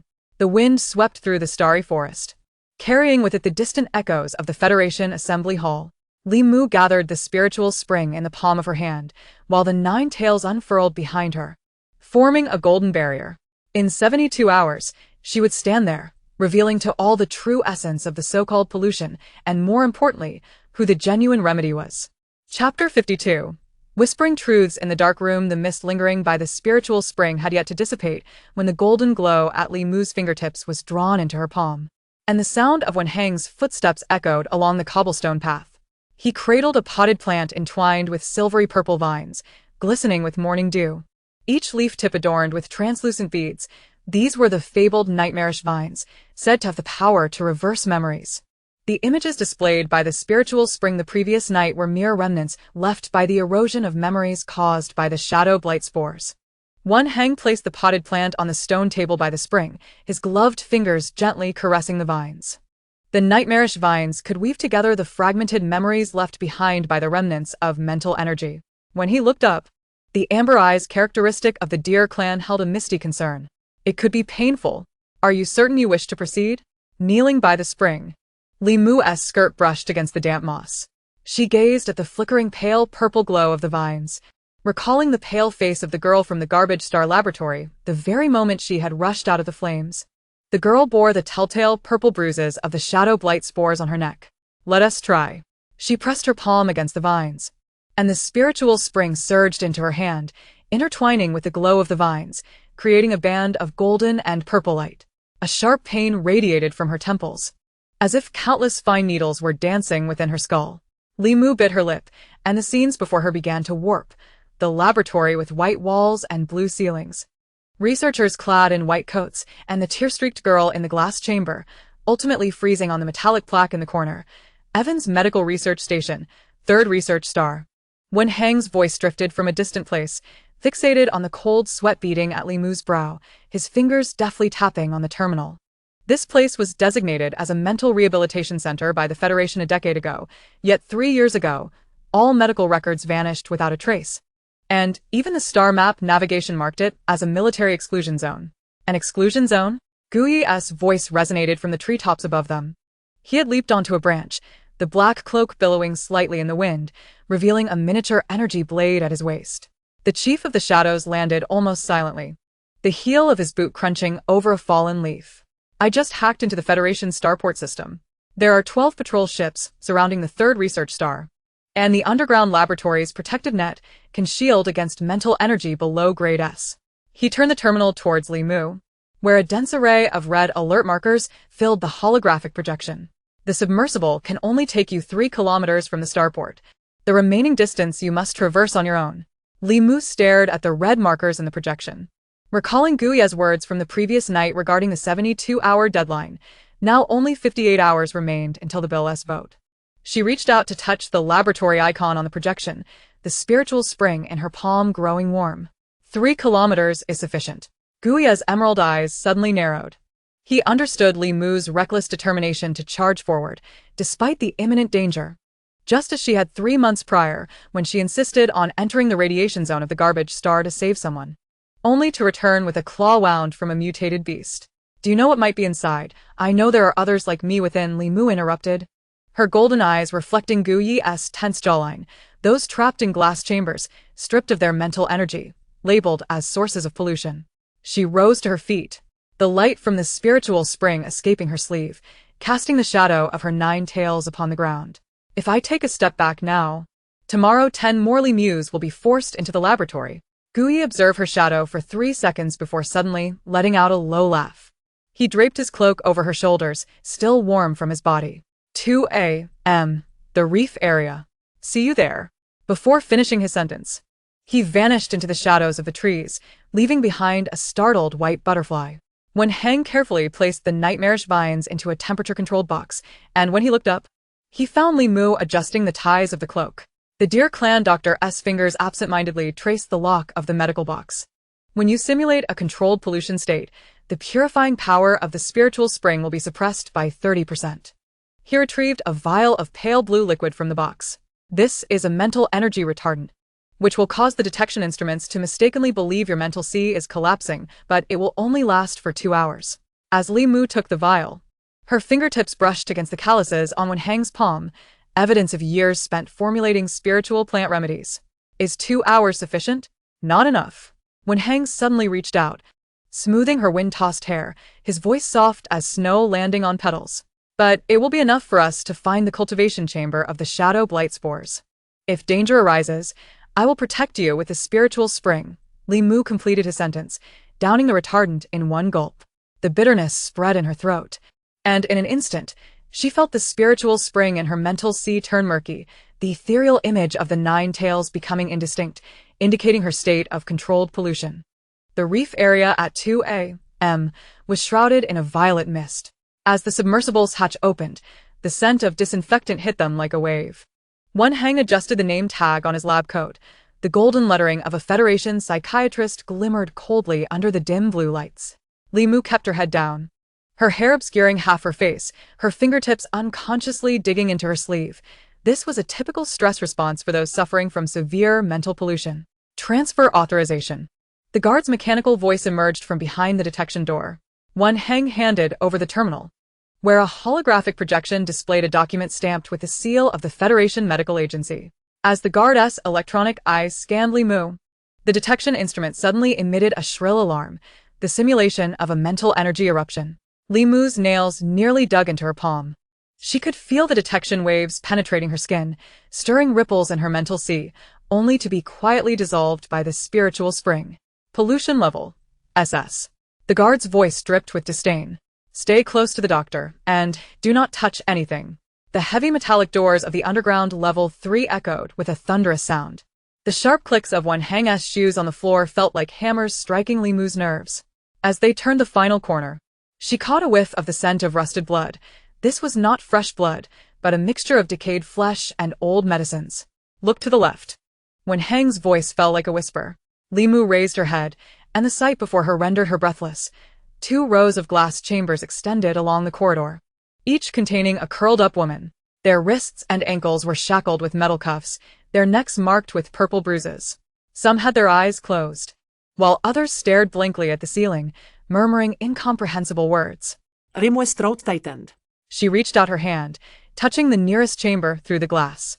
The spiritual spring surged within her mental sea, and the emotions of the imprisoned women flooded in like a tide. A girl sobbing, "Mommy doesn't want me anymore." A woman shouting, "Return my child." The clearest voice was that of a young girl, her emotions wrapped in seething hatred. "Evans, I will haunt you even in death." Their mental energy had been drained. Wen Hang's fingertips rested on the sensor of the glass chamber, and holographic data immediately appeared. 10 units extracted daily until depletion. His voice trembled, and the gentle gaze of the Deer Clan was ablaze with an unprecedented fury. These data will be compiled into a report, claiming that high-grade women's mental energy is unstable and will ultimately pollute the entire Federation, while the shadow blight spores are, in fact, the very pollution source they cultivated themselves. Li Mu's nails dug deep into her palm. She recalled the debates she had overheard in the council chamber days prior, where Arthur Clay brandished a contaminated spiritual plant sample, exclaiming, "Look at the disaster brought by these SSS-grade women." It dawned on her that the so-called disaster was merely a fabrication of their own making. The door to the archive room stood ajar. When Hang scanned the surroundings cautiously, confirming no guards were present before nodding at Li Mu. As she pushed the door open, a row of terminals and holographic projections rushed toward her. The most striking projection depicted the cultivation process of the shadow blight spores, the juice of the moonshadow grass mixed with the mental energy of SSS-grade women gradually transforming into purple spores within the petri dish. Experiment log entry 372. Senator Arthur Clay provided funding, requesting the cultivation of spores capable of rapidly eroding SSS-grade mental energy. Li Mu's voice trembled as she quickly flipped through the documents on the terminal. Entry 415. Sample number 23, SSS-grade woman, mental energy depleted, confirmed dead. Upolat. One Hang extended his terminal, assuring that through my encrypted channel, they would be unable to trace it. Li Mu's fingers danced swiftly across the device, the upload progress inching its way to 90. Just then, a piercing alarm blared suddenly. The intruder detection system activated, and the metal door behind them slammed shut with a resounding crash. Li Mu whirled around, as the broadcast on the wall flickered to life, illuminating with a red glow. And Evans's voice oozed a nauseatingly gentle tone. "Miss Li Mu, welcome to the true realm of purification." One Hang immediately positioned himself in front of Li Mu, as several anesthetic needles ejected from the medical box. Li Mu felt the spiritual spring within her consciousness bubbling violently, the ethereal image of the nine tails sharpening into focus. This time, she would not allow anyone to be trapped within the glass chamber. Amidst the red glow of the alarm, the sound of disciplined footsteps echoed from the end of the corridor. It was the ominous rhythm of metallic boots striking the ground. Li Mu gazed at Wen Hang's top back, concentrating the spiritual spring into her palm. She understood that the true battle was only just beginning. Chapter 53. The Light of Purification. A desperate escape the moment the alarm pierced her eardrums. A fine sheen of cold sweat broke out at the nape of Li Mu's neck.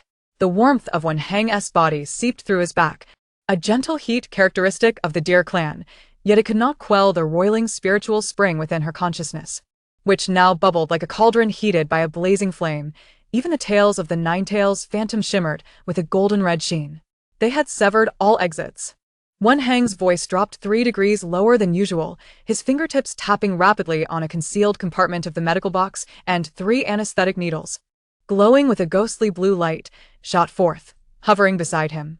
As the chief medical officer, he should not have been handling such aggressive medications. Yet the warmth in his eyes faded into a cold jade hue. "Li Mu, I will count to 3, and you run towards the core of the laboratory." No. Li Mu grasped his wrist, the warmth of the spiritual spring penetrating through her skin. "We go together." Her voice was soft, yet it struck like a nail into metal. Those sisters within the glass chambers were still having their mental energy siphoned away. The footsteps at the end of the corridor grew closer. 20 soldiers clad in dark silver exosuits rounded the corner, their red scanning lights illuminating simultaneously. The leader raised his rifle, a suppression weapon specifically designed for those with mental abilities. The hexagonal device at its muzzle emitted a sickening hum. Detection of SSS-level mental energy response, initiating maximum suppression mode. At the moment the mechanical voice sounded, Li Mu suddenly felt a shard of ice pierce her temple. She stumbled back. The fox ears of the ethereal fox image pressed tightly against her head, the fur on her tail standing on end. This was a reflex to the forceful suppression of her mental energy. When Hang's breath hitched sharply, he could distinctly sense Li Mu's mental energy web being torn apart. The once smooth energy now shredded like cotton, crashing chaotically within her consciousness. "Do not fear." He clasped her wrist tightly with one hand, the other pressed against his forehead. "I will help you stabilize." The unique mental resonance waves of the Deer clan spread like ripples, intertwining 2 gentle energies into a net, instantly alleviating the ice pick pain by a third. Good job. Evans's voice crackled over the broadcast, laced with mirth. It seems Chief Medical Officer Wen is reluctant to let his beauty suffer. However, his tone abruptly escalated. "Do you think you can escape with such trivial tactics? The mental energy barrier of this laboratory is reinforced with the crystal cores of SS-level exotic beasts, even an SSS level." Bang. A muffled sound interrupted his words. Li Mu's palm ignited with a faint golden flame. The fire bore no heat, but twisted the air like a living entity. The suppressed mental energy suddenly found an outlet, surging forth from her fingertips and directly colliding with the nearest soldier's visor. The red scanning light fizzled and shattered, and the soldier's exosuit joint seized up, causing him to topple to the ground. Is that the heart fire? Wen Heng gazed at her in astonishment. He had read in ancient texts that only those with the pureness of mental energy could summon the heart fire from the depths of their souls, a spiritual blade sharper than any weapon. Li Mu's pupils gleamed with golden light. She recalled the little kitten she had found 3 days ago in the alley, curled up after being tainted by shadow blight, the girl in the glass chamber, around her age, whose eyes still bore unshed tears. The memories of being abandoned on the garbage planet, shivering while using her mental energy to warm an injured stray dog. These images exploded in her consciousness, the heart fire coursing through her veins. They say I am the source of pollution? She murmured softly, yet the flames at her fingertips surged dramatically. Let them see what true purification is. As the flames met the mental energy barrier, the entire laboratory trembled. The barriers, reinforced with crystal cores, cracked like glass scorched by boiling water, spiderweb-like fissures spreading throughout. The suppressed soldiers clutched their heads and crouched down, the exosuits emitting a cacophony of electrical sounds as their mental energy connection devices were rendered utterly ineffective by the heart fire. Spiritual spring, activate. The taste of iron flooding her mouth. Her consciousness plunged into the depths of her mind, where the boiling spiritual spring suddenly split into a thin stream, seeping from her fingertips into the ground. A pale blue mist erupted from the cracks in the tiles, writhing like a living entity as it burrowed deeper into the laboratory, where 37 glass chambers flickered ominously with red lights. The first to awaken was the girl from Chamber 12. Her previously chaotic mental sea was suddenly infused with a sweet clarity, akin to parched earth meeting spring rain. Her eyelashes fluttered twice, and she bolted upright, her fingers pressing the unlocking button of the chamber door. With a click, as the door sprang open, her mental energy burst forth like a caged bird, shattering the surveillance device on the ceiling. The second, the third, red lights in all glass chambers began to flash wildly as the siphoned mental energy surged back, guided by the spiritual spring, like rivers returning to the sea. When the 37th girl tumbled out of her chamber, the entire underground facility erupted with a deafening hum. It was the resonance produced by 37 different levels of mental energy, striking like an invisible hammer that shattered the black device covered in runes, which Evans had used to control the mental shackles of the captives. No. Evans's scream echoed through the broadcast. Quickly, sever the spiritual spring. Hurry. Before he could finish, a mass of dark purple vines suddenly shot out from the ventilation ducts, expertly ensnaring the camera of the broadcast. Recognizing it as the nightmarish vine she had seen in the records before, this parasitic exotic beast excelled at invading consciousness, and its vines shimmered with an eerie glow, evidently targeting Evans. It is guiding me, Li Mu said to Wen Heng. She could sense the urging within the mental waves of the nightmarish vine, as if beckoning her to come and see. Taking a deep breath, she voluntarily lowered her mental defense, and the next moment, the scene before her warped abruptly. The laboratory vanished, replaced by an opulently decorated office. Evan sat behind a grand desk, a stack of documents before him. His fingers caressed the topmost photograph, which depicted a girl curled up in a glass chamber, her features 7 parts similar to Li Mu's. Father, he addressed the air, look. I am fulfilling your dying wish by cultivating more stable samples of mental energy. Those SSS-level female beasts are too dangerous. They must. Enough. Li Mu's voice erupted like thunder within the dream. Evans's had snapped up, his pupils reflecting the 37 phantoms of the captives behind her. Some were battered, others wore vacant expressions, and some silently wept. Is this what you call purification? Using moonlight grass and SS-level mental energy to cultivate shadow blight spores, then pinning the blame for the pollution on the victims, extracting the mental energy of SSS-level females until their deaths, only to fabricate data claiming they were unstable. Every single action you have taken is destroying the Federation's most precious treasure. Cold sweat beaded on Evans's forehead. He attempted to rise and flee, only to find his legs ensnared by invisible chains. The ethereal shadows of the girls he had harmed gathered around him, their fingertips oozing a faint lavender essence. which dissipated upon contact with Li Mu, a testament to the purification by the spiritual spring. "No, it's not me," he screamed, seizing the paperweight from the table and hurling it in desperation. "It is the will of the council, my father's dying wish." "His dying wish?" Li Mu scoffed. "Did your father's last wishes ever mention this?" She snapped her fingers, and an alternate scene materialized within the dream. A young Evans cradling a bloodied girl, whose wrist bore the same numbered bracelet as that in the glass chamber. "This is your sister, isn't it?" Li Mu's voice softened. "You claimed she died due to a loss of mental control, but in truth, it was your father who secretly administered an overdose of the shadow essence for his experiments." Evans's pupils constricted sharply. He suddenly collapsed onto the ground, cradling his head in his hands. "Stop, please stop." Memories he had deliberately suppressed surged forth like a tidal wave. His sister, in her final moments, grasping his hand and whispering, "Brother, it hurts." While their father patted his shoulder, stating, "This is for the Federation," amidst the cacophony of screams echoing from the laboratory. His mental network began to crack, dark violet shadow essence seeping through, gnawing away at his consciousness. In reality, Evans crumpled against the control console, black blood seeping from his orifices, his mental state utterly shattered. The nightmare vine completed its parasitic cycle and rendered its judgment upon the aggressor. Meanwhile, the ceiling of the laboratory suddenly illuminated with blinding white light. Guia's voice echoed through Li Mu's terminal, laced with his characteristic low chuckle. "Apologies for the delay, esteemed citizens of the Federation. We are now broadcasting the truth of the purification ground." The holographic projection instantly enveloped the entire laboratory, revealing Li Mu standing amidst the chaos, cradling a bottle of spiritual spring water, flanked by 37 women with psychic abilities, supporting one another. "I am Li Mu, an abandoned SSS-class psychic," she declared. Though her voice was soft, it resonated clearly in every broadcast room.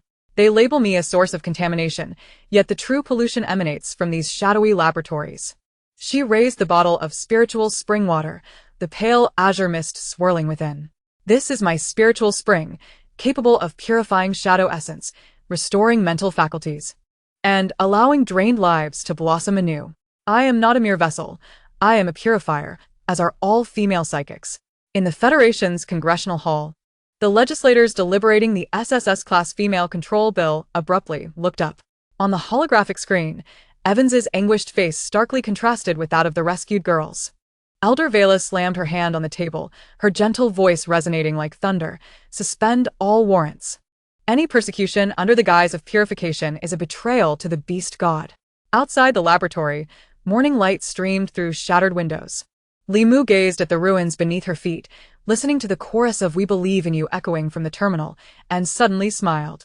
She turned to Wenheng, who was conducting the final psychic assessment on the last girl, his hair dusted but his demeanor still gentle.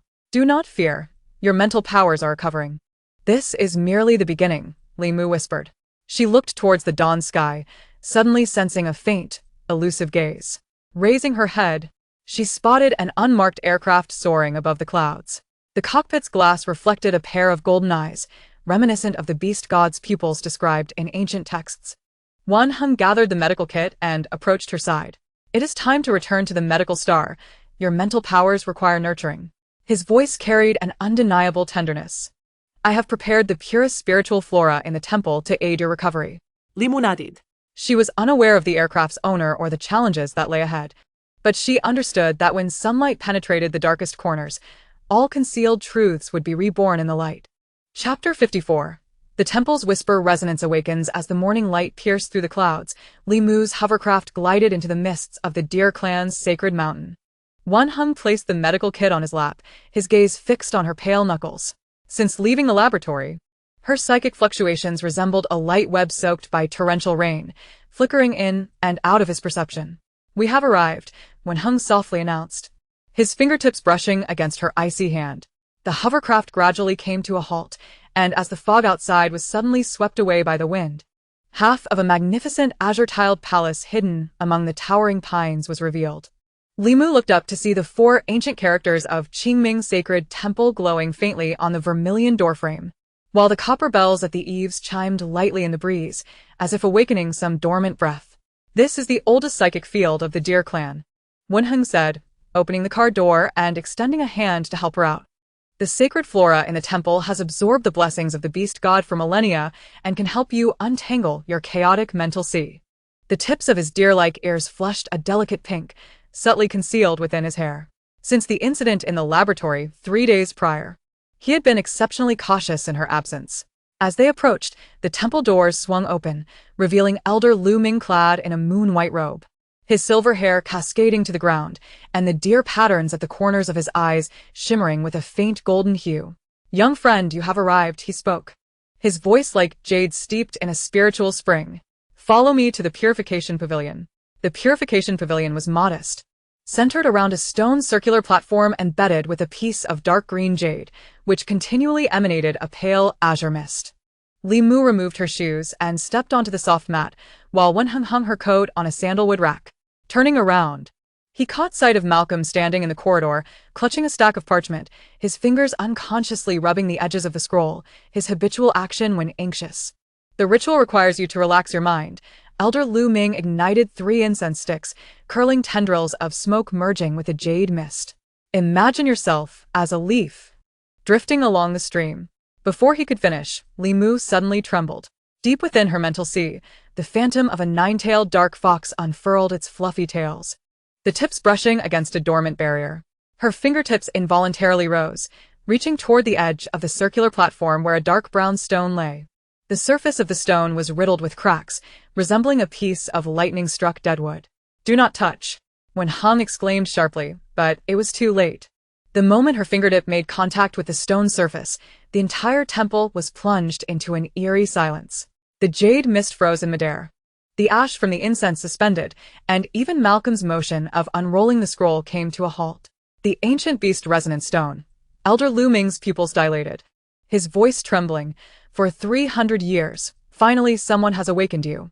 The stone's surface shimmered with rippling light, radiating outward from Li Mu's fingertip in concentric circles. First, the bronze lamp tree in the corridor ignited with an ethereal blue flame. Then, the ancient pines outside the temple released morning dew, which fell into the earth with a delicate sound. Finally, from the depths of the faraway forest, the first beastly roar emerged. The roar was deep and murky, akin to a colossal beast breaking free from its chains. The second and third roars followed, growing clearer and more synchronized. It was the howling of wolves, the roaring of tigers, the growl of bears, the resonance of all creatures of the mountains and forests. Li Mu's temples throbbed as her mental perception surged like a tide, crashing over the temple walls, sweeping through the mist of the sacred mountain, flooding the entire forest. She saw them, 20 miles away in a cavern. An injured snow leopard was licking its cub's ears, its previously anxious eyes now shimmering with moisture. 30 miles by the stream, a herd of deer trapped in a snare had ceased their struggles, a mother deer gently nudging the trap, the metal groaning under the strain. Further still, a slumbering giant python lifted its head from a volcanic vent, its tongue brushing against the lava, showing no intent to attack. Their emotions flooded into her mental sea like a tide. Awe, joy, submission, and at the core, a sense of guardianship. They were coming towards the temple. Li Mu staggered backward, colliding into Wen Heng's embrace. His arms tightened around her, feeling her entire body radiating heat. "Mumu, what is wrong?" "Dr. Wen." "I can hear their heartbeats." Li Mu tilted her face upward, her eyes glistening with tears. Each heartbeat of the beasts whispered, "Do not be afraid." In the corridor, Malcolm gripped the scroll tightly, his knuckles turning white. He turned and stepped into the side hall, his fingertips swiftly pressing 3 times on the hidden panel in the wall. A secret taught to him by Asher Clay. When the terminal vibrated, he glanced down at the message. "Ensure the resonance stone remains activated. Act on the night of the full moon in 3 days." He tugged at his robe to conceal his trembling and looked up just as Elder Lu Ming turned his gaze towards him, immediately displaying a concerned smile. "Elder, do you need my assistance in comforting the young friend?" "No need." Elder Lu Ming's gaze seemed to pierce through his soul. "You should check the spiritual plants outside the hall. Today's anomaly may affect their growth." Malcolm acknowledged with a nod, though his steps quickened slightly. He did not notice that as his figure vanished around the corner, Li Mu's perception suddenly fixated on him. This deer clan attendant, who always smiled gently at her, now exuded an odor reminiscent of decaying rodents. "Mumu." Wen Heng's palm pressed against the nape of her neck, infusing a cool thread of spiritual energy. "Try to count your breaths with me." 1, 2, wait. Li Mu abruptly lifted her gaze to the ceiling of the hall. A shadow flitted through the light filtering down between the green tiles. Her spiritual perception chased after it, encountering a presence sharp as a blade. The unique spiritual fluctuation of the Eagle clan, imbued with the chill of high altitudes and the sound of rushing winds during a dive. It's Pei. One Hang sensed it too, his tone laced with resignation. His aerial cruiser-S radar could detect SSS-level spiritual fluctuations, especially since the entire holy mountain was resonating. Before he finished speaking, the roar of engines echoed from outside the hall. Li Mu dashed to the corridor and looked up to see a golden-painted aerial cruiser breaking through the clouds, hovering 300 meters above the temple.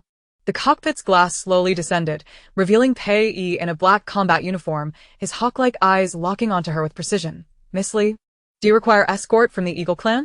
"Commander Pei." Elder Lu Ming stepped out, his voice tinged with the weariness of an elder. "The temple's barrier will keep her safe, but it cannot shield her from those eyes watching her." Pei's fingers tapped the control panel, and 12 small fighter jets appeared below, spreading out in a circular formation. From today onward, the Eagle clan's aerial cavalry would rotate daily. Li Mu gazed at the fleet of aircraft above, and then turned her attention to the edge of the forest, where shadowy figures could be seen moving, beasts summoned by her perception. They lurked behind trees or crouched on rocks, every pair of eyes fixed intently on the temple, like the most loyal guardians. Once the affinity with the beast god awakens, it can no longer be concealed. Elder Lu Ming suddenly spoke, his voice carrying a profound sigh. He looked towards the eagle shadow on the horizon, and then at the beasts in the forest. "Young friend, tomorrow at the third watch, come to the main hall of the temple. There are things you need to know." As Li Mu turned her head, she noticed One Hang staring at the fox fur pendant in her hair, which had formed automatically when her spiritual entity awakened. The pendant now shimmered with a faint golden light, as if a living creature danced within. A sudden gust of night wind swept through, causing the temple's copper bells to emit a clear chime. Li Mu touched the heated pendant, hearing the deepening roars of beasts from the depths of the forest. This time, she discerned the fervent anticipation in their sounds. They were waiting for her to truly become their guide. And she knew the trial belonging to the nine-tailed celestial fox was only just beginning. Chapter 55. The affinity trial approaches. As the morning mist had yet to dissipate at the third watch, Li Mu walked towards the main hall of the temple, her shoes brushing against the damp dew on the stone slabs. Her fingers unconsciously rubbed the fox fur pendant in her hair. It had been astonishingly warm last night, but now felt like a warm jade against her scalp, faintly pulsing like a heartbeat. The doors of the main hall slowly opened at Elder Lu Ming's gesture, releasing a wave of sandalwood mixed with a crisp, herbal fragrance. At the innermost altar of the hall, 7 deep blue star stones floated. These were the core spiritual objects of the beast god's faith. Li Mu noticed that when Hang was already standing at the left side of the altar, his white robe slightly billowing in the morning breeze. His gaze fixed on the pendant in her hair, filled with both inquiry and concern. "Young friend, come here." Elder Lu Ming's voice resonated like an ancient bell soaked in morning dew. "The essence of the affinity trial is to have the beast god witness your bond with the otherworldly beasts. The spiritual link with an SSS-grade beast cannot be forced in the slightest." He raised his hand and lightly tapped the star stones, causing all 7 gems to glow simultaneously. Casting intricate silver patterns on the ground, they would choose you themselves. Li Mu took a deep breath, detecting the sweet scent of spiritual energy in the air, tenfold more potent than usual, akin to honeyed winds. She positioned herself at the center of the pattern, and the moment her fingertips touched the altar, the entire temple suddenly trembled. It was not an earthquake. Li Mu's spiritual perception rippled outward, penetrating the hall's doors, weaving through the morning fog, and delving deep into the forest of the holy mountain. There, countless warm, vibrant presences awakened, the rustle of fur brushing against tree trunks, the crisp sound of claws scraping against rocks, and the rising low growls, akin to responding to an ancient melody. "They're here." Elder Lu Ming's beard trembled slightly, his murky eyes suddenly sparkling like springs. From the shadows outside the hall, a silvery figure slowly strode in. Li Mu's breath hitched. It was a 9-tailed celestial fox, more dignified than her spiritual entity. Each hair shimmered like moonlight congealed with frost. As its tail tip brushed the ground, it left delicate ice crystals on the stone slabs. Its eyes were pure golden red, resembling molten amber, And when those eyes met Li Mu's, it suddenly bowed its forelegs, 9 tails unfurling behind it like a silvery carpet. This is the frost feather fox. When Hang's voice trembled with uncontainable awe, the legendary SSS-grade beast that can freeze the stars. The last recorded sighting was 300 years ago. Li Mu's hand rose uncontrollably. As her fingertips touched the frost feather fox's forehead, a rush of crisp coolness seeped into her veins, a melding of spiritual energy. No rejection, no hesitation, like a long-lost friend reunited. She saw images explode in her consciousness. The moon atop snow-capped mountains, stars above forest brooks, and the glimmers in the eyes of countless otherworldly beasts gazing upwards. The connection was successful. Elder Lu Ming's voice quavered. Beast god above. She truly. Boom. Before he could finish, the spiritual energy field of the entire holy mountain suddenly shook violently. Li Mu's ears rang with the roars of countless beasts. Some carried the majesty of tigers, others the sharpness of gray wolves, and still others the clarity of spirit deer. They surged like waves, crashing against the surface of her spiritual sea and creating brilliant sprays of light. The tail of the frost feather fox lightly swept across her wrist, its coolness spreading through her veins, stabilizing the tumultuous spiritual energy within her. This is resonance. When Hang abruptly looked up, his pupils reflecting the scene outside the hall. All the beasts that had been lying dormant in the forest stood upright, their forelimbs crossed over their chests, performing the oldest rite to the beast god in the direction of the temple. Even the hawks soaring in the sky folded their wings, landing on the temple's eaves, their beaks lowered. Suddenly, Li Mu's spiritual perception brushed against a familiar, cold wave that slithered like a snake's tongue. This wave originated from far-off star systems, but bore a searing warmth, like a fire piercing through the cosmic veil. She stumbled back a step, and the frost feather fox immediately nudged her waist with its head, channeling stable spiritual energy into her body. It's Xiaoling, when Hang murmured.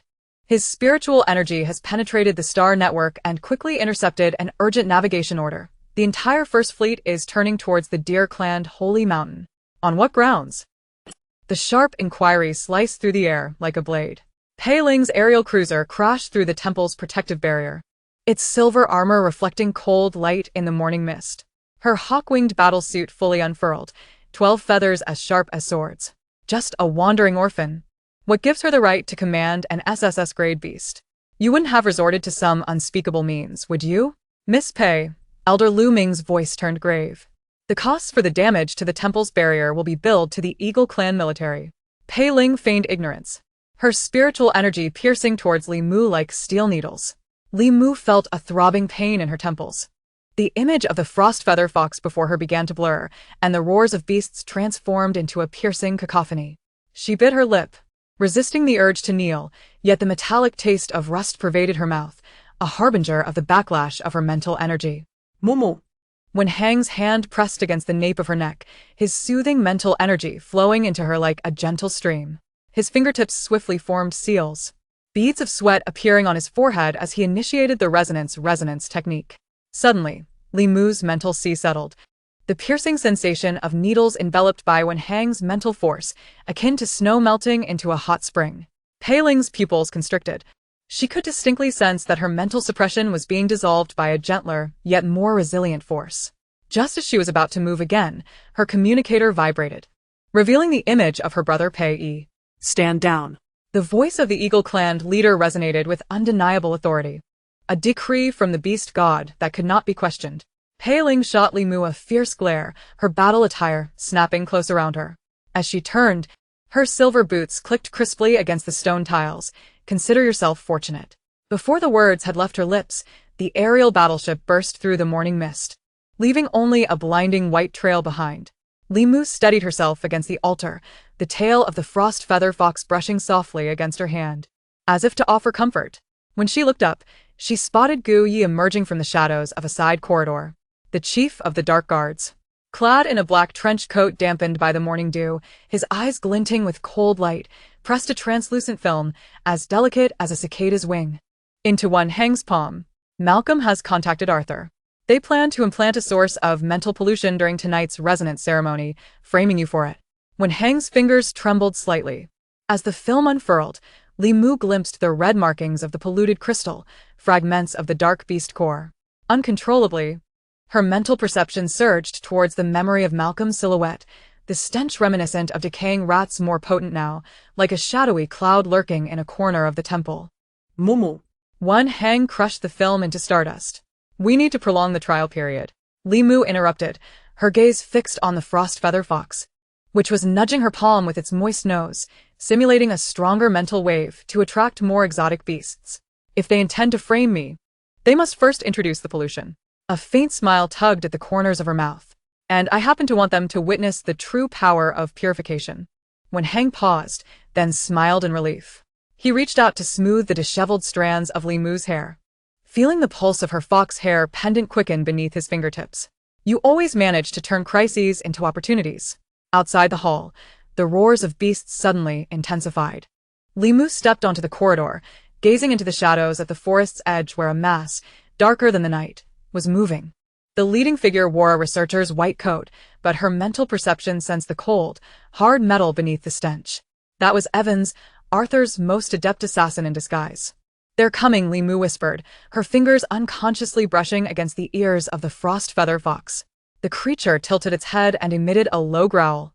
Its 9 tails raised behind it, each tip adorned with tiny ice crystals, ready to spring into action. As the morning mist began to dissipate, the golden dome of the temple shimmered in the sunlight. Deep within the forest, the shadow had crossed the beast's line of defense. They remained unaware that what awaited them was a purification more fervent than their roars. Chapter 56. The Beast Tide's shocking truth unleashed as the morning mist cleared halfway. The golden foil of the temple's dome glowed with a honeyed halo under the sun. Li Mu stood at the edge of the altar, the tail of the frost feather fox gently brushing against her ankle, the ice crystals at the tips of its 9 tails trembling slightly with her breath. A sign that her mental power was on the verge of awakening. The resonance ceremony begins. The voice of the presiding elder echoed through the temple's corridors. Below, representatives from various beast clans positioned themselves according to their designated places, the waves of mental energy spreading like ripples. Li Mu could distinctly feel when Hang's healing energy flowing over her back like a warm spring, while Gu Ye's dark energy formed an invisible barrier, filtering out any anomalous fluctuations within a 3-kilometer radius around the altar. Malcolm's white coat flickered among the crowd. Suddenly, a foul stench akin to decaying rats invaded Li Mu's nostrils, the unmistakable scent of mental pollution. Her fingers, which hung at her side, curled slightly as her connection with the spatial spiritual spring intensified. They have arrived. As the melody of the resonance song reached its crescendo, a faint blue light flickered from Malcolm's sleeve. His hand, concealed behind his back, swiftly crushed a thumb-sized crystal core, releasing pale purple spores that billowed into the air. Li Mu's mental perception accurately captured the swirling dark energy within the mist, the very shadow-spawning spores Gu Yi had mentioned. The first to lose control was the thunder-pattern leopard, which had been calmly lying at its trainer's feet. Its pupils suddenly narrowed into slits as it bit into its own paw, blood mingling with black foam splattering onto the stone tiles. Following closely was the 3-tailed snow fox, its fur bristling, charging towards the nearest deer girl. Chaos erupted like oil splashing into a hot pan. The crowd screamed and retreated. Some beastmen hastily summoned their spiritual entities for defense, but the ensuing mental turmoil caused their claws to injure their companions. Amidst the chaos, Malcolm blended into the panicking throng. His hunched back now straightened, a frenzied glint in his eyes. As long as these spores merged into the resonance field, all federal terminals would record irrefutable evidence of the SSS spiritual entity triggering the beast tide. Mumu. When Hang's hand pressed against her lower back, his healing energy forming a warm thread that temporarily isolated her from the rampaging beasts. The spores contain a mental disruptor. Direct purification will harm your essence. Yet Li Mu was smiling. She gazed at the swirling purple mist above, the ethereal silhouette of the 9-tailed mystic fox slowly materializing behind her. As its 9 tails swept through the air, the spores dissolved like snowflakes meeting flames. "Brother," she turned to Hang, her eyes tinged with a faint blush from the release of her mental energy. "You once said that true purification does not shy away from impurities." Before her words could fully escape her lips, she lightly tapped the void with her fingertip. The spatial spiritual spring surged from her palm, transforming into a translucent water curtain enveloping the entire temple square. The droplets of the spiritual spring fell upon the wounds of the thunder-pattern leopard, instantly solidifying the black foam into gray powder, splashing onto the snow fox's claws. Its previously frantic growls softened into gentle whimpers. The outermost purple mist was enveloped by the water curtain, surprisingly swirling against the wind towards Malcolm's direction. This is not natural pollution. Rimou's voice, Amplified by her mental energy, pierced through the crowd's screams, reaching every ear. Someone has introduced shadow-spawning spores into the ceremony. She pointed at Malcolm, who was attempting to delve deeper into the crowd, but the receding purple mist ensnared his ankles, the mist now shimmering with pure silver light, resembling an invisible chain. The change occurred in an instant. Evans's white coat suddenly tore open at several seams, dark silver mechanical bones emerging from the flesh. This killer, disguised as a researcher, lunged at Li Mu with a roar, but was repelled the moment he touched the water curtain. His neck skin peeled back, revealing writhing black vines, the nightmarish vines, Arthur's specialty, designed to parasitize memories. Yet he had clearly underestimated the mental power of the nine-tailed mystic fox. Li Mu's pupils flickered with gold and red hues as the spatial spiritual spring surged upward, forming a 10-meter-tall water wall. Just as the vines coiled around Evans's temple, they were ensnared by the faint light emanating from the spring, forcibly extracting a fragment of memory. The surface of the water wall revealed scenes. In a laboratory, Malcolm shoved shadow-spawning spores into Evans's mechanical chest. Arthur, holding a test tube, laughed maniacally, assuring that once Li Mu was designated as the source of pollution, all SSS females in the Federation would be confined to breeding pods. Finally, a record of the morning's communication, Malcolm's sycophantic visage, plotting during the climax of the ceremony to ensure the framing success. The uproar in the square came to an abrupt halt. The elder priest of the Deer clan trembled as he pointed at Malcolm. "You dare betray the beast god. Seal the aerial passage." The chilling command coincided with the whoosh of slicing air. Pei Yi's eagle-winged spiritual entity tore through the clouds, his silver-gray battle attire glinting coldly in the sunlight, as 12 aerial battleships formed a fan shape around the temple. At nearly the same moment, Xiao Lang's serpentine tail emerged from the depths of the earth, the rustling of its scales brushing against the bluestone slabs as 300 serpent warriors encircled the area, their tongues flickering to lock onto all exits. 2 SSS-level powerhouses stood at either side of the altar. Pei Yi's gaze swept over the nine-tailed phantom behind Li Mu, his throat bobbing slightly, yet remaining silent. Xiao Lang's serpent eyes narrowed into slits, the tip of his tail gently tapping the ground, a unique safety signal of the serpent clan. Guye, Li Mu Sultani spoke. The chief of the shadow guard stepped out from the shadows, tapping his temple 3 times. 3 seconds later, the holographic screens surrounding the square illuminated simultaneously, displaying their current scene. Guye's voice echoed through the Federation news channel, reaching every planet. "This is a live broadcast from the temple square, revealing the conspiracy against SSS-level psychics." Malcolm slumped to the ground, and Evans's mechanical frame emitted a shrill alarm. Li Mu approached the holographic screen, the nine-tailed phantom overlapping with her, its 9 tails unfurling behind her like flames. "Women are not vessels." Her voice was steady and powerful. "We are the masters of psychic energy, the guardians of the beast god and the Federation." Scattered applause erupted in the square, quickly swelling into a wave. A young Deer clan girl tossed her silver adornments into the air, while serpent warriors responded by striking their tails against the ground. Even the recently calmed Leiwen leopard howled at the sky. Yet Li Mu paid little attention to these. Suddenly, she clutched her chest, feeling the intense tremors of the nine-tailed phantom within her. It was a power even greater than before, like a sealed spring suddenly cracking open, surging through her blood vessels to every extremity. She looked at Wen Heng, whose pupils reflected the reddening corners of her eyes, a sign that her psychic entity was on the verge of advancement. Mumu. Wen Heng's hand covered her hand, the medical star master as psychic energy keenly sensing the anomaly. "Your psychic ocean is boiling." It may have been triggered by purifying the shadow spore. Li Mu managed to smile, beads of sweat forming at her temples. She could feel the consciousness of the 9 tails rising from her psychic ocean, bearing an ancient, immense, almost divine pressure. "Come with me back to the Deer clan's sacred land," Wen Heng suddenly said, gently grasping her wrist. "There lies the purest spirit garden, which can help stabilize your psychic entity." His voice was soft yet carried an undeniable tenderness, and he glanced at the still broadcasting holographic screen. "Some things must wait until you have fully mastered your power to discuss." Li Mu, noticing the concern in his eyes. Suddenly recalled the unusual restlessness of the frost feather fox that morning. Perhaps the deer clan's sacred land held secrets about the nine-tailed mysterious fox. She nodded, only for the nine-tailed phantom to emit a clear, resonant call that pierced through the square's clamor, through the broadcast signal, and even penetrated the closed-door meeting of the Federation Council convened in haste.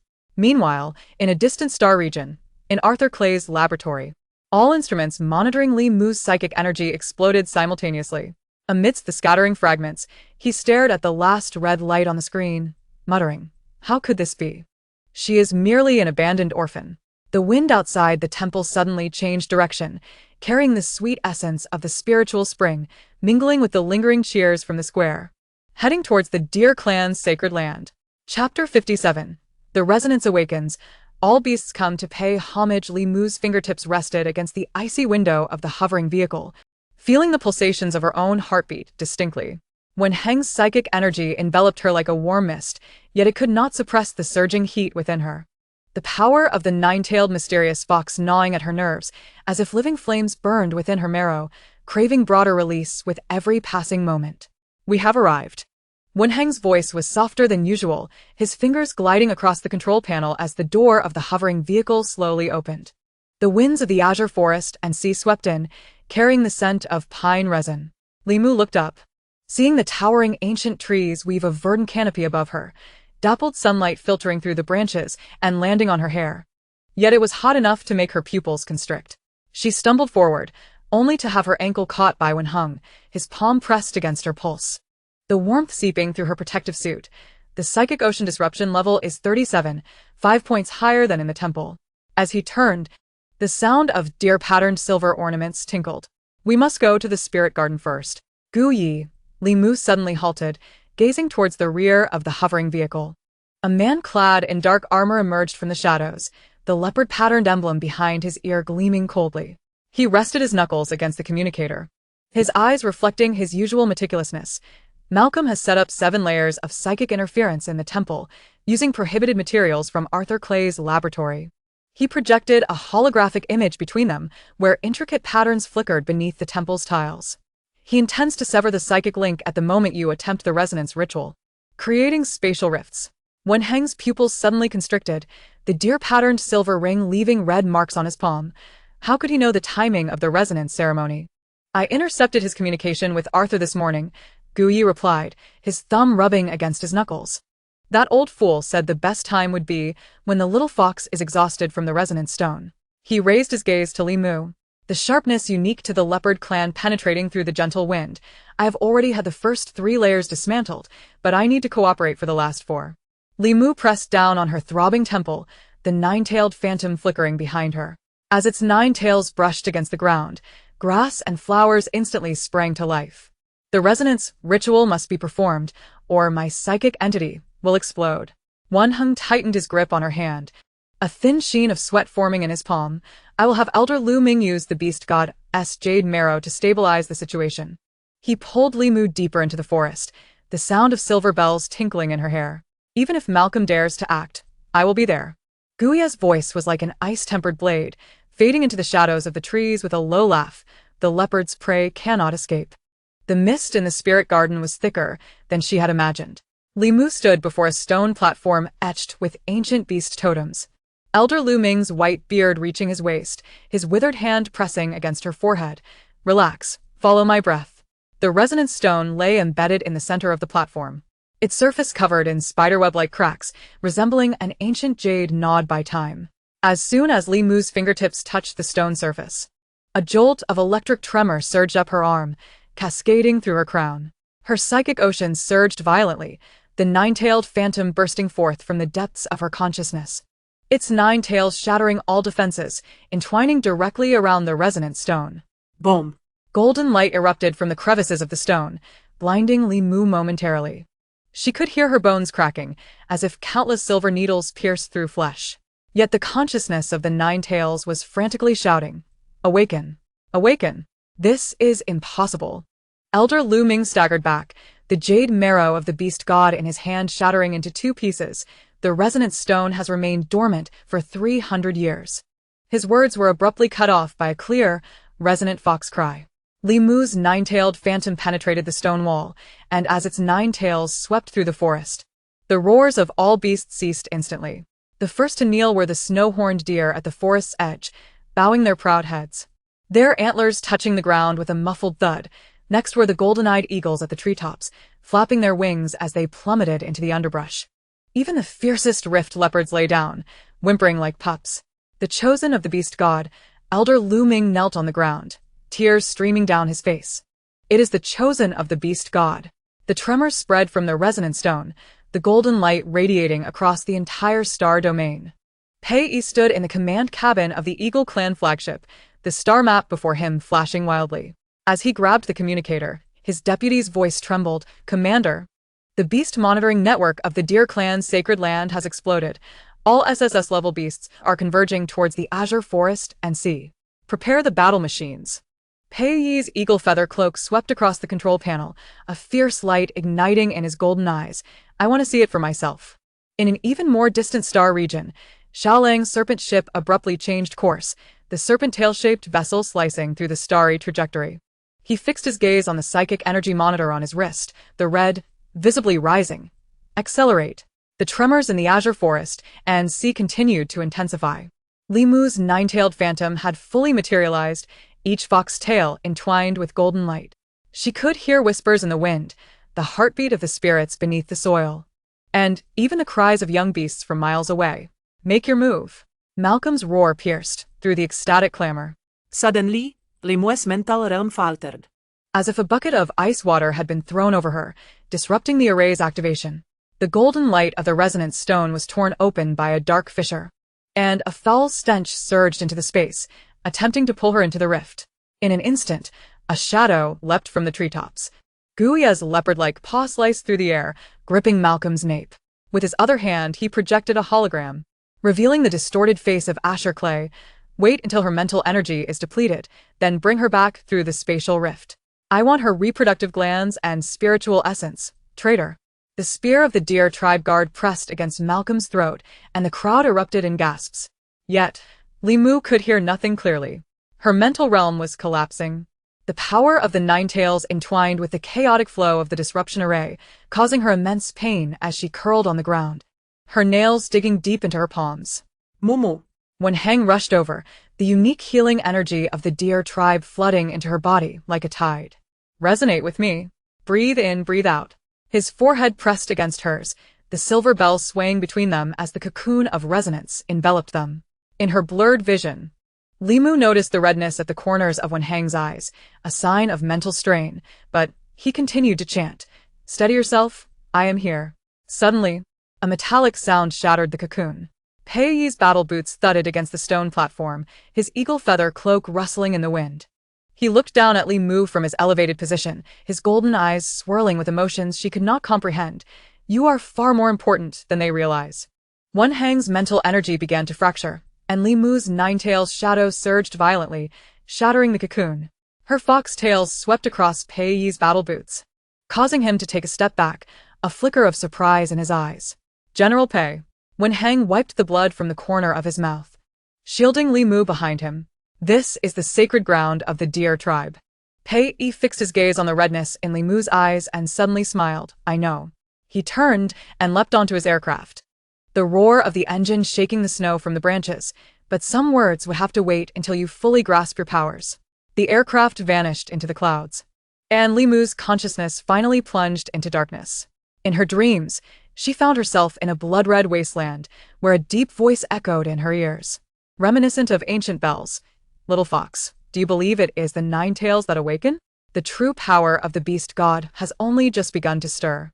The night wind of the azure forest swept through the pines, and suddenly, the hum of the Eagle tribe's aircraft could be heard in the distance, not just one, but an entire aerial cavalry.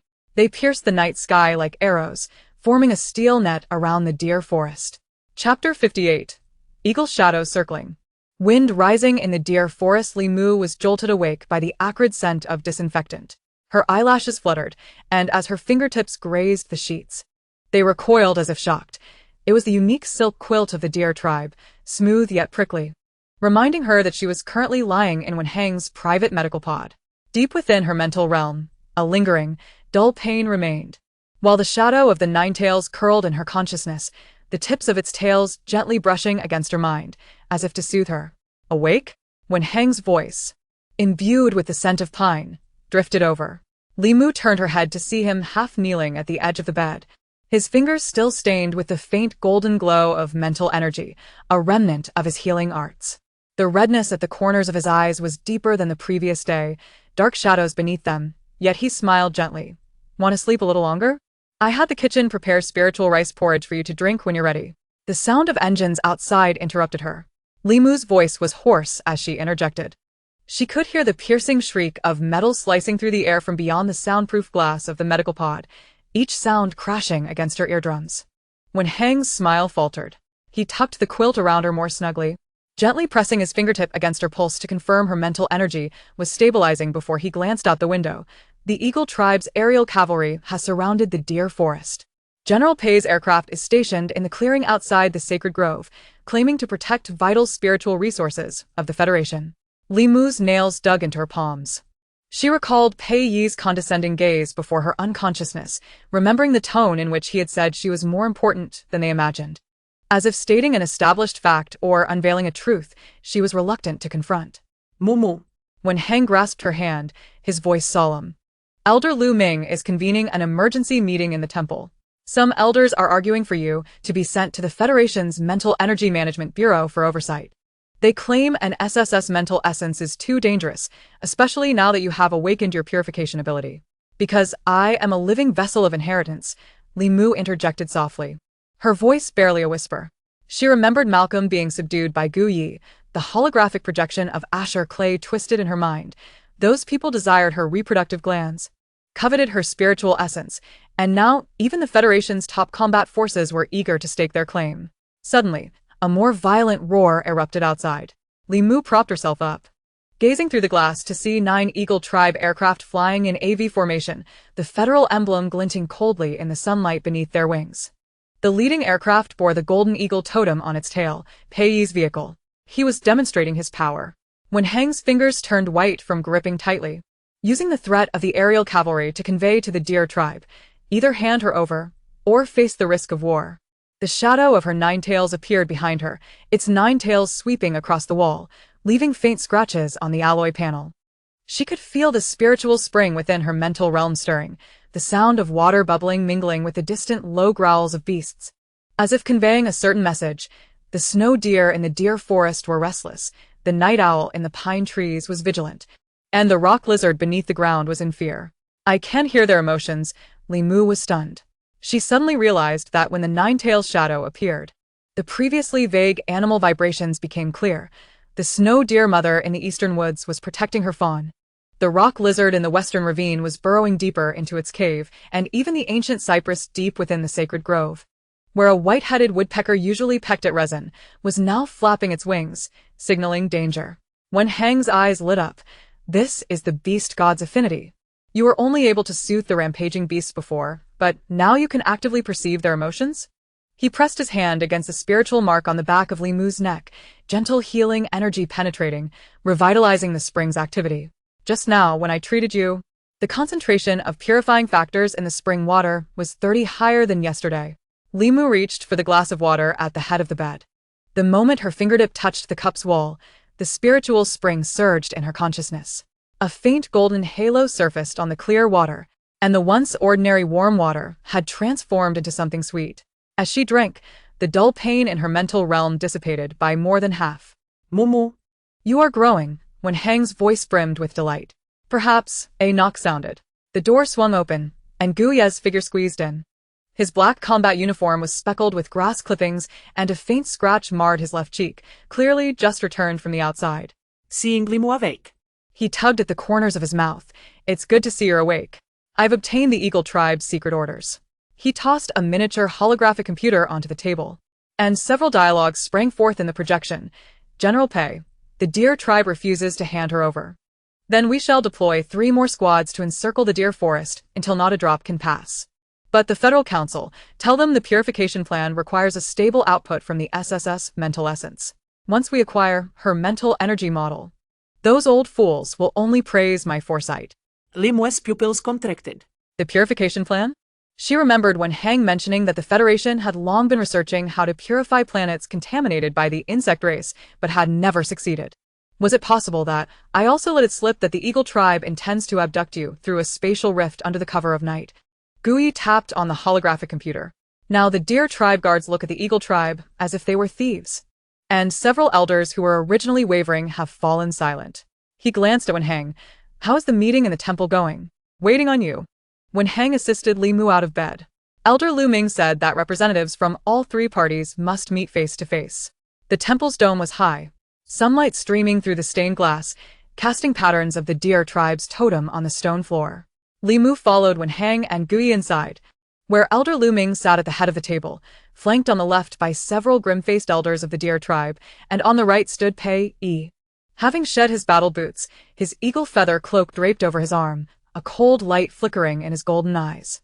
Miss Li, Elder Lu Ming spoke first, his voice laden with fatigue. The leader of the Eagle tribe remarked that your presence in the Deer tribe could incite an interstellar war. Some elders believed you should be monitored by the Federation. I am neither a pawn in anyone's conflict nor a tool to be regulated, Li Mu interjected. She sensed the nine-tailed apparition behind her solidifying, its 9 fox tails sweeping the ground and stirring a gentle breeze. The elders, who had been whispering among themselves, suddenly fell silent, and even Pei Yi raised an eyebrow. I am Li Mu. She stepped forward, her spiritual spring surging within her mental ocean, purifying factors coursing through her veins to her limbs. I possess my own name and my own choices. If the Federation wishes to utilize my psychic power, they must first learn to respect my existence as a person. The 9-tailed apparition suddenly surged. The 9 fox tails swept through the sacred hall as the foremost fox head howled at the sky, its reverberations resonating through the stained glass. Elder Lu Ming abruptly stood, trembling fingers pointing at Li Mu. This is the apparition of the beast god. When the beast god descended, it was also a 9-tailed dark fox. Pei Yi's golden eyes narrowed into slits. He stared at the 9 apparitions, his throat bobbing slightly before he suddenly laughed. I knew you were far more than just an SSS psychic. Enough, Elder Lu Ming declared heavily, sitting back down. Miss Li's intentions are already quite clear. The Deer tribe will not relinquish its guest. He turned to Pei Yi, stating that if the Eagle tribe sought to resort to violence, the Deer tribe, although weaker, was not without its protective beasts. Pei Yi adjusted his cloak and turned towards the hall's exit. Upon reaching Li Mu, he paused. Next time we meet, I will not be so gentle. His voice was low, audible only to Li Mu, but remember, what I desire is not a vessel, but someone who can stand by my side and rewrite the rules. Outside, the engines roared once more. Li Mu watched Pei Yi's warplane vanish into the clouds, suddenly recalling the dream of the Crimson Wasteland. The voice from the dream echoed again. Little fox, the true power of the beast god has only just awakened. Mumu. When Heng's hand rested on her shoulder, Li Mu turned to see his communicator flashing red. Wen Heng opened it, revealing a single line of text in the holographic projection. The time has come. May you protect her. The sender's note was Su Yan. Wen Heng's fingers trembled slightly. He glanced at Li Mu, who was gazing at the sky outside the hall, the 9-tailed apparition flickering behind her. The wind tousled her hair, carrying the distant sound of the pine waves from the Deer forest. A sound that seemed to harbor more unknown tales, waiting to be unveiled. Chapter 59. The initial appearance of the fox shadow and rising undercurrents. The Deer forest, bathed in moonlight, took on a silvery blue hue, the sound of pine waves wrapped in cold mist sweeping over the treetops. Li Mu was curled up in the wooden cabin Wen Heng had prepared for her, flipping through a spiritual plant guide. When a light tapping drew her attention, 3 short knocks followed by 1 long knock, a signal from Gu Yi. As she set the book down, the door was pushed open just a crack, and Gu Ye's figure squeezed in, bringing a gust of wind, his dark patterned uniform still speckled with pine needles. Su Yan has arrived, he said in a low voice, his fingertips unconsciously rubbing against the miniature weapon on his wrist. At the stargazing cliff in the west of the Deer forest, accompanied by the secret silver token of the fox tribe. Li Mue's breath caught. Wen Heng emerged from the inner room, his hand, which had been fastening the second cufflink, froze. How did he evade all monitoring? Gu Yi replied, swallowing hard. His gaze sweeping over Li Mu, he said the disguise of the chief of the Dark Guards is ineffective against the fox tribe. The footsteps of the 3 crunched over fallen pine needles. The wind at the stargazing cliff was fiercer than in the woods, whipping Li Mu's loose hair about. A slender figure stood at the edge of the cliff, clad in a moon-white robe that billowed in the wind. Without turning around at the sound of their footsteps, he merely raised a hand and tossed something silver that arced through the night, a secret silver token engraved with nine-tailed patterns. Miss Li, the figure turned, his eyes slightly lifted, and a smile in the moonlight appeared to float like mist. Are you afraid I might consume you?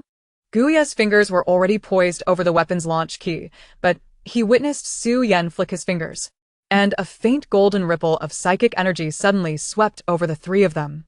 Li Mu's mental ocean trembled violently, the nine-tailed apparition within her consciousness flipping over. The 9 foxtails instinctively unfurling as if responding to something. As expected, Su Yan's smile deepened. Your dark fox acknowledges me. Wen Heng stepped forward. Shielding Li Mu.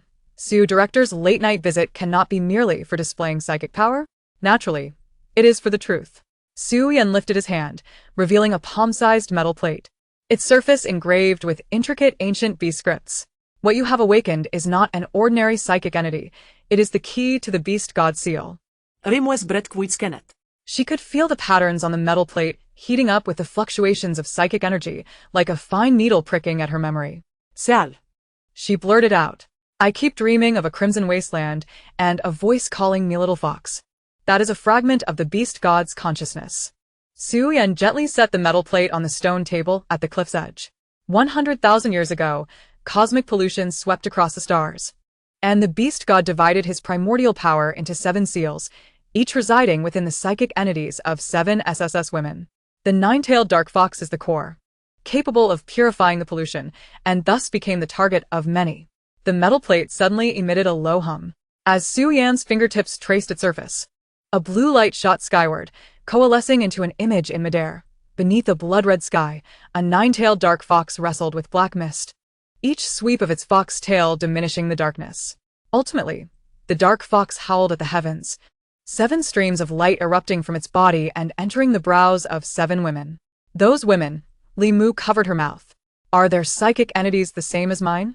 They are the original sealers. Su Yan's voice softened, but the Federation's upper echelons have long forgotten this history. They only remember the reproductive capacity of SSS women, unaware that within you lies the purifying power capable of saving the stars. So I was abandoned because they feared my awakening? Li Mu's nails dug into her palm. Because once I awaken, I will no longer be a vessel for reproduction but a threat? More accurately, Su Yan's gaze pierced through her. Looking towards the direction of the deer tribe's sacred hall, it is a threat to the ambition of certain individuals to monopolize power. Suddenly, hurried footsteps echoed from below the cliff. Elder looming, leaning on his cane, ascended, followed by 3 elders of the deer tribe, one of whom, an elderly man with a white beard, pointed at Li Mu. Isn't the turmoil you brought about enough? The Federation has already sent a notice stating that you conspired with the Fox tribe to stage a rebellion. Enough. Elder looming interrupted, his gaze falling upon the image from the metal plate. He staggered a step back, exclaiming, This is the mural from the Beast God's Hall. I have seen it in ancient texts. Now that the truth is known, are you still going to hand her over? Wen Heng positioned himself in front of Li Mu. To hand her over is to relinquish the hope of purifying the pollution. But if we don't, the deer tribe will be trampled by the eagle and serpent tribes. The elderly man with the white beard pounded the stone table. Do you think those generals are here to discuss cooperation? Pei Yi's warplane has already gathered at the border. Li Mu watched the arguing elders and suddenly recalled Pei Yi's words before he left about rewriting the rules. She reached for her neck, where she felt an unfamiliar warmth, a mark left by the 9-tailed apparition upon her skin. The sharp alarm of the communicator interrupted the quarrel. When Heng's holographic screen lit up, the glaring red light rendering his face pale, the Federation's council has issued a warrant for the charge of disturbing the order and illegal possession of weapons. Su Yan let out a low laugh, flicking the secret silver token with his fingertip. The silver token arced through the air, landing precisely in Li Mu's palm. Now you understand why I chose tonight to come? They cannot wait to capture you before you awaken. Then we will not wait for them to strike. Li Mu tightened her grip on the secret silver token, the coolness of the metal seeping into her bloodstream. I will no longer be treated as an object to be passed around. Wen Heng, I wish to go to the Fox tribe. I will accompany you. Wen Heng immediately agreed, turning to Gu Yi. Chief of the Dark Guards, are you willing to protect us for a while? Gui stroked his wrist weapon, a cold smile tugging at his lips. I cannot miss a task that will drive the Federation into a frenzy. Elder Luming suddenly grasped Limu's wrist. His palm emanating the warmth characteristic of old age. Child, if you can truly awaken the power of the beast god, the guardian beast of the deer clan will forever watch over you. Li Mu gazed into his eyes, filled with anticipation and concern, and nodded solemnly. The mountain breeze swept in, carrying the sound of distant warplanes, their roar more intense and imminent than Pei Yi's. We must go. Su Yan turned towards the hovering vehicle at the cliff's edge. Their blockade would arrive before dawn. Li Mu cast a final glance in the direction of the deer clan's sacred temple. Under the moonlight, a spectral nine-tailed figure flickered behind her. Its 9 tails sweeping across the night sky as if responding to an ancient call. I shall no longer be imprisoned, she whispered to the wind, her voice carried away by the rustling pines. Meanwhile, in the far-off horizon, a crimson light surged like a tide, staining the starry sky a deep red. Chapter 60. Breaking through the forest sea, shadow pursued the alarm from the communicator pierced through Li Mu's temples like a sharp needle. She stared at the blood-red, wanted notice pulsating on Wen Hang's holographic screen. A bitter taste rising in her throat. This was the 3rd time she had been commodified since her abandonment. Wen Hang. Elder Luming's grip tightened on her wrist, his knuckles pale from the pressure. The Eagle clan's aerial cavalry has reached the perimeter. Pei Yi's aircraft was breaching the no-fly zone. Wen Hang's fingers danced rapidly across the communicator, retrieving real-time surveillance.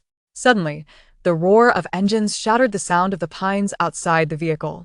Li Mu instinctively looked up, and through the clouds at the cliff's edge, several silver-gray warplanes cut through the night sky, their afterburners casting a blinding red hue over the moonlight. Those were the Eagle clan's unique Falcon warplanes, their golden feather totems glinting coldly in the flames. They had arrived 3 hours earlier than expected. Gui had appeared by the hovering vehicle, his wrist-mounted pulse gun already partially extended, indicating that the Federation was eager to sever her psychic link before the 9 tails fully awakened. Li Mu reached for the 9-tailed mark on her neck, feeling the skin heat up, as if something alive stirred beneath. She recalled Su Yan's words before leaving, that they feared not her, but what she could awaken. The bitterness in her throat ignited into a burning fire. This time, she would not be tossed about again. We must go. She released Elder Luming's hand and stepped into the hovering vehicle. From now on, the path to the Fox clan will be chosen by me. Wen Hang swiftly took the driver's seat, his fingers gliding over the control panel. As the vehicle lifted half a meter off the ground, a blinding white light exploded outside, the Eagle clan's warning cannon. Li Mu's forehead collided with the bulletproof glass, and Pei Yi's voice echoed through the communicator, cold and metallic. Wen Hang, land immediately. The Federation is arresting Li Mu for endangering public safety. Wen Hang's knuckles pressed against the control panel, veins bulging. General Pei. She is the Federation's only hope to purify stardust pollution. Hope. The sound of a gun being chambered crackled through the communicator. If you do not land within 3 seconds, I will detonate your vehicle. Suddenly, the jammer activated. Gui let out a low chuckle, the blue light of his pulse gun flaring to life. The vehicle's communication screen flickered, and the warning cannon's light outside twisted into indecipherable code. Li Mu saw Guya's thumb pressing on a concealed button on his wrist. He had indeed prepared in advance. Go. Wen Hang slammed the accelerator, and the vehicle shot into the deer forest like an arrow released from a bow. Through the windshield, Li Mu saw the treetops below undulating like green waves, while the formation of warplanes tore through the clouds behind them, their afterburners leaving long, crimson trails in the night sky. The night in the depths of the deer forest was darker than she had imagined. After the hovering vehicle was forced to land, Wen Hang tore off his outer garment and wrapped it around Li Mu's shoulders. This is the territory of the black scale wolves. They are sensitive to psychic fluctuations. Let me try your 9 tails, Li Mu said. She closed her eyes and sank her consciousness into her spiritual sea. The 9-tailed figure unfurled in the darkness, its 9 tails sweeping across her spiritual ocean and scattering delicate silver light. She heard a low hum in the wind, like an ancient call, a wolf's howl, coming from 3 kilometers to the left. Follow me. She opened her eyes, her pupils glowing with a faint foxfire.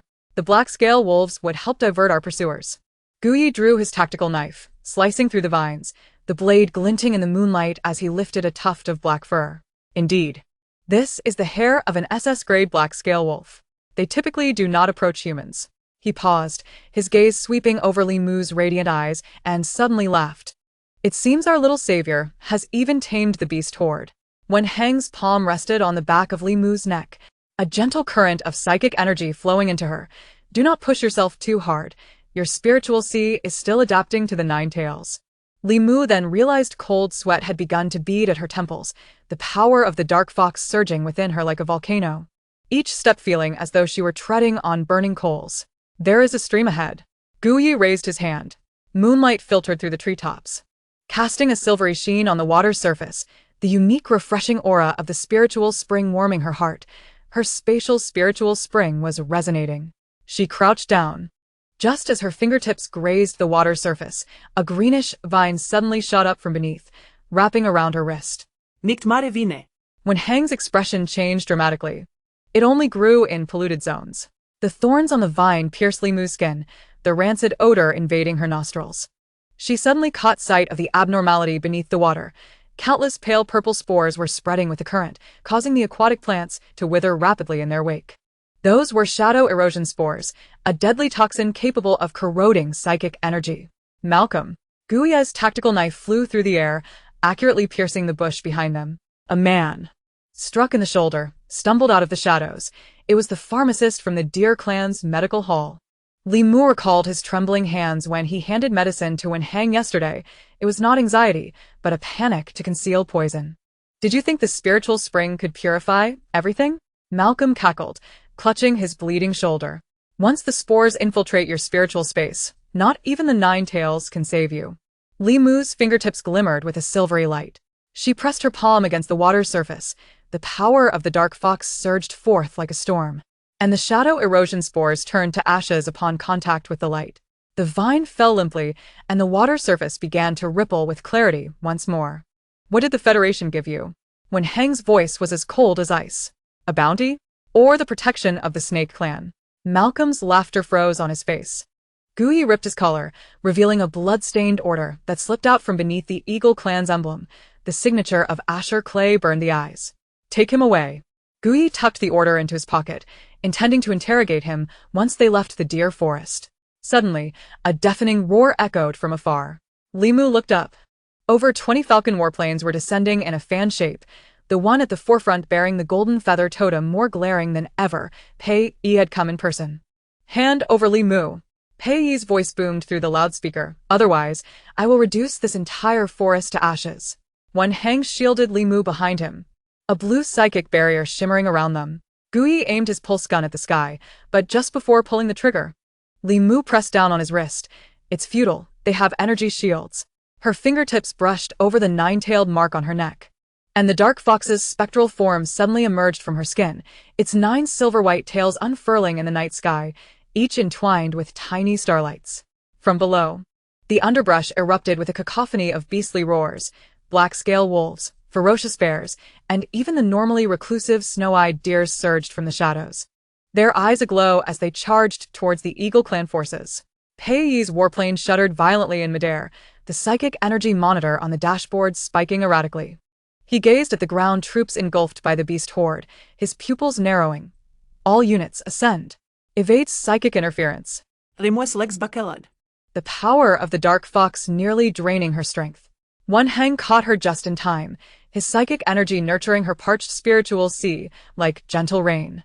Gu Yi yanked Malcolm forward, his tactical knife gleaming coldly in the moonlight. Hurry. Their aerial superiority has vanished. As a group stumbled out of the deer forest border, the dawn's light began to ascend the horizon. Gu Yi suddenly grasped Li Mu's arm, lowering his voice. There are fluctuations in spiritual energy. It's the unique stealth technique of the Serpent Clan's Dark Division. He swiftly set up a mental trap around them, turning back with a casual smile. Tired, aren't you? Let's take a break.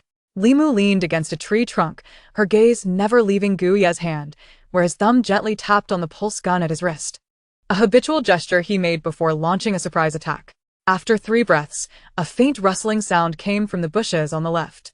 Gu Yi's pulse gun accurately shot out a beam of blue light, and a man in black fell to the ground in response. Li Mu approached to see the identity chip around his neck, her breath suddenly halting as she recognized the name on the chip. Xiaoling. Caged, she murmured. recalling the remnants of commands in the man's communication terminal, her fingers unconsciously brushing against the serpentine patterns on the chip. So, you were waiting for me too. Gui crouched down to search the man's weapon, and upon looking up, he caught sight of Li Mu's profile, fixated on the identity chip. The pale light of dawn illuminated the nine-tailed mark on her neck, flickering like a flame ready to ignite. Find a concealed campsite. Gui hoisted the man over his shoulder. He needed to interrogate this serpent clan dark guard about whom they intended to cage. Li Mu gazed at the distant, undulating mountains, a gleam of cunning flickering in her eyes. She understood that the true storm had only just begun. Chapter 61. The emergence of the caging plan. The campfire crackled deep within the cavern as Gui pressed Malcolm's wrist against a stone slab inscribed with runes. Li Mu leaned against the cave wall, feeling Wenheng's spiritual energy flow over her trembling fingertips. The energy she had just expended to drive the beast horde still throbbed painfully in her consciousness. Synchronizing brainwave frequencies is necessary for mental reading. Gui removed his gloves and pressed his knuckles against Malcolm's temple. The spiritual sea of this traitor was murky. It required a strong approach. He glanced at Li Mu, raising an eyebrow, but she remained still. She observed Malcolm's contorted face. The man who had once joked about bringing her to see the star cherry blossoms had eyes that seemed on the verge of bursting from their sockets, producing a whimper akin to that of a beast. Suddenly, Wenheng grasped her hand, warmth radiating through their intertwined fingers. The reading process may stimulate fragmented memories. Which could, Malcolm's scream echoed against the cavern walls, and cold sweat beaded on Gui's forehead.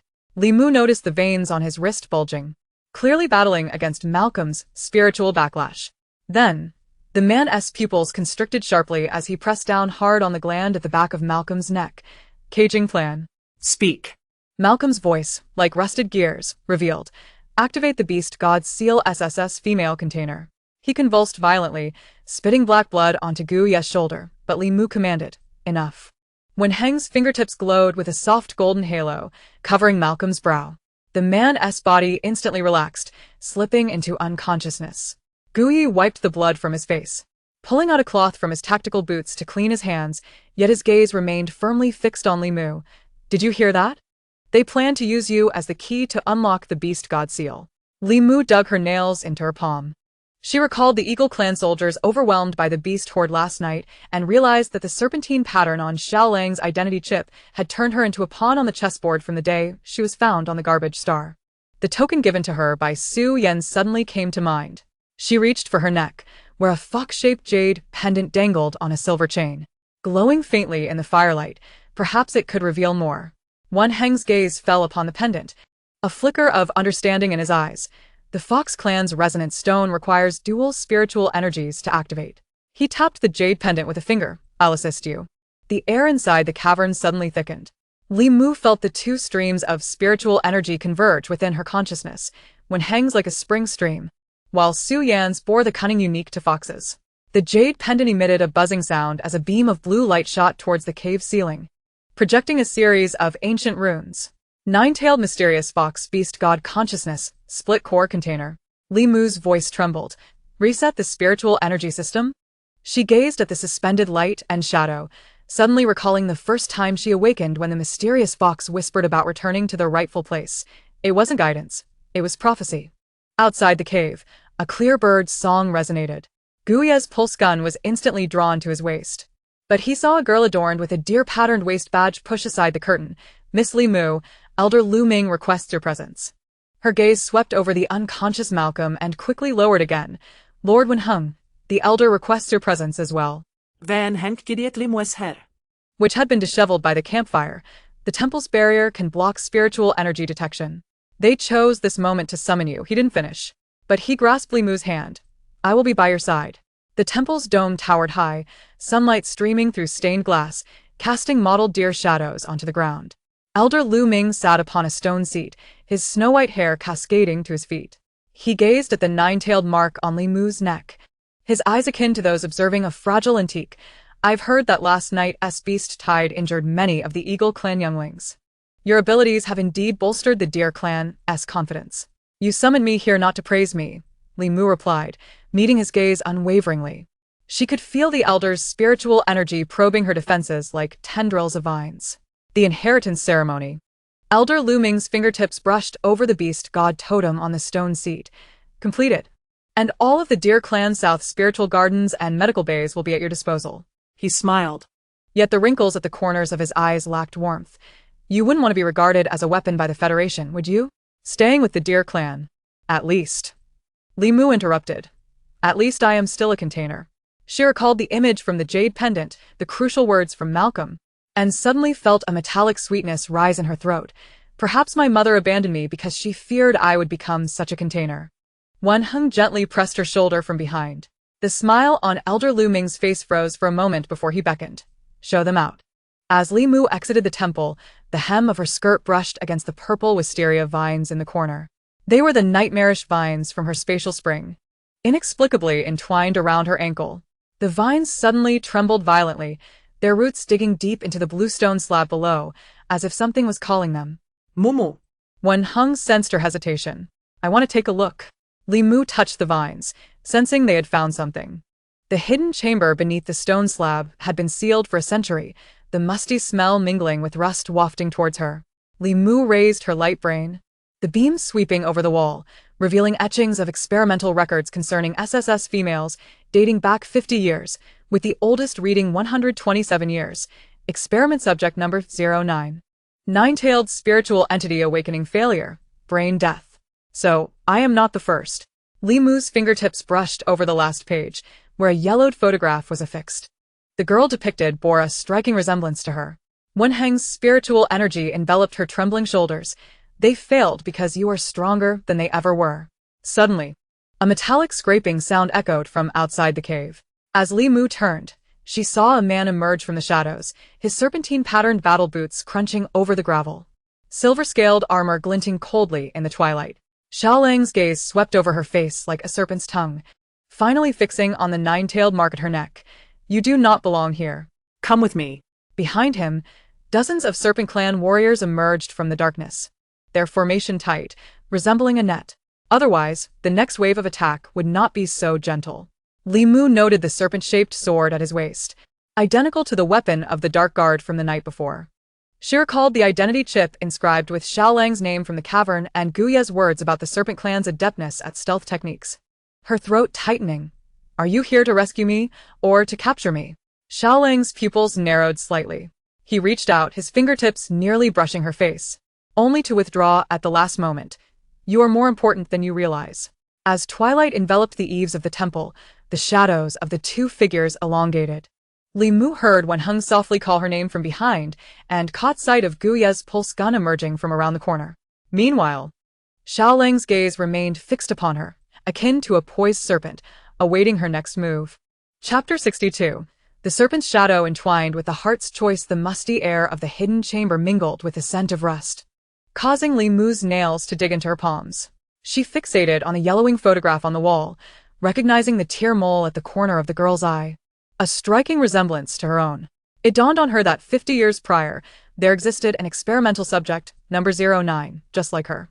Perhaps her mother's trembling hand had foreseen the predicament she faced today as she abandoned her. You do not belong here.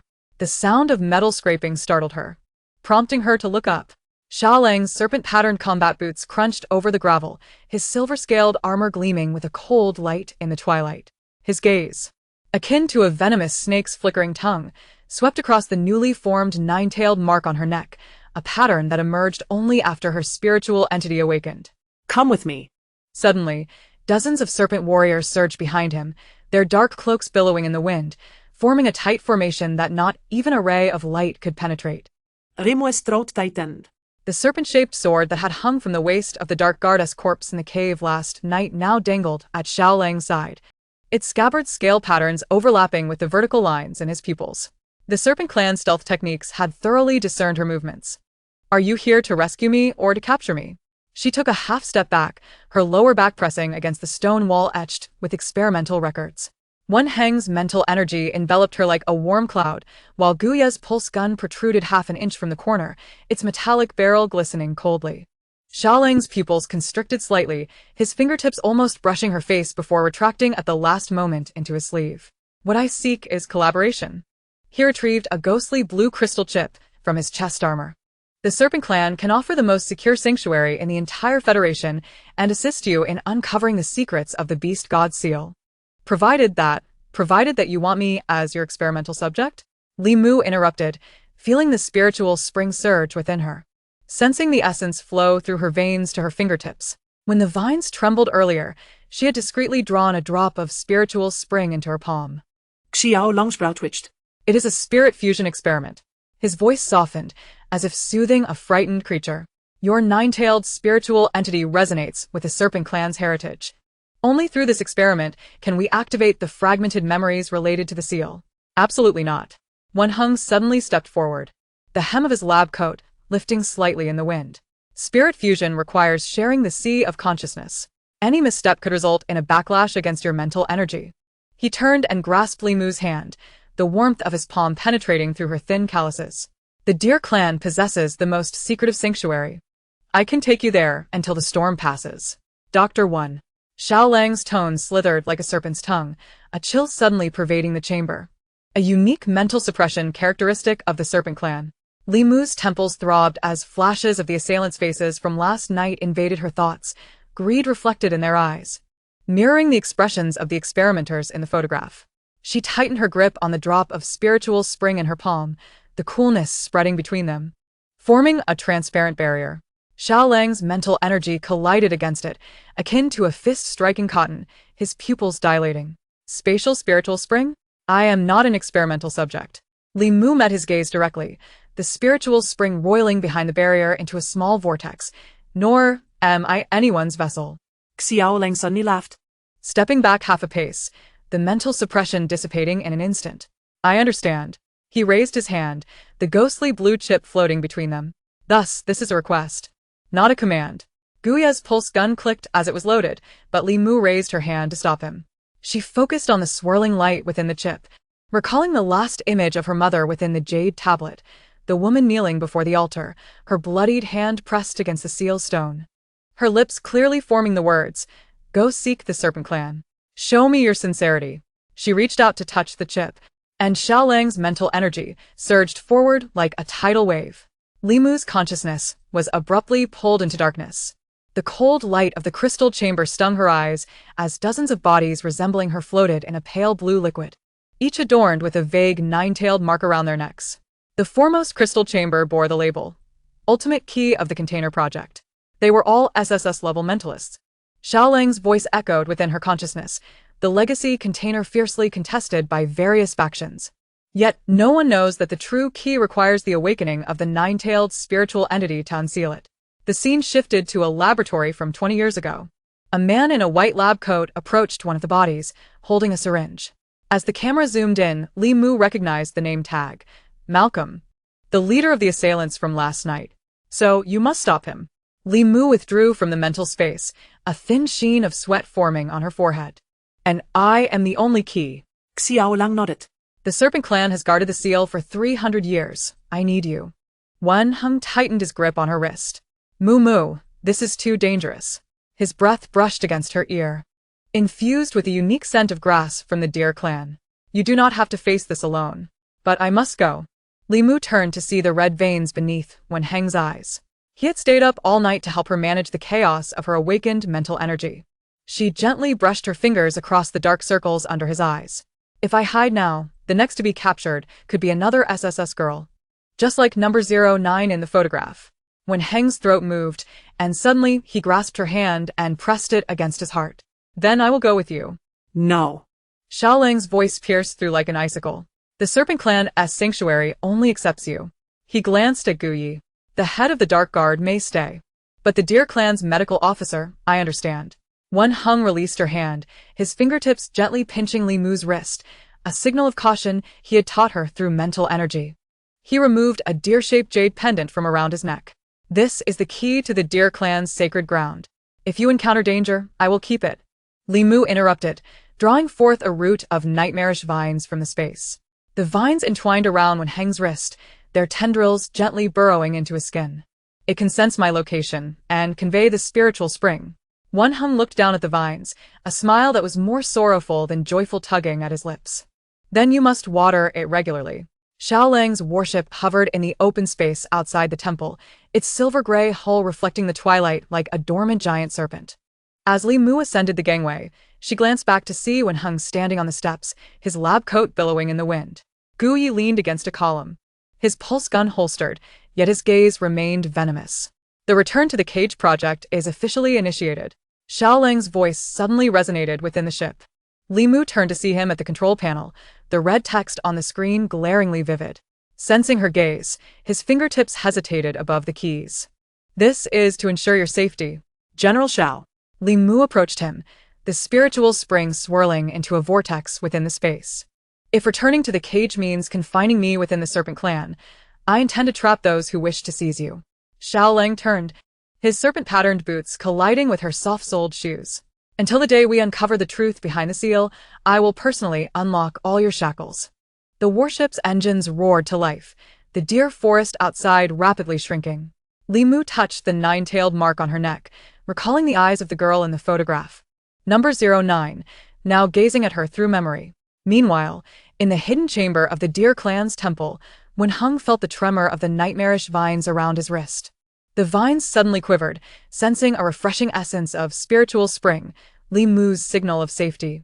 He lifted his gaze toward the receding warship, his fingers tightening around the deer-shaped jade pendant. In the shadows, Gu Ye's communicator illuminated with a red glow. A message from the Dark Guards. The Serpent Clan's warship is on an unusual course, approaching the Forbidden Sea. He narrowed his eyes, deleting the message, and typed a line of text on the terminal. Initiate the shadow plan. As twilight fully enveloped the deer forest, the vines suddenly sprouted a new branch, inscribing 2 words in Wen Heng's palm. Wait for me. Chapter 63.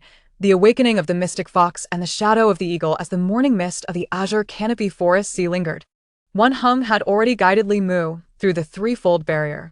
The cuffs of his white coat were damp with morning dew, yet his fingertips hovered protectively 3 inches above her lower back, the most vulnerable point for a psychic. The resonance field here can help you untangle the chaos of your mental sea. Wen Heng gazed at the dappled sunlight filtering through the treetops, the gentle psychic energy unique to the deer tribe seeping from his palms, like an invisible hand gently supporting Li Mu's trembling shoulders. "Soon, I shall use resonance technique to guide the spiritual spring back. It may cause some discomfort." Li Mu cast her eyes downward at her interlocked hands.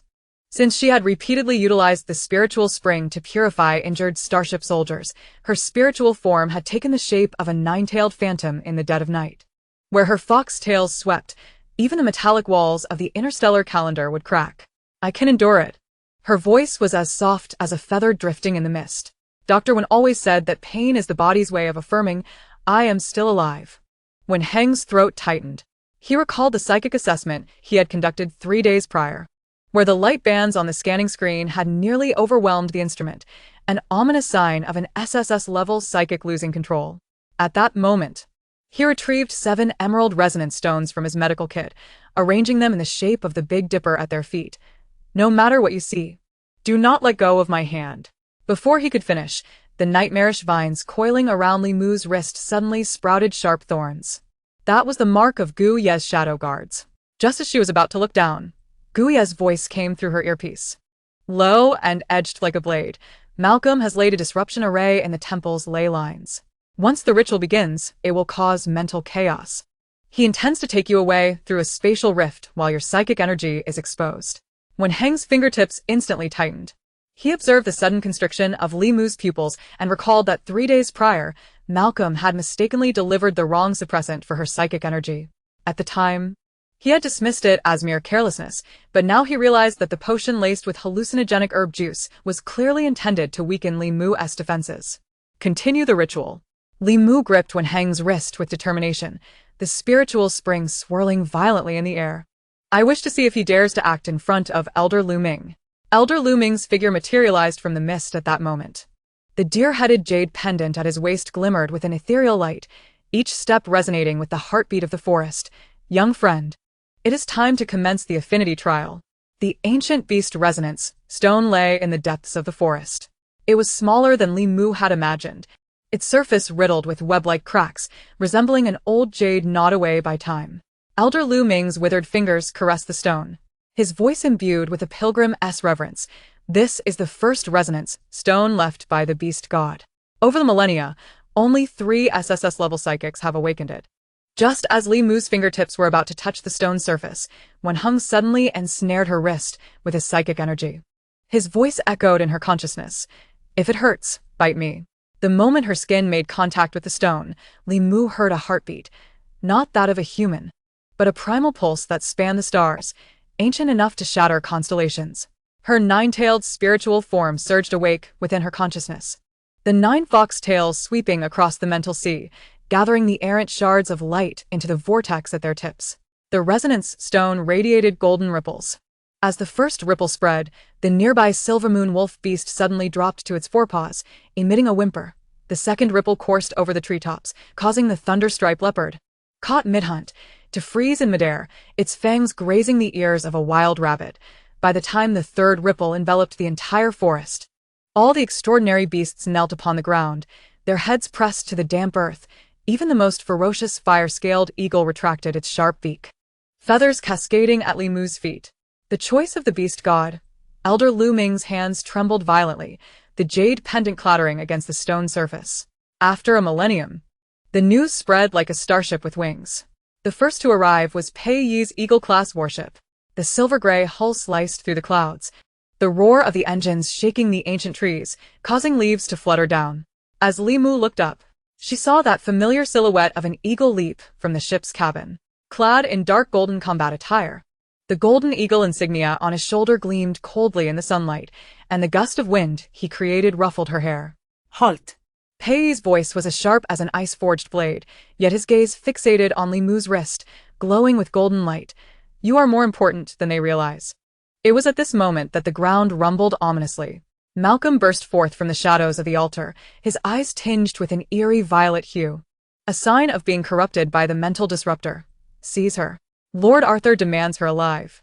Guya's figure moved faster than Malcolm's words. He darted like a bolt of black lightning across the altar, his leopard-patterned combat suit rustling in the wind.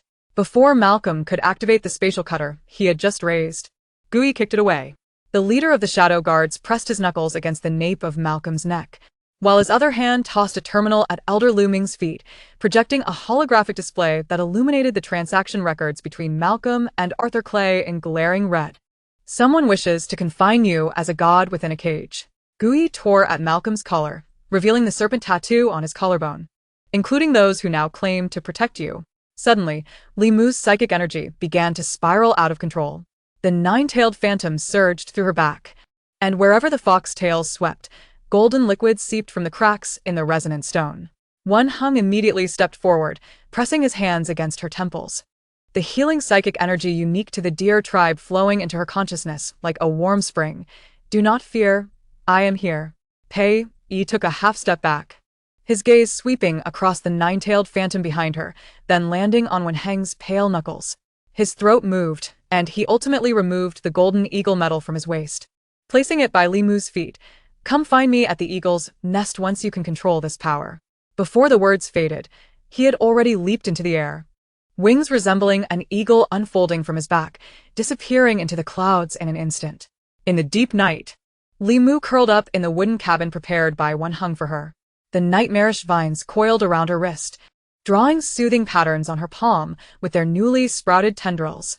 Just as she was about to close her eyes, a deep voice resonated within her consciousness.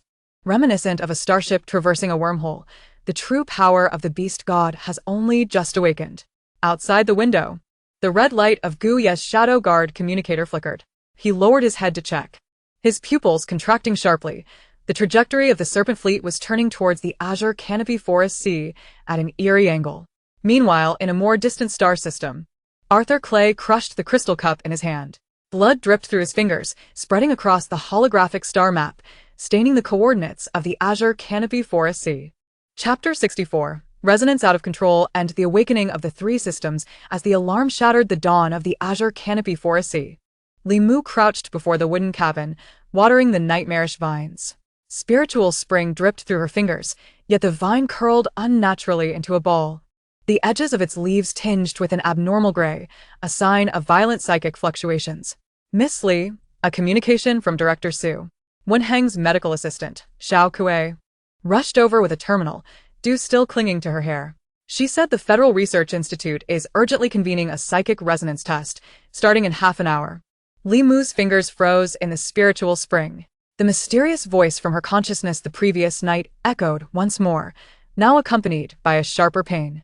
She touched the resonance stone on her wrist, custom-made by Su Yan to stabilize her psychic fluctuations, which now felt astonishingly hot. As the metallic door of the testing hall closed behind her, Li Mu heard her heartbeat thundering like a drum. 3 azure resonance spheres hung from the dome, corresponding to the psychic frequencies of the serpent, fox, and eagle systems. Xiaoling stood to the left, his serpent-patterned combat suit taut across his shoulders, his gaze sweeping over her like a venomous snake. Su Yan was in the center, adjusting the instruments, the corners of his eyes slightly raised behind his golden-rimmed glasses, a habitual sign of his tension.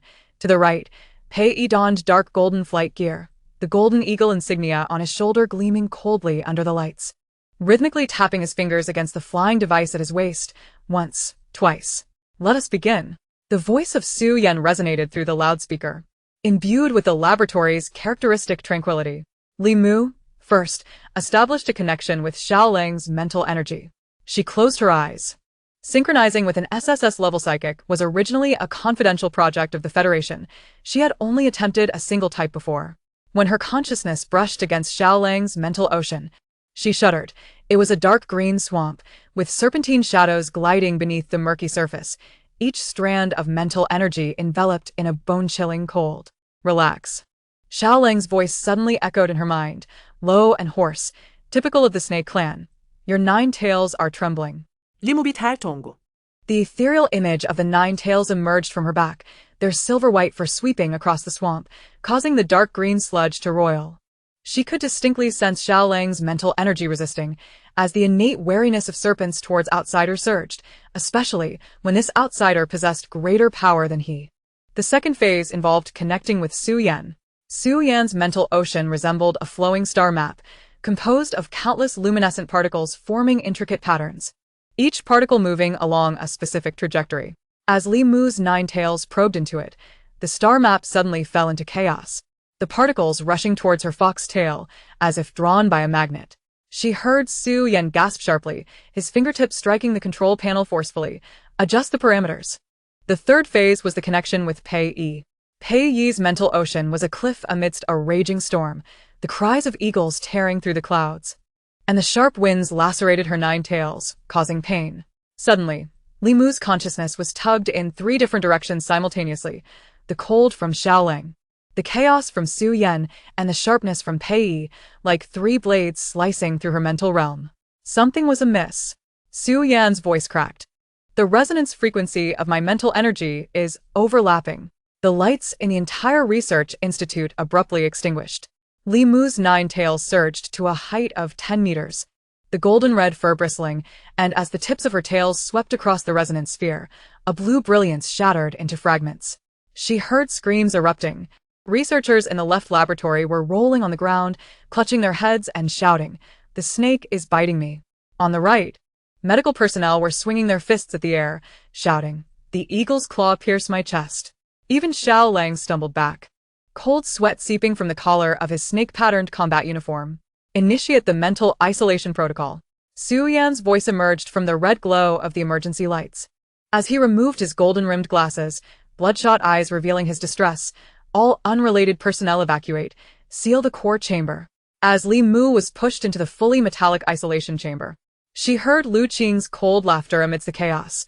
I warned you she was an unstable factor. Now even the SSS-level mental ocean can be contaminated. At the moment the chamber door closed, Li Mu grasped the door frame. Su Yan stood 5 paces away, his chest heaving violently, his fingertips still bearing the burns from his earlier attempt to stabilize her mental energy. He avoided her gaze and spoke to the terminal. 24-hour mental monitoring. Prohibit any external communications. The isolation chamber was frigidly cold in the dead of night. Li Mu curled up on the floating bed, staring at the red dot of the surveillance camera on the ceiling. She could feel her mental energy rampaging inside her, like a wild beast trapped in a cage.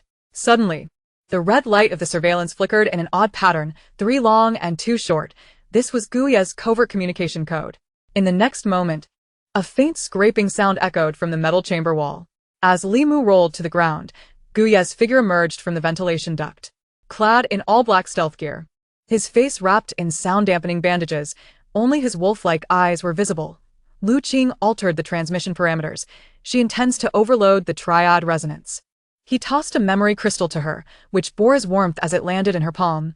I intercepted this from Arthur's old base. You are not the source of contamination. The instant the crystal was inserted into the terminal, Li Mu's mental ocean erupted in blinding white light. The image revealed an ancient resonance stone altar, where a woman in a moon-white gown stood with her back to Li Mu, 5 indistinct figures behind her, each exuding different beastly pressures. As the woman turned, Li Mu recognized her face, which bore a striking resemblance to her own. Bang! The alarm of the isolation chamber abruptly shattered the silence. Su Yan's mental energy coiled around Li Mu's consciousness like a steel cable, exuding an irresistible pressure. Come back. Li Mu's hand pressed against a crystal, and suddenly the mysterious woman's voice resonated in her ear. Shield the resonance. It is not suppression, but guidance. She closed her eyes, envisioning the 9 tails fur transforming into a filter, sifting through Su Yan's mental energy waves. The cable snapped suddenly, and Su Yan's startled exclamation came through the terminal. How did you manage that? As Guyi pulled Li Mu into the ventilation duct, the hairs on the back of her neck stood on end. The Institute's mental barrier was rebooting. Li Mu glanced back at the receding research tower. Under the moonlight, Su Yan stood by the large window on the top floor, his silhouette elongated by the light, like an insurmountable wall. Take me to my secret base on Yunjing Star. Guye's voice mingled with the wind in the duct. Wen Heng is already preparing the mental therapy chamber over there. Li Mu touched the memory crystal in her palm, the face of the mysterious woman becoming increasingly vivid in her mind. She understood that she had finally touched the fringes of the abandoned truth, and behind that truth loomed the shadows of 5 formidable figures and a far greater conspiracy. Outside the ventilation duct, the dawn light spread across the verdant expanse of forest. Chapter 65. Whispers of the wind-sheltered valley. The morning mist in the wind-sheltered valley enveloped the scent of pine needles, drifting over the collapsed half-dome. Li Mu followed Guye, Crouching as they navigated through knee-high wild ferns. The tip of her shoe struck a partially engraved stone slab adorned with deer patterns. This was the abandoned therapy site Wen Heng had mentioned. The walls still bore remnants of the mental energy guiding array's silver patterns, though most were ravaged by creeping vines.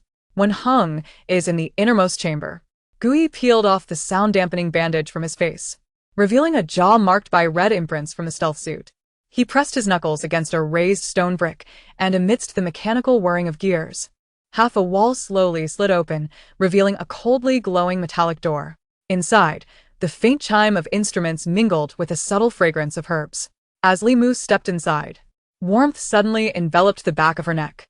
Wen Heng stood behind her, wearing translucent medical gloves, his fingertips resting at the entrance of her mental ocean. The mental energy disorder is more severe than anticipated.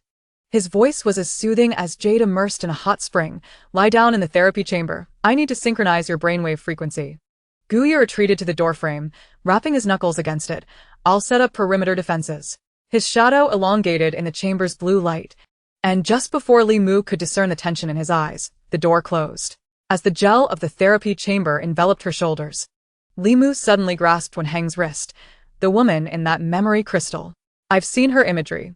Wen Heng brushed her forehead back gently, his gloves stained with a faint green juice of spiritual plants. Her mental energy fluctuations share a common source with yours, but the frequency must stabilize tenfold.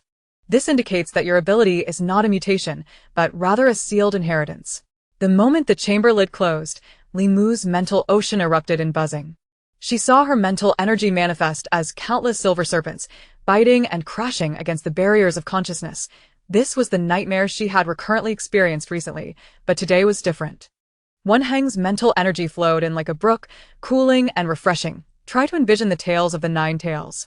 His voice echoed deep within her mental ocean, each strand of fox fur acting as a sieve, separating the chaotic waves.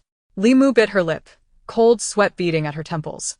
She watched the ethereal image of the 9 tails materialize in her mental realm, their fluffy tufts sweeping through the throng of silver serpents. The first silver serpent was sifted into a fine stream, but the second suddenly grew wildly, wrapping around the fox tail. Darkness engulfed her vision, and she heard Wen Heng's urgent command. Stop. When she reopened her eyes, she found herself lying on the soft mat outside the chamber. Wen-hung was gently wiping her temples with a cloth dampened in spiritual spring water. For your first training, being able to separate 1/3 is already commendable. But I clearly... Limu tightened her grip on the cloth, the sweet essence of the spiritual spring flowing through her palm. I distinctly saw her, in my dream. She said shielding the resonance is not suppression, but guidance. Wen-heng's fingers paused on the terminal for half a second. He pulled up the mental energy fluctuation graphs of the two of them. The two curves resembled a tangled ball of yarn blown about by the wind. Your mental ocean is too pure, leaving no room for even the slightest impurity. Just like the spiritual spring. He gestured toward the corner where a stone pool sat, the clear water cascading into a carved basin inscribed with runes. It can purify all things. But if you cannot control the flow rate, it will instead destroy the vessel. The sound of the stone pool suddenly intensified. Limu looked up, colliding with a pair of hawk-like, piercing eyes. Chun-Chi stood beneath the shattered dome, military boots crunching on broken bricks. His cap pulled low yet failing to conceal the golden eagle insignia on his shoulder. When Su Yan's mental barrier was rebooted, I intercepted an anomalous frequency. He tossed a chip, which landed precisely in Limu's palm, an assessment report from the higher echelons of the Eagle clan. Limu's pupils constricted. The contents of the chip pierced her temples. Neither enemy nor tool, it may serve as a guide. When she lifted her gaze, Chun-Chi had already turned toward the crumbling wall, the hem of his military coat fluttering in the wind. I am not here to capture you. His voice mingled with the rustling pines, meant to ascertain whether the one capable of destabilizing Su Yan's mental power could indeed rewrite the rules. Wen-heng restrained Limu's hand as she attempted to pursue. He speaks the truth. His thumb brushed against her wrist's pulse. The Eagle clan required variables. And she, gazing at her own reflection in the stone pool, was the sharpest blade. For the next 3 days, Limu immersed herself in the spiritual spring for training. Wen-heng guided her to calibrate her mental frequency to the soothing rhythms of the deer clan during the morning mist, switching to the rapid tempo of the leopard clan under the blazing sun. Gradually, she learned to direct her silver snake-like mental energy to flow like a river along the tails of the nine-tailed fox. The spiritual plants within the stone pool began to sprout, and last night, a wounded lark had even landed on her shoulder, fluttering toward the blue sky after being healed. Look. When Hank pointed at the floating light particles in the stone pool, the energy of the spiritual spring is no longer overflowing chaotically. His eyes crescent-shaped, yet your power extends beyond this. That night, Limu meditated by the spiritual spring. Moonlight seeped through the cracks in the dome and danced upon the water surface when she suddenly heard that familiar voice. Clearer than ever, you must rediscover the true source of resonance. She opened her eyes sharply. The reflection in the stone pool was not her own, but a woman in a moon-white dress. The woman's hand reached through the water, brushing against her forehead. Seek the heart core, for it is the primordial heartbeat of the beast god. Wait. Limu lunged towards the water surface, only to touch the icy spring water. The alarm shattered the night. Linning slid down from the ventilation shaft. The terminal screen glowed a blood red. The Research Institute's tracking signal has locked onto this location. Guyi says we must evacuate immediately. The drone swarm will arrive in 10 minutes.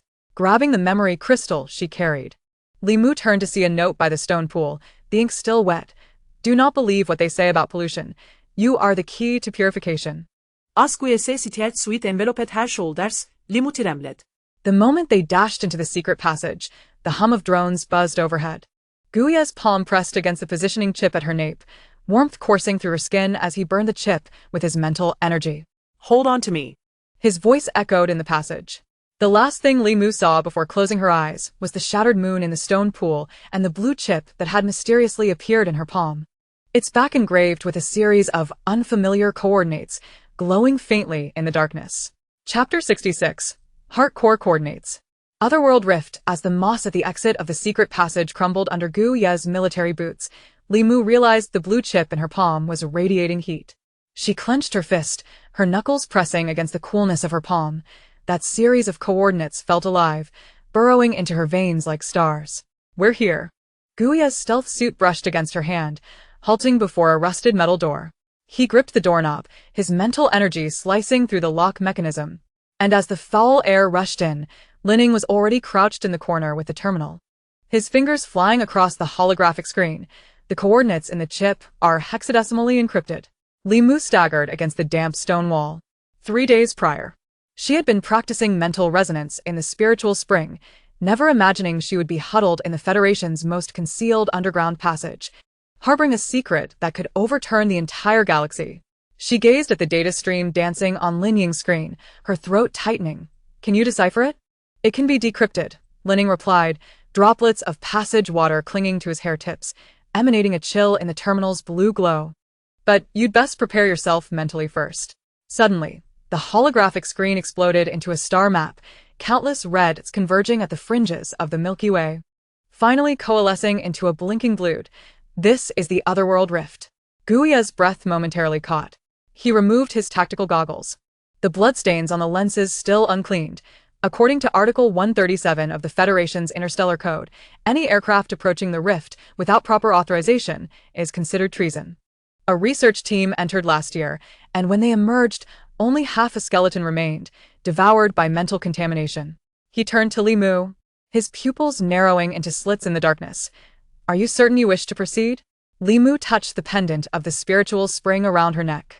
The moon-white figure from the stone pool resurfaced in her mind, the warmth of the woman's fingertip lingering on her forehead. Seek the heart core. She pressed the chip against her chest, where the heartbeat gradually synchronized with the chip's vibrations. I am certain. The metal door suddenly burst open. Wind carrying the scent of rust rushed in, and Pei Yi's flight jacket rustled sharply. He held a pulse rifle in one hand, the golden eagle on his shoulder glimmering coldly in the shadows. No time for chatter. He tossed a life jacket, which landed precisely in Li Mu's arms.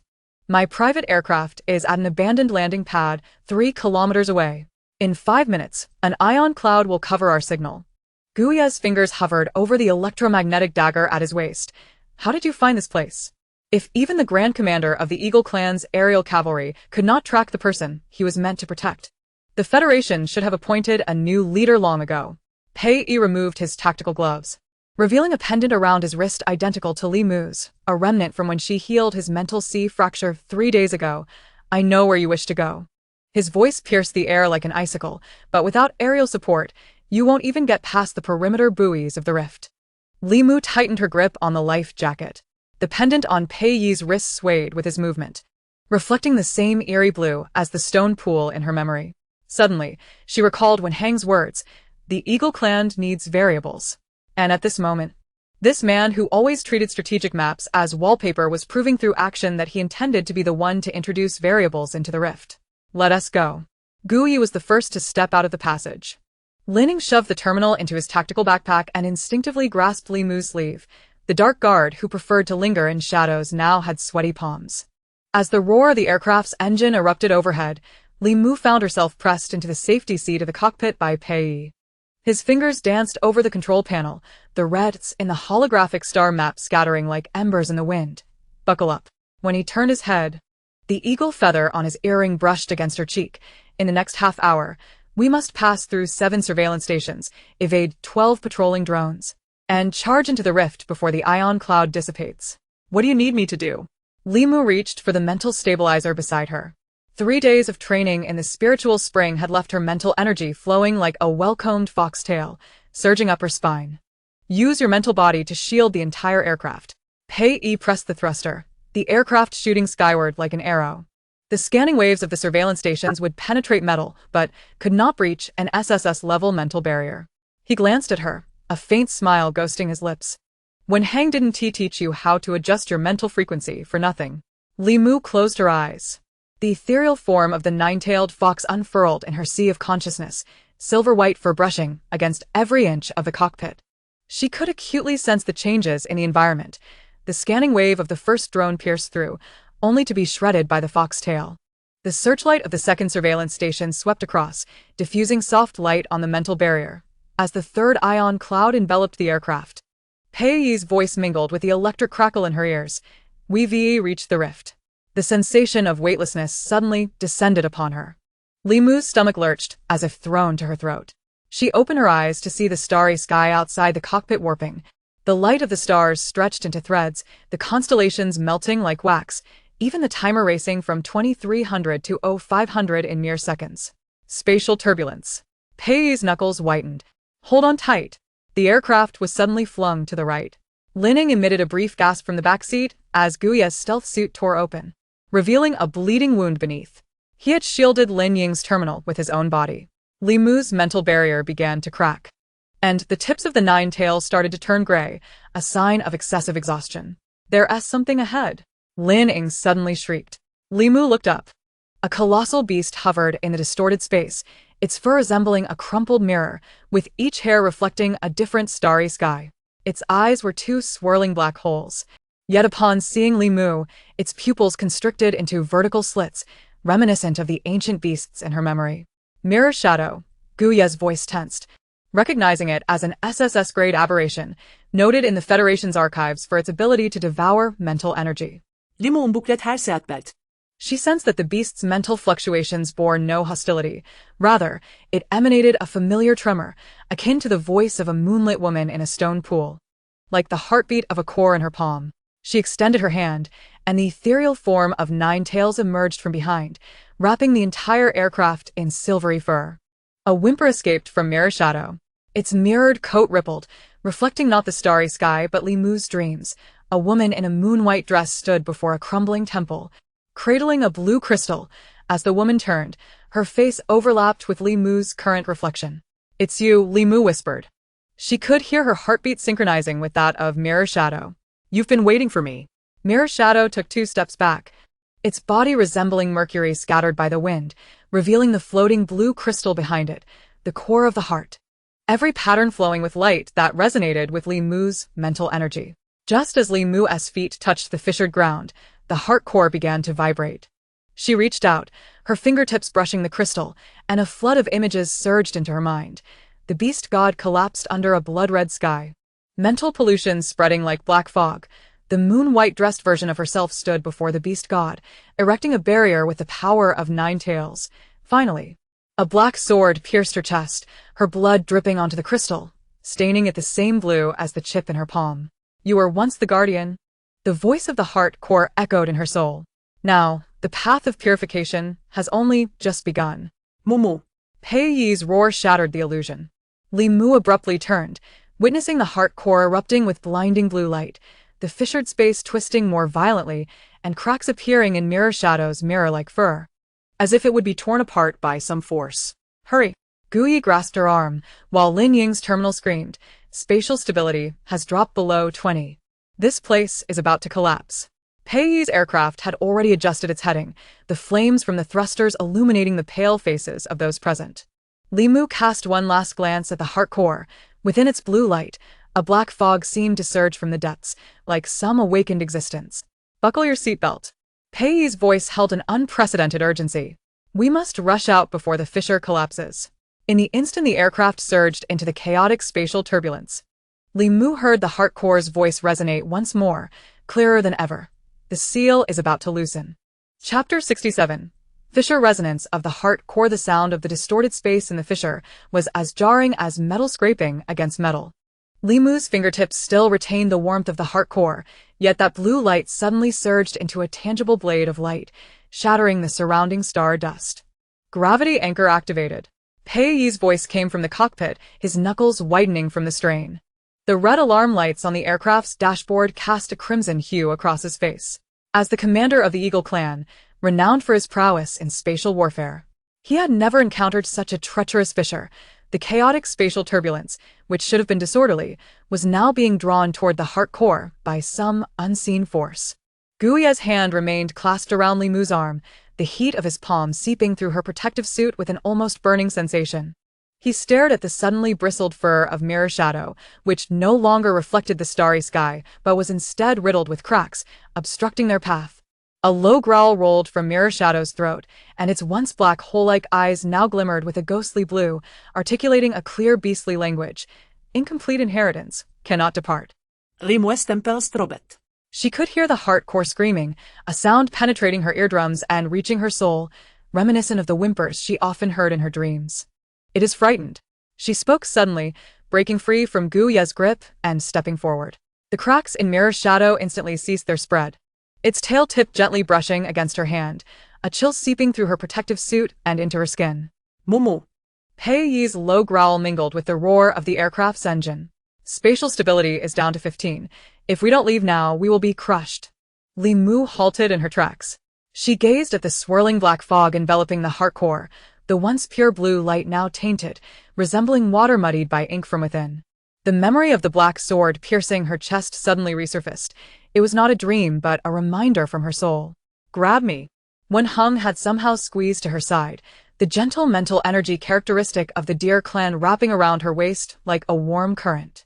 As the Federation's foremost physician, he could distinctly sense the surging energy within Li Mu. Your mental energy is resonating with the heart core. If this continues, you will suffer a backlash. Before he could finish, the heart core emitted a deafening hum. Darkness engulfed Li Mu's vision as some force dragged her into chaos. She stood beneath a blood-red sky. Before the crumbling temple, her moon-white dress billowing in the bloody wind. She saw her own silhouette, not her, but another version of herself. The ethereal form of the nine-tailed Xian fox spread across the sky, each fox hair flowing with purifying light, driving back the encroaching black fog. In the distance, the beast god's figure lay beside a broken pillar, his golden-etched armor stained with black blood, his hand weakly pointing to her heart, where a crystal of the same hue as the heart core resided. Mu, the beast god's voice was hoarse. This is the final seal. The scene shifted abruptly.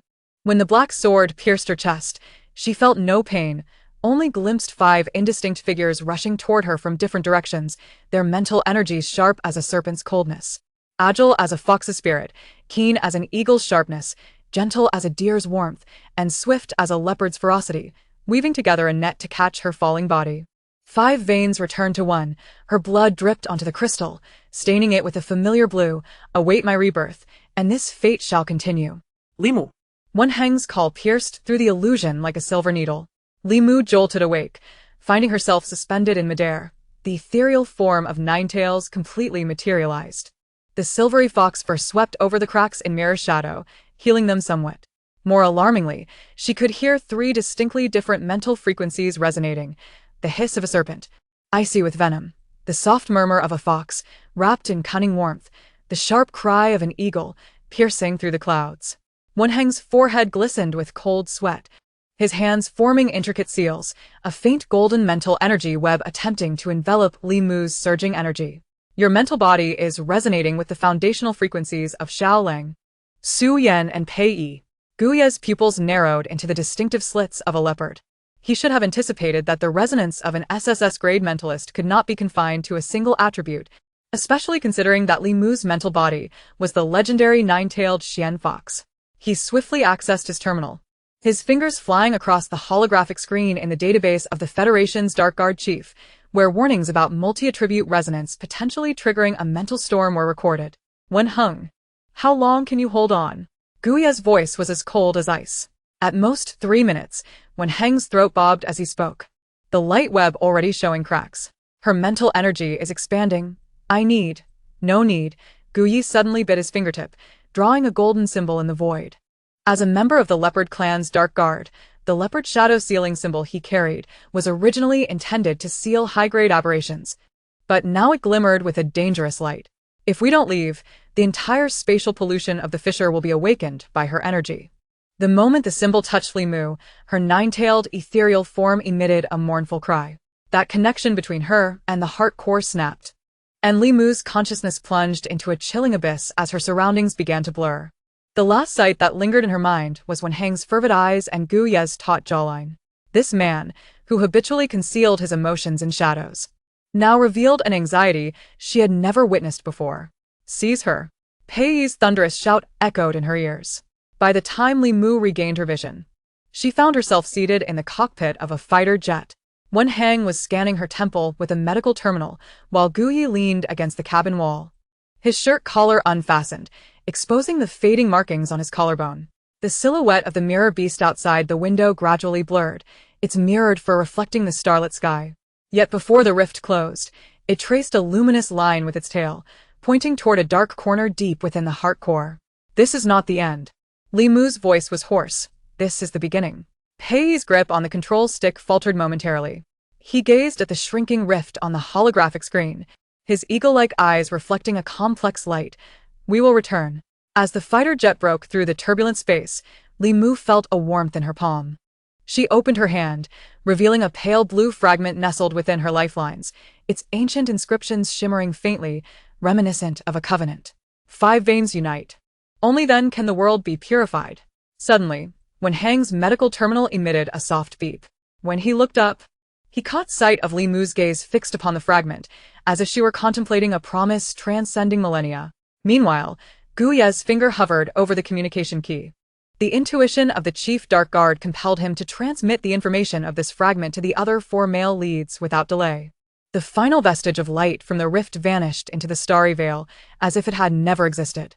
Yet, everyone aboard the fighter jet understood that from this moment forth, their fates were irrevocably intertwined with the girl named Li Mu and the fragment resting in her palm. Chapter 68. The mystery of the fragment resurfaces as the landing gear of the fighter jet crunched against the metallic surface of Windbreak Valley. The fragment at Li Mu's fingertips suddenly radiated warmth.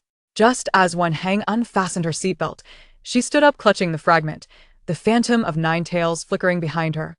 A sign of her mental energy fluctuations. Mu, allow me to examine you first, Wenhang urged, the red light on his medical terminal still aglow. Moments earlier, within the rift, a subtle tear had appeared in her mental sea.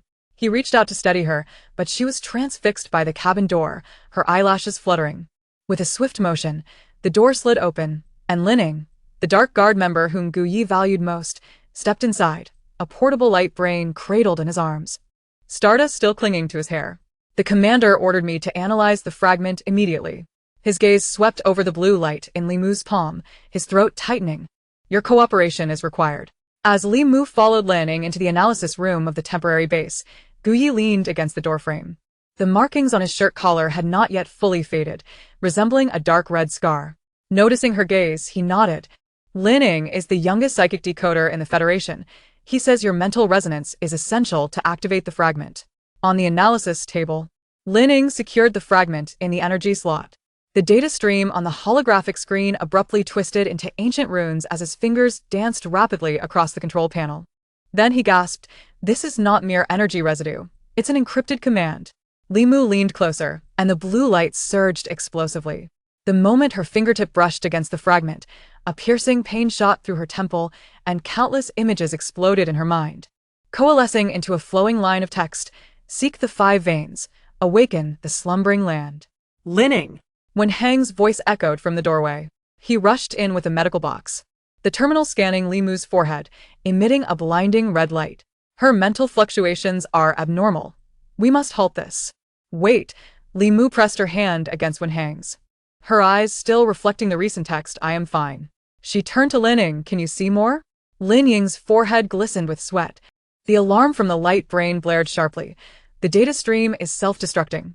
However, he had managed to retrieve a fragment of that command, resembling an ancient psychic guidance program, potentially linked to the legacy of the 9-tailed Xian fox. The communicator's alert tone interrupted their conversation. Chun Chi's image suddenly projected into the air, his eagle-like eyes narrowing in the holographic light. "Miss Li, I am outside the base." Before she could respond, the image flickered out. Gui paused his finger above the communication key, turning to Li Mu. "Do you wish to meet him?" The Eagle Clan's tactical analyst had previously provided coordinates during the Rift mission. When Li Mu nodded, Wenhang gently tucked a strand of hair behind her ear. "I will wait outside." Before his words faded, Chun Chi's footsteps echoed in the corridor. As the door swung open, Li Mu noticed the silver chip clutched in Chun Chi's hand. Today, he was not in uniform, his black turtleneck accentuating his pronounced Adam's apple. "The Federation has reassessed your threat level." He inserted the chip into the light brain, and a red title appeared on the holographic screen. "The Council of the 5 Races will convene in 3 days to discuss the identification and allocation of SSS psychics." Allocation? Li Mu's voice was barely a whisper. Memories of her abandoned childhood flooded back, along with the gazes that regarded her as a mere vessel. Her fingers clenched the tabletop. Turning pale, Chun Chi leaned closer, his voice barely audible. "Some in the higher echelons wish to treat you as a strategic resource to be cultivated. Yet," as his fingers tapped lightly on the chip, he continued, "I discovered dissenting voices within the Eagle Clan. Rather than being dictated by fate, it is better to choose your own path." Suddenly, alarms blared throughout the base. Wenhang's voice came through the communicator. "Unusually urgent. The mental resonance array has gone out of control. When Li Mu burst into the medical chamber, she found Wen Hang kneeling on the ground, his fingertips pressed against the array's light patterns. The pale golden lines, which should have been steadily flowing, were now torn apart like a web shattered by a tempest. The energy of the fragments spreading uncontrollably. He looked up, sweat beading on his brow. Quickly, use your mental energy to soothe it. Li Mu crouched down, her palm resting in the center of the array. The phantom of the nine tails emerged from behind her, and as the 9 fox tails swept over the light patterns, the cracks began to heal. However, at that moment, her consciousness was abruptly pulled into darkness, where 5 points of light flickered in the void, cold white like snake scales, warm gold like fox fur, deep black like eagle feathers, silver like deer patterns, and dark brown like leopard spots. The 5 veins, she murmured, as the light points transformed into totems, branding her consciousness deep within the sea of awareness. Mumu. When Hang waved his hand in front of her eyes, your pupils just turned into vertical slits just like the 9 tails. Li Mu grasped his wrist. I saw 5 totems, connected to the 5 veins in the fragment. Late at night, a soft glow suddenly illuminated Li Mu's room. Gui's shadow flitted past the window, and the next moment, he knocked on the door. Lining has made a discovery. In the analysis room, Lin Ying's light brain glowed with an eerie green light. His fingers hovered over the control keys. His complexion paler than usual. I infiltrated the Federation Research Institute's database and found a file on multiple psychic adaptation genes. He projected a hologram, revealing that only a rare few could simultaneously resonate with multiple races' psychic frequencies, and your genetic sample, he swallowed hard, showed a 97 match. Gui rested his chin on his knuckles, a glimmer of the leopard clan's unique light in his eyes. So, those generals, directors, and commanders are drawn to you not just because of your SSS psychic ability, but also because your genes can facilitate the evolution of their mental powers? Li Mu's breath caught in her throat. She recalled how, when Xiaoling used snake venom to ward off the cold, she felt no discomfort. How, when Su Yan constructed the mental model, she could clearly see every node, how Pei Yi's eagle cry had made others cover their ears, while she felt it like a spring breeze. These were not mere coincidences. The council meeting notification, Gui's communicator pinged with a new message. The red text glaringly bright. They will determine your allocation in 3 days. He slid a star chart in front of Li Mu. I have arranged 5 escape routes. We can leave at any moment. Li Mu fixated on the red dots on the star chart, then turned her gaze back to the fragment on the table. The 4 characters' 5 meridians returned to 1 suddenly became clear as she gently traced the intricate patterns with her fingers, softly declaring, I wish to meet them. What? Gui's pupils constricted sharply, while Lin Ying's holographic device abruptly dimmed. Li Mu looked up, her eyes reflecting a determination she herself had not yet recognized. If the 5 meridians are crucial, I must find them. Her fingertip glided across the map of the Federation Council Hall, asserting, I will not be manipulated.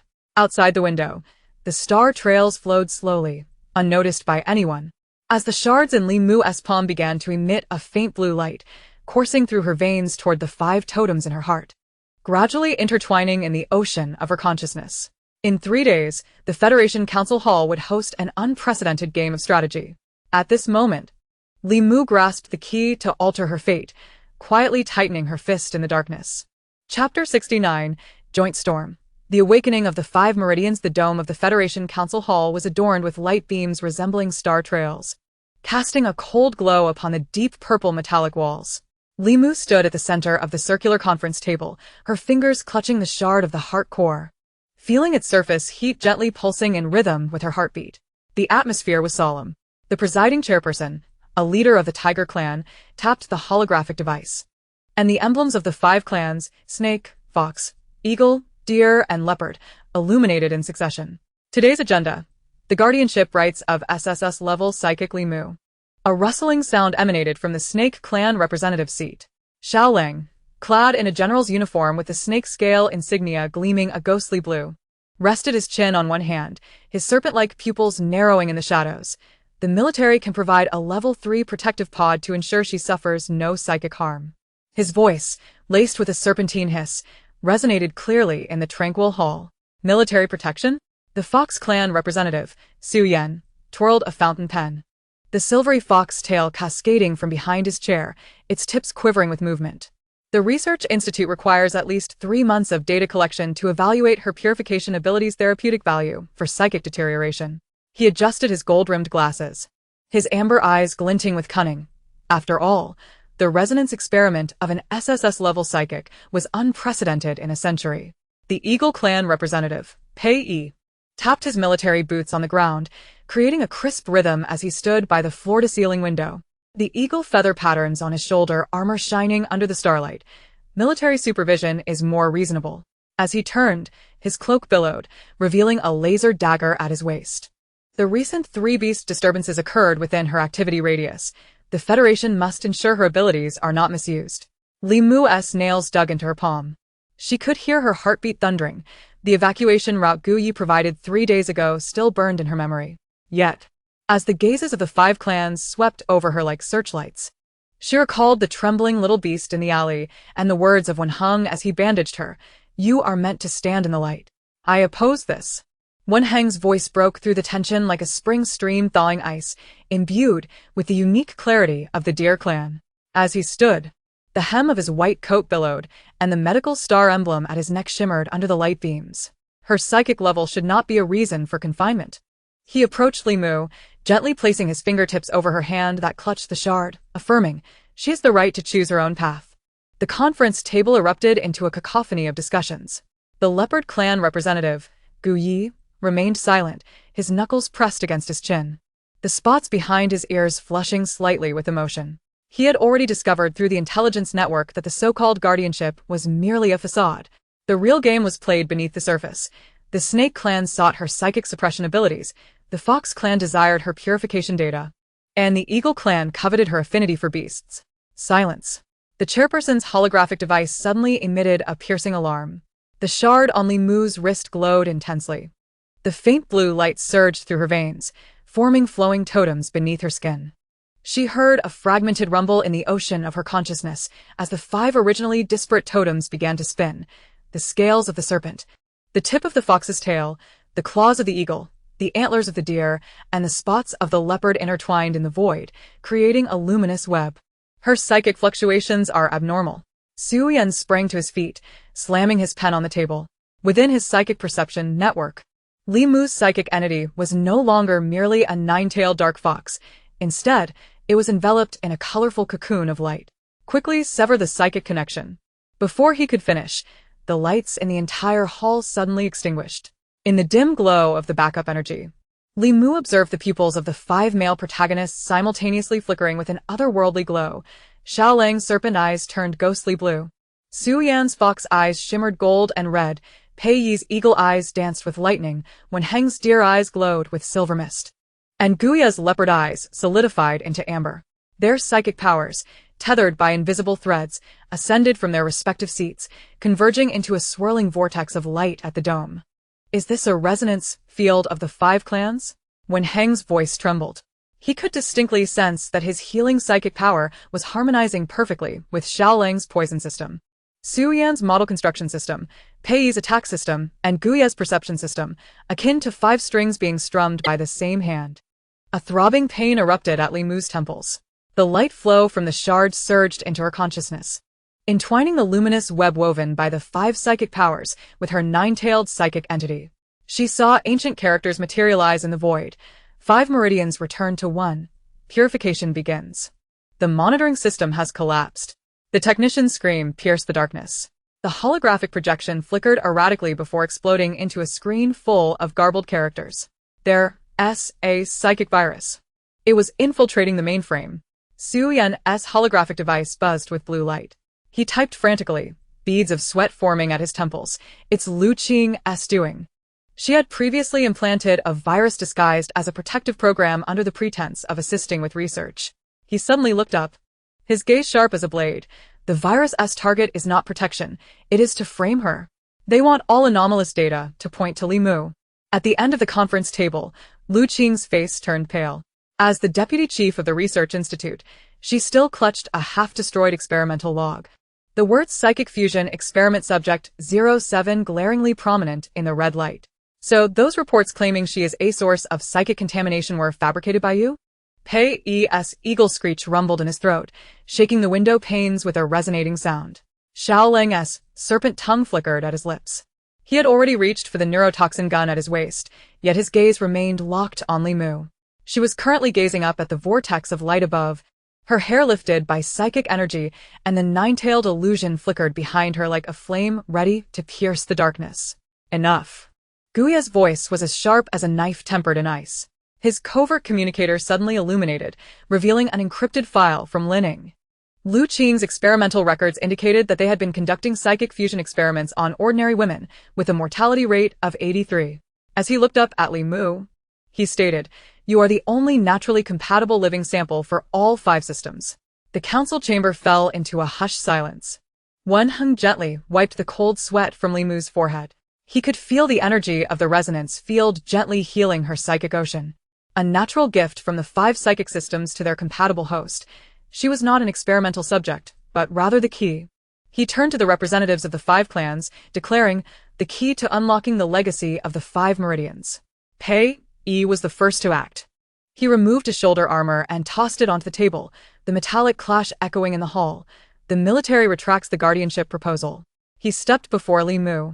Bowing in a standard military salute, the Federation Sky Riders are at your service. Xiaoling's serpent eyes gradually relaxed into a circle. He removed his general's insignia and placed it beside Pei Yi's shoulder armor. The protective pod of the First Fleet will always be reserved for you. Su Yan adjusted his glasses, sliding down his nose, and suddenly smiled. The Research Institute's laboratory will only conduct the research you desire in the future. He lightly tapped his fingertip, sliding his psychic authority card onto the table. Gui's spots flushed a pale pink. He unfastened the insignia of the Chief of Covert Agents and placed it atop the authority card. The Federation Intelligence Network is at your disposal. Lastly, it was Wen Heng's turn. He removed the necklace of the Medical Star Master, placing the pendant engraved with the totem of the Deer Clan on top. My healing chamber is open for you 24 hours a day. Li Mu gazed at the 5 tokens on the table, her throat tightening. Fragments of light surged from her fingertips, coalescing into 5 totemic lines above the tokens. She heard her own voice trembling yet clearer than ever. I need freedom, but not a freedom without support. She looked up at the 5 men, her gaze sweeping over Xiaoling's sternness, Su Yan's cunning, Pei Yi's sharpness, Gu Ye's meticulousness, and Wen Heng's gentleness. If the 5 veins truly exist, I must find them on my own. But I need you. Deal, the 5 spoke in unison. Wen Heng retrieved a bronze badge from his chest pocket. The surface, worn but the central beast deity insignia, remained clear. This is the token of the last beast deity guardian from 1,000 years ago. He pressed the badge into Li Mu's palm, and it recognized its master. Li Mu tightened her grip on the badge, feeling the fragments pulsating in her hand. A faint mental wave suddenly surged into her consciousness, as if someone whispered in her ear. White Frost Temple, deep within the ice plains. As the gathering dispersed, the starry trails reignited. Gui's communicator vibrated with a message from Lining. Su Yan's mental power laboratory has been cleared and is ready for the experiment. Li Mu gazed out at the flowing star trails, pressing the badge to her chest. She understood that the true path of purification was just beginning. And how many secrets lay hidden within the White Frost Temple, waiting for her to unveil. Chapter 70. The Purification Experiment. The return of the Wolf Shadow in the autumn of the 307th year of the Star Track. As the metallic door of the underground laboratory of the Fox Clan Research Institute closed behind Li Mu, she heard her heartbeat overpowering the hum of the instruments. The message from Gu Yi sent early in the morning still lingered on the terminal. Su Yan said today's experiment requires you to wear a lightweight mental power amplification suit. At this moment, the sheer, gossamer silver-gray fabric clung to her skin, gently enveloping the energy fluctuations of the nine-tailed mystical fox. Miss Li. Isaac's voice came from the control panel. The inspector sent by the Federation Academy adjusted his frameless glasses, his fingertips tapping crisply on the holographic screen. The Shadow Wolf King has been eroded by mental pollution for 7 years. Its mental barrier strength is 3 times that of an ordinary exotic beast. When the resonance ring starts, your mental output must remain below the threshold of 70, otherwise, you'll be rendered useless, right? Lu Qing's laughter rang out from the observation room. This Fox Clan researcher leaned against the glass, a data board in her arms. The fur at the tips of her ears tinged with an unnatural golden-red hue. I just helped Chief Su organize nearly a decade of purification experiment reports yesterday. The worst case from the failures is still lying in the plant chamber of the Medical Star. Li Mu looked up at the observation room. Lu Qing's pupils narrowed into slits, a sign of emotional fluctuation among the Fox clan. She remembered encountering her 3 days ago in the Research Institute corridor, when Su Yan had been smiling, placing his newly developed mental stabilizer into her palm. Lu Qing. Su Yan's voice was as cold as the ice cellar at the top of the Research Institute. He had appeared at the observation room door without her noticing. The sleeves of his lab coat casually rolled up to his forearms, his fingertips still stained with unclean stardust ink, a special ink used to record mental waves. You are responsible for the experiment data recording, but if you interfere with the experiment process, I won't hesitate to let Lonli temporarily take over your authority. Lonli peeked out from beside Lu Qing, her light brain still displaying real-time data. This senior researcher, who always tied her hair in a low ponytail, nodded at Li Mu, her eyes behind the lenses flashing with a hint of approval. Miss Li's mental wave fluctuations are more stable than during the simulation test. Chief Su's prediction was correct. Suddenly, an alarm blared. The transparent cage in the center of the laboratory saw the Shadow Wolf King violently crash against the energy barrier. Its once glossy fur was matted with dark purple scabs, its crimson eyes swirling with a black mist of mental pollution. Chains dragging across the metal floor with a piercing screech. Li Mu's fingertips began to heat up slightly. The illusory form of the nine-tailed mystical fox loomed behind her, its 9 fluffy tails sweeping across the ground, leaving a faint scent of sandalwood. This was the soothing aura her spiritual body emitted after awakening. The resonance ring activated. Isaac pressed the confirmation button. A light blue membrane descended from the ceiling, enveloping Li Mu and the Shadow Wolf King. Lu Qing's fingers flew rapidly across the data board, the tear mole at the corner of her eye quivering with each swallow as the mental wave guidance program was loaded. Current matching degree, 68. The Shadow Wolf King's roar resonated, causing the cage to hum. Its forepaws clawed at the energy barrier. Black blood seeping from its claws, a sign of mental pollution eroding its flesh. Li Mu could distinctly sense the chaotic energy swirling like shattered star trails, each strand piercing with sharp pain. Steady your breath. Su Yan's voice came through the communicator. Wrap them with the energy of the spiritual spring. Do not resist, guide. Li Mu closed her eyes. The spatial spiritual spring surged within her consciousness, the sweet spring water flowing along the meridians of her mental sea. Where it passed, the sharp energies suddenly became docile. When she opened her eyes, a faint blue orb of light floated in her palm, resembling dew wrapped in starlight. Isaac's voice suddenly shifted in tone. The pollution value curve on the holographic screen was visibly plummeting, the originally glaring red alarm light transformed into a gentle green. The Shadow Wolf King's action ceased. It slowly retreated, the black mist receding from its crimson eyes, revealing its original amber color. The low growl in its throat morphed into a whimper, its forepaws gently resting on the energy barrier, as if pleading for something. Li Mu took a step forward. The light membrane of the resonance ring automatically parted to create a passage for her. As her fingertips touched the Shadow Wolf King's forehead, the faint blue orb suddenly expanded into a beam of light, penetrating all protective barriers. A gasp echoed in the observation room. Lu Qing's data board fell to the ground with a thud, her eyes widening in astonishment as she beheld the pollution value reading 0. A complete 0. The Shadow Wolf King let out a long howl. It lowered its head, kneeling at Li Mu's feet. Silver totems emerging from beneath the fur on its forehead, marks of the beast deity contract. Li Mu felt something surging into her consciousness from the point of contact, warm, firm, imbued with the primal sincerity of a beast. Lon Li's fingers moved quickly on the light brain. It is actively forming a guardian contract. Miss Li. It recognizes you as its master.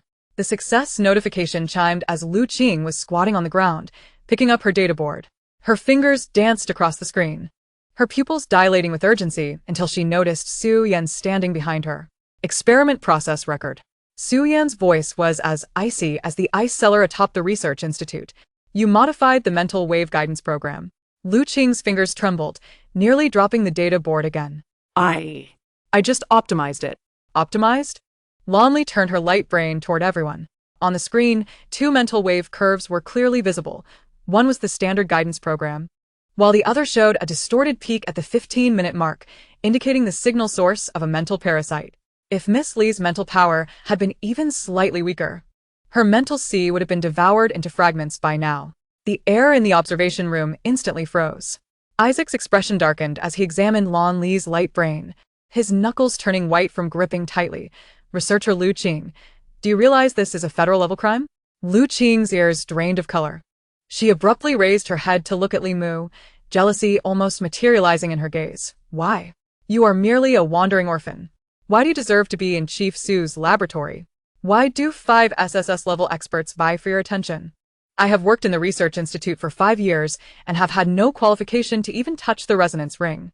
So, you want to ruin her? Su Yan's fingertips pressed against his temples, a clear indication of his emotional turmoil. Do you understand that once the mental parasite is activated, it could mean death not only for her, but for everyone in the laboratory? As the alarm blared once more, Isaac had pressed the termination key at the control panel. He removed his glasses to wipe them, yet his gaze behind the lenses was strikingly sharp. The experimental data had been certified by the Federal Academy, demonstrating that Miss Li Mu's purification abilities had reached the SSS level. He turned to Li Mu and inquired, "Are you willing to accept the purification mission at the border outpost?" Li Mu glanced down at the Shadow Wolf King at her feet. It nudged her hand with its head, its tail sweeping the ground and lifting her hair slightly in the breeze. She could feel the trust within their bond, akin to a small sun pulsating in the ocean of her consciousness. "I am willing," she replied, looking up at Su Yan and then at Isaac. "But I shall do it in my own way."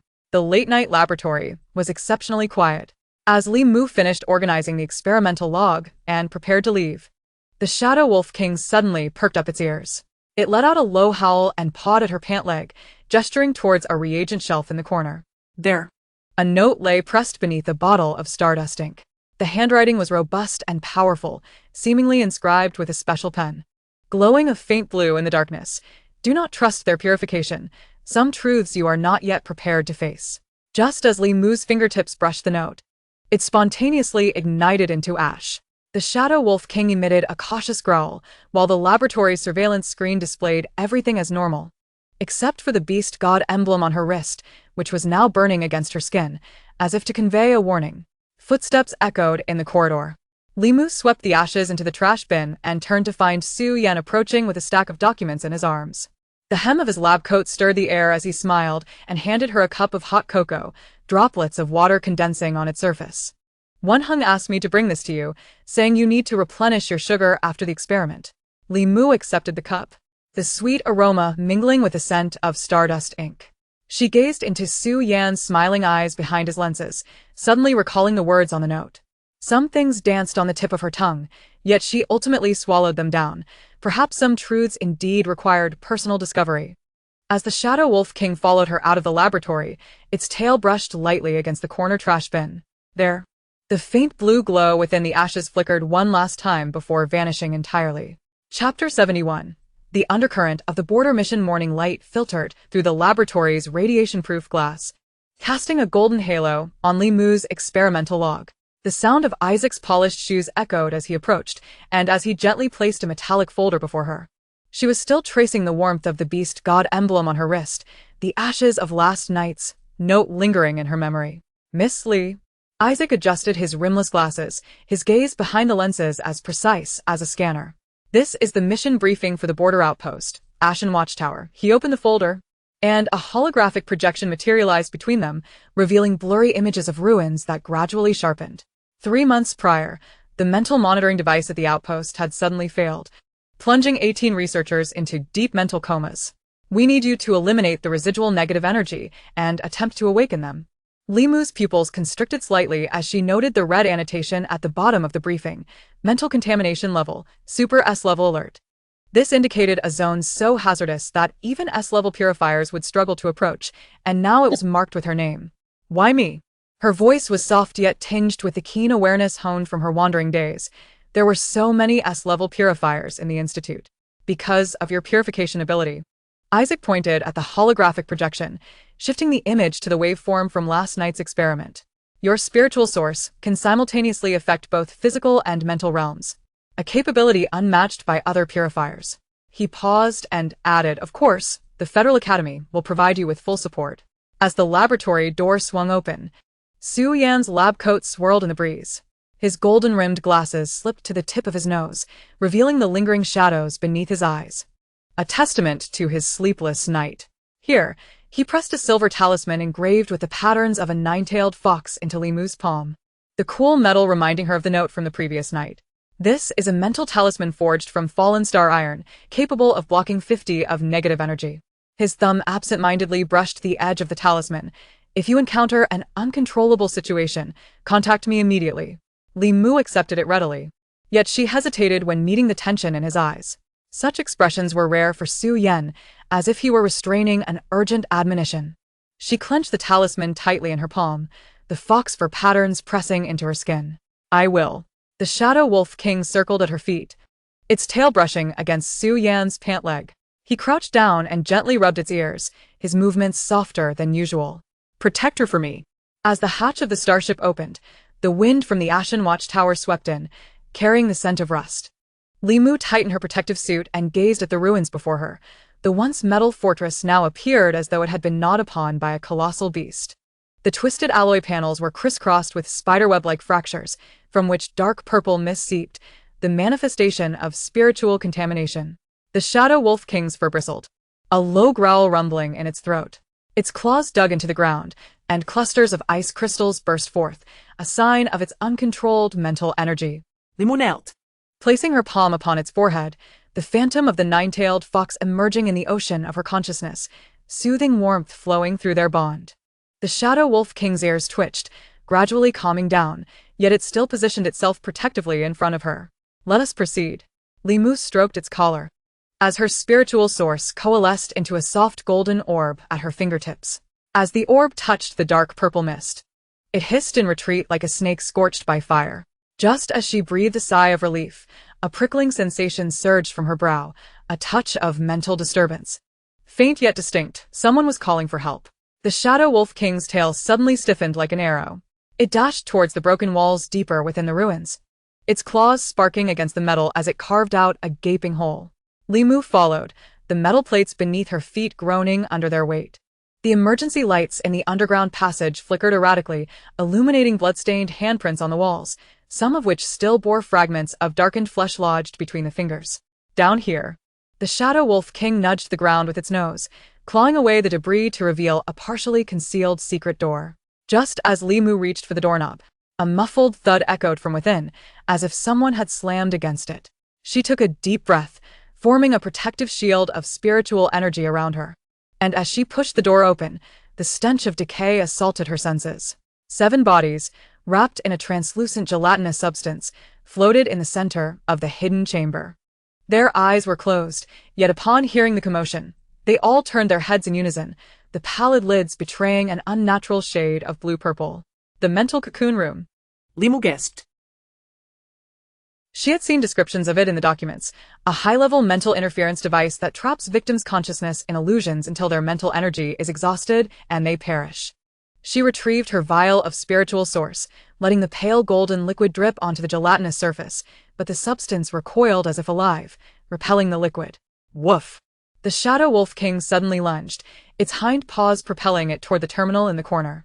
Its powerful jaws tore through the metal casing, revealing a curled black sphere within, a miniature mental parasite device, its surface laced with vein-like patterns, quivering violently as Li Mu approached. Li Mu hesitated for a moment, her hand hovering above the terminal before finally pressing the retrieval button. As the holographic projection illuminated, her blood ran cold. The image revealed a woman in a lab coat inserting a syringe into the neck of a test subject. This batch of S-level mental samples is excellent, enough to refine 3 vials of enslavement serum. As the woman turned her face, Li Mu discerned her features, a prominent nose and a beauty mark at the corner of her eye. It was Aunt May from the orphanage. The memory of Aunt May's voice, admonishing her not to eat before the results of the mental strength test were revealed, suddenly erupted in her mind. A violent tremor shook the chamber, causing Li Mu to stagger against the wall while the projection from her terminal shattered amidst the vibrations. The low howl of the shadow wolf king resonated from above, infused with an unprecedented ferocity. She ran upwards through the secret passage, emerging just in time to see 3 hovering war vehicles trample over the ruins, their ominous gun barrels aimed directly at her. "Protect the target!" shouted the man at the forefront, wielding a loudspeaker. "Capture the 9-tailed Xuanhu alive." The shadow wolf king positioned itself in front of Li Mu, its fur shimmering with an ethereal blue sheen. Beneath its original silver coat, fine scales emerged, and its tail split into 3, each tip crystallized with ice. A searing pain erupted in Li Mu's consciousness, a sign that the contract link was forcibly activated. She noticed the Shadow Wolf King's eyes transform into slitted pupils, reminiscent of the Xuanhu, as its mental strength surged into her, a frantic current. "Be careful!" A bullet whizzed past, grazing her hair. The Shadow Wolf King howled skyward, unleashing a spray of ice crystals that encased the nearest war vehicle in a frozen shell. Li Mu concentrated, forming a blade of spiritual energy in her palm. Yet her attention was drawn to a distant dark mist, where a woman clad in a black trench coat stood, her long hair lifted by the wind, revealing a scarred left cheek. She regarded Li Mu with a cold smirk, her fingers twitching slightly. The dark mist surged violently, entwined with a viscous mental force, infiltrating the gaps in Li Mu's protective barrier. A chill coursed through her, prompting her to draw the Shadow Wolf King closer. In that moment, she comprehended the truth behind the words on the note from the previous night. Perhaps the seeds of her fate had been sown the day she was abandoned. The woman cloaked in darkness was familiar to her. 3 months prior, it was this very woman, Lu Qing, who had thrust her into a burning warehouse during the arson at the orphanage. Chapter 72. Echoes of memory beneath the dark mist as the golden barrier of Li Mu's spiritual energy materialized around her. The dark mist from Lu Qing's fingertips lunged forth like a living entity. The noxious haze, reminiscent of decaying roses, collided with the barrier, producing a hissing sound as it methodically consumed the purifying energy of her spiritual well. "Shadow Wolf!" she instinctively cried out, her wrist trembling slightly from the effort of maintaining the barrier. 3 months ago, during the warehouse fire, Lu Qing had ensnared her ankle with that very same sticky mental force. She had initially thought it an accident, only to realize now that it had been a premeditated act. The Shadow Wolf King's vertical pupils suddenly constricted, its azure scales glimmering faintly. It struck the ground with its forepaw, causing the frozen earth to crack in a web-like pattern, while the dark totem on its forehead shone like a star, drawing the dark mist toward it as if under a magnetic pull. A warm sensation enveloped Li Mu's consciousness, a soothing presence from the Shadow Wolf King, mingled with a surge of excitement. "Eat, sweet." Her pupils constricted. So, the Shadow Wolf King's purifying ability extended beyond merely calming beasts. It could directly devour negative mental energy. But why had this power never manifested in previous battles? The answer emerged as the dark mist surged forth. A sharp pain exploded at her temples, distorting her vision as she beheld her 6-year-old self cowering in the corner of the orphanage's storage room, the moldy cotton stuffing tickling her nose. Outside, 2 women's voices whispered, their words piercing and muffled as if submerged in water. "The test report confirms it. She is SSS grade and must be disposed of. That batch of experimental subjects has already gone out of control 3 times. If she awakens..." The scene abruptly shifted to a stormy night, where she was swaddled in a blanket that reeked of disinfectant, a pair of gloved hands lifting her onto a silver transport spacecraft. The research badge on the person's wrist glinted coldly, identical to the one on Lu Qing's lab coat. It dawned on her that she had not been abandoned by the orphanage. Someone had deliberately placed her there. "Momo." The low howl of the Shadow Wolf King shattered her memories. Li Mu stumbled, nearly collapsing her spiritual barrier. Only then did she realize that the dark mist had spread throughout the entire outpost ruins. The war vehicles, once frozen in place, now oozed a dark liquid, grotesque faces writhing beneath the icy surface. The source lay underground. Gritting her teeth, she dug her fingers into her palm. The spectral image of the 9-tailed Xuanhu flickered behind her, its fluffy tail sweeping through her consciousness, revealing faint azure light amidst the dark mist. Were those sealed memory nodes? The Shadow Wolf King suddenly arched its back, its nose quivering toward a crumbling wall in the southeast. It pawed through the accumulated metal debris, uncovering a corroded ventilation duct from which a denser concentration of dark mist emanated. "Let us go." Li Mu reduced her spiritual barrier to encompass just the 2 of them and followed the Shadow Wolf King into the duct. The rusty metal scraped against her forearm, but it paled in comparison to the turmoil surging within her. Her entire life of wandering and the orphanage's harsh treatment had been meticulously orchestrated as a breeding ground. They intended for her to awaken willingly in despair? The duct led to a password-protected door. As the Shadow Wolf King's paw touched the metal panel, the door automatically swung open with a soft beep. The cold white light of the laboratory made Li Mu squint. As the central holographic screen looped a segment of footage, the figure of an elderly man with white hair appeared somewhat blurred. Yet his voice was clear. SSS mental strength users are purification seeds, but they must awaken willingly. He paused, tracing the genetic chain on the virtual screen with his fingertip, if forced. They will become the most perfect mental vessel. Vessel, Li Mu murmured, a metallic taste rising in her throat. She finally understood why Aunt May always appeared during her mental fluctuations, and why Lu Qing had set the fire. They feared her awakening too early, yet also worried it would not be thorough enough. You already know too much. A chilling female voice interrupted from behind her. Li Mu spun around to find Lan Li leaning against the doorframe, twirling a miniature energy gun with her fingers. Her lab coat was immaculate, every crease seemingly pressed to perfection, yet a shadow of darkness flickered in her eyes that Li Mu had never seen before. Lan. Li Mu instinctively drew the Shadow Wolf King behind her. Just 3 days ago, at the Mental Energy Research Institute, Lan Li had aided her in repairing the backlash on her spiritual well. Now, she appeared as if transformed. Lan Li remained silent, merely tossing a note toward her. Li Mu caught it, and upon unfolding it, her pupils dilated. The writing matched precisely the note she had discovered in the corner of the lab. Do not trust what they say about purification. Leave now, there is still time. Lan Li lowered her energy gun but added, but if you submit this footage to the Federation Council, she paused. Her gaze sweeping over the holographic screen displaying the elderly man. Something far more terrifying will set its sights on you. An alarm suddenly blared overhead. Li Mu heard the distant roar of hovering war vehicles. Lu Qing's men were closing in. She clenched the note tightly, while the Shadow Wolf King encased the laboratory's rear exit in ice. Let us go, she whispered, compressing the footage from the holographic screen into a data block and stowing it within the spiritual space at her neck. Lan Li did not stop her, merely watching her retreating figure as she softly said, Remember, the spiritual well can purify all things, yet it cannot cleanse the human heart. As Li Mu and the Shadow Wolf King leaped onto the return vessel, the night had completely enveloped the outpost. Standing by the viewport, she gazed at the shrinking ruins below, suddenly noticing a dark spot in the clouds trailing the ship.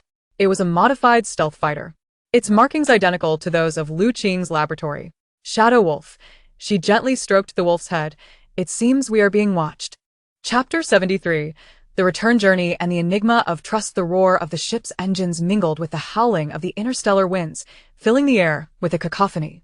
Leaning against the porthole, Li Mu unconsciously traced her fingers over the pendant of the Lingquan space around her neck. In the reflection, a dark spot within the clouds rose and fell in sync with the ship. It was a modified stealth fighter. As the patterns on the aircraft's body aligned with the emblem of Lu Qing's laboratory, a chill ran down her spine. Shadow Wolf, she whispered, her hand gently resting upon the wolf's head. The Shadow Wolf King sat in the corner of the cabin, its silver-gray fur glinting coldly under the emergency lights. Upon hearing her call, it lifted its head, its amber eyes mirroring her tense jawline. A low growl rumbled in its throat as its front paws scratched shallow grooves into the metal floor, a habitual response to sensing danger. Taking a deep breath, Li Mu felt the Lingquan space slowly turn within her consciousness. Under Su Yan's guidance, she had developed the Lingquan scanning function now. She directed her mental energy along the Lingquan veins into the cabin walls. The mirror-like metal surface immediately revealed overlapping images. Inside the cockpit of the fighter, a researcher in the co-pilot seat was bent over adjusting instruments, and the badge from the Lonley laboratory swung from his neck. It was Assistant Xiao Wu, who had helped remove the spirit plant samples just 3 days prior. It belongs to Lonley, Li Mu muttered under her breath, her nails digging into her palm. Lonley had once said it was not too late to leave, yet her assistant had followed her. Was this a warning or mere surveillance? Suddenly, the Shadow Wolf King stood up, ice crystals seeping from its claws and coalescing into frost at the cabin door. Li Mu pressed down on its back, saying, Don't rush. We must first return to the Research Institute. The evidence lies within the Lingquan space. They will think twice. The Shadow Wolf's tail swept heavily across the ground, but it ultimately lowered itself again.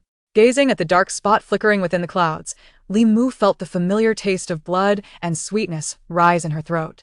The white-haired elder had warned that forced awakening would result in becoming a spiritual vessel, while Lu Qing set fires, Aunt May monitored, and Lonley passed notes. At that moment, the trailing of her assistant tangled all her clues into a chaotic mess, causing her temples to pound. As the ship landed on the Fox Clan Research Institute's helipad, the Star Network time read 23:17. Li Mu tightened her coat, the Shadow Wolf King shadowing her like a dark silhouette. The neon signs of the main building blurred into indistinct light spots through the rain and mist. The usually deserted corridor was now packed with researchers in white lab coats. Suyan stood at the forefront, his silver fox ears erect amid his hair, and the screen of the light terminal in his fingers glared with brightness. "Miss Lee," he said, his tone colder than usual, "come with me to the conference room." The overhead lights in the conference room were painfully bright, causing Li Mu to squint. Seated at the round table were 7 researchers, 3 of whom were familiar faces from the mental analysis group. They all averted their gazes towards the holographic projection on the table, which displayed footage she had recorded in the laboratory. The image of the white-haired elder repeatedly playing segments of the spiritual vessel. "You trespassed into the forbidden experimental lab," the gray-haired researcher on the left adjusted his glasses. "Violating Article 12 of the Federal Research Access Agreement. Carrying exotic beasts into the core area."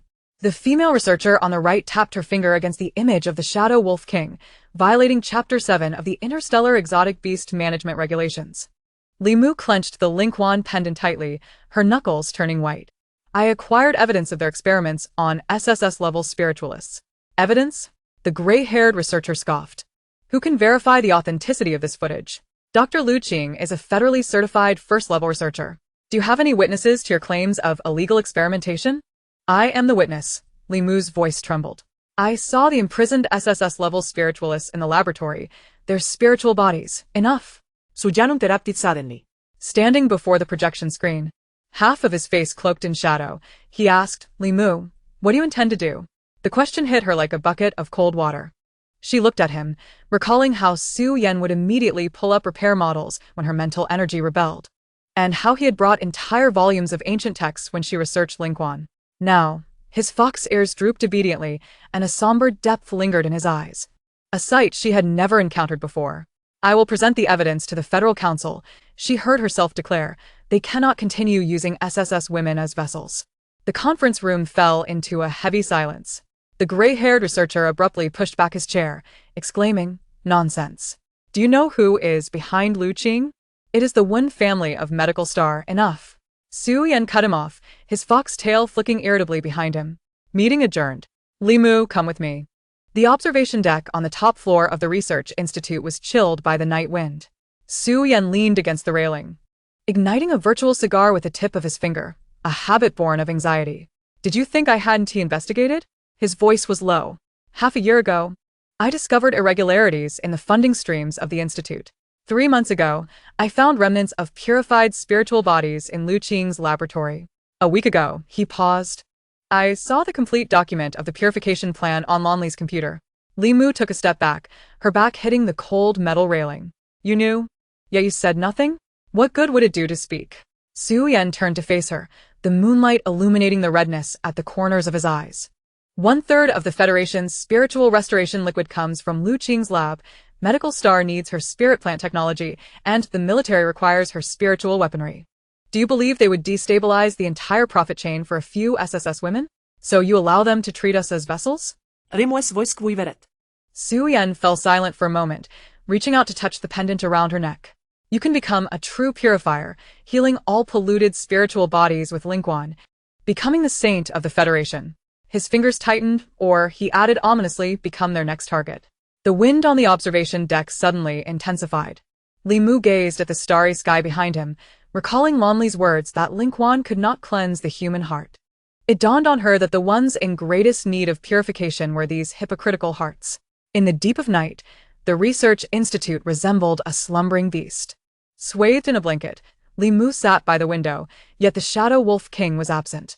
Every night, it would patrol the mountains behind, claiming to guard the source of Linquan. But tonight, an unfamiliar wave surged through her mental link, akin to a searing flame burning within the Shadow Wolf King's consciousness, nearly severing her connection. "Shadow Wolf," she called softly, extending her mental energy through the link.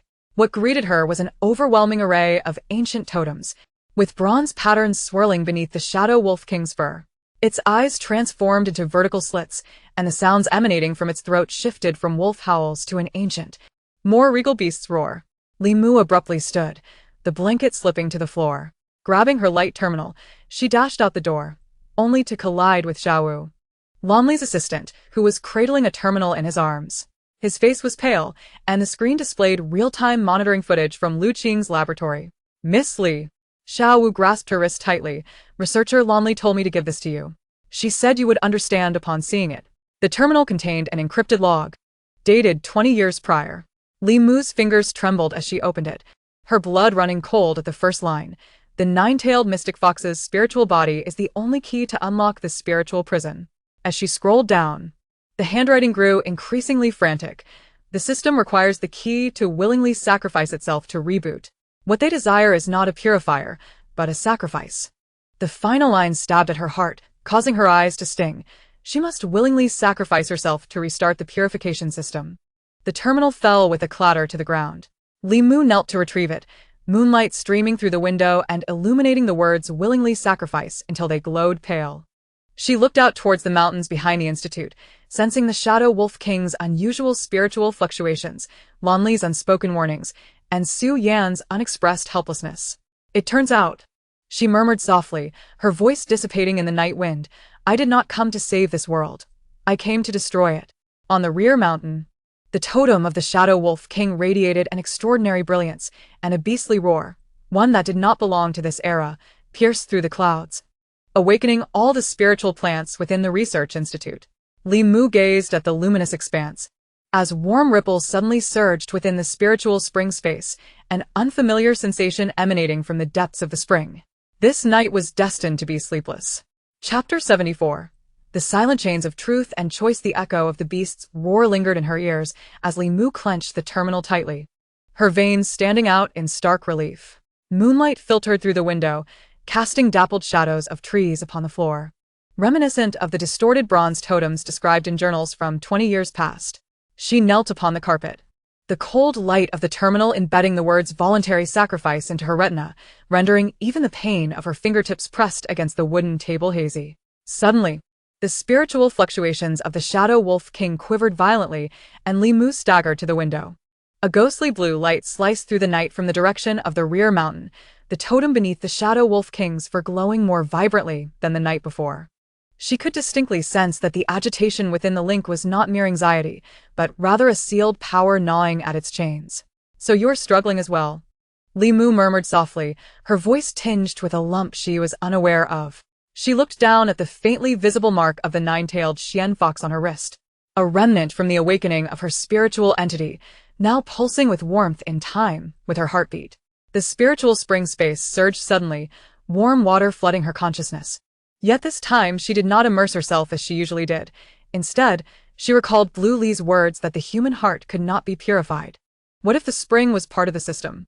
What if she truly was the key? Li Mu abruptly stood up, the blanket slipping to the floor. Barefoot, she traversed the cold floor, her mental energy delicately probing into the once comforting clear spring, now imbued with an unfamiliar mechanical sensation. It seemed as though some intricate structure lay dormant at the bottom, like gears encased in amber. I refuse to be a sacrifice. She bit her lip, her nails digging deeply into her palm. The ethereal form of the nine-tailed Xian fox materialized behind her, its 9 fluffy tails sweeping across her consciousness. Suddenly, Li Mu recalled an ancient text stating that the Xian fox was adept at concealment, capable of hiding the world within the tips of its tails. Perhaps she could emulate that? Focusing her mind, she meticulously extracted strands of the core energy from the spiritual spring, weaving them into a dense barrier with the tails of the Xian fox spirit entity, then overlaying it with a layer of low-frequency oscillation that matched the standard mental fluctuations of the Federation. As the final strand of the spring's core energy was concealed within the fox's tail, cold sweat beaded on Li Mu's forehead. This was her first attempt at actively controlling her spiritual entity, her fingertips trembling slightly. Yet she felt an inexplicable sense of control. She realized she was not merely a pawn of fate, she could hide her own cards. A crack echoed from outside the window, the sound of a dry branch snapping. Instantly, Li Mu retracted all her mental fluctuations, the ethereal fox form darting into her brow. She swiftly bent down to retrieve the blanket and cover the terminal, and as she straightened, she caught sight of the Shadow Wolf King racing towards her from the rear mountain, the totem on its fur now completely concealed, leaving only a pair of wolf eyes glimmering emerald in the night. You have returned as well. Li Mu crouched down, and the Shadow Wolf King immediately buried its head between her knees, emitting a low whimper from its throat. She stroked the bristling fur at its neck, only to feel a fresh scratch on the tip of its ear, like a mark from some sharp beastly claw. Yet the rear mountain was home solely to the beasts she had purified. Could there be an intruder? As this thought crossed her mind, a notification sound chimed from the light brain on her bedside table. Glancing at the time, she noted it was 4:17 a.m., with the sender marked as Su Yan. Tomorrow morning at 8, I will have someone deliver lotus seed porridge to your residence. A brief line, devoid of any emoticons. Li Mu stared at the screen, recalling how Su Yan often remarked that the breakfast porridge at the research institute was overcooked. Yet lately, he had insisted on sending her lotus seed porridge because she had mentioned that in her childhood at the orphanage, the headmistress would often prepare lotus seed porridge for sick children. He is testing me. Li Mu flipped the light brain upside down on the table and leaned back against the headboard. The shadow wolf king leaped onto the bed, curling into a furry ball at her feet. She gazed at the swaying shadows of the trees on the ceiling, and only when dawn broke did she finally close her eyes. As the morning light seeped through the sheer curtains into the room, Li Mu had just finished braiding the last strand of her hair. The moment a knock echoed at the door, she caught the fragrance of lotus seeds. Su Yan's assistant, Xiao Zhou, stood outside, holding a food box, followed closely by Wen Hang, who was carrying a medical kit. No, that's incorrect. Wen Hang's medical kit was silver blue, while this one was deep purple, likely belonging to Su Yan's research assistant. Miss Li, Su Yan's voice came from behind the assistant. He wore a light gray striped lab coat. The cuffs casually rolled up to his forearms, his fingertips still dusted with the faint remnants of blue mental energy model particles, indicative of another late night spent on experiments. Li Mu noticed his gaze linger on the Shadow Wolf King for a few extra seconds, the scratch on its ear now starkly visible in the morning light. You didn't sleep well last night, did you? Su Yan took the food box from the assistant, moving as naturally as a neighbor accustomed to delivering breakfast.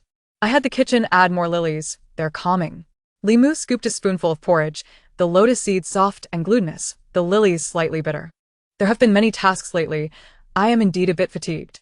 She lowered her gaze to the ripples in the bowl, deliberately ignoring the implication of Su Yan's words about the tasks. They both knew that the so-called purification tasks were merely a facade. Su Yan sat down across from her, lightly tapping his fingers on the table. The spiritual fluctuations of the shadow wolf were quite abnormal last night. Did you not notice? It has been patrolling the rear mountain frequently. Perhaps it encountered a new beast?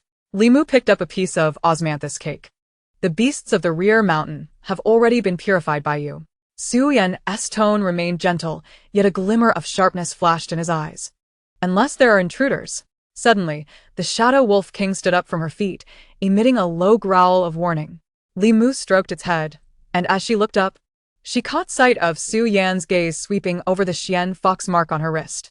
Beneath that skin, the core of the spiritual spring pulsed gently with her heartbeat, tightly wrapped in the tails of the Xian fox. It may be that my mental energy fluctuations are unstable, affecting it. Li Mu smiled. If Director Su is concerned, perhaps you could send a few researchers to the rear mountain to take a look? Su Yan studied her for 3 seconds, then suddenly laughed. You are becoming more and more like a protective little fox. He stood up to adjust his cufflinks. I have to calibrate a mental energy model. I must take my leave. The moment the door closed, Li Mu's smile faded instantly. She touched the scratch on the Shadow Wolf King's ear. The skin beneath the fur still warm. This was no ordinary beast's mark. It resembled a gash made by some metallic weapon. As the wind from the training ground swept the fragrance of spiritual plants towards her, Li Mu had just finished planting the last purified evening primrose in the experimental field when she spotted Blue Li emerging from behind the equipment room. The Fox Clan researcher was not wearing her white lab coat today, but rather an unkempt gray hoodie, the brim pulled low, revealing only her delicate chin. Here.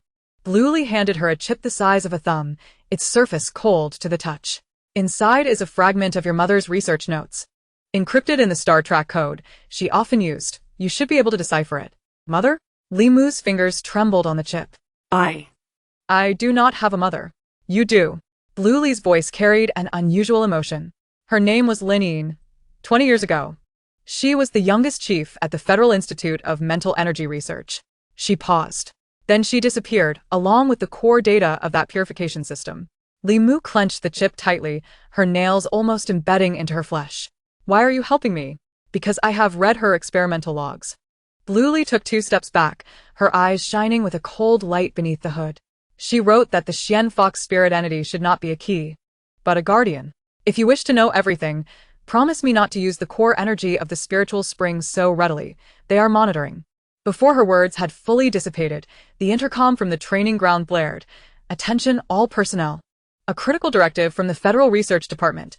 All unauthorized mental energy experiments are to be suspended immediately, including Miss Li Mu's purification tasks. Repeat, suspend all unauthorized. Li Mu gazed at the laboratory door in the distance, now sealed off by guards, while Blue Li's figure had already vanished behind the equipment room. The Shadow Wolf King suddenly tilted its head and let out a long howl, the bronze totem on its forehead flickering intermittently. The radiance resonated with the faint glow of the chip in her palm, producing a resonant hum, and the chip automatically ejected an audio segment. EM Li Mu. You cannot become their key. Amidst the static, the woman's voice was fragmented yet distinct, as if it were emanating from an incredibly distant place. Li Mu covered her mouth. Tears uncontrollably falling onto the chip. The Shadow Wolf King nudged her hand with its head, the totem's light reflecting on her face like an ancient vow. It's time to collect samples from the spiritual plants on the back mountain. Li Mu sniffed and bent down to pick up the collection box from the ground. I'll be right back. The Shadow Wolf King immediately perked up its ears, its tail wagging in small circles behind it.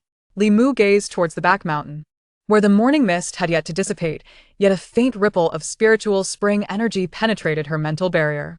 It was the core energy she had sealed the previous night, gently calling to her, as if to say, "Do not fear, I am here." Chapter 75, The Silent Forest and Memory Awakening. Li Mu's fingers, clutching the collection box, turned pale as she approached the rusty red metal fence at the foot of the back mountain, which appeared hazy in the morning fog. She could distinctly hear her own heartbeat, not due to the guards' patrolling footsteps, but because the spiritual spring surged within her mental sea. Akin to a young beast scratching at her consciousness, growing increasingly urgent. The Shadow Wolf King's ears abruptly stood erect like 2 small sickles, and its tail, which had been resting beside her leg, stiffened taut. It let out a low whimper, nudging her hand with its nose.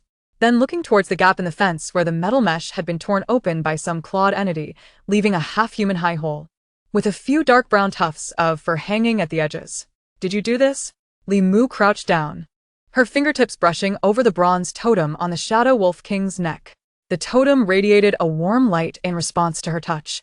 Suddenly, she recalled how, during the previous night, when the spiritual spring had become agitated, this shadow wolf, which should have been resting in the beast shelter, had burst through her dormitory window amidst the torrential rain. The scent of decaying leaves mixed with metallic char filled her nostrils as she crawled through the opening. The forest within the fence was entirely different from the back mountain. All the spiritual plants drooped, the petals of the evening primrose curled into a dark brown. And even the hardiest star vine was reduced to withered tendrils coiling around tree trunks. However, as her mental energy stretched out, it was suddenly met with a searing sensation. "It's residual pollution," she murmured, her voice echoing distinctly in the silence. The Shadow Wolf King pressed closely against her calf, a low, threatening growl rumbling in its throat. As the light from the totem climbed along its fur towards her wrist, forming a warm barrier. It was then that Li Mu noticed the spiritual spring mark in her palm had lit up at some point, a pale azure halo spreading along her veins to her fingertips. Wherever it touched, the withered branches began to show signs of green. The deeper she ventured, the stronger the resonance of the spiritual spring became. When Li Mu's foot was caught by a tangle of vines adorned with crystal blue flowers, her mental sea erupted into a galaxy of starlight. The tendrils of the vines gently brushed against her hand, each quivering as if singing a melody that was both unfamiliar yet profoundly familiar. Dream Vispervine, Li Mu exclaimed. The name surged from the depths of her memory, imbued with the warmth of her mother. On a certain warm night, she had nestled in her mother's lap, listening to her recite the interstellar spiritual plant compendium. The dream whisper vine only grows in places of pure mental energy. Those who touch it will see the host's deepest memories. The moment her fingertips grazed the vine's leaves, the forest before her shattered into flecks of light. In the vision, a woman in a white lab coat stood with her back to Li Mu, the tips of her hair dusted with the pollen of the star vine. She was hunched over a lab table, scribbling notes, the nib of her pen tracing silver lines on the holographic screen. The nine-tailed Xian fox is the ultimate form of spiritual purification. But it must achieve complete synchronization with the host's mind to truly awaken. Forcibly separating it will only result in backlash, harming the host mom. Li Mu's voice quivered with emotion. The woman turned, and the face she had seen 1,000 times in the mirror overlapped with that of her mother, identical apricot-shaped eyes.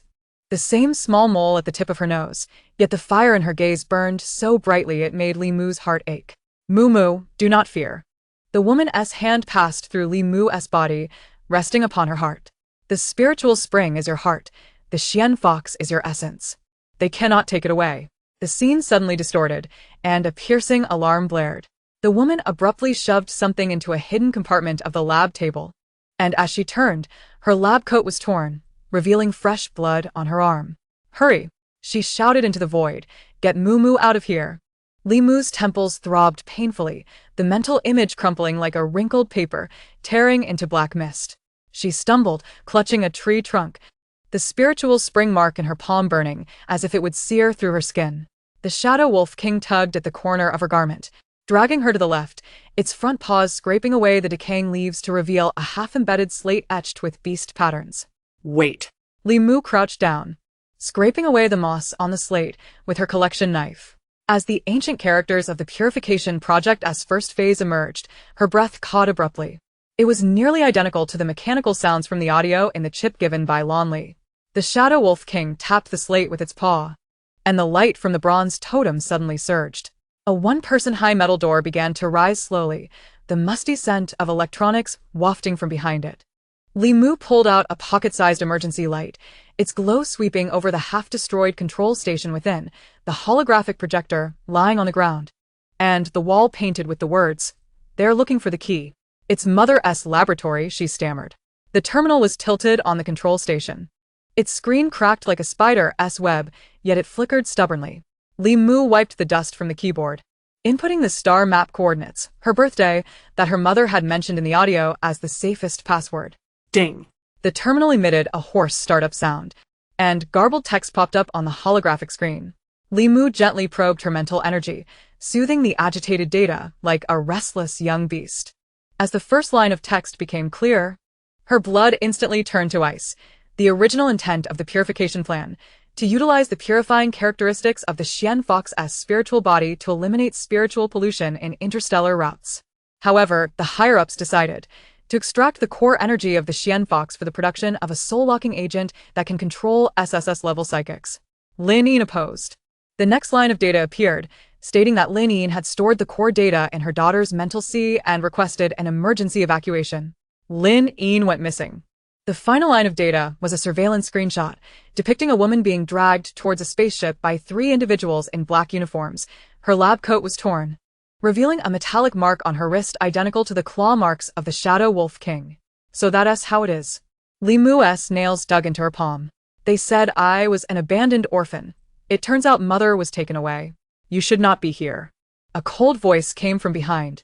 Li Mu spun around abruptly to find Lan Li standing in the shadow of the metal door, the hood of her sweatshirt having been removed at some point, revealing the distinctive pointed ears of the Fox clan, which were dusted with a few dry leaves. Her gaze swept over the terminal, then landed on the collection box in Li Mu's arms, which contained fragments of the experimental logs she had just collected from the spatial spiritual spring. You were following me? Li Mu instinctively shielded the terminal. Lan Li did not deny it, lightly tapping the cracked screen of the terminal. 3 days ago, the spiritual pollution index here suddenly plummeted. I knew someone would come. She tilted her head to look at Li Mu, her eyes warming for the first time. You and your mother are very much alike. Even if you hit a wall, you will still dismantle it to see what lies behind. Who are you? Li Mu's voice trembled. Why are you helping me? Lan Li's pointed ears twitched as she turned towards the metal door. My father was your mother's assistant. 20 years ago. He followed her on a mission and never returned. Pausing at the door, she added, remember, they do not seek a purifier, they seek a key. In 72 hours, the thing in your hands will become a fuse. What do you mean? Buzz. The terminal suddenly emitted a deafening alarm. The last message flashing frantically on the screen. Purification system restart countdown. 720000. Li Mu lunged forward to save the data, but the screen crackled and went completely black. As she lifted her gaze once more, Lan Li had vanished into the morning mist, leaving behind a trail of muddy footprints leading towards a gap in the fence. The Shadow Wolf King nudged her palm with its head, and only then did Li Mu realize she was trembling. She retrieved a fragment of the experimental log from her collection box, the top page still bearing her mother's handwriting. Mu smiled for the first time today. Like the moon in the spring. If one day I cannot accompany you, remember, your light shines brighter than all the stars. A sudden gust of wind stirred, causing the metal door to creak softly. Li Mu pressed the log fragment to her chest, where the mark of the spiritual spring still radiated warmth, echoing the terminal's final countdown. She understood that from this day forth, all tranquility had transformed into a countdown.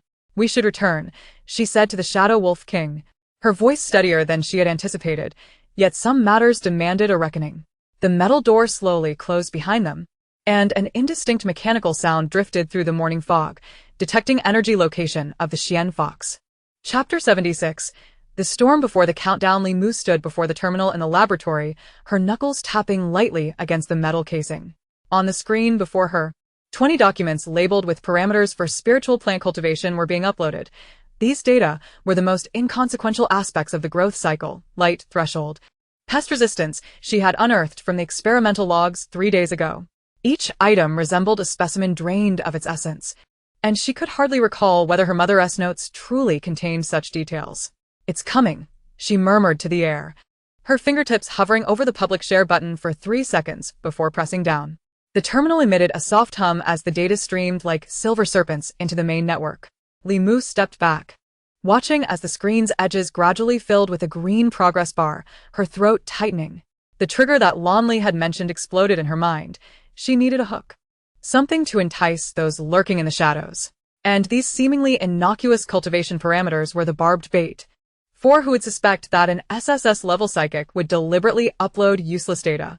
A low, guttural hull echoed from outside. Li Mu turned to see the Shadow Wolf King crouched beside the rose bushes, its silver-gray fur glinting coldly in the moonlight. The totem on its brow flickered softly, a mark she had left during the purification, now pulsating with its breath, like a lamp intentionally dimmed. Go, Li Mu whispered, stroking its ear, her fingers brushing against its warm fur. Use the lowest level of fluctuations, don't be too obvious. The Shadow Wolf King emitted a low growl in response, turning to leap over the fence. Its path was erratic, resembling a common beast disturbed by psychic waves, but Li Mu knew it was mimicking the faintest ripples of her spiritual spring. Those who had been watching her had cloaked themselves in invisibility for 3 months. It was time for this false lead to draw them out. Suddenly, the terminal vibrated. Li Mu looked down to see a communication request from Su Yan flickering on the screen, the fox-eared icon gleaming a ghostly blue. She inhaled deeply and pressed the answer key, Su Yan's face materializing in the air, his brow slightly raised, the tear mole at the corner of his eye glowing a soft red in the holographic projection. Mu, come to my office. There are some new findings regarding the purification plan that I need to show you. The office on the top floor of the Research Institute was infused with the scent of fur. As Li Mu pushed open the door, she found Su Yan leaning against the floor-to-ceiling window, spinning a silver chip in his hand. Today, he wasn't wearing a lab coat. The gray-blue turtleneck accentuated his elongated neck, resembling a fox with its claws retracted. Sit, he gestured towards the sofa, the chip clicking as it was inserted into the terminal. This is what I had someone investigate. The screen illuminated, displaying an investigation report, markings of foreign forces from the abyss, records of interstellar routes from 20 years ago, and several blurry surveillance snapshots. The woman in the images wore a black cloak, her profile strikingly similar to Li Mu's. They kidnapped your mother. Intending to utilize the purification system to create psychic weapons, Su Yan's voice was soft, soothing like to a startled young beast. As long as we cooperate to complete the final experiment, I can help you sever this connection entirely. Li Mu stared into the eyes of the woman in the snapshot. Those were her mother's eyes, identical to those she saw in the mirror, yet the noise at the edges of the photograph was too uniform, as if artificially enhanced by the most advanced AI restoration software. She recalled Li speaking of the key, the terminal's black screen flashing with location data, and a bitter taste rose in her throat. All right. As she lifted her gaze, a warm smile blossomed, her fingertips lightly tracing the ornate armrest of the sofa. I trust you, Director Su. Su Yan's pupils constricted slightly before returning to their casual arc. He rose and poured her a cup of hot cocoa. droplets of water sliding down the cup's surface and dripping through her fingers. Tomorrow evening at 8 in the laboratory. The night wind whipped through the rain, tapping against the window panes. Li Mu furrowed her brow, examining the surveillance chip the Shadow Wolf King had just brought back, when a sudden sound of pebbles tapping against the glass caught her attention. She approached the window to find Lan Li crouched in the flower bed, her hooded sweatshirt completely soaked, raindrops clinging to her pointed ears. "Follow me," Lan Li whispered, indicating the abandoned pipes at the back of the courtyard. The air inside the pipes was musty as Lan Li illuminated a miniature flashlight, the beam revealing a yellowed structural diagram, a circular purification system, with the key node circled in red, annotated with the resonance frequency of Xian Fox psychic energy. They need at least 3 SSS psychics to activate it. Lan Li's finger poked at the key node. Your mother was the first. Now they're searching for the second and third. When she looked up, her eyes sparkled with the same fire as in the photograph of Li Mu's mother. My father's terminal last located here. He sent a message before he died. The key is not a container. It is a lock. Li Mu's spiritual spring mark suddenly flared with heat. She reached for her chest, where the fragment of the experimental log still held warmth. Lan Li produced a metal box from her pocket, revealing a badge resembling the totem of the Shadow Wolf King. Shall we cooperate? I'll disrupt the outer program. You lure them to expose the core. A long howl pierced through the rain. Li Mu and Lan Li turned simultaneously to see the Shadow Wolf King standing at the mouth of the pipe, moonlight filtering through the rain curtain, illuminating a new silver mark on its forehead, crossing over the first totem in a starburst pattern. The Shadow Wolf King approached slowly, its nose brushing against Li Mu's palm. This time, it was not merely an act of comfort. Something searing coursed through her skin, exploding in her consciousness. Images, memories, and even a vague emotion. That was the pride of the Shadow Wolf King as the leader of its pack, the warmth felt during purification, and the determination to protect in this moment. Li Mu's eyes widened in astonishment. A symbiotic soul chain, Lan Li exclaimed, a rare note of awe in her voice. Only the oldest beast god contracts evolve this way. It can now share your senses, and even endure psychic shocks on your behalf. The Shadow Wolf King emitted a low rumble, nudging her wrist. Li Mu suddenly perceived the light in its eyes. It was not the instinct of a beast, but a resolute determination akin to humanity. She gently caressed its newly emerged mark, the connection in her consciousness becoming clear, like 2 entwined vines, their roots digging deeper into each other as spiritual seas. The rain had ceased without her noticing. Li Mu stood by her dormitory window, watching the dawn break on the horizon. The Shadow Wolf King lay at her feet, the silver light of the new mark intertwining with the warm glow of her spiritual spring, casting mottled shadows upon the ground. Since you wish for me to become the key, she murmured softly to the brightening sky, her voice steady and cold as tempered steel. Then do not blame me for shattering this lock with my own hands. Suddenly, hurried footsteps echoed from downstairs. Li Mu lowered her gaze to see several individuals in black uniforms rushing towards her dormitory, the leader adorned with the Institute's emblem. Yet the pattern on that emblem was identical to the one in the metal box Lan Li had given her. She reached for the terminal by the bedside, which contained the structural diagrams provided by Lan Li, the forged report by Su Yan, and the surveillance footage recently shared by the Shadow Wolf King. The spiritual essence surged within her consciousness, as if responding to the decision she was about to make. It was time to depart. She conveyed her intentions to the Shadow Wolf King, who immediately rose, the silver glow of the new mark suddenly illuminating the room. Outside the window, the morning light heralded the thunderous roar of the first interstellar airship approaching from the east.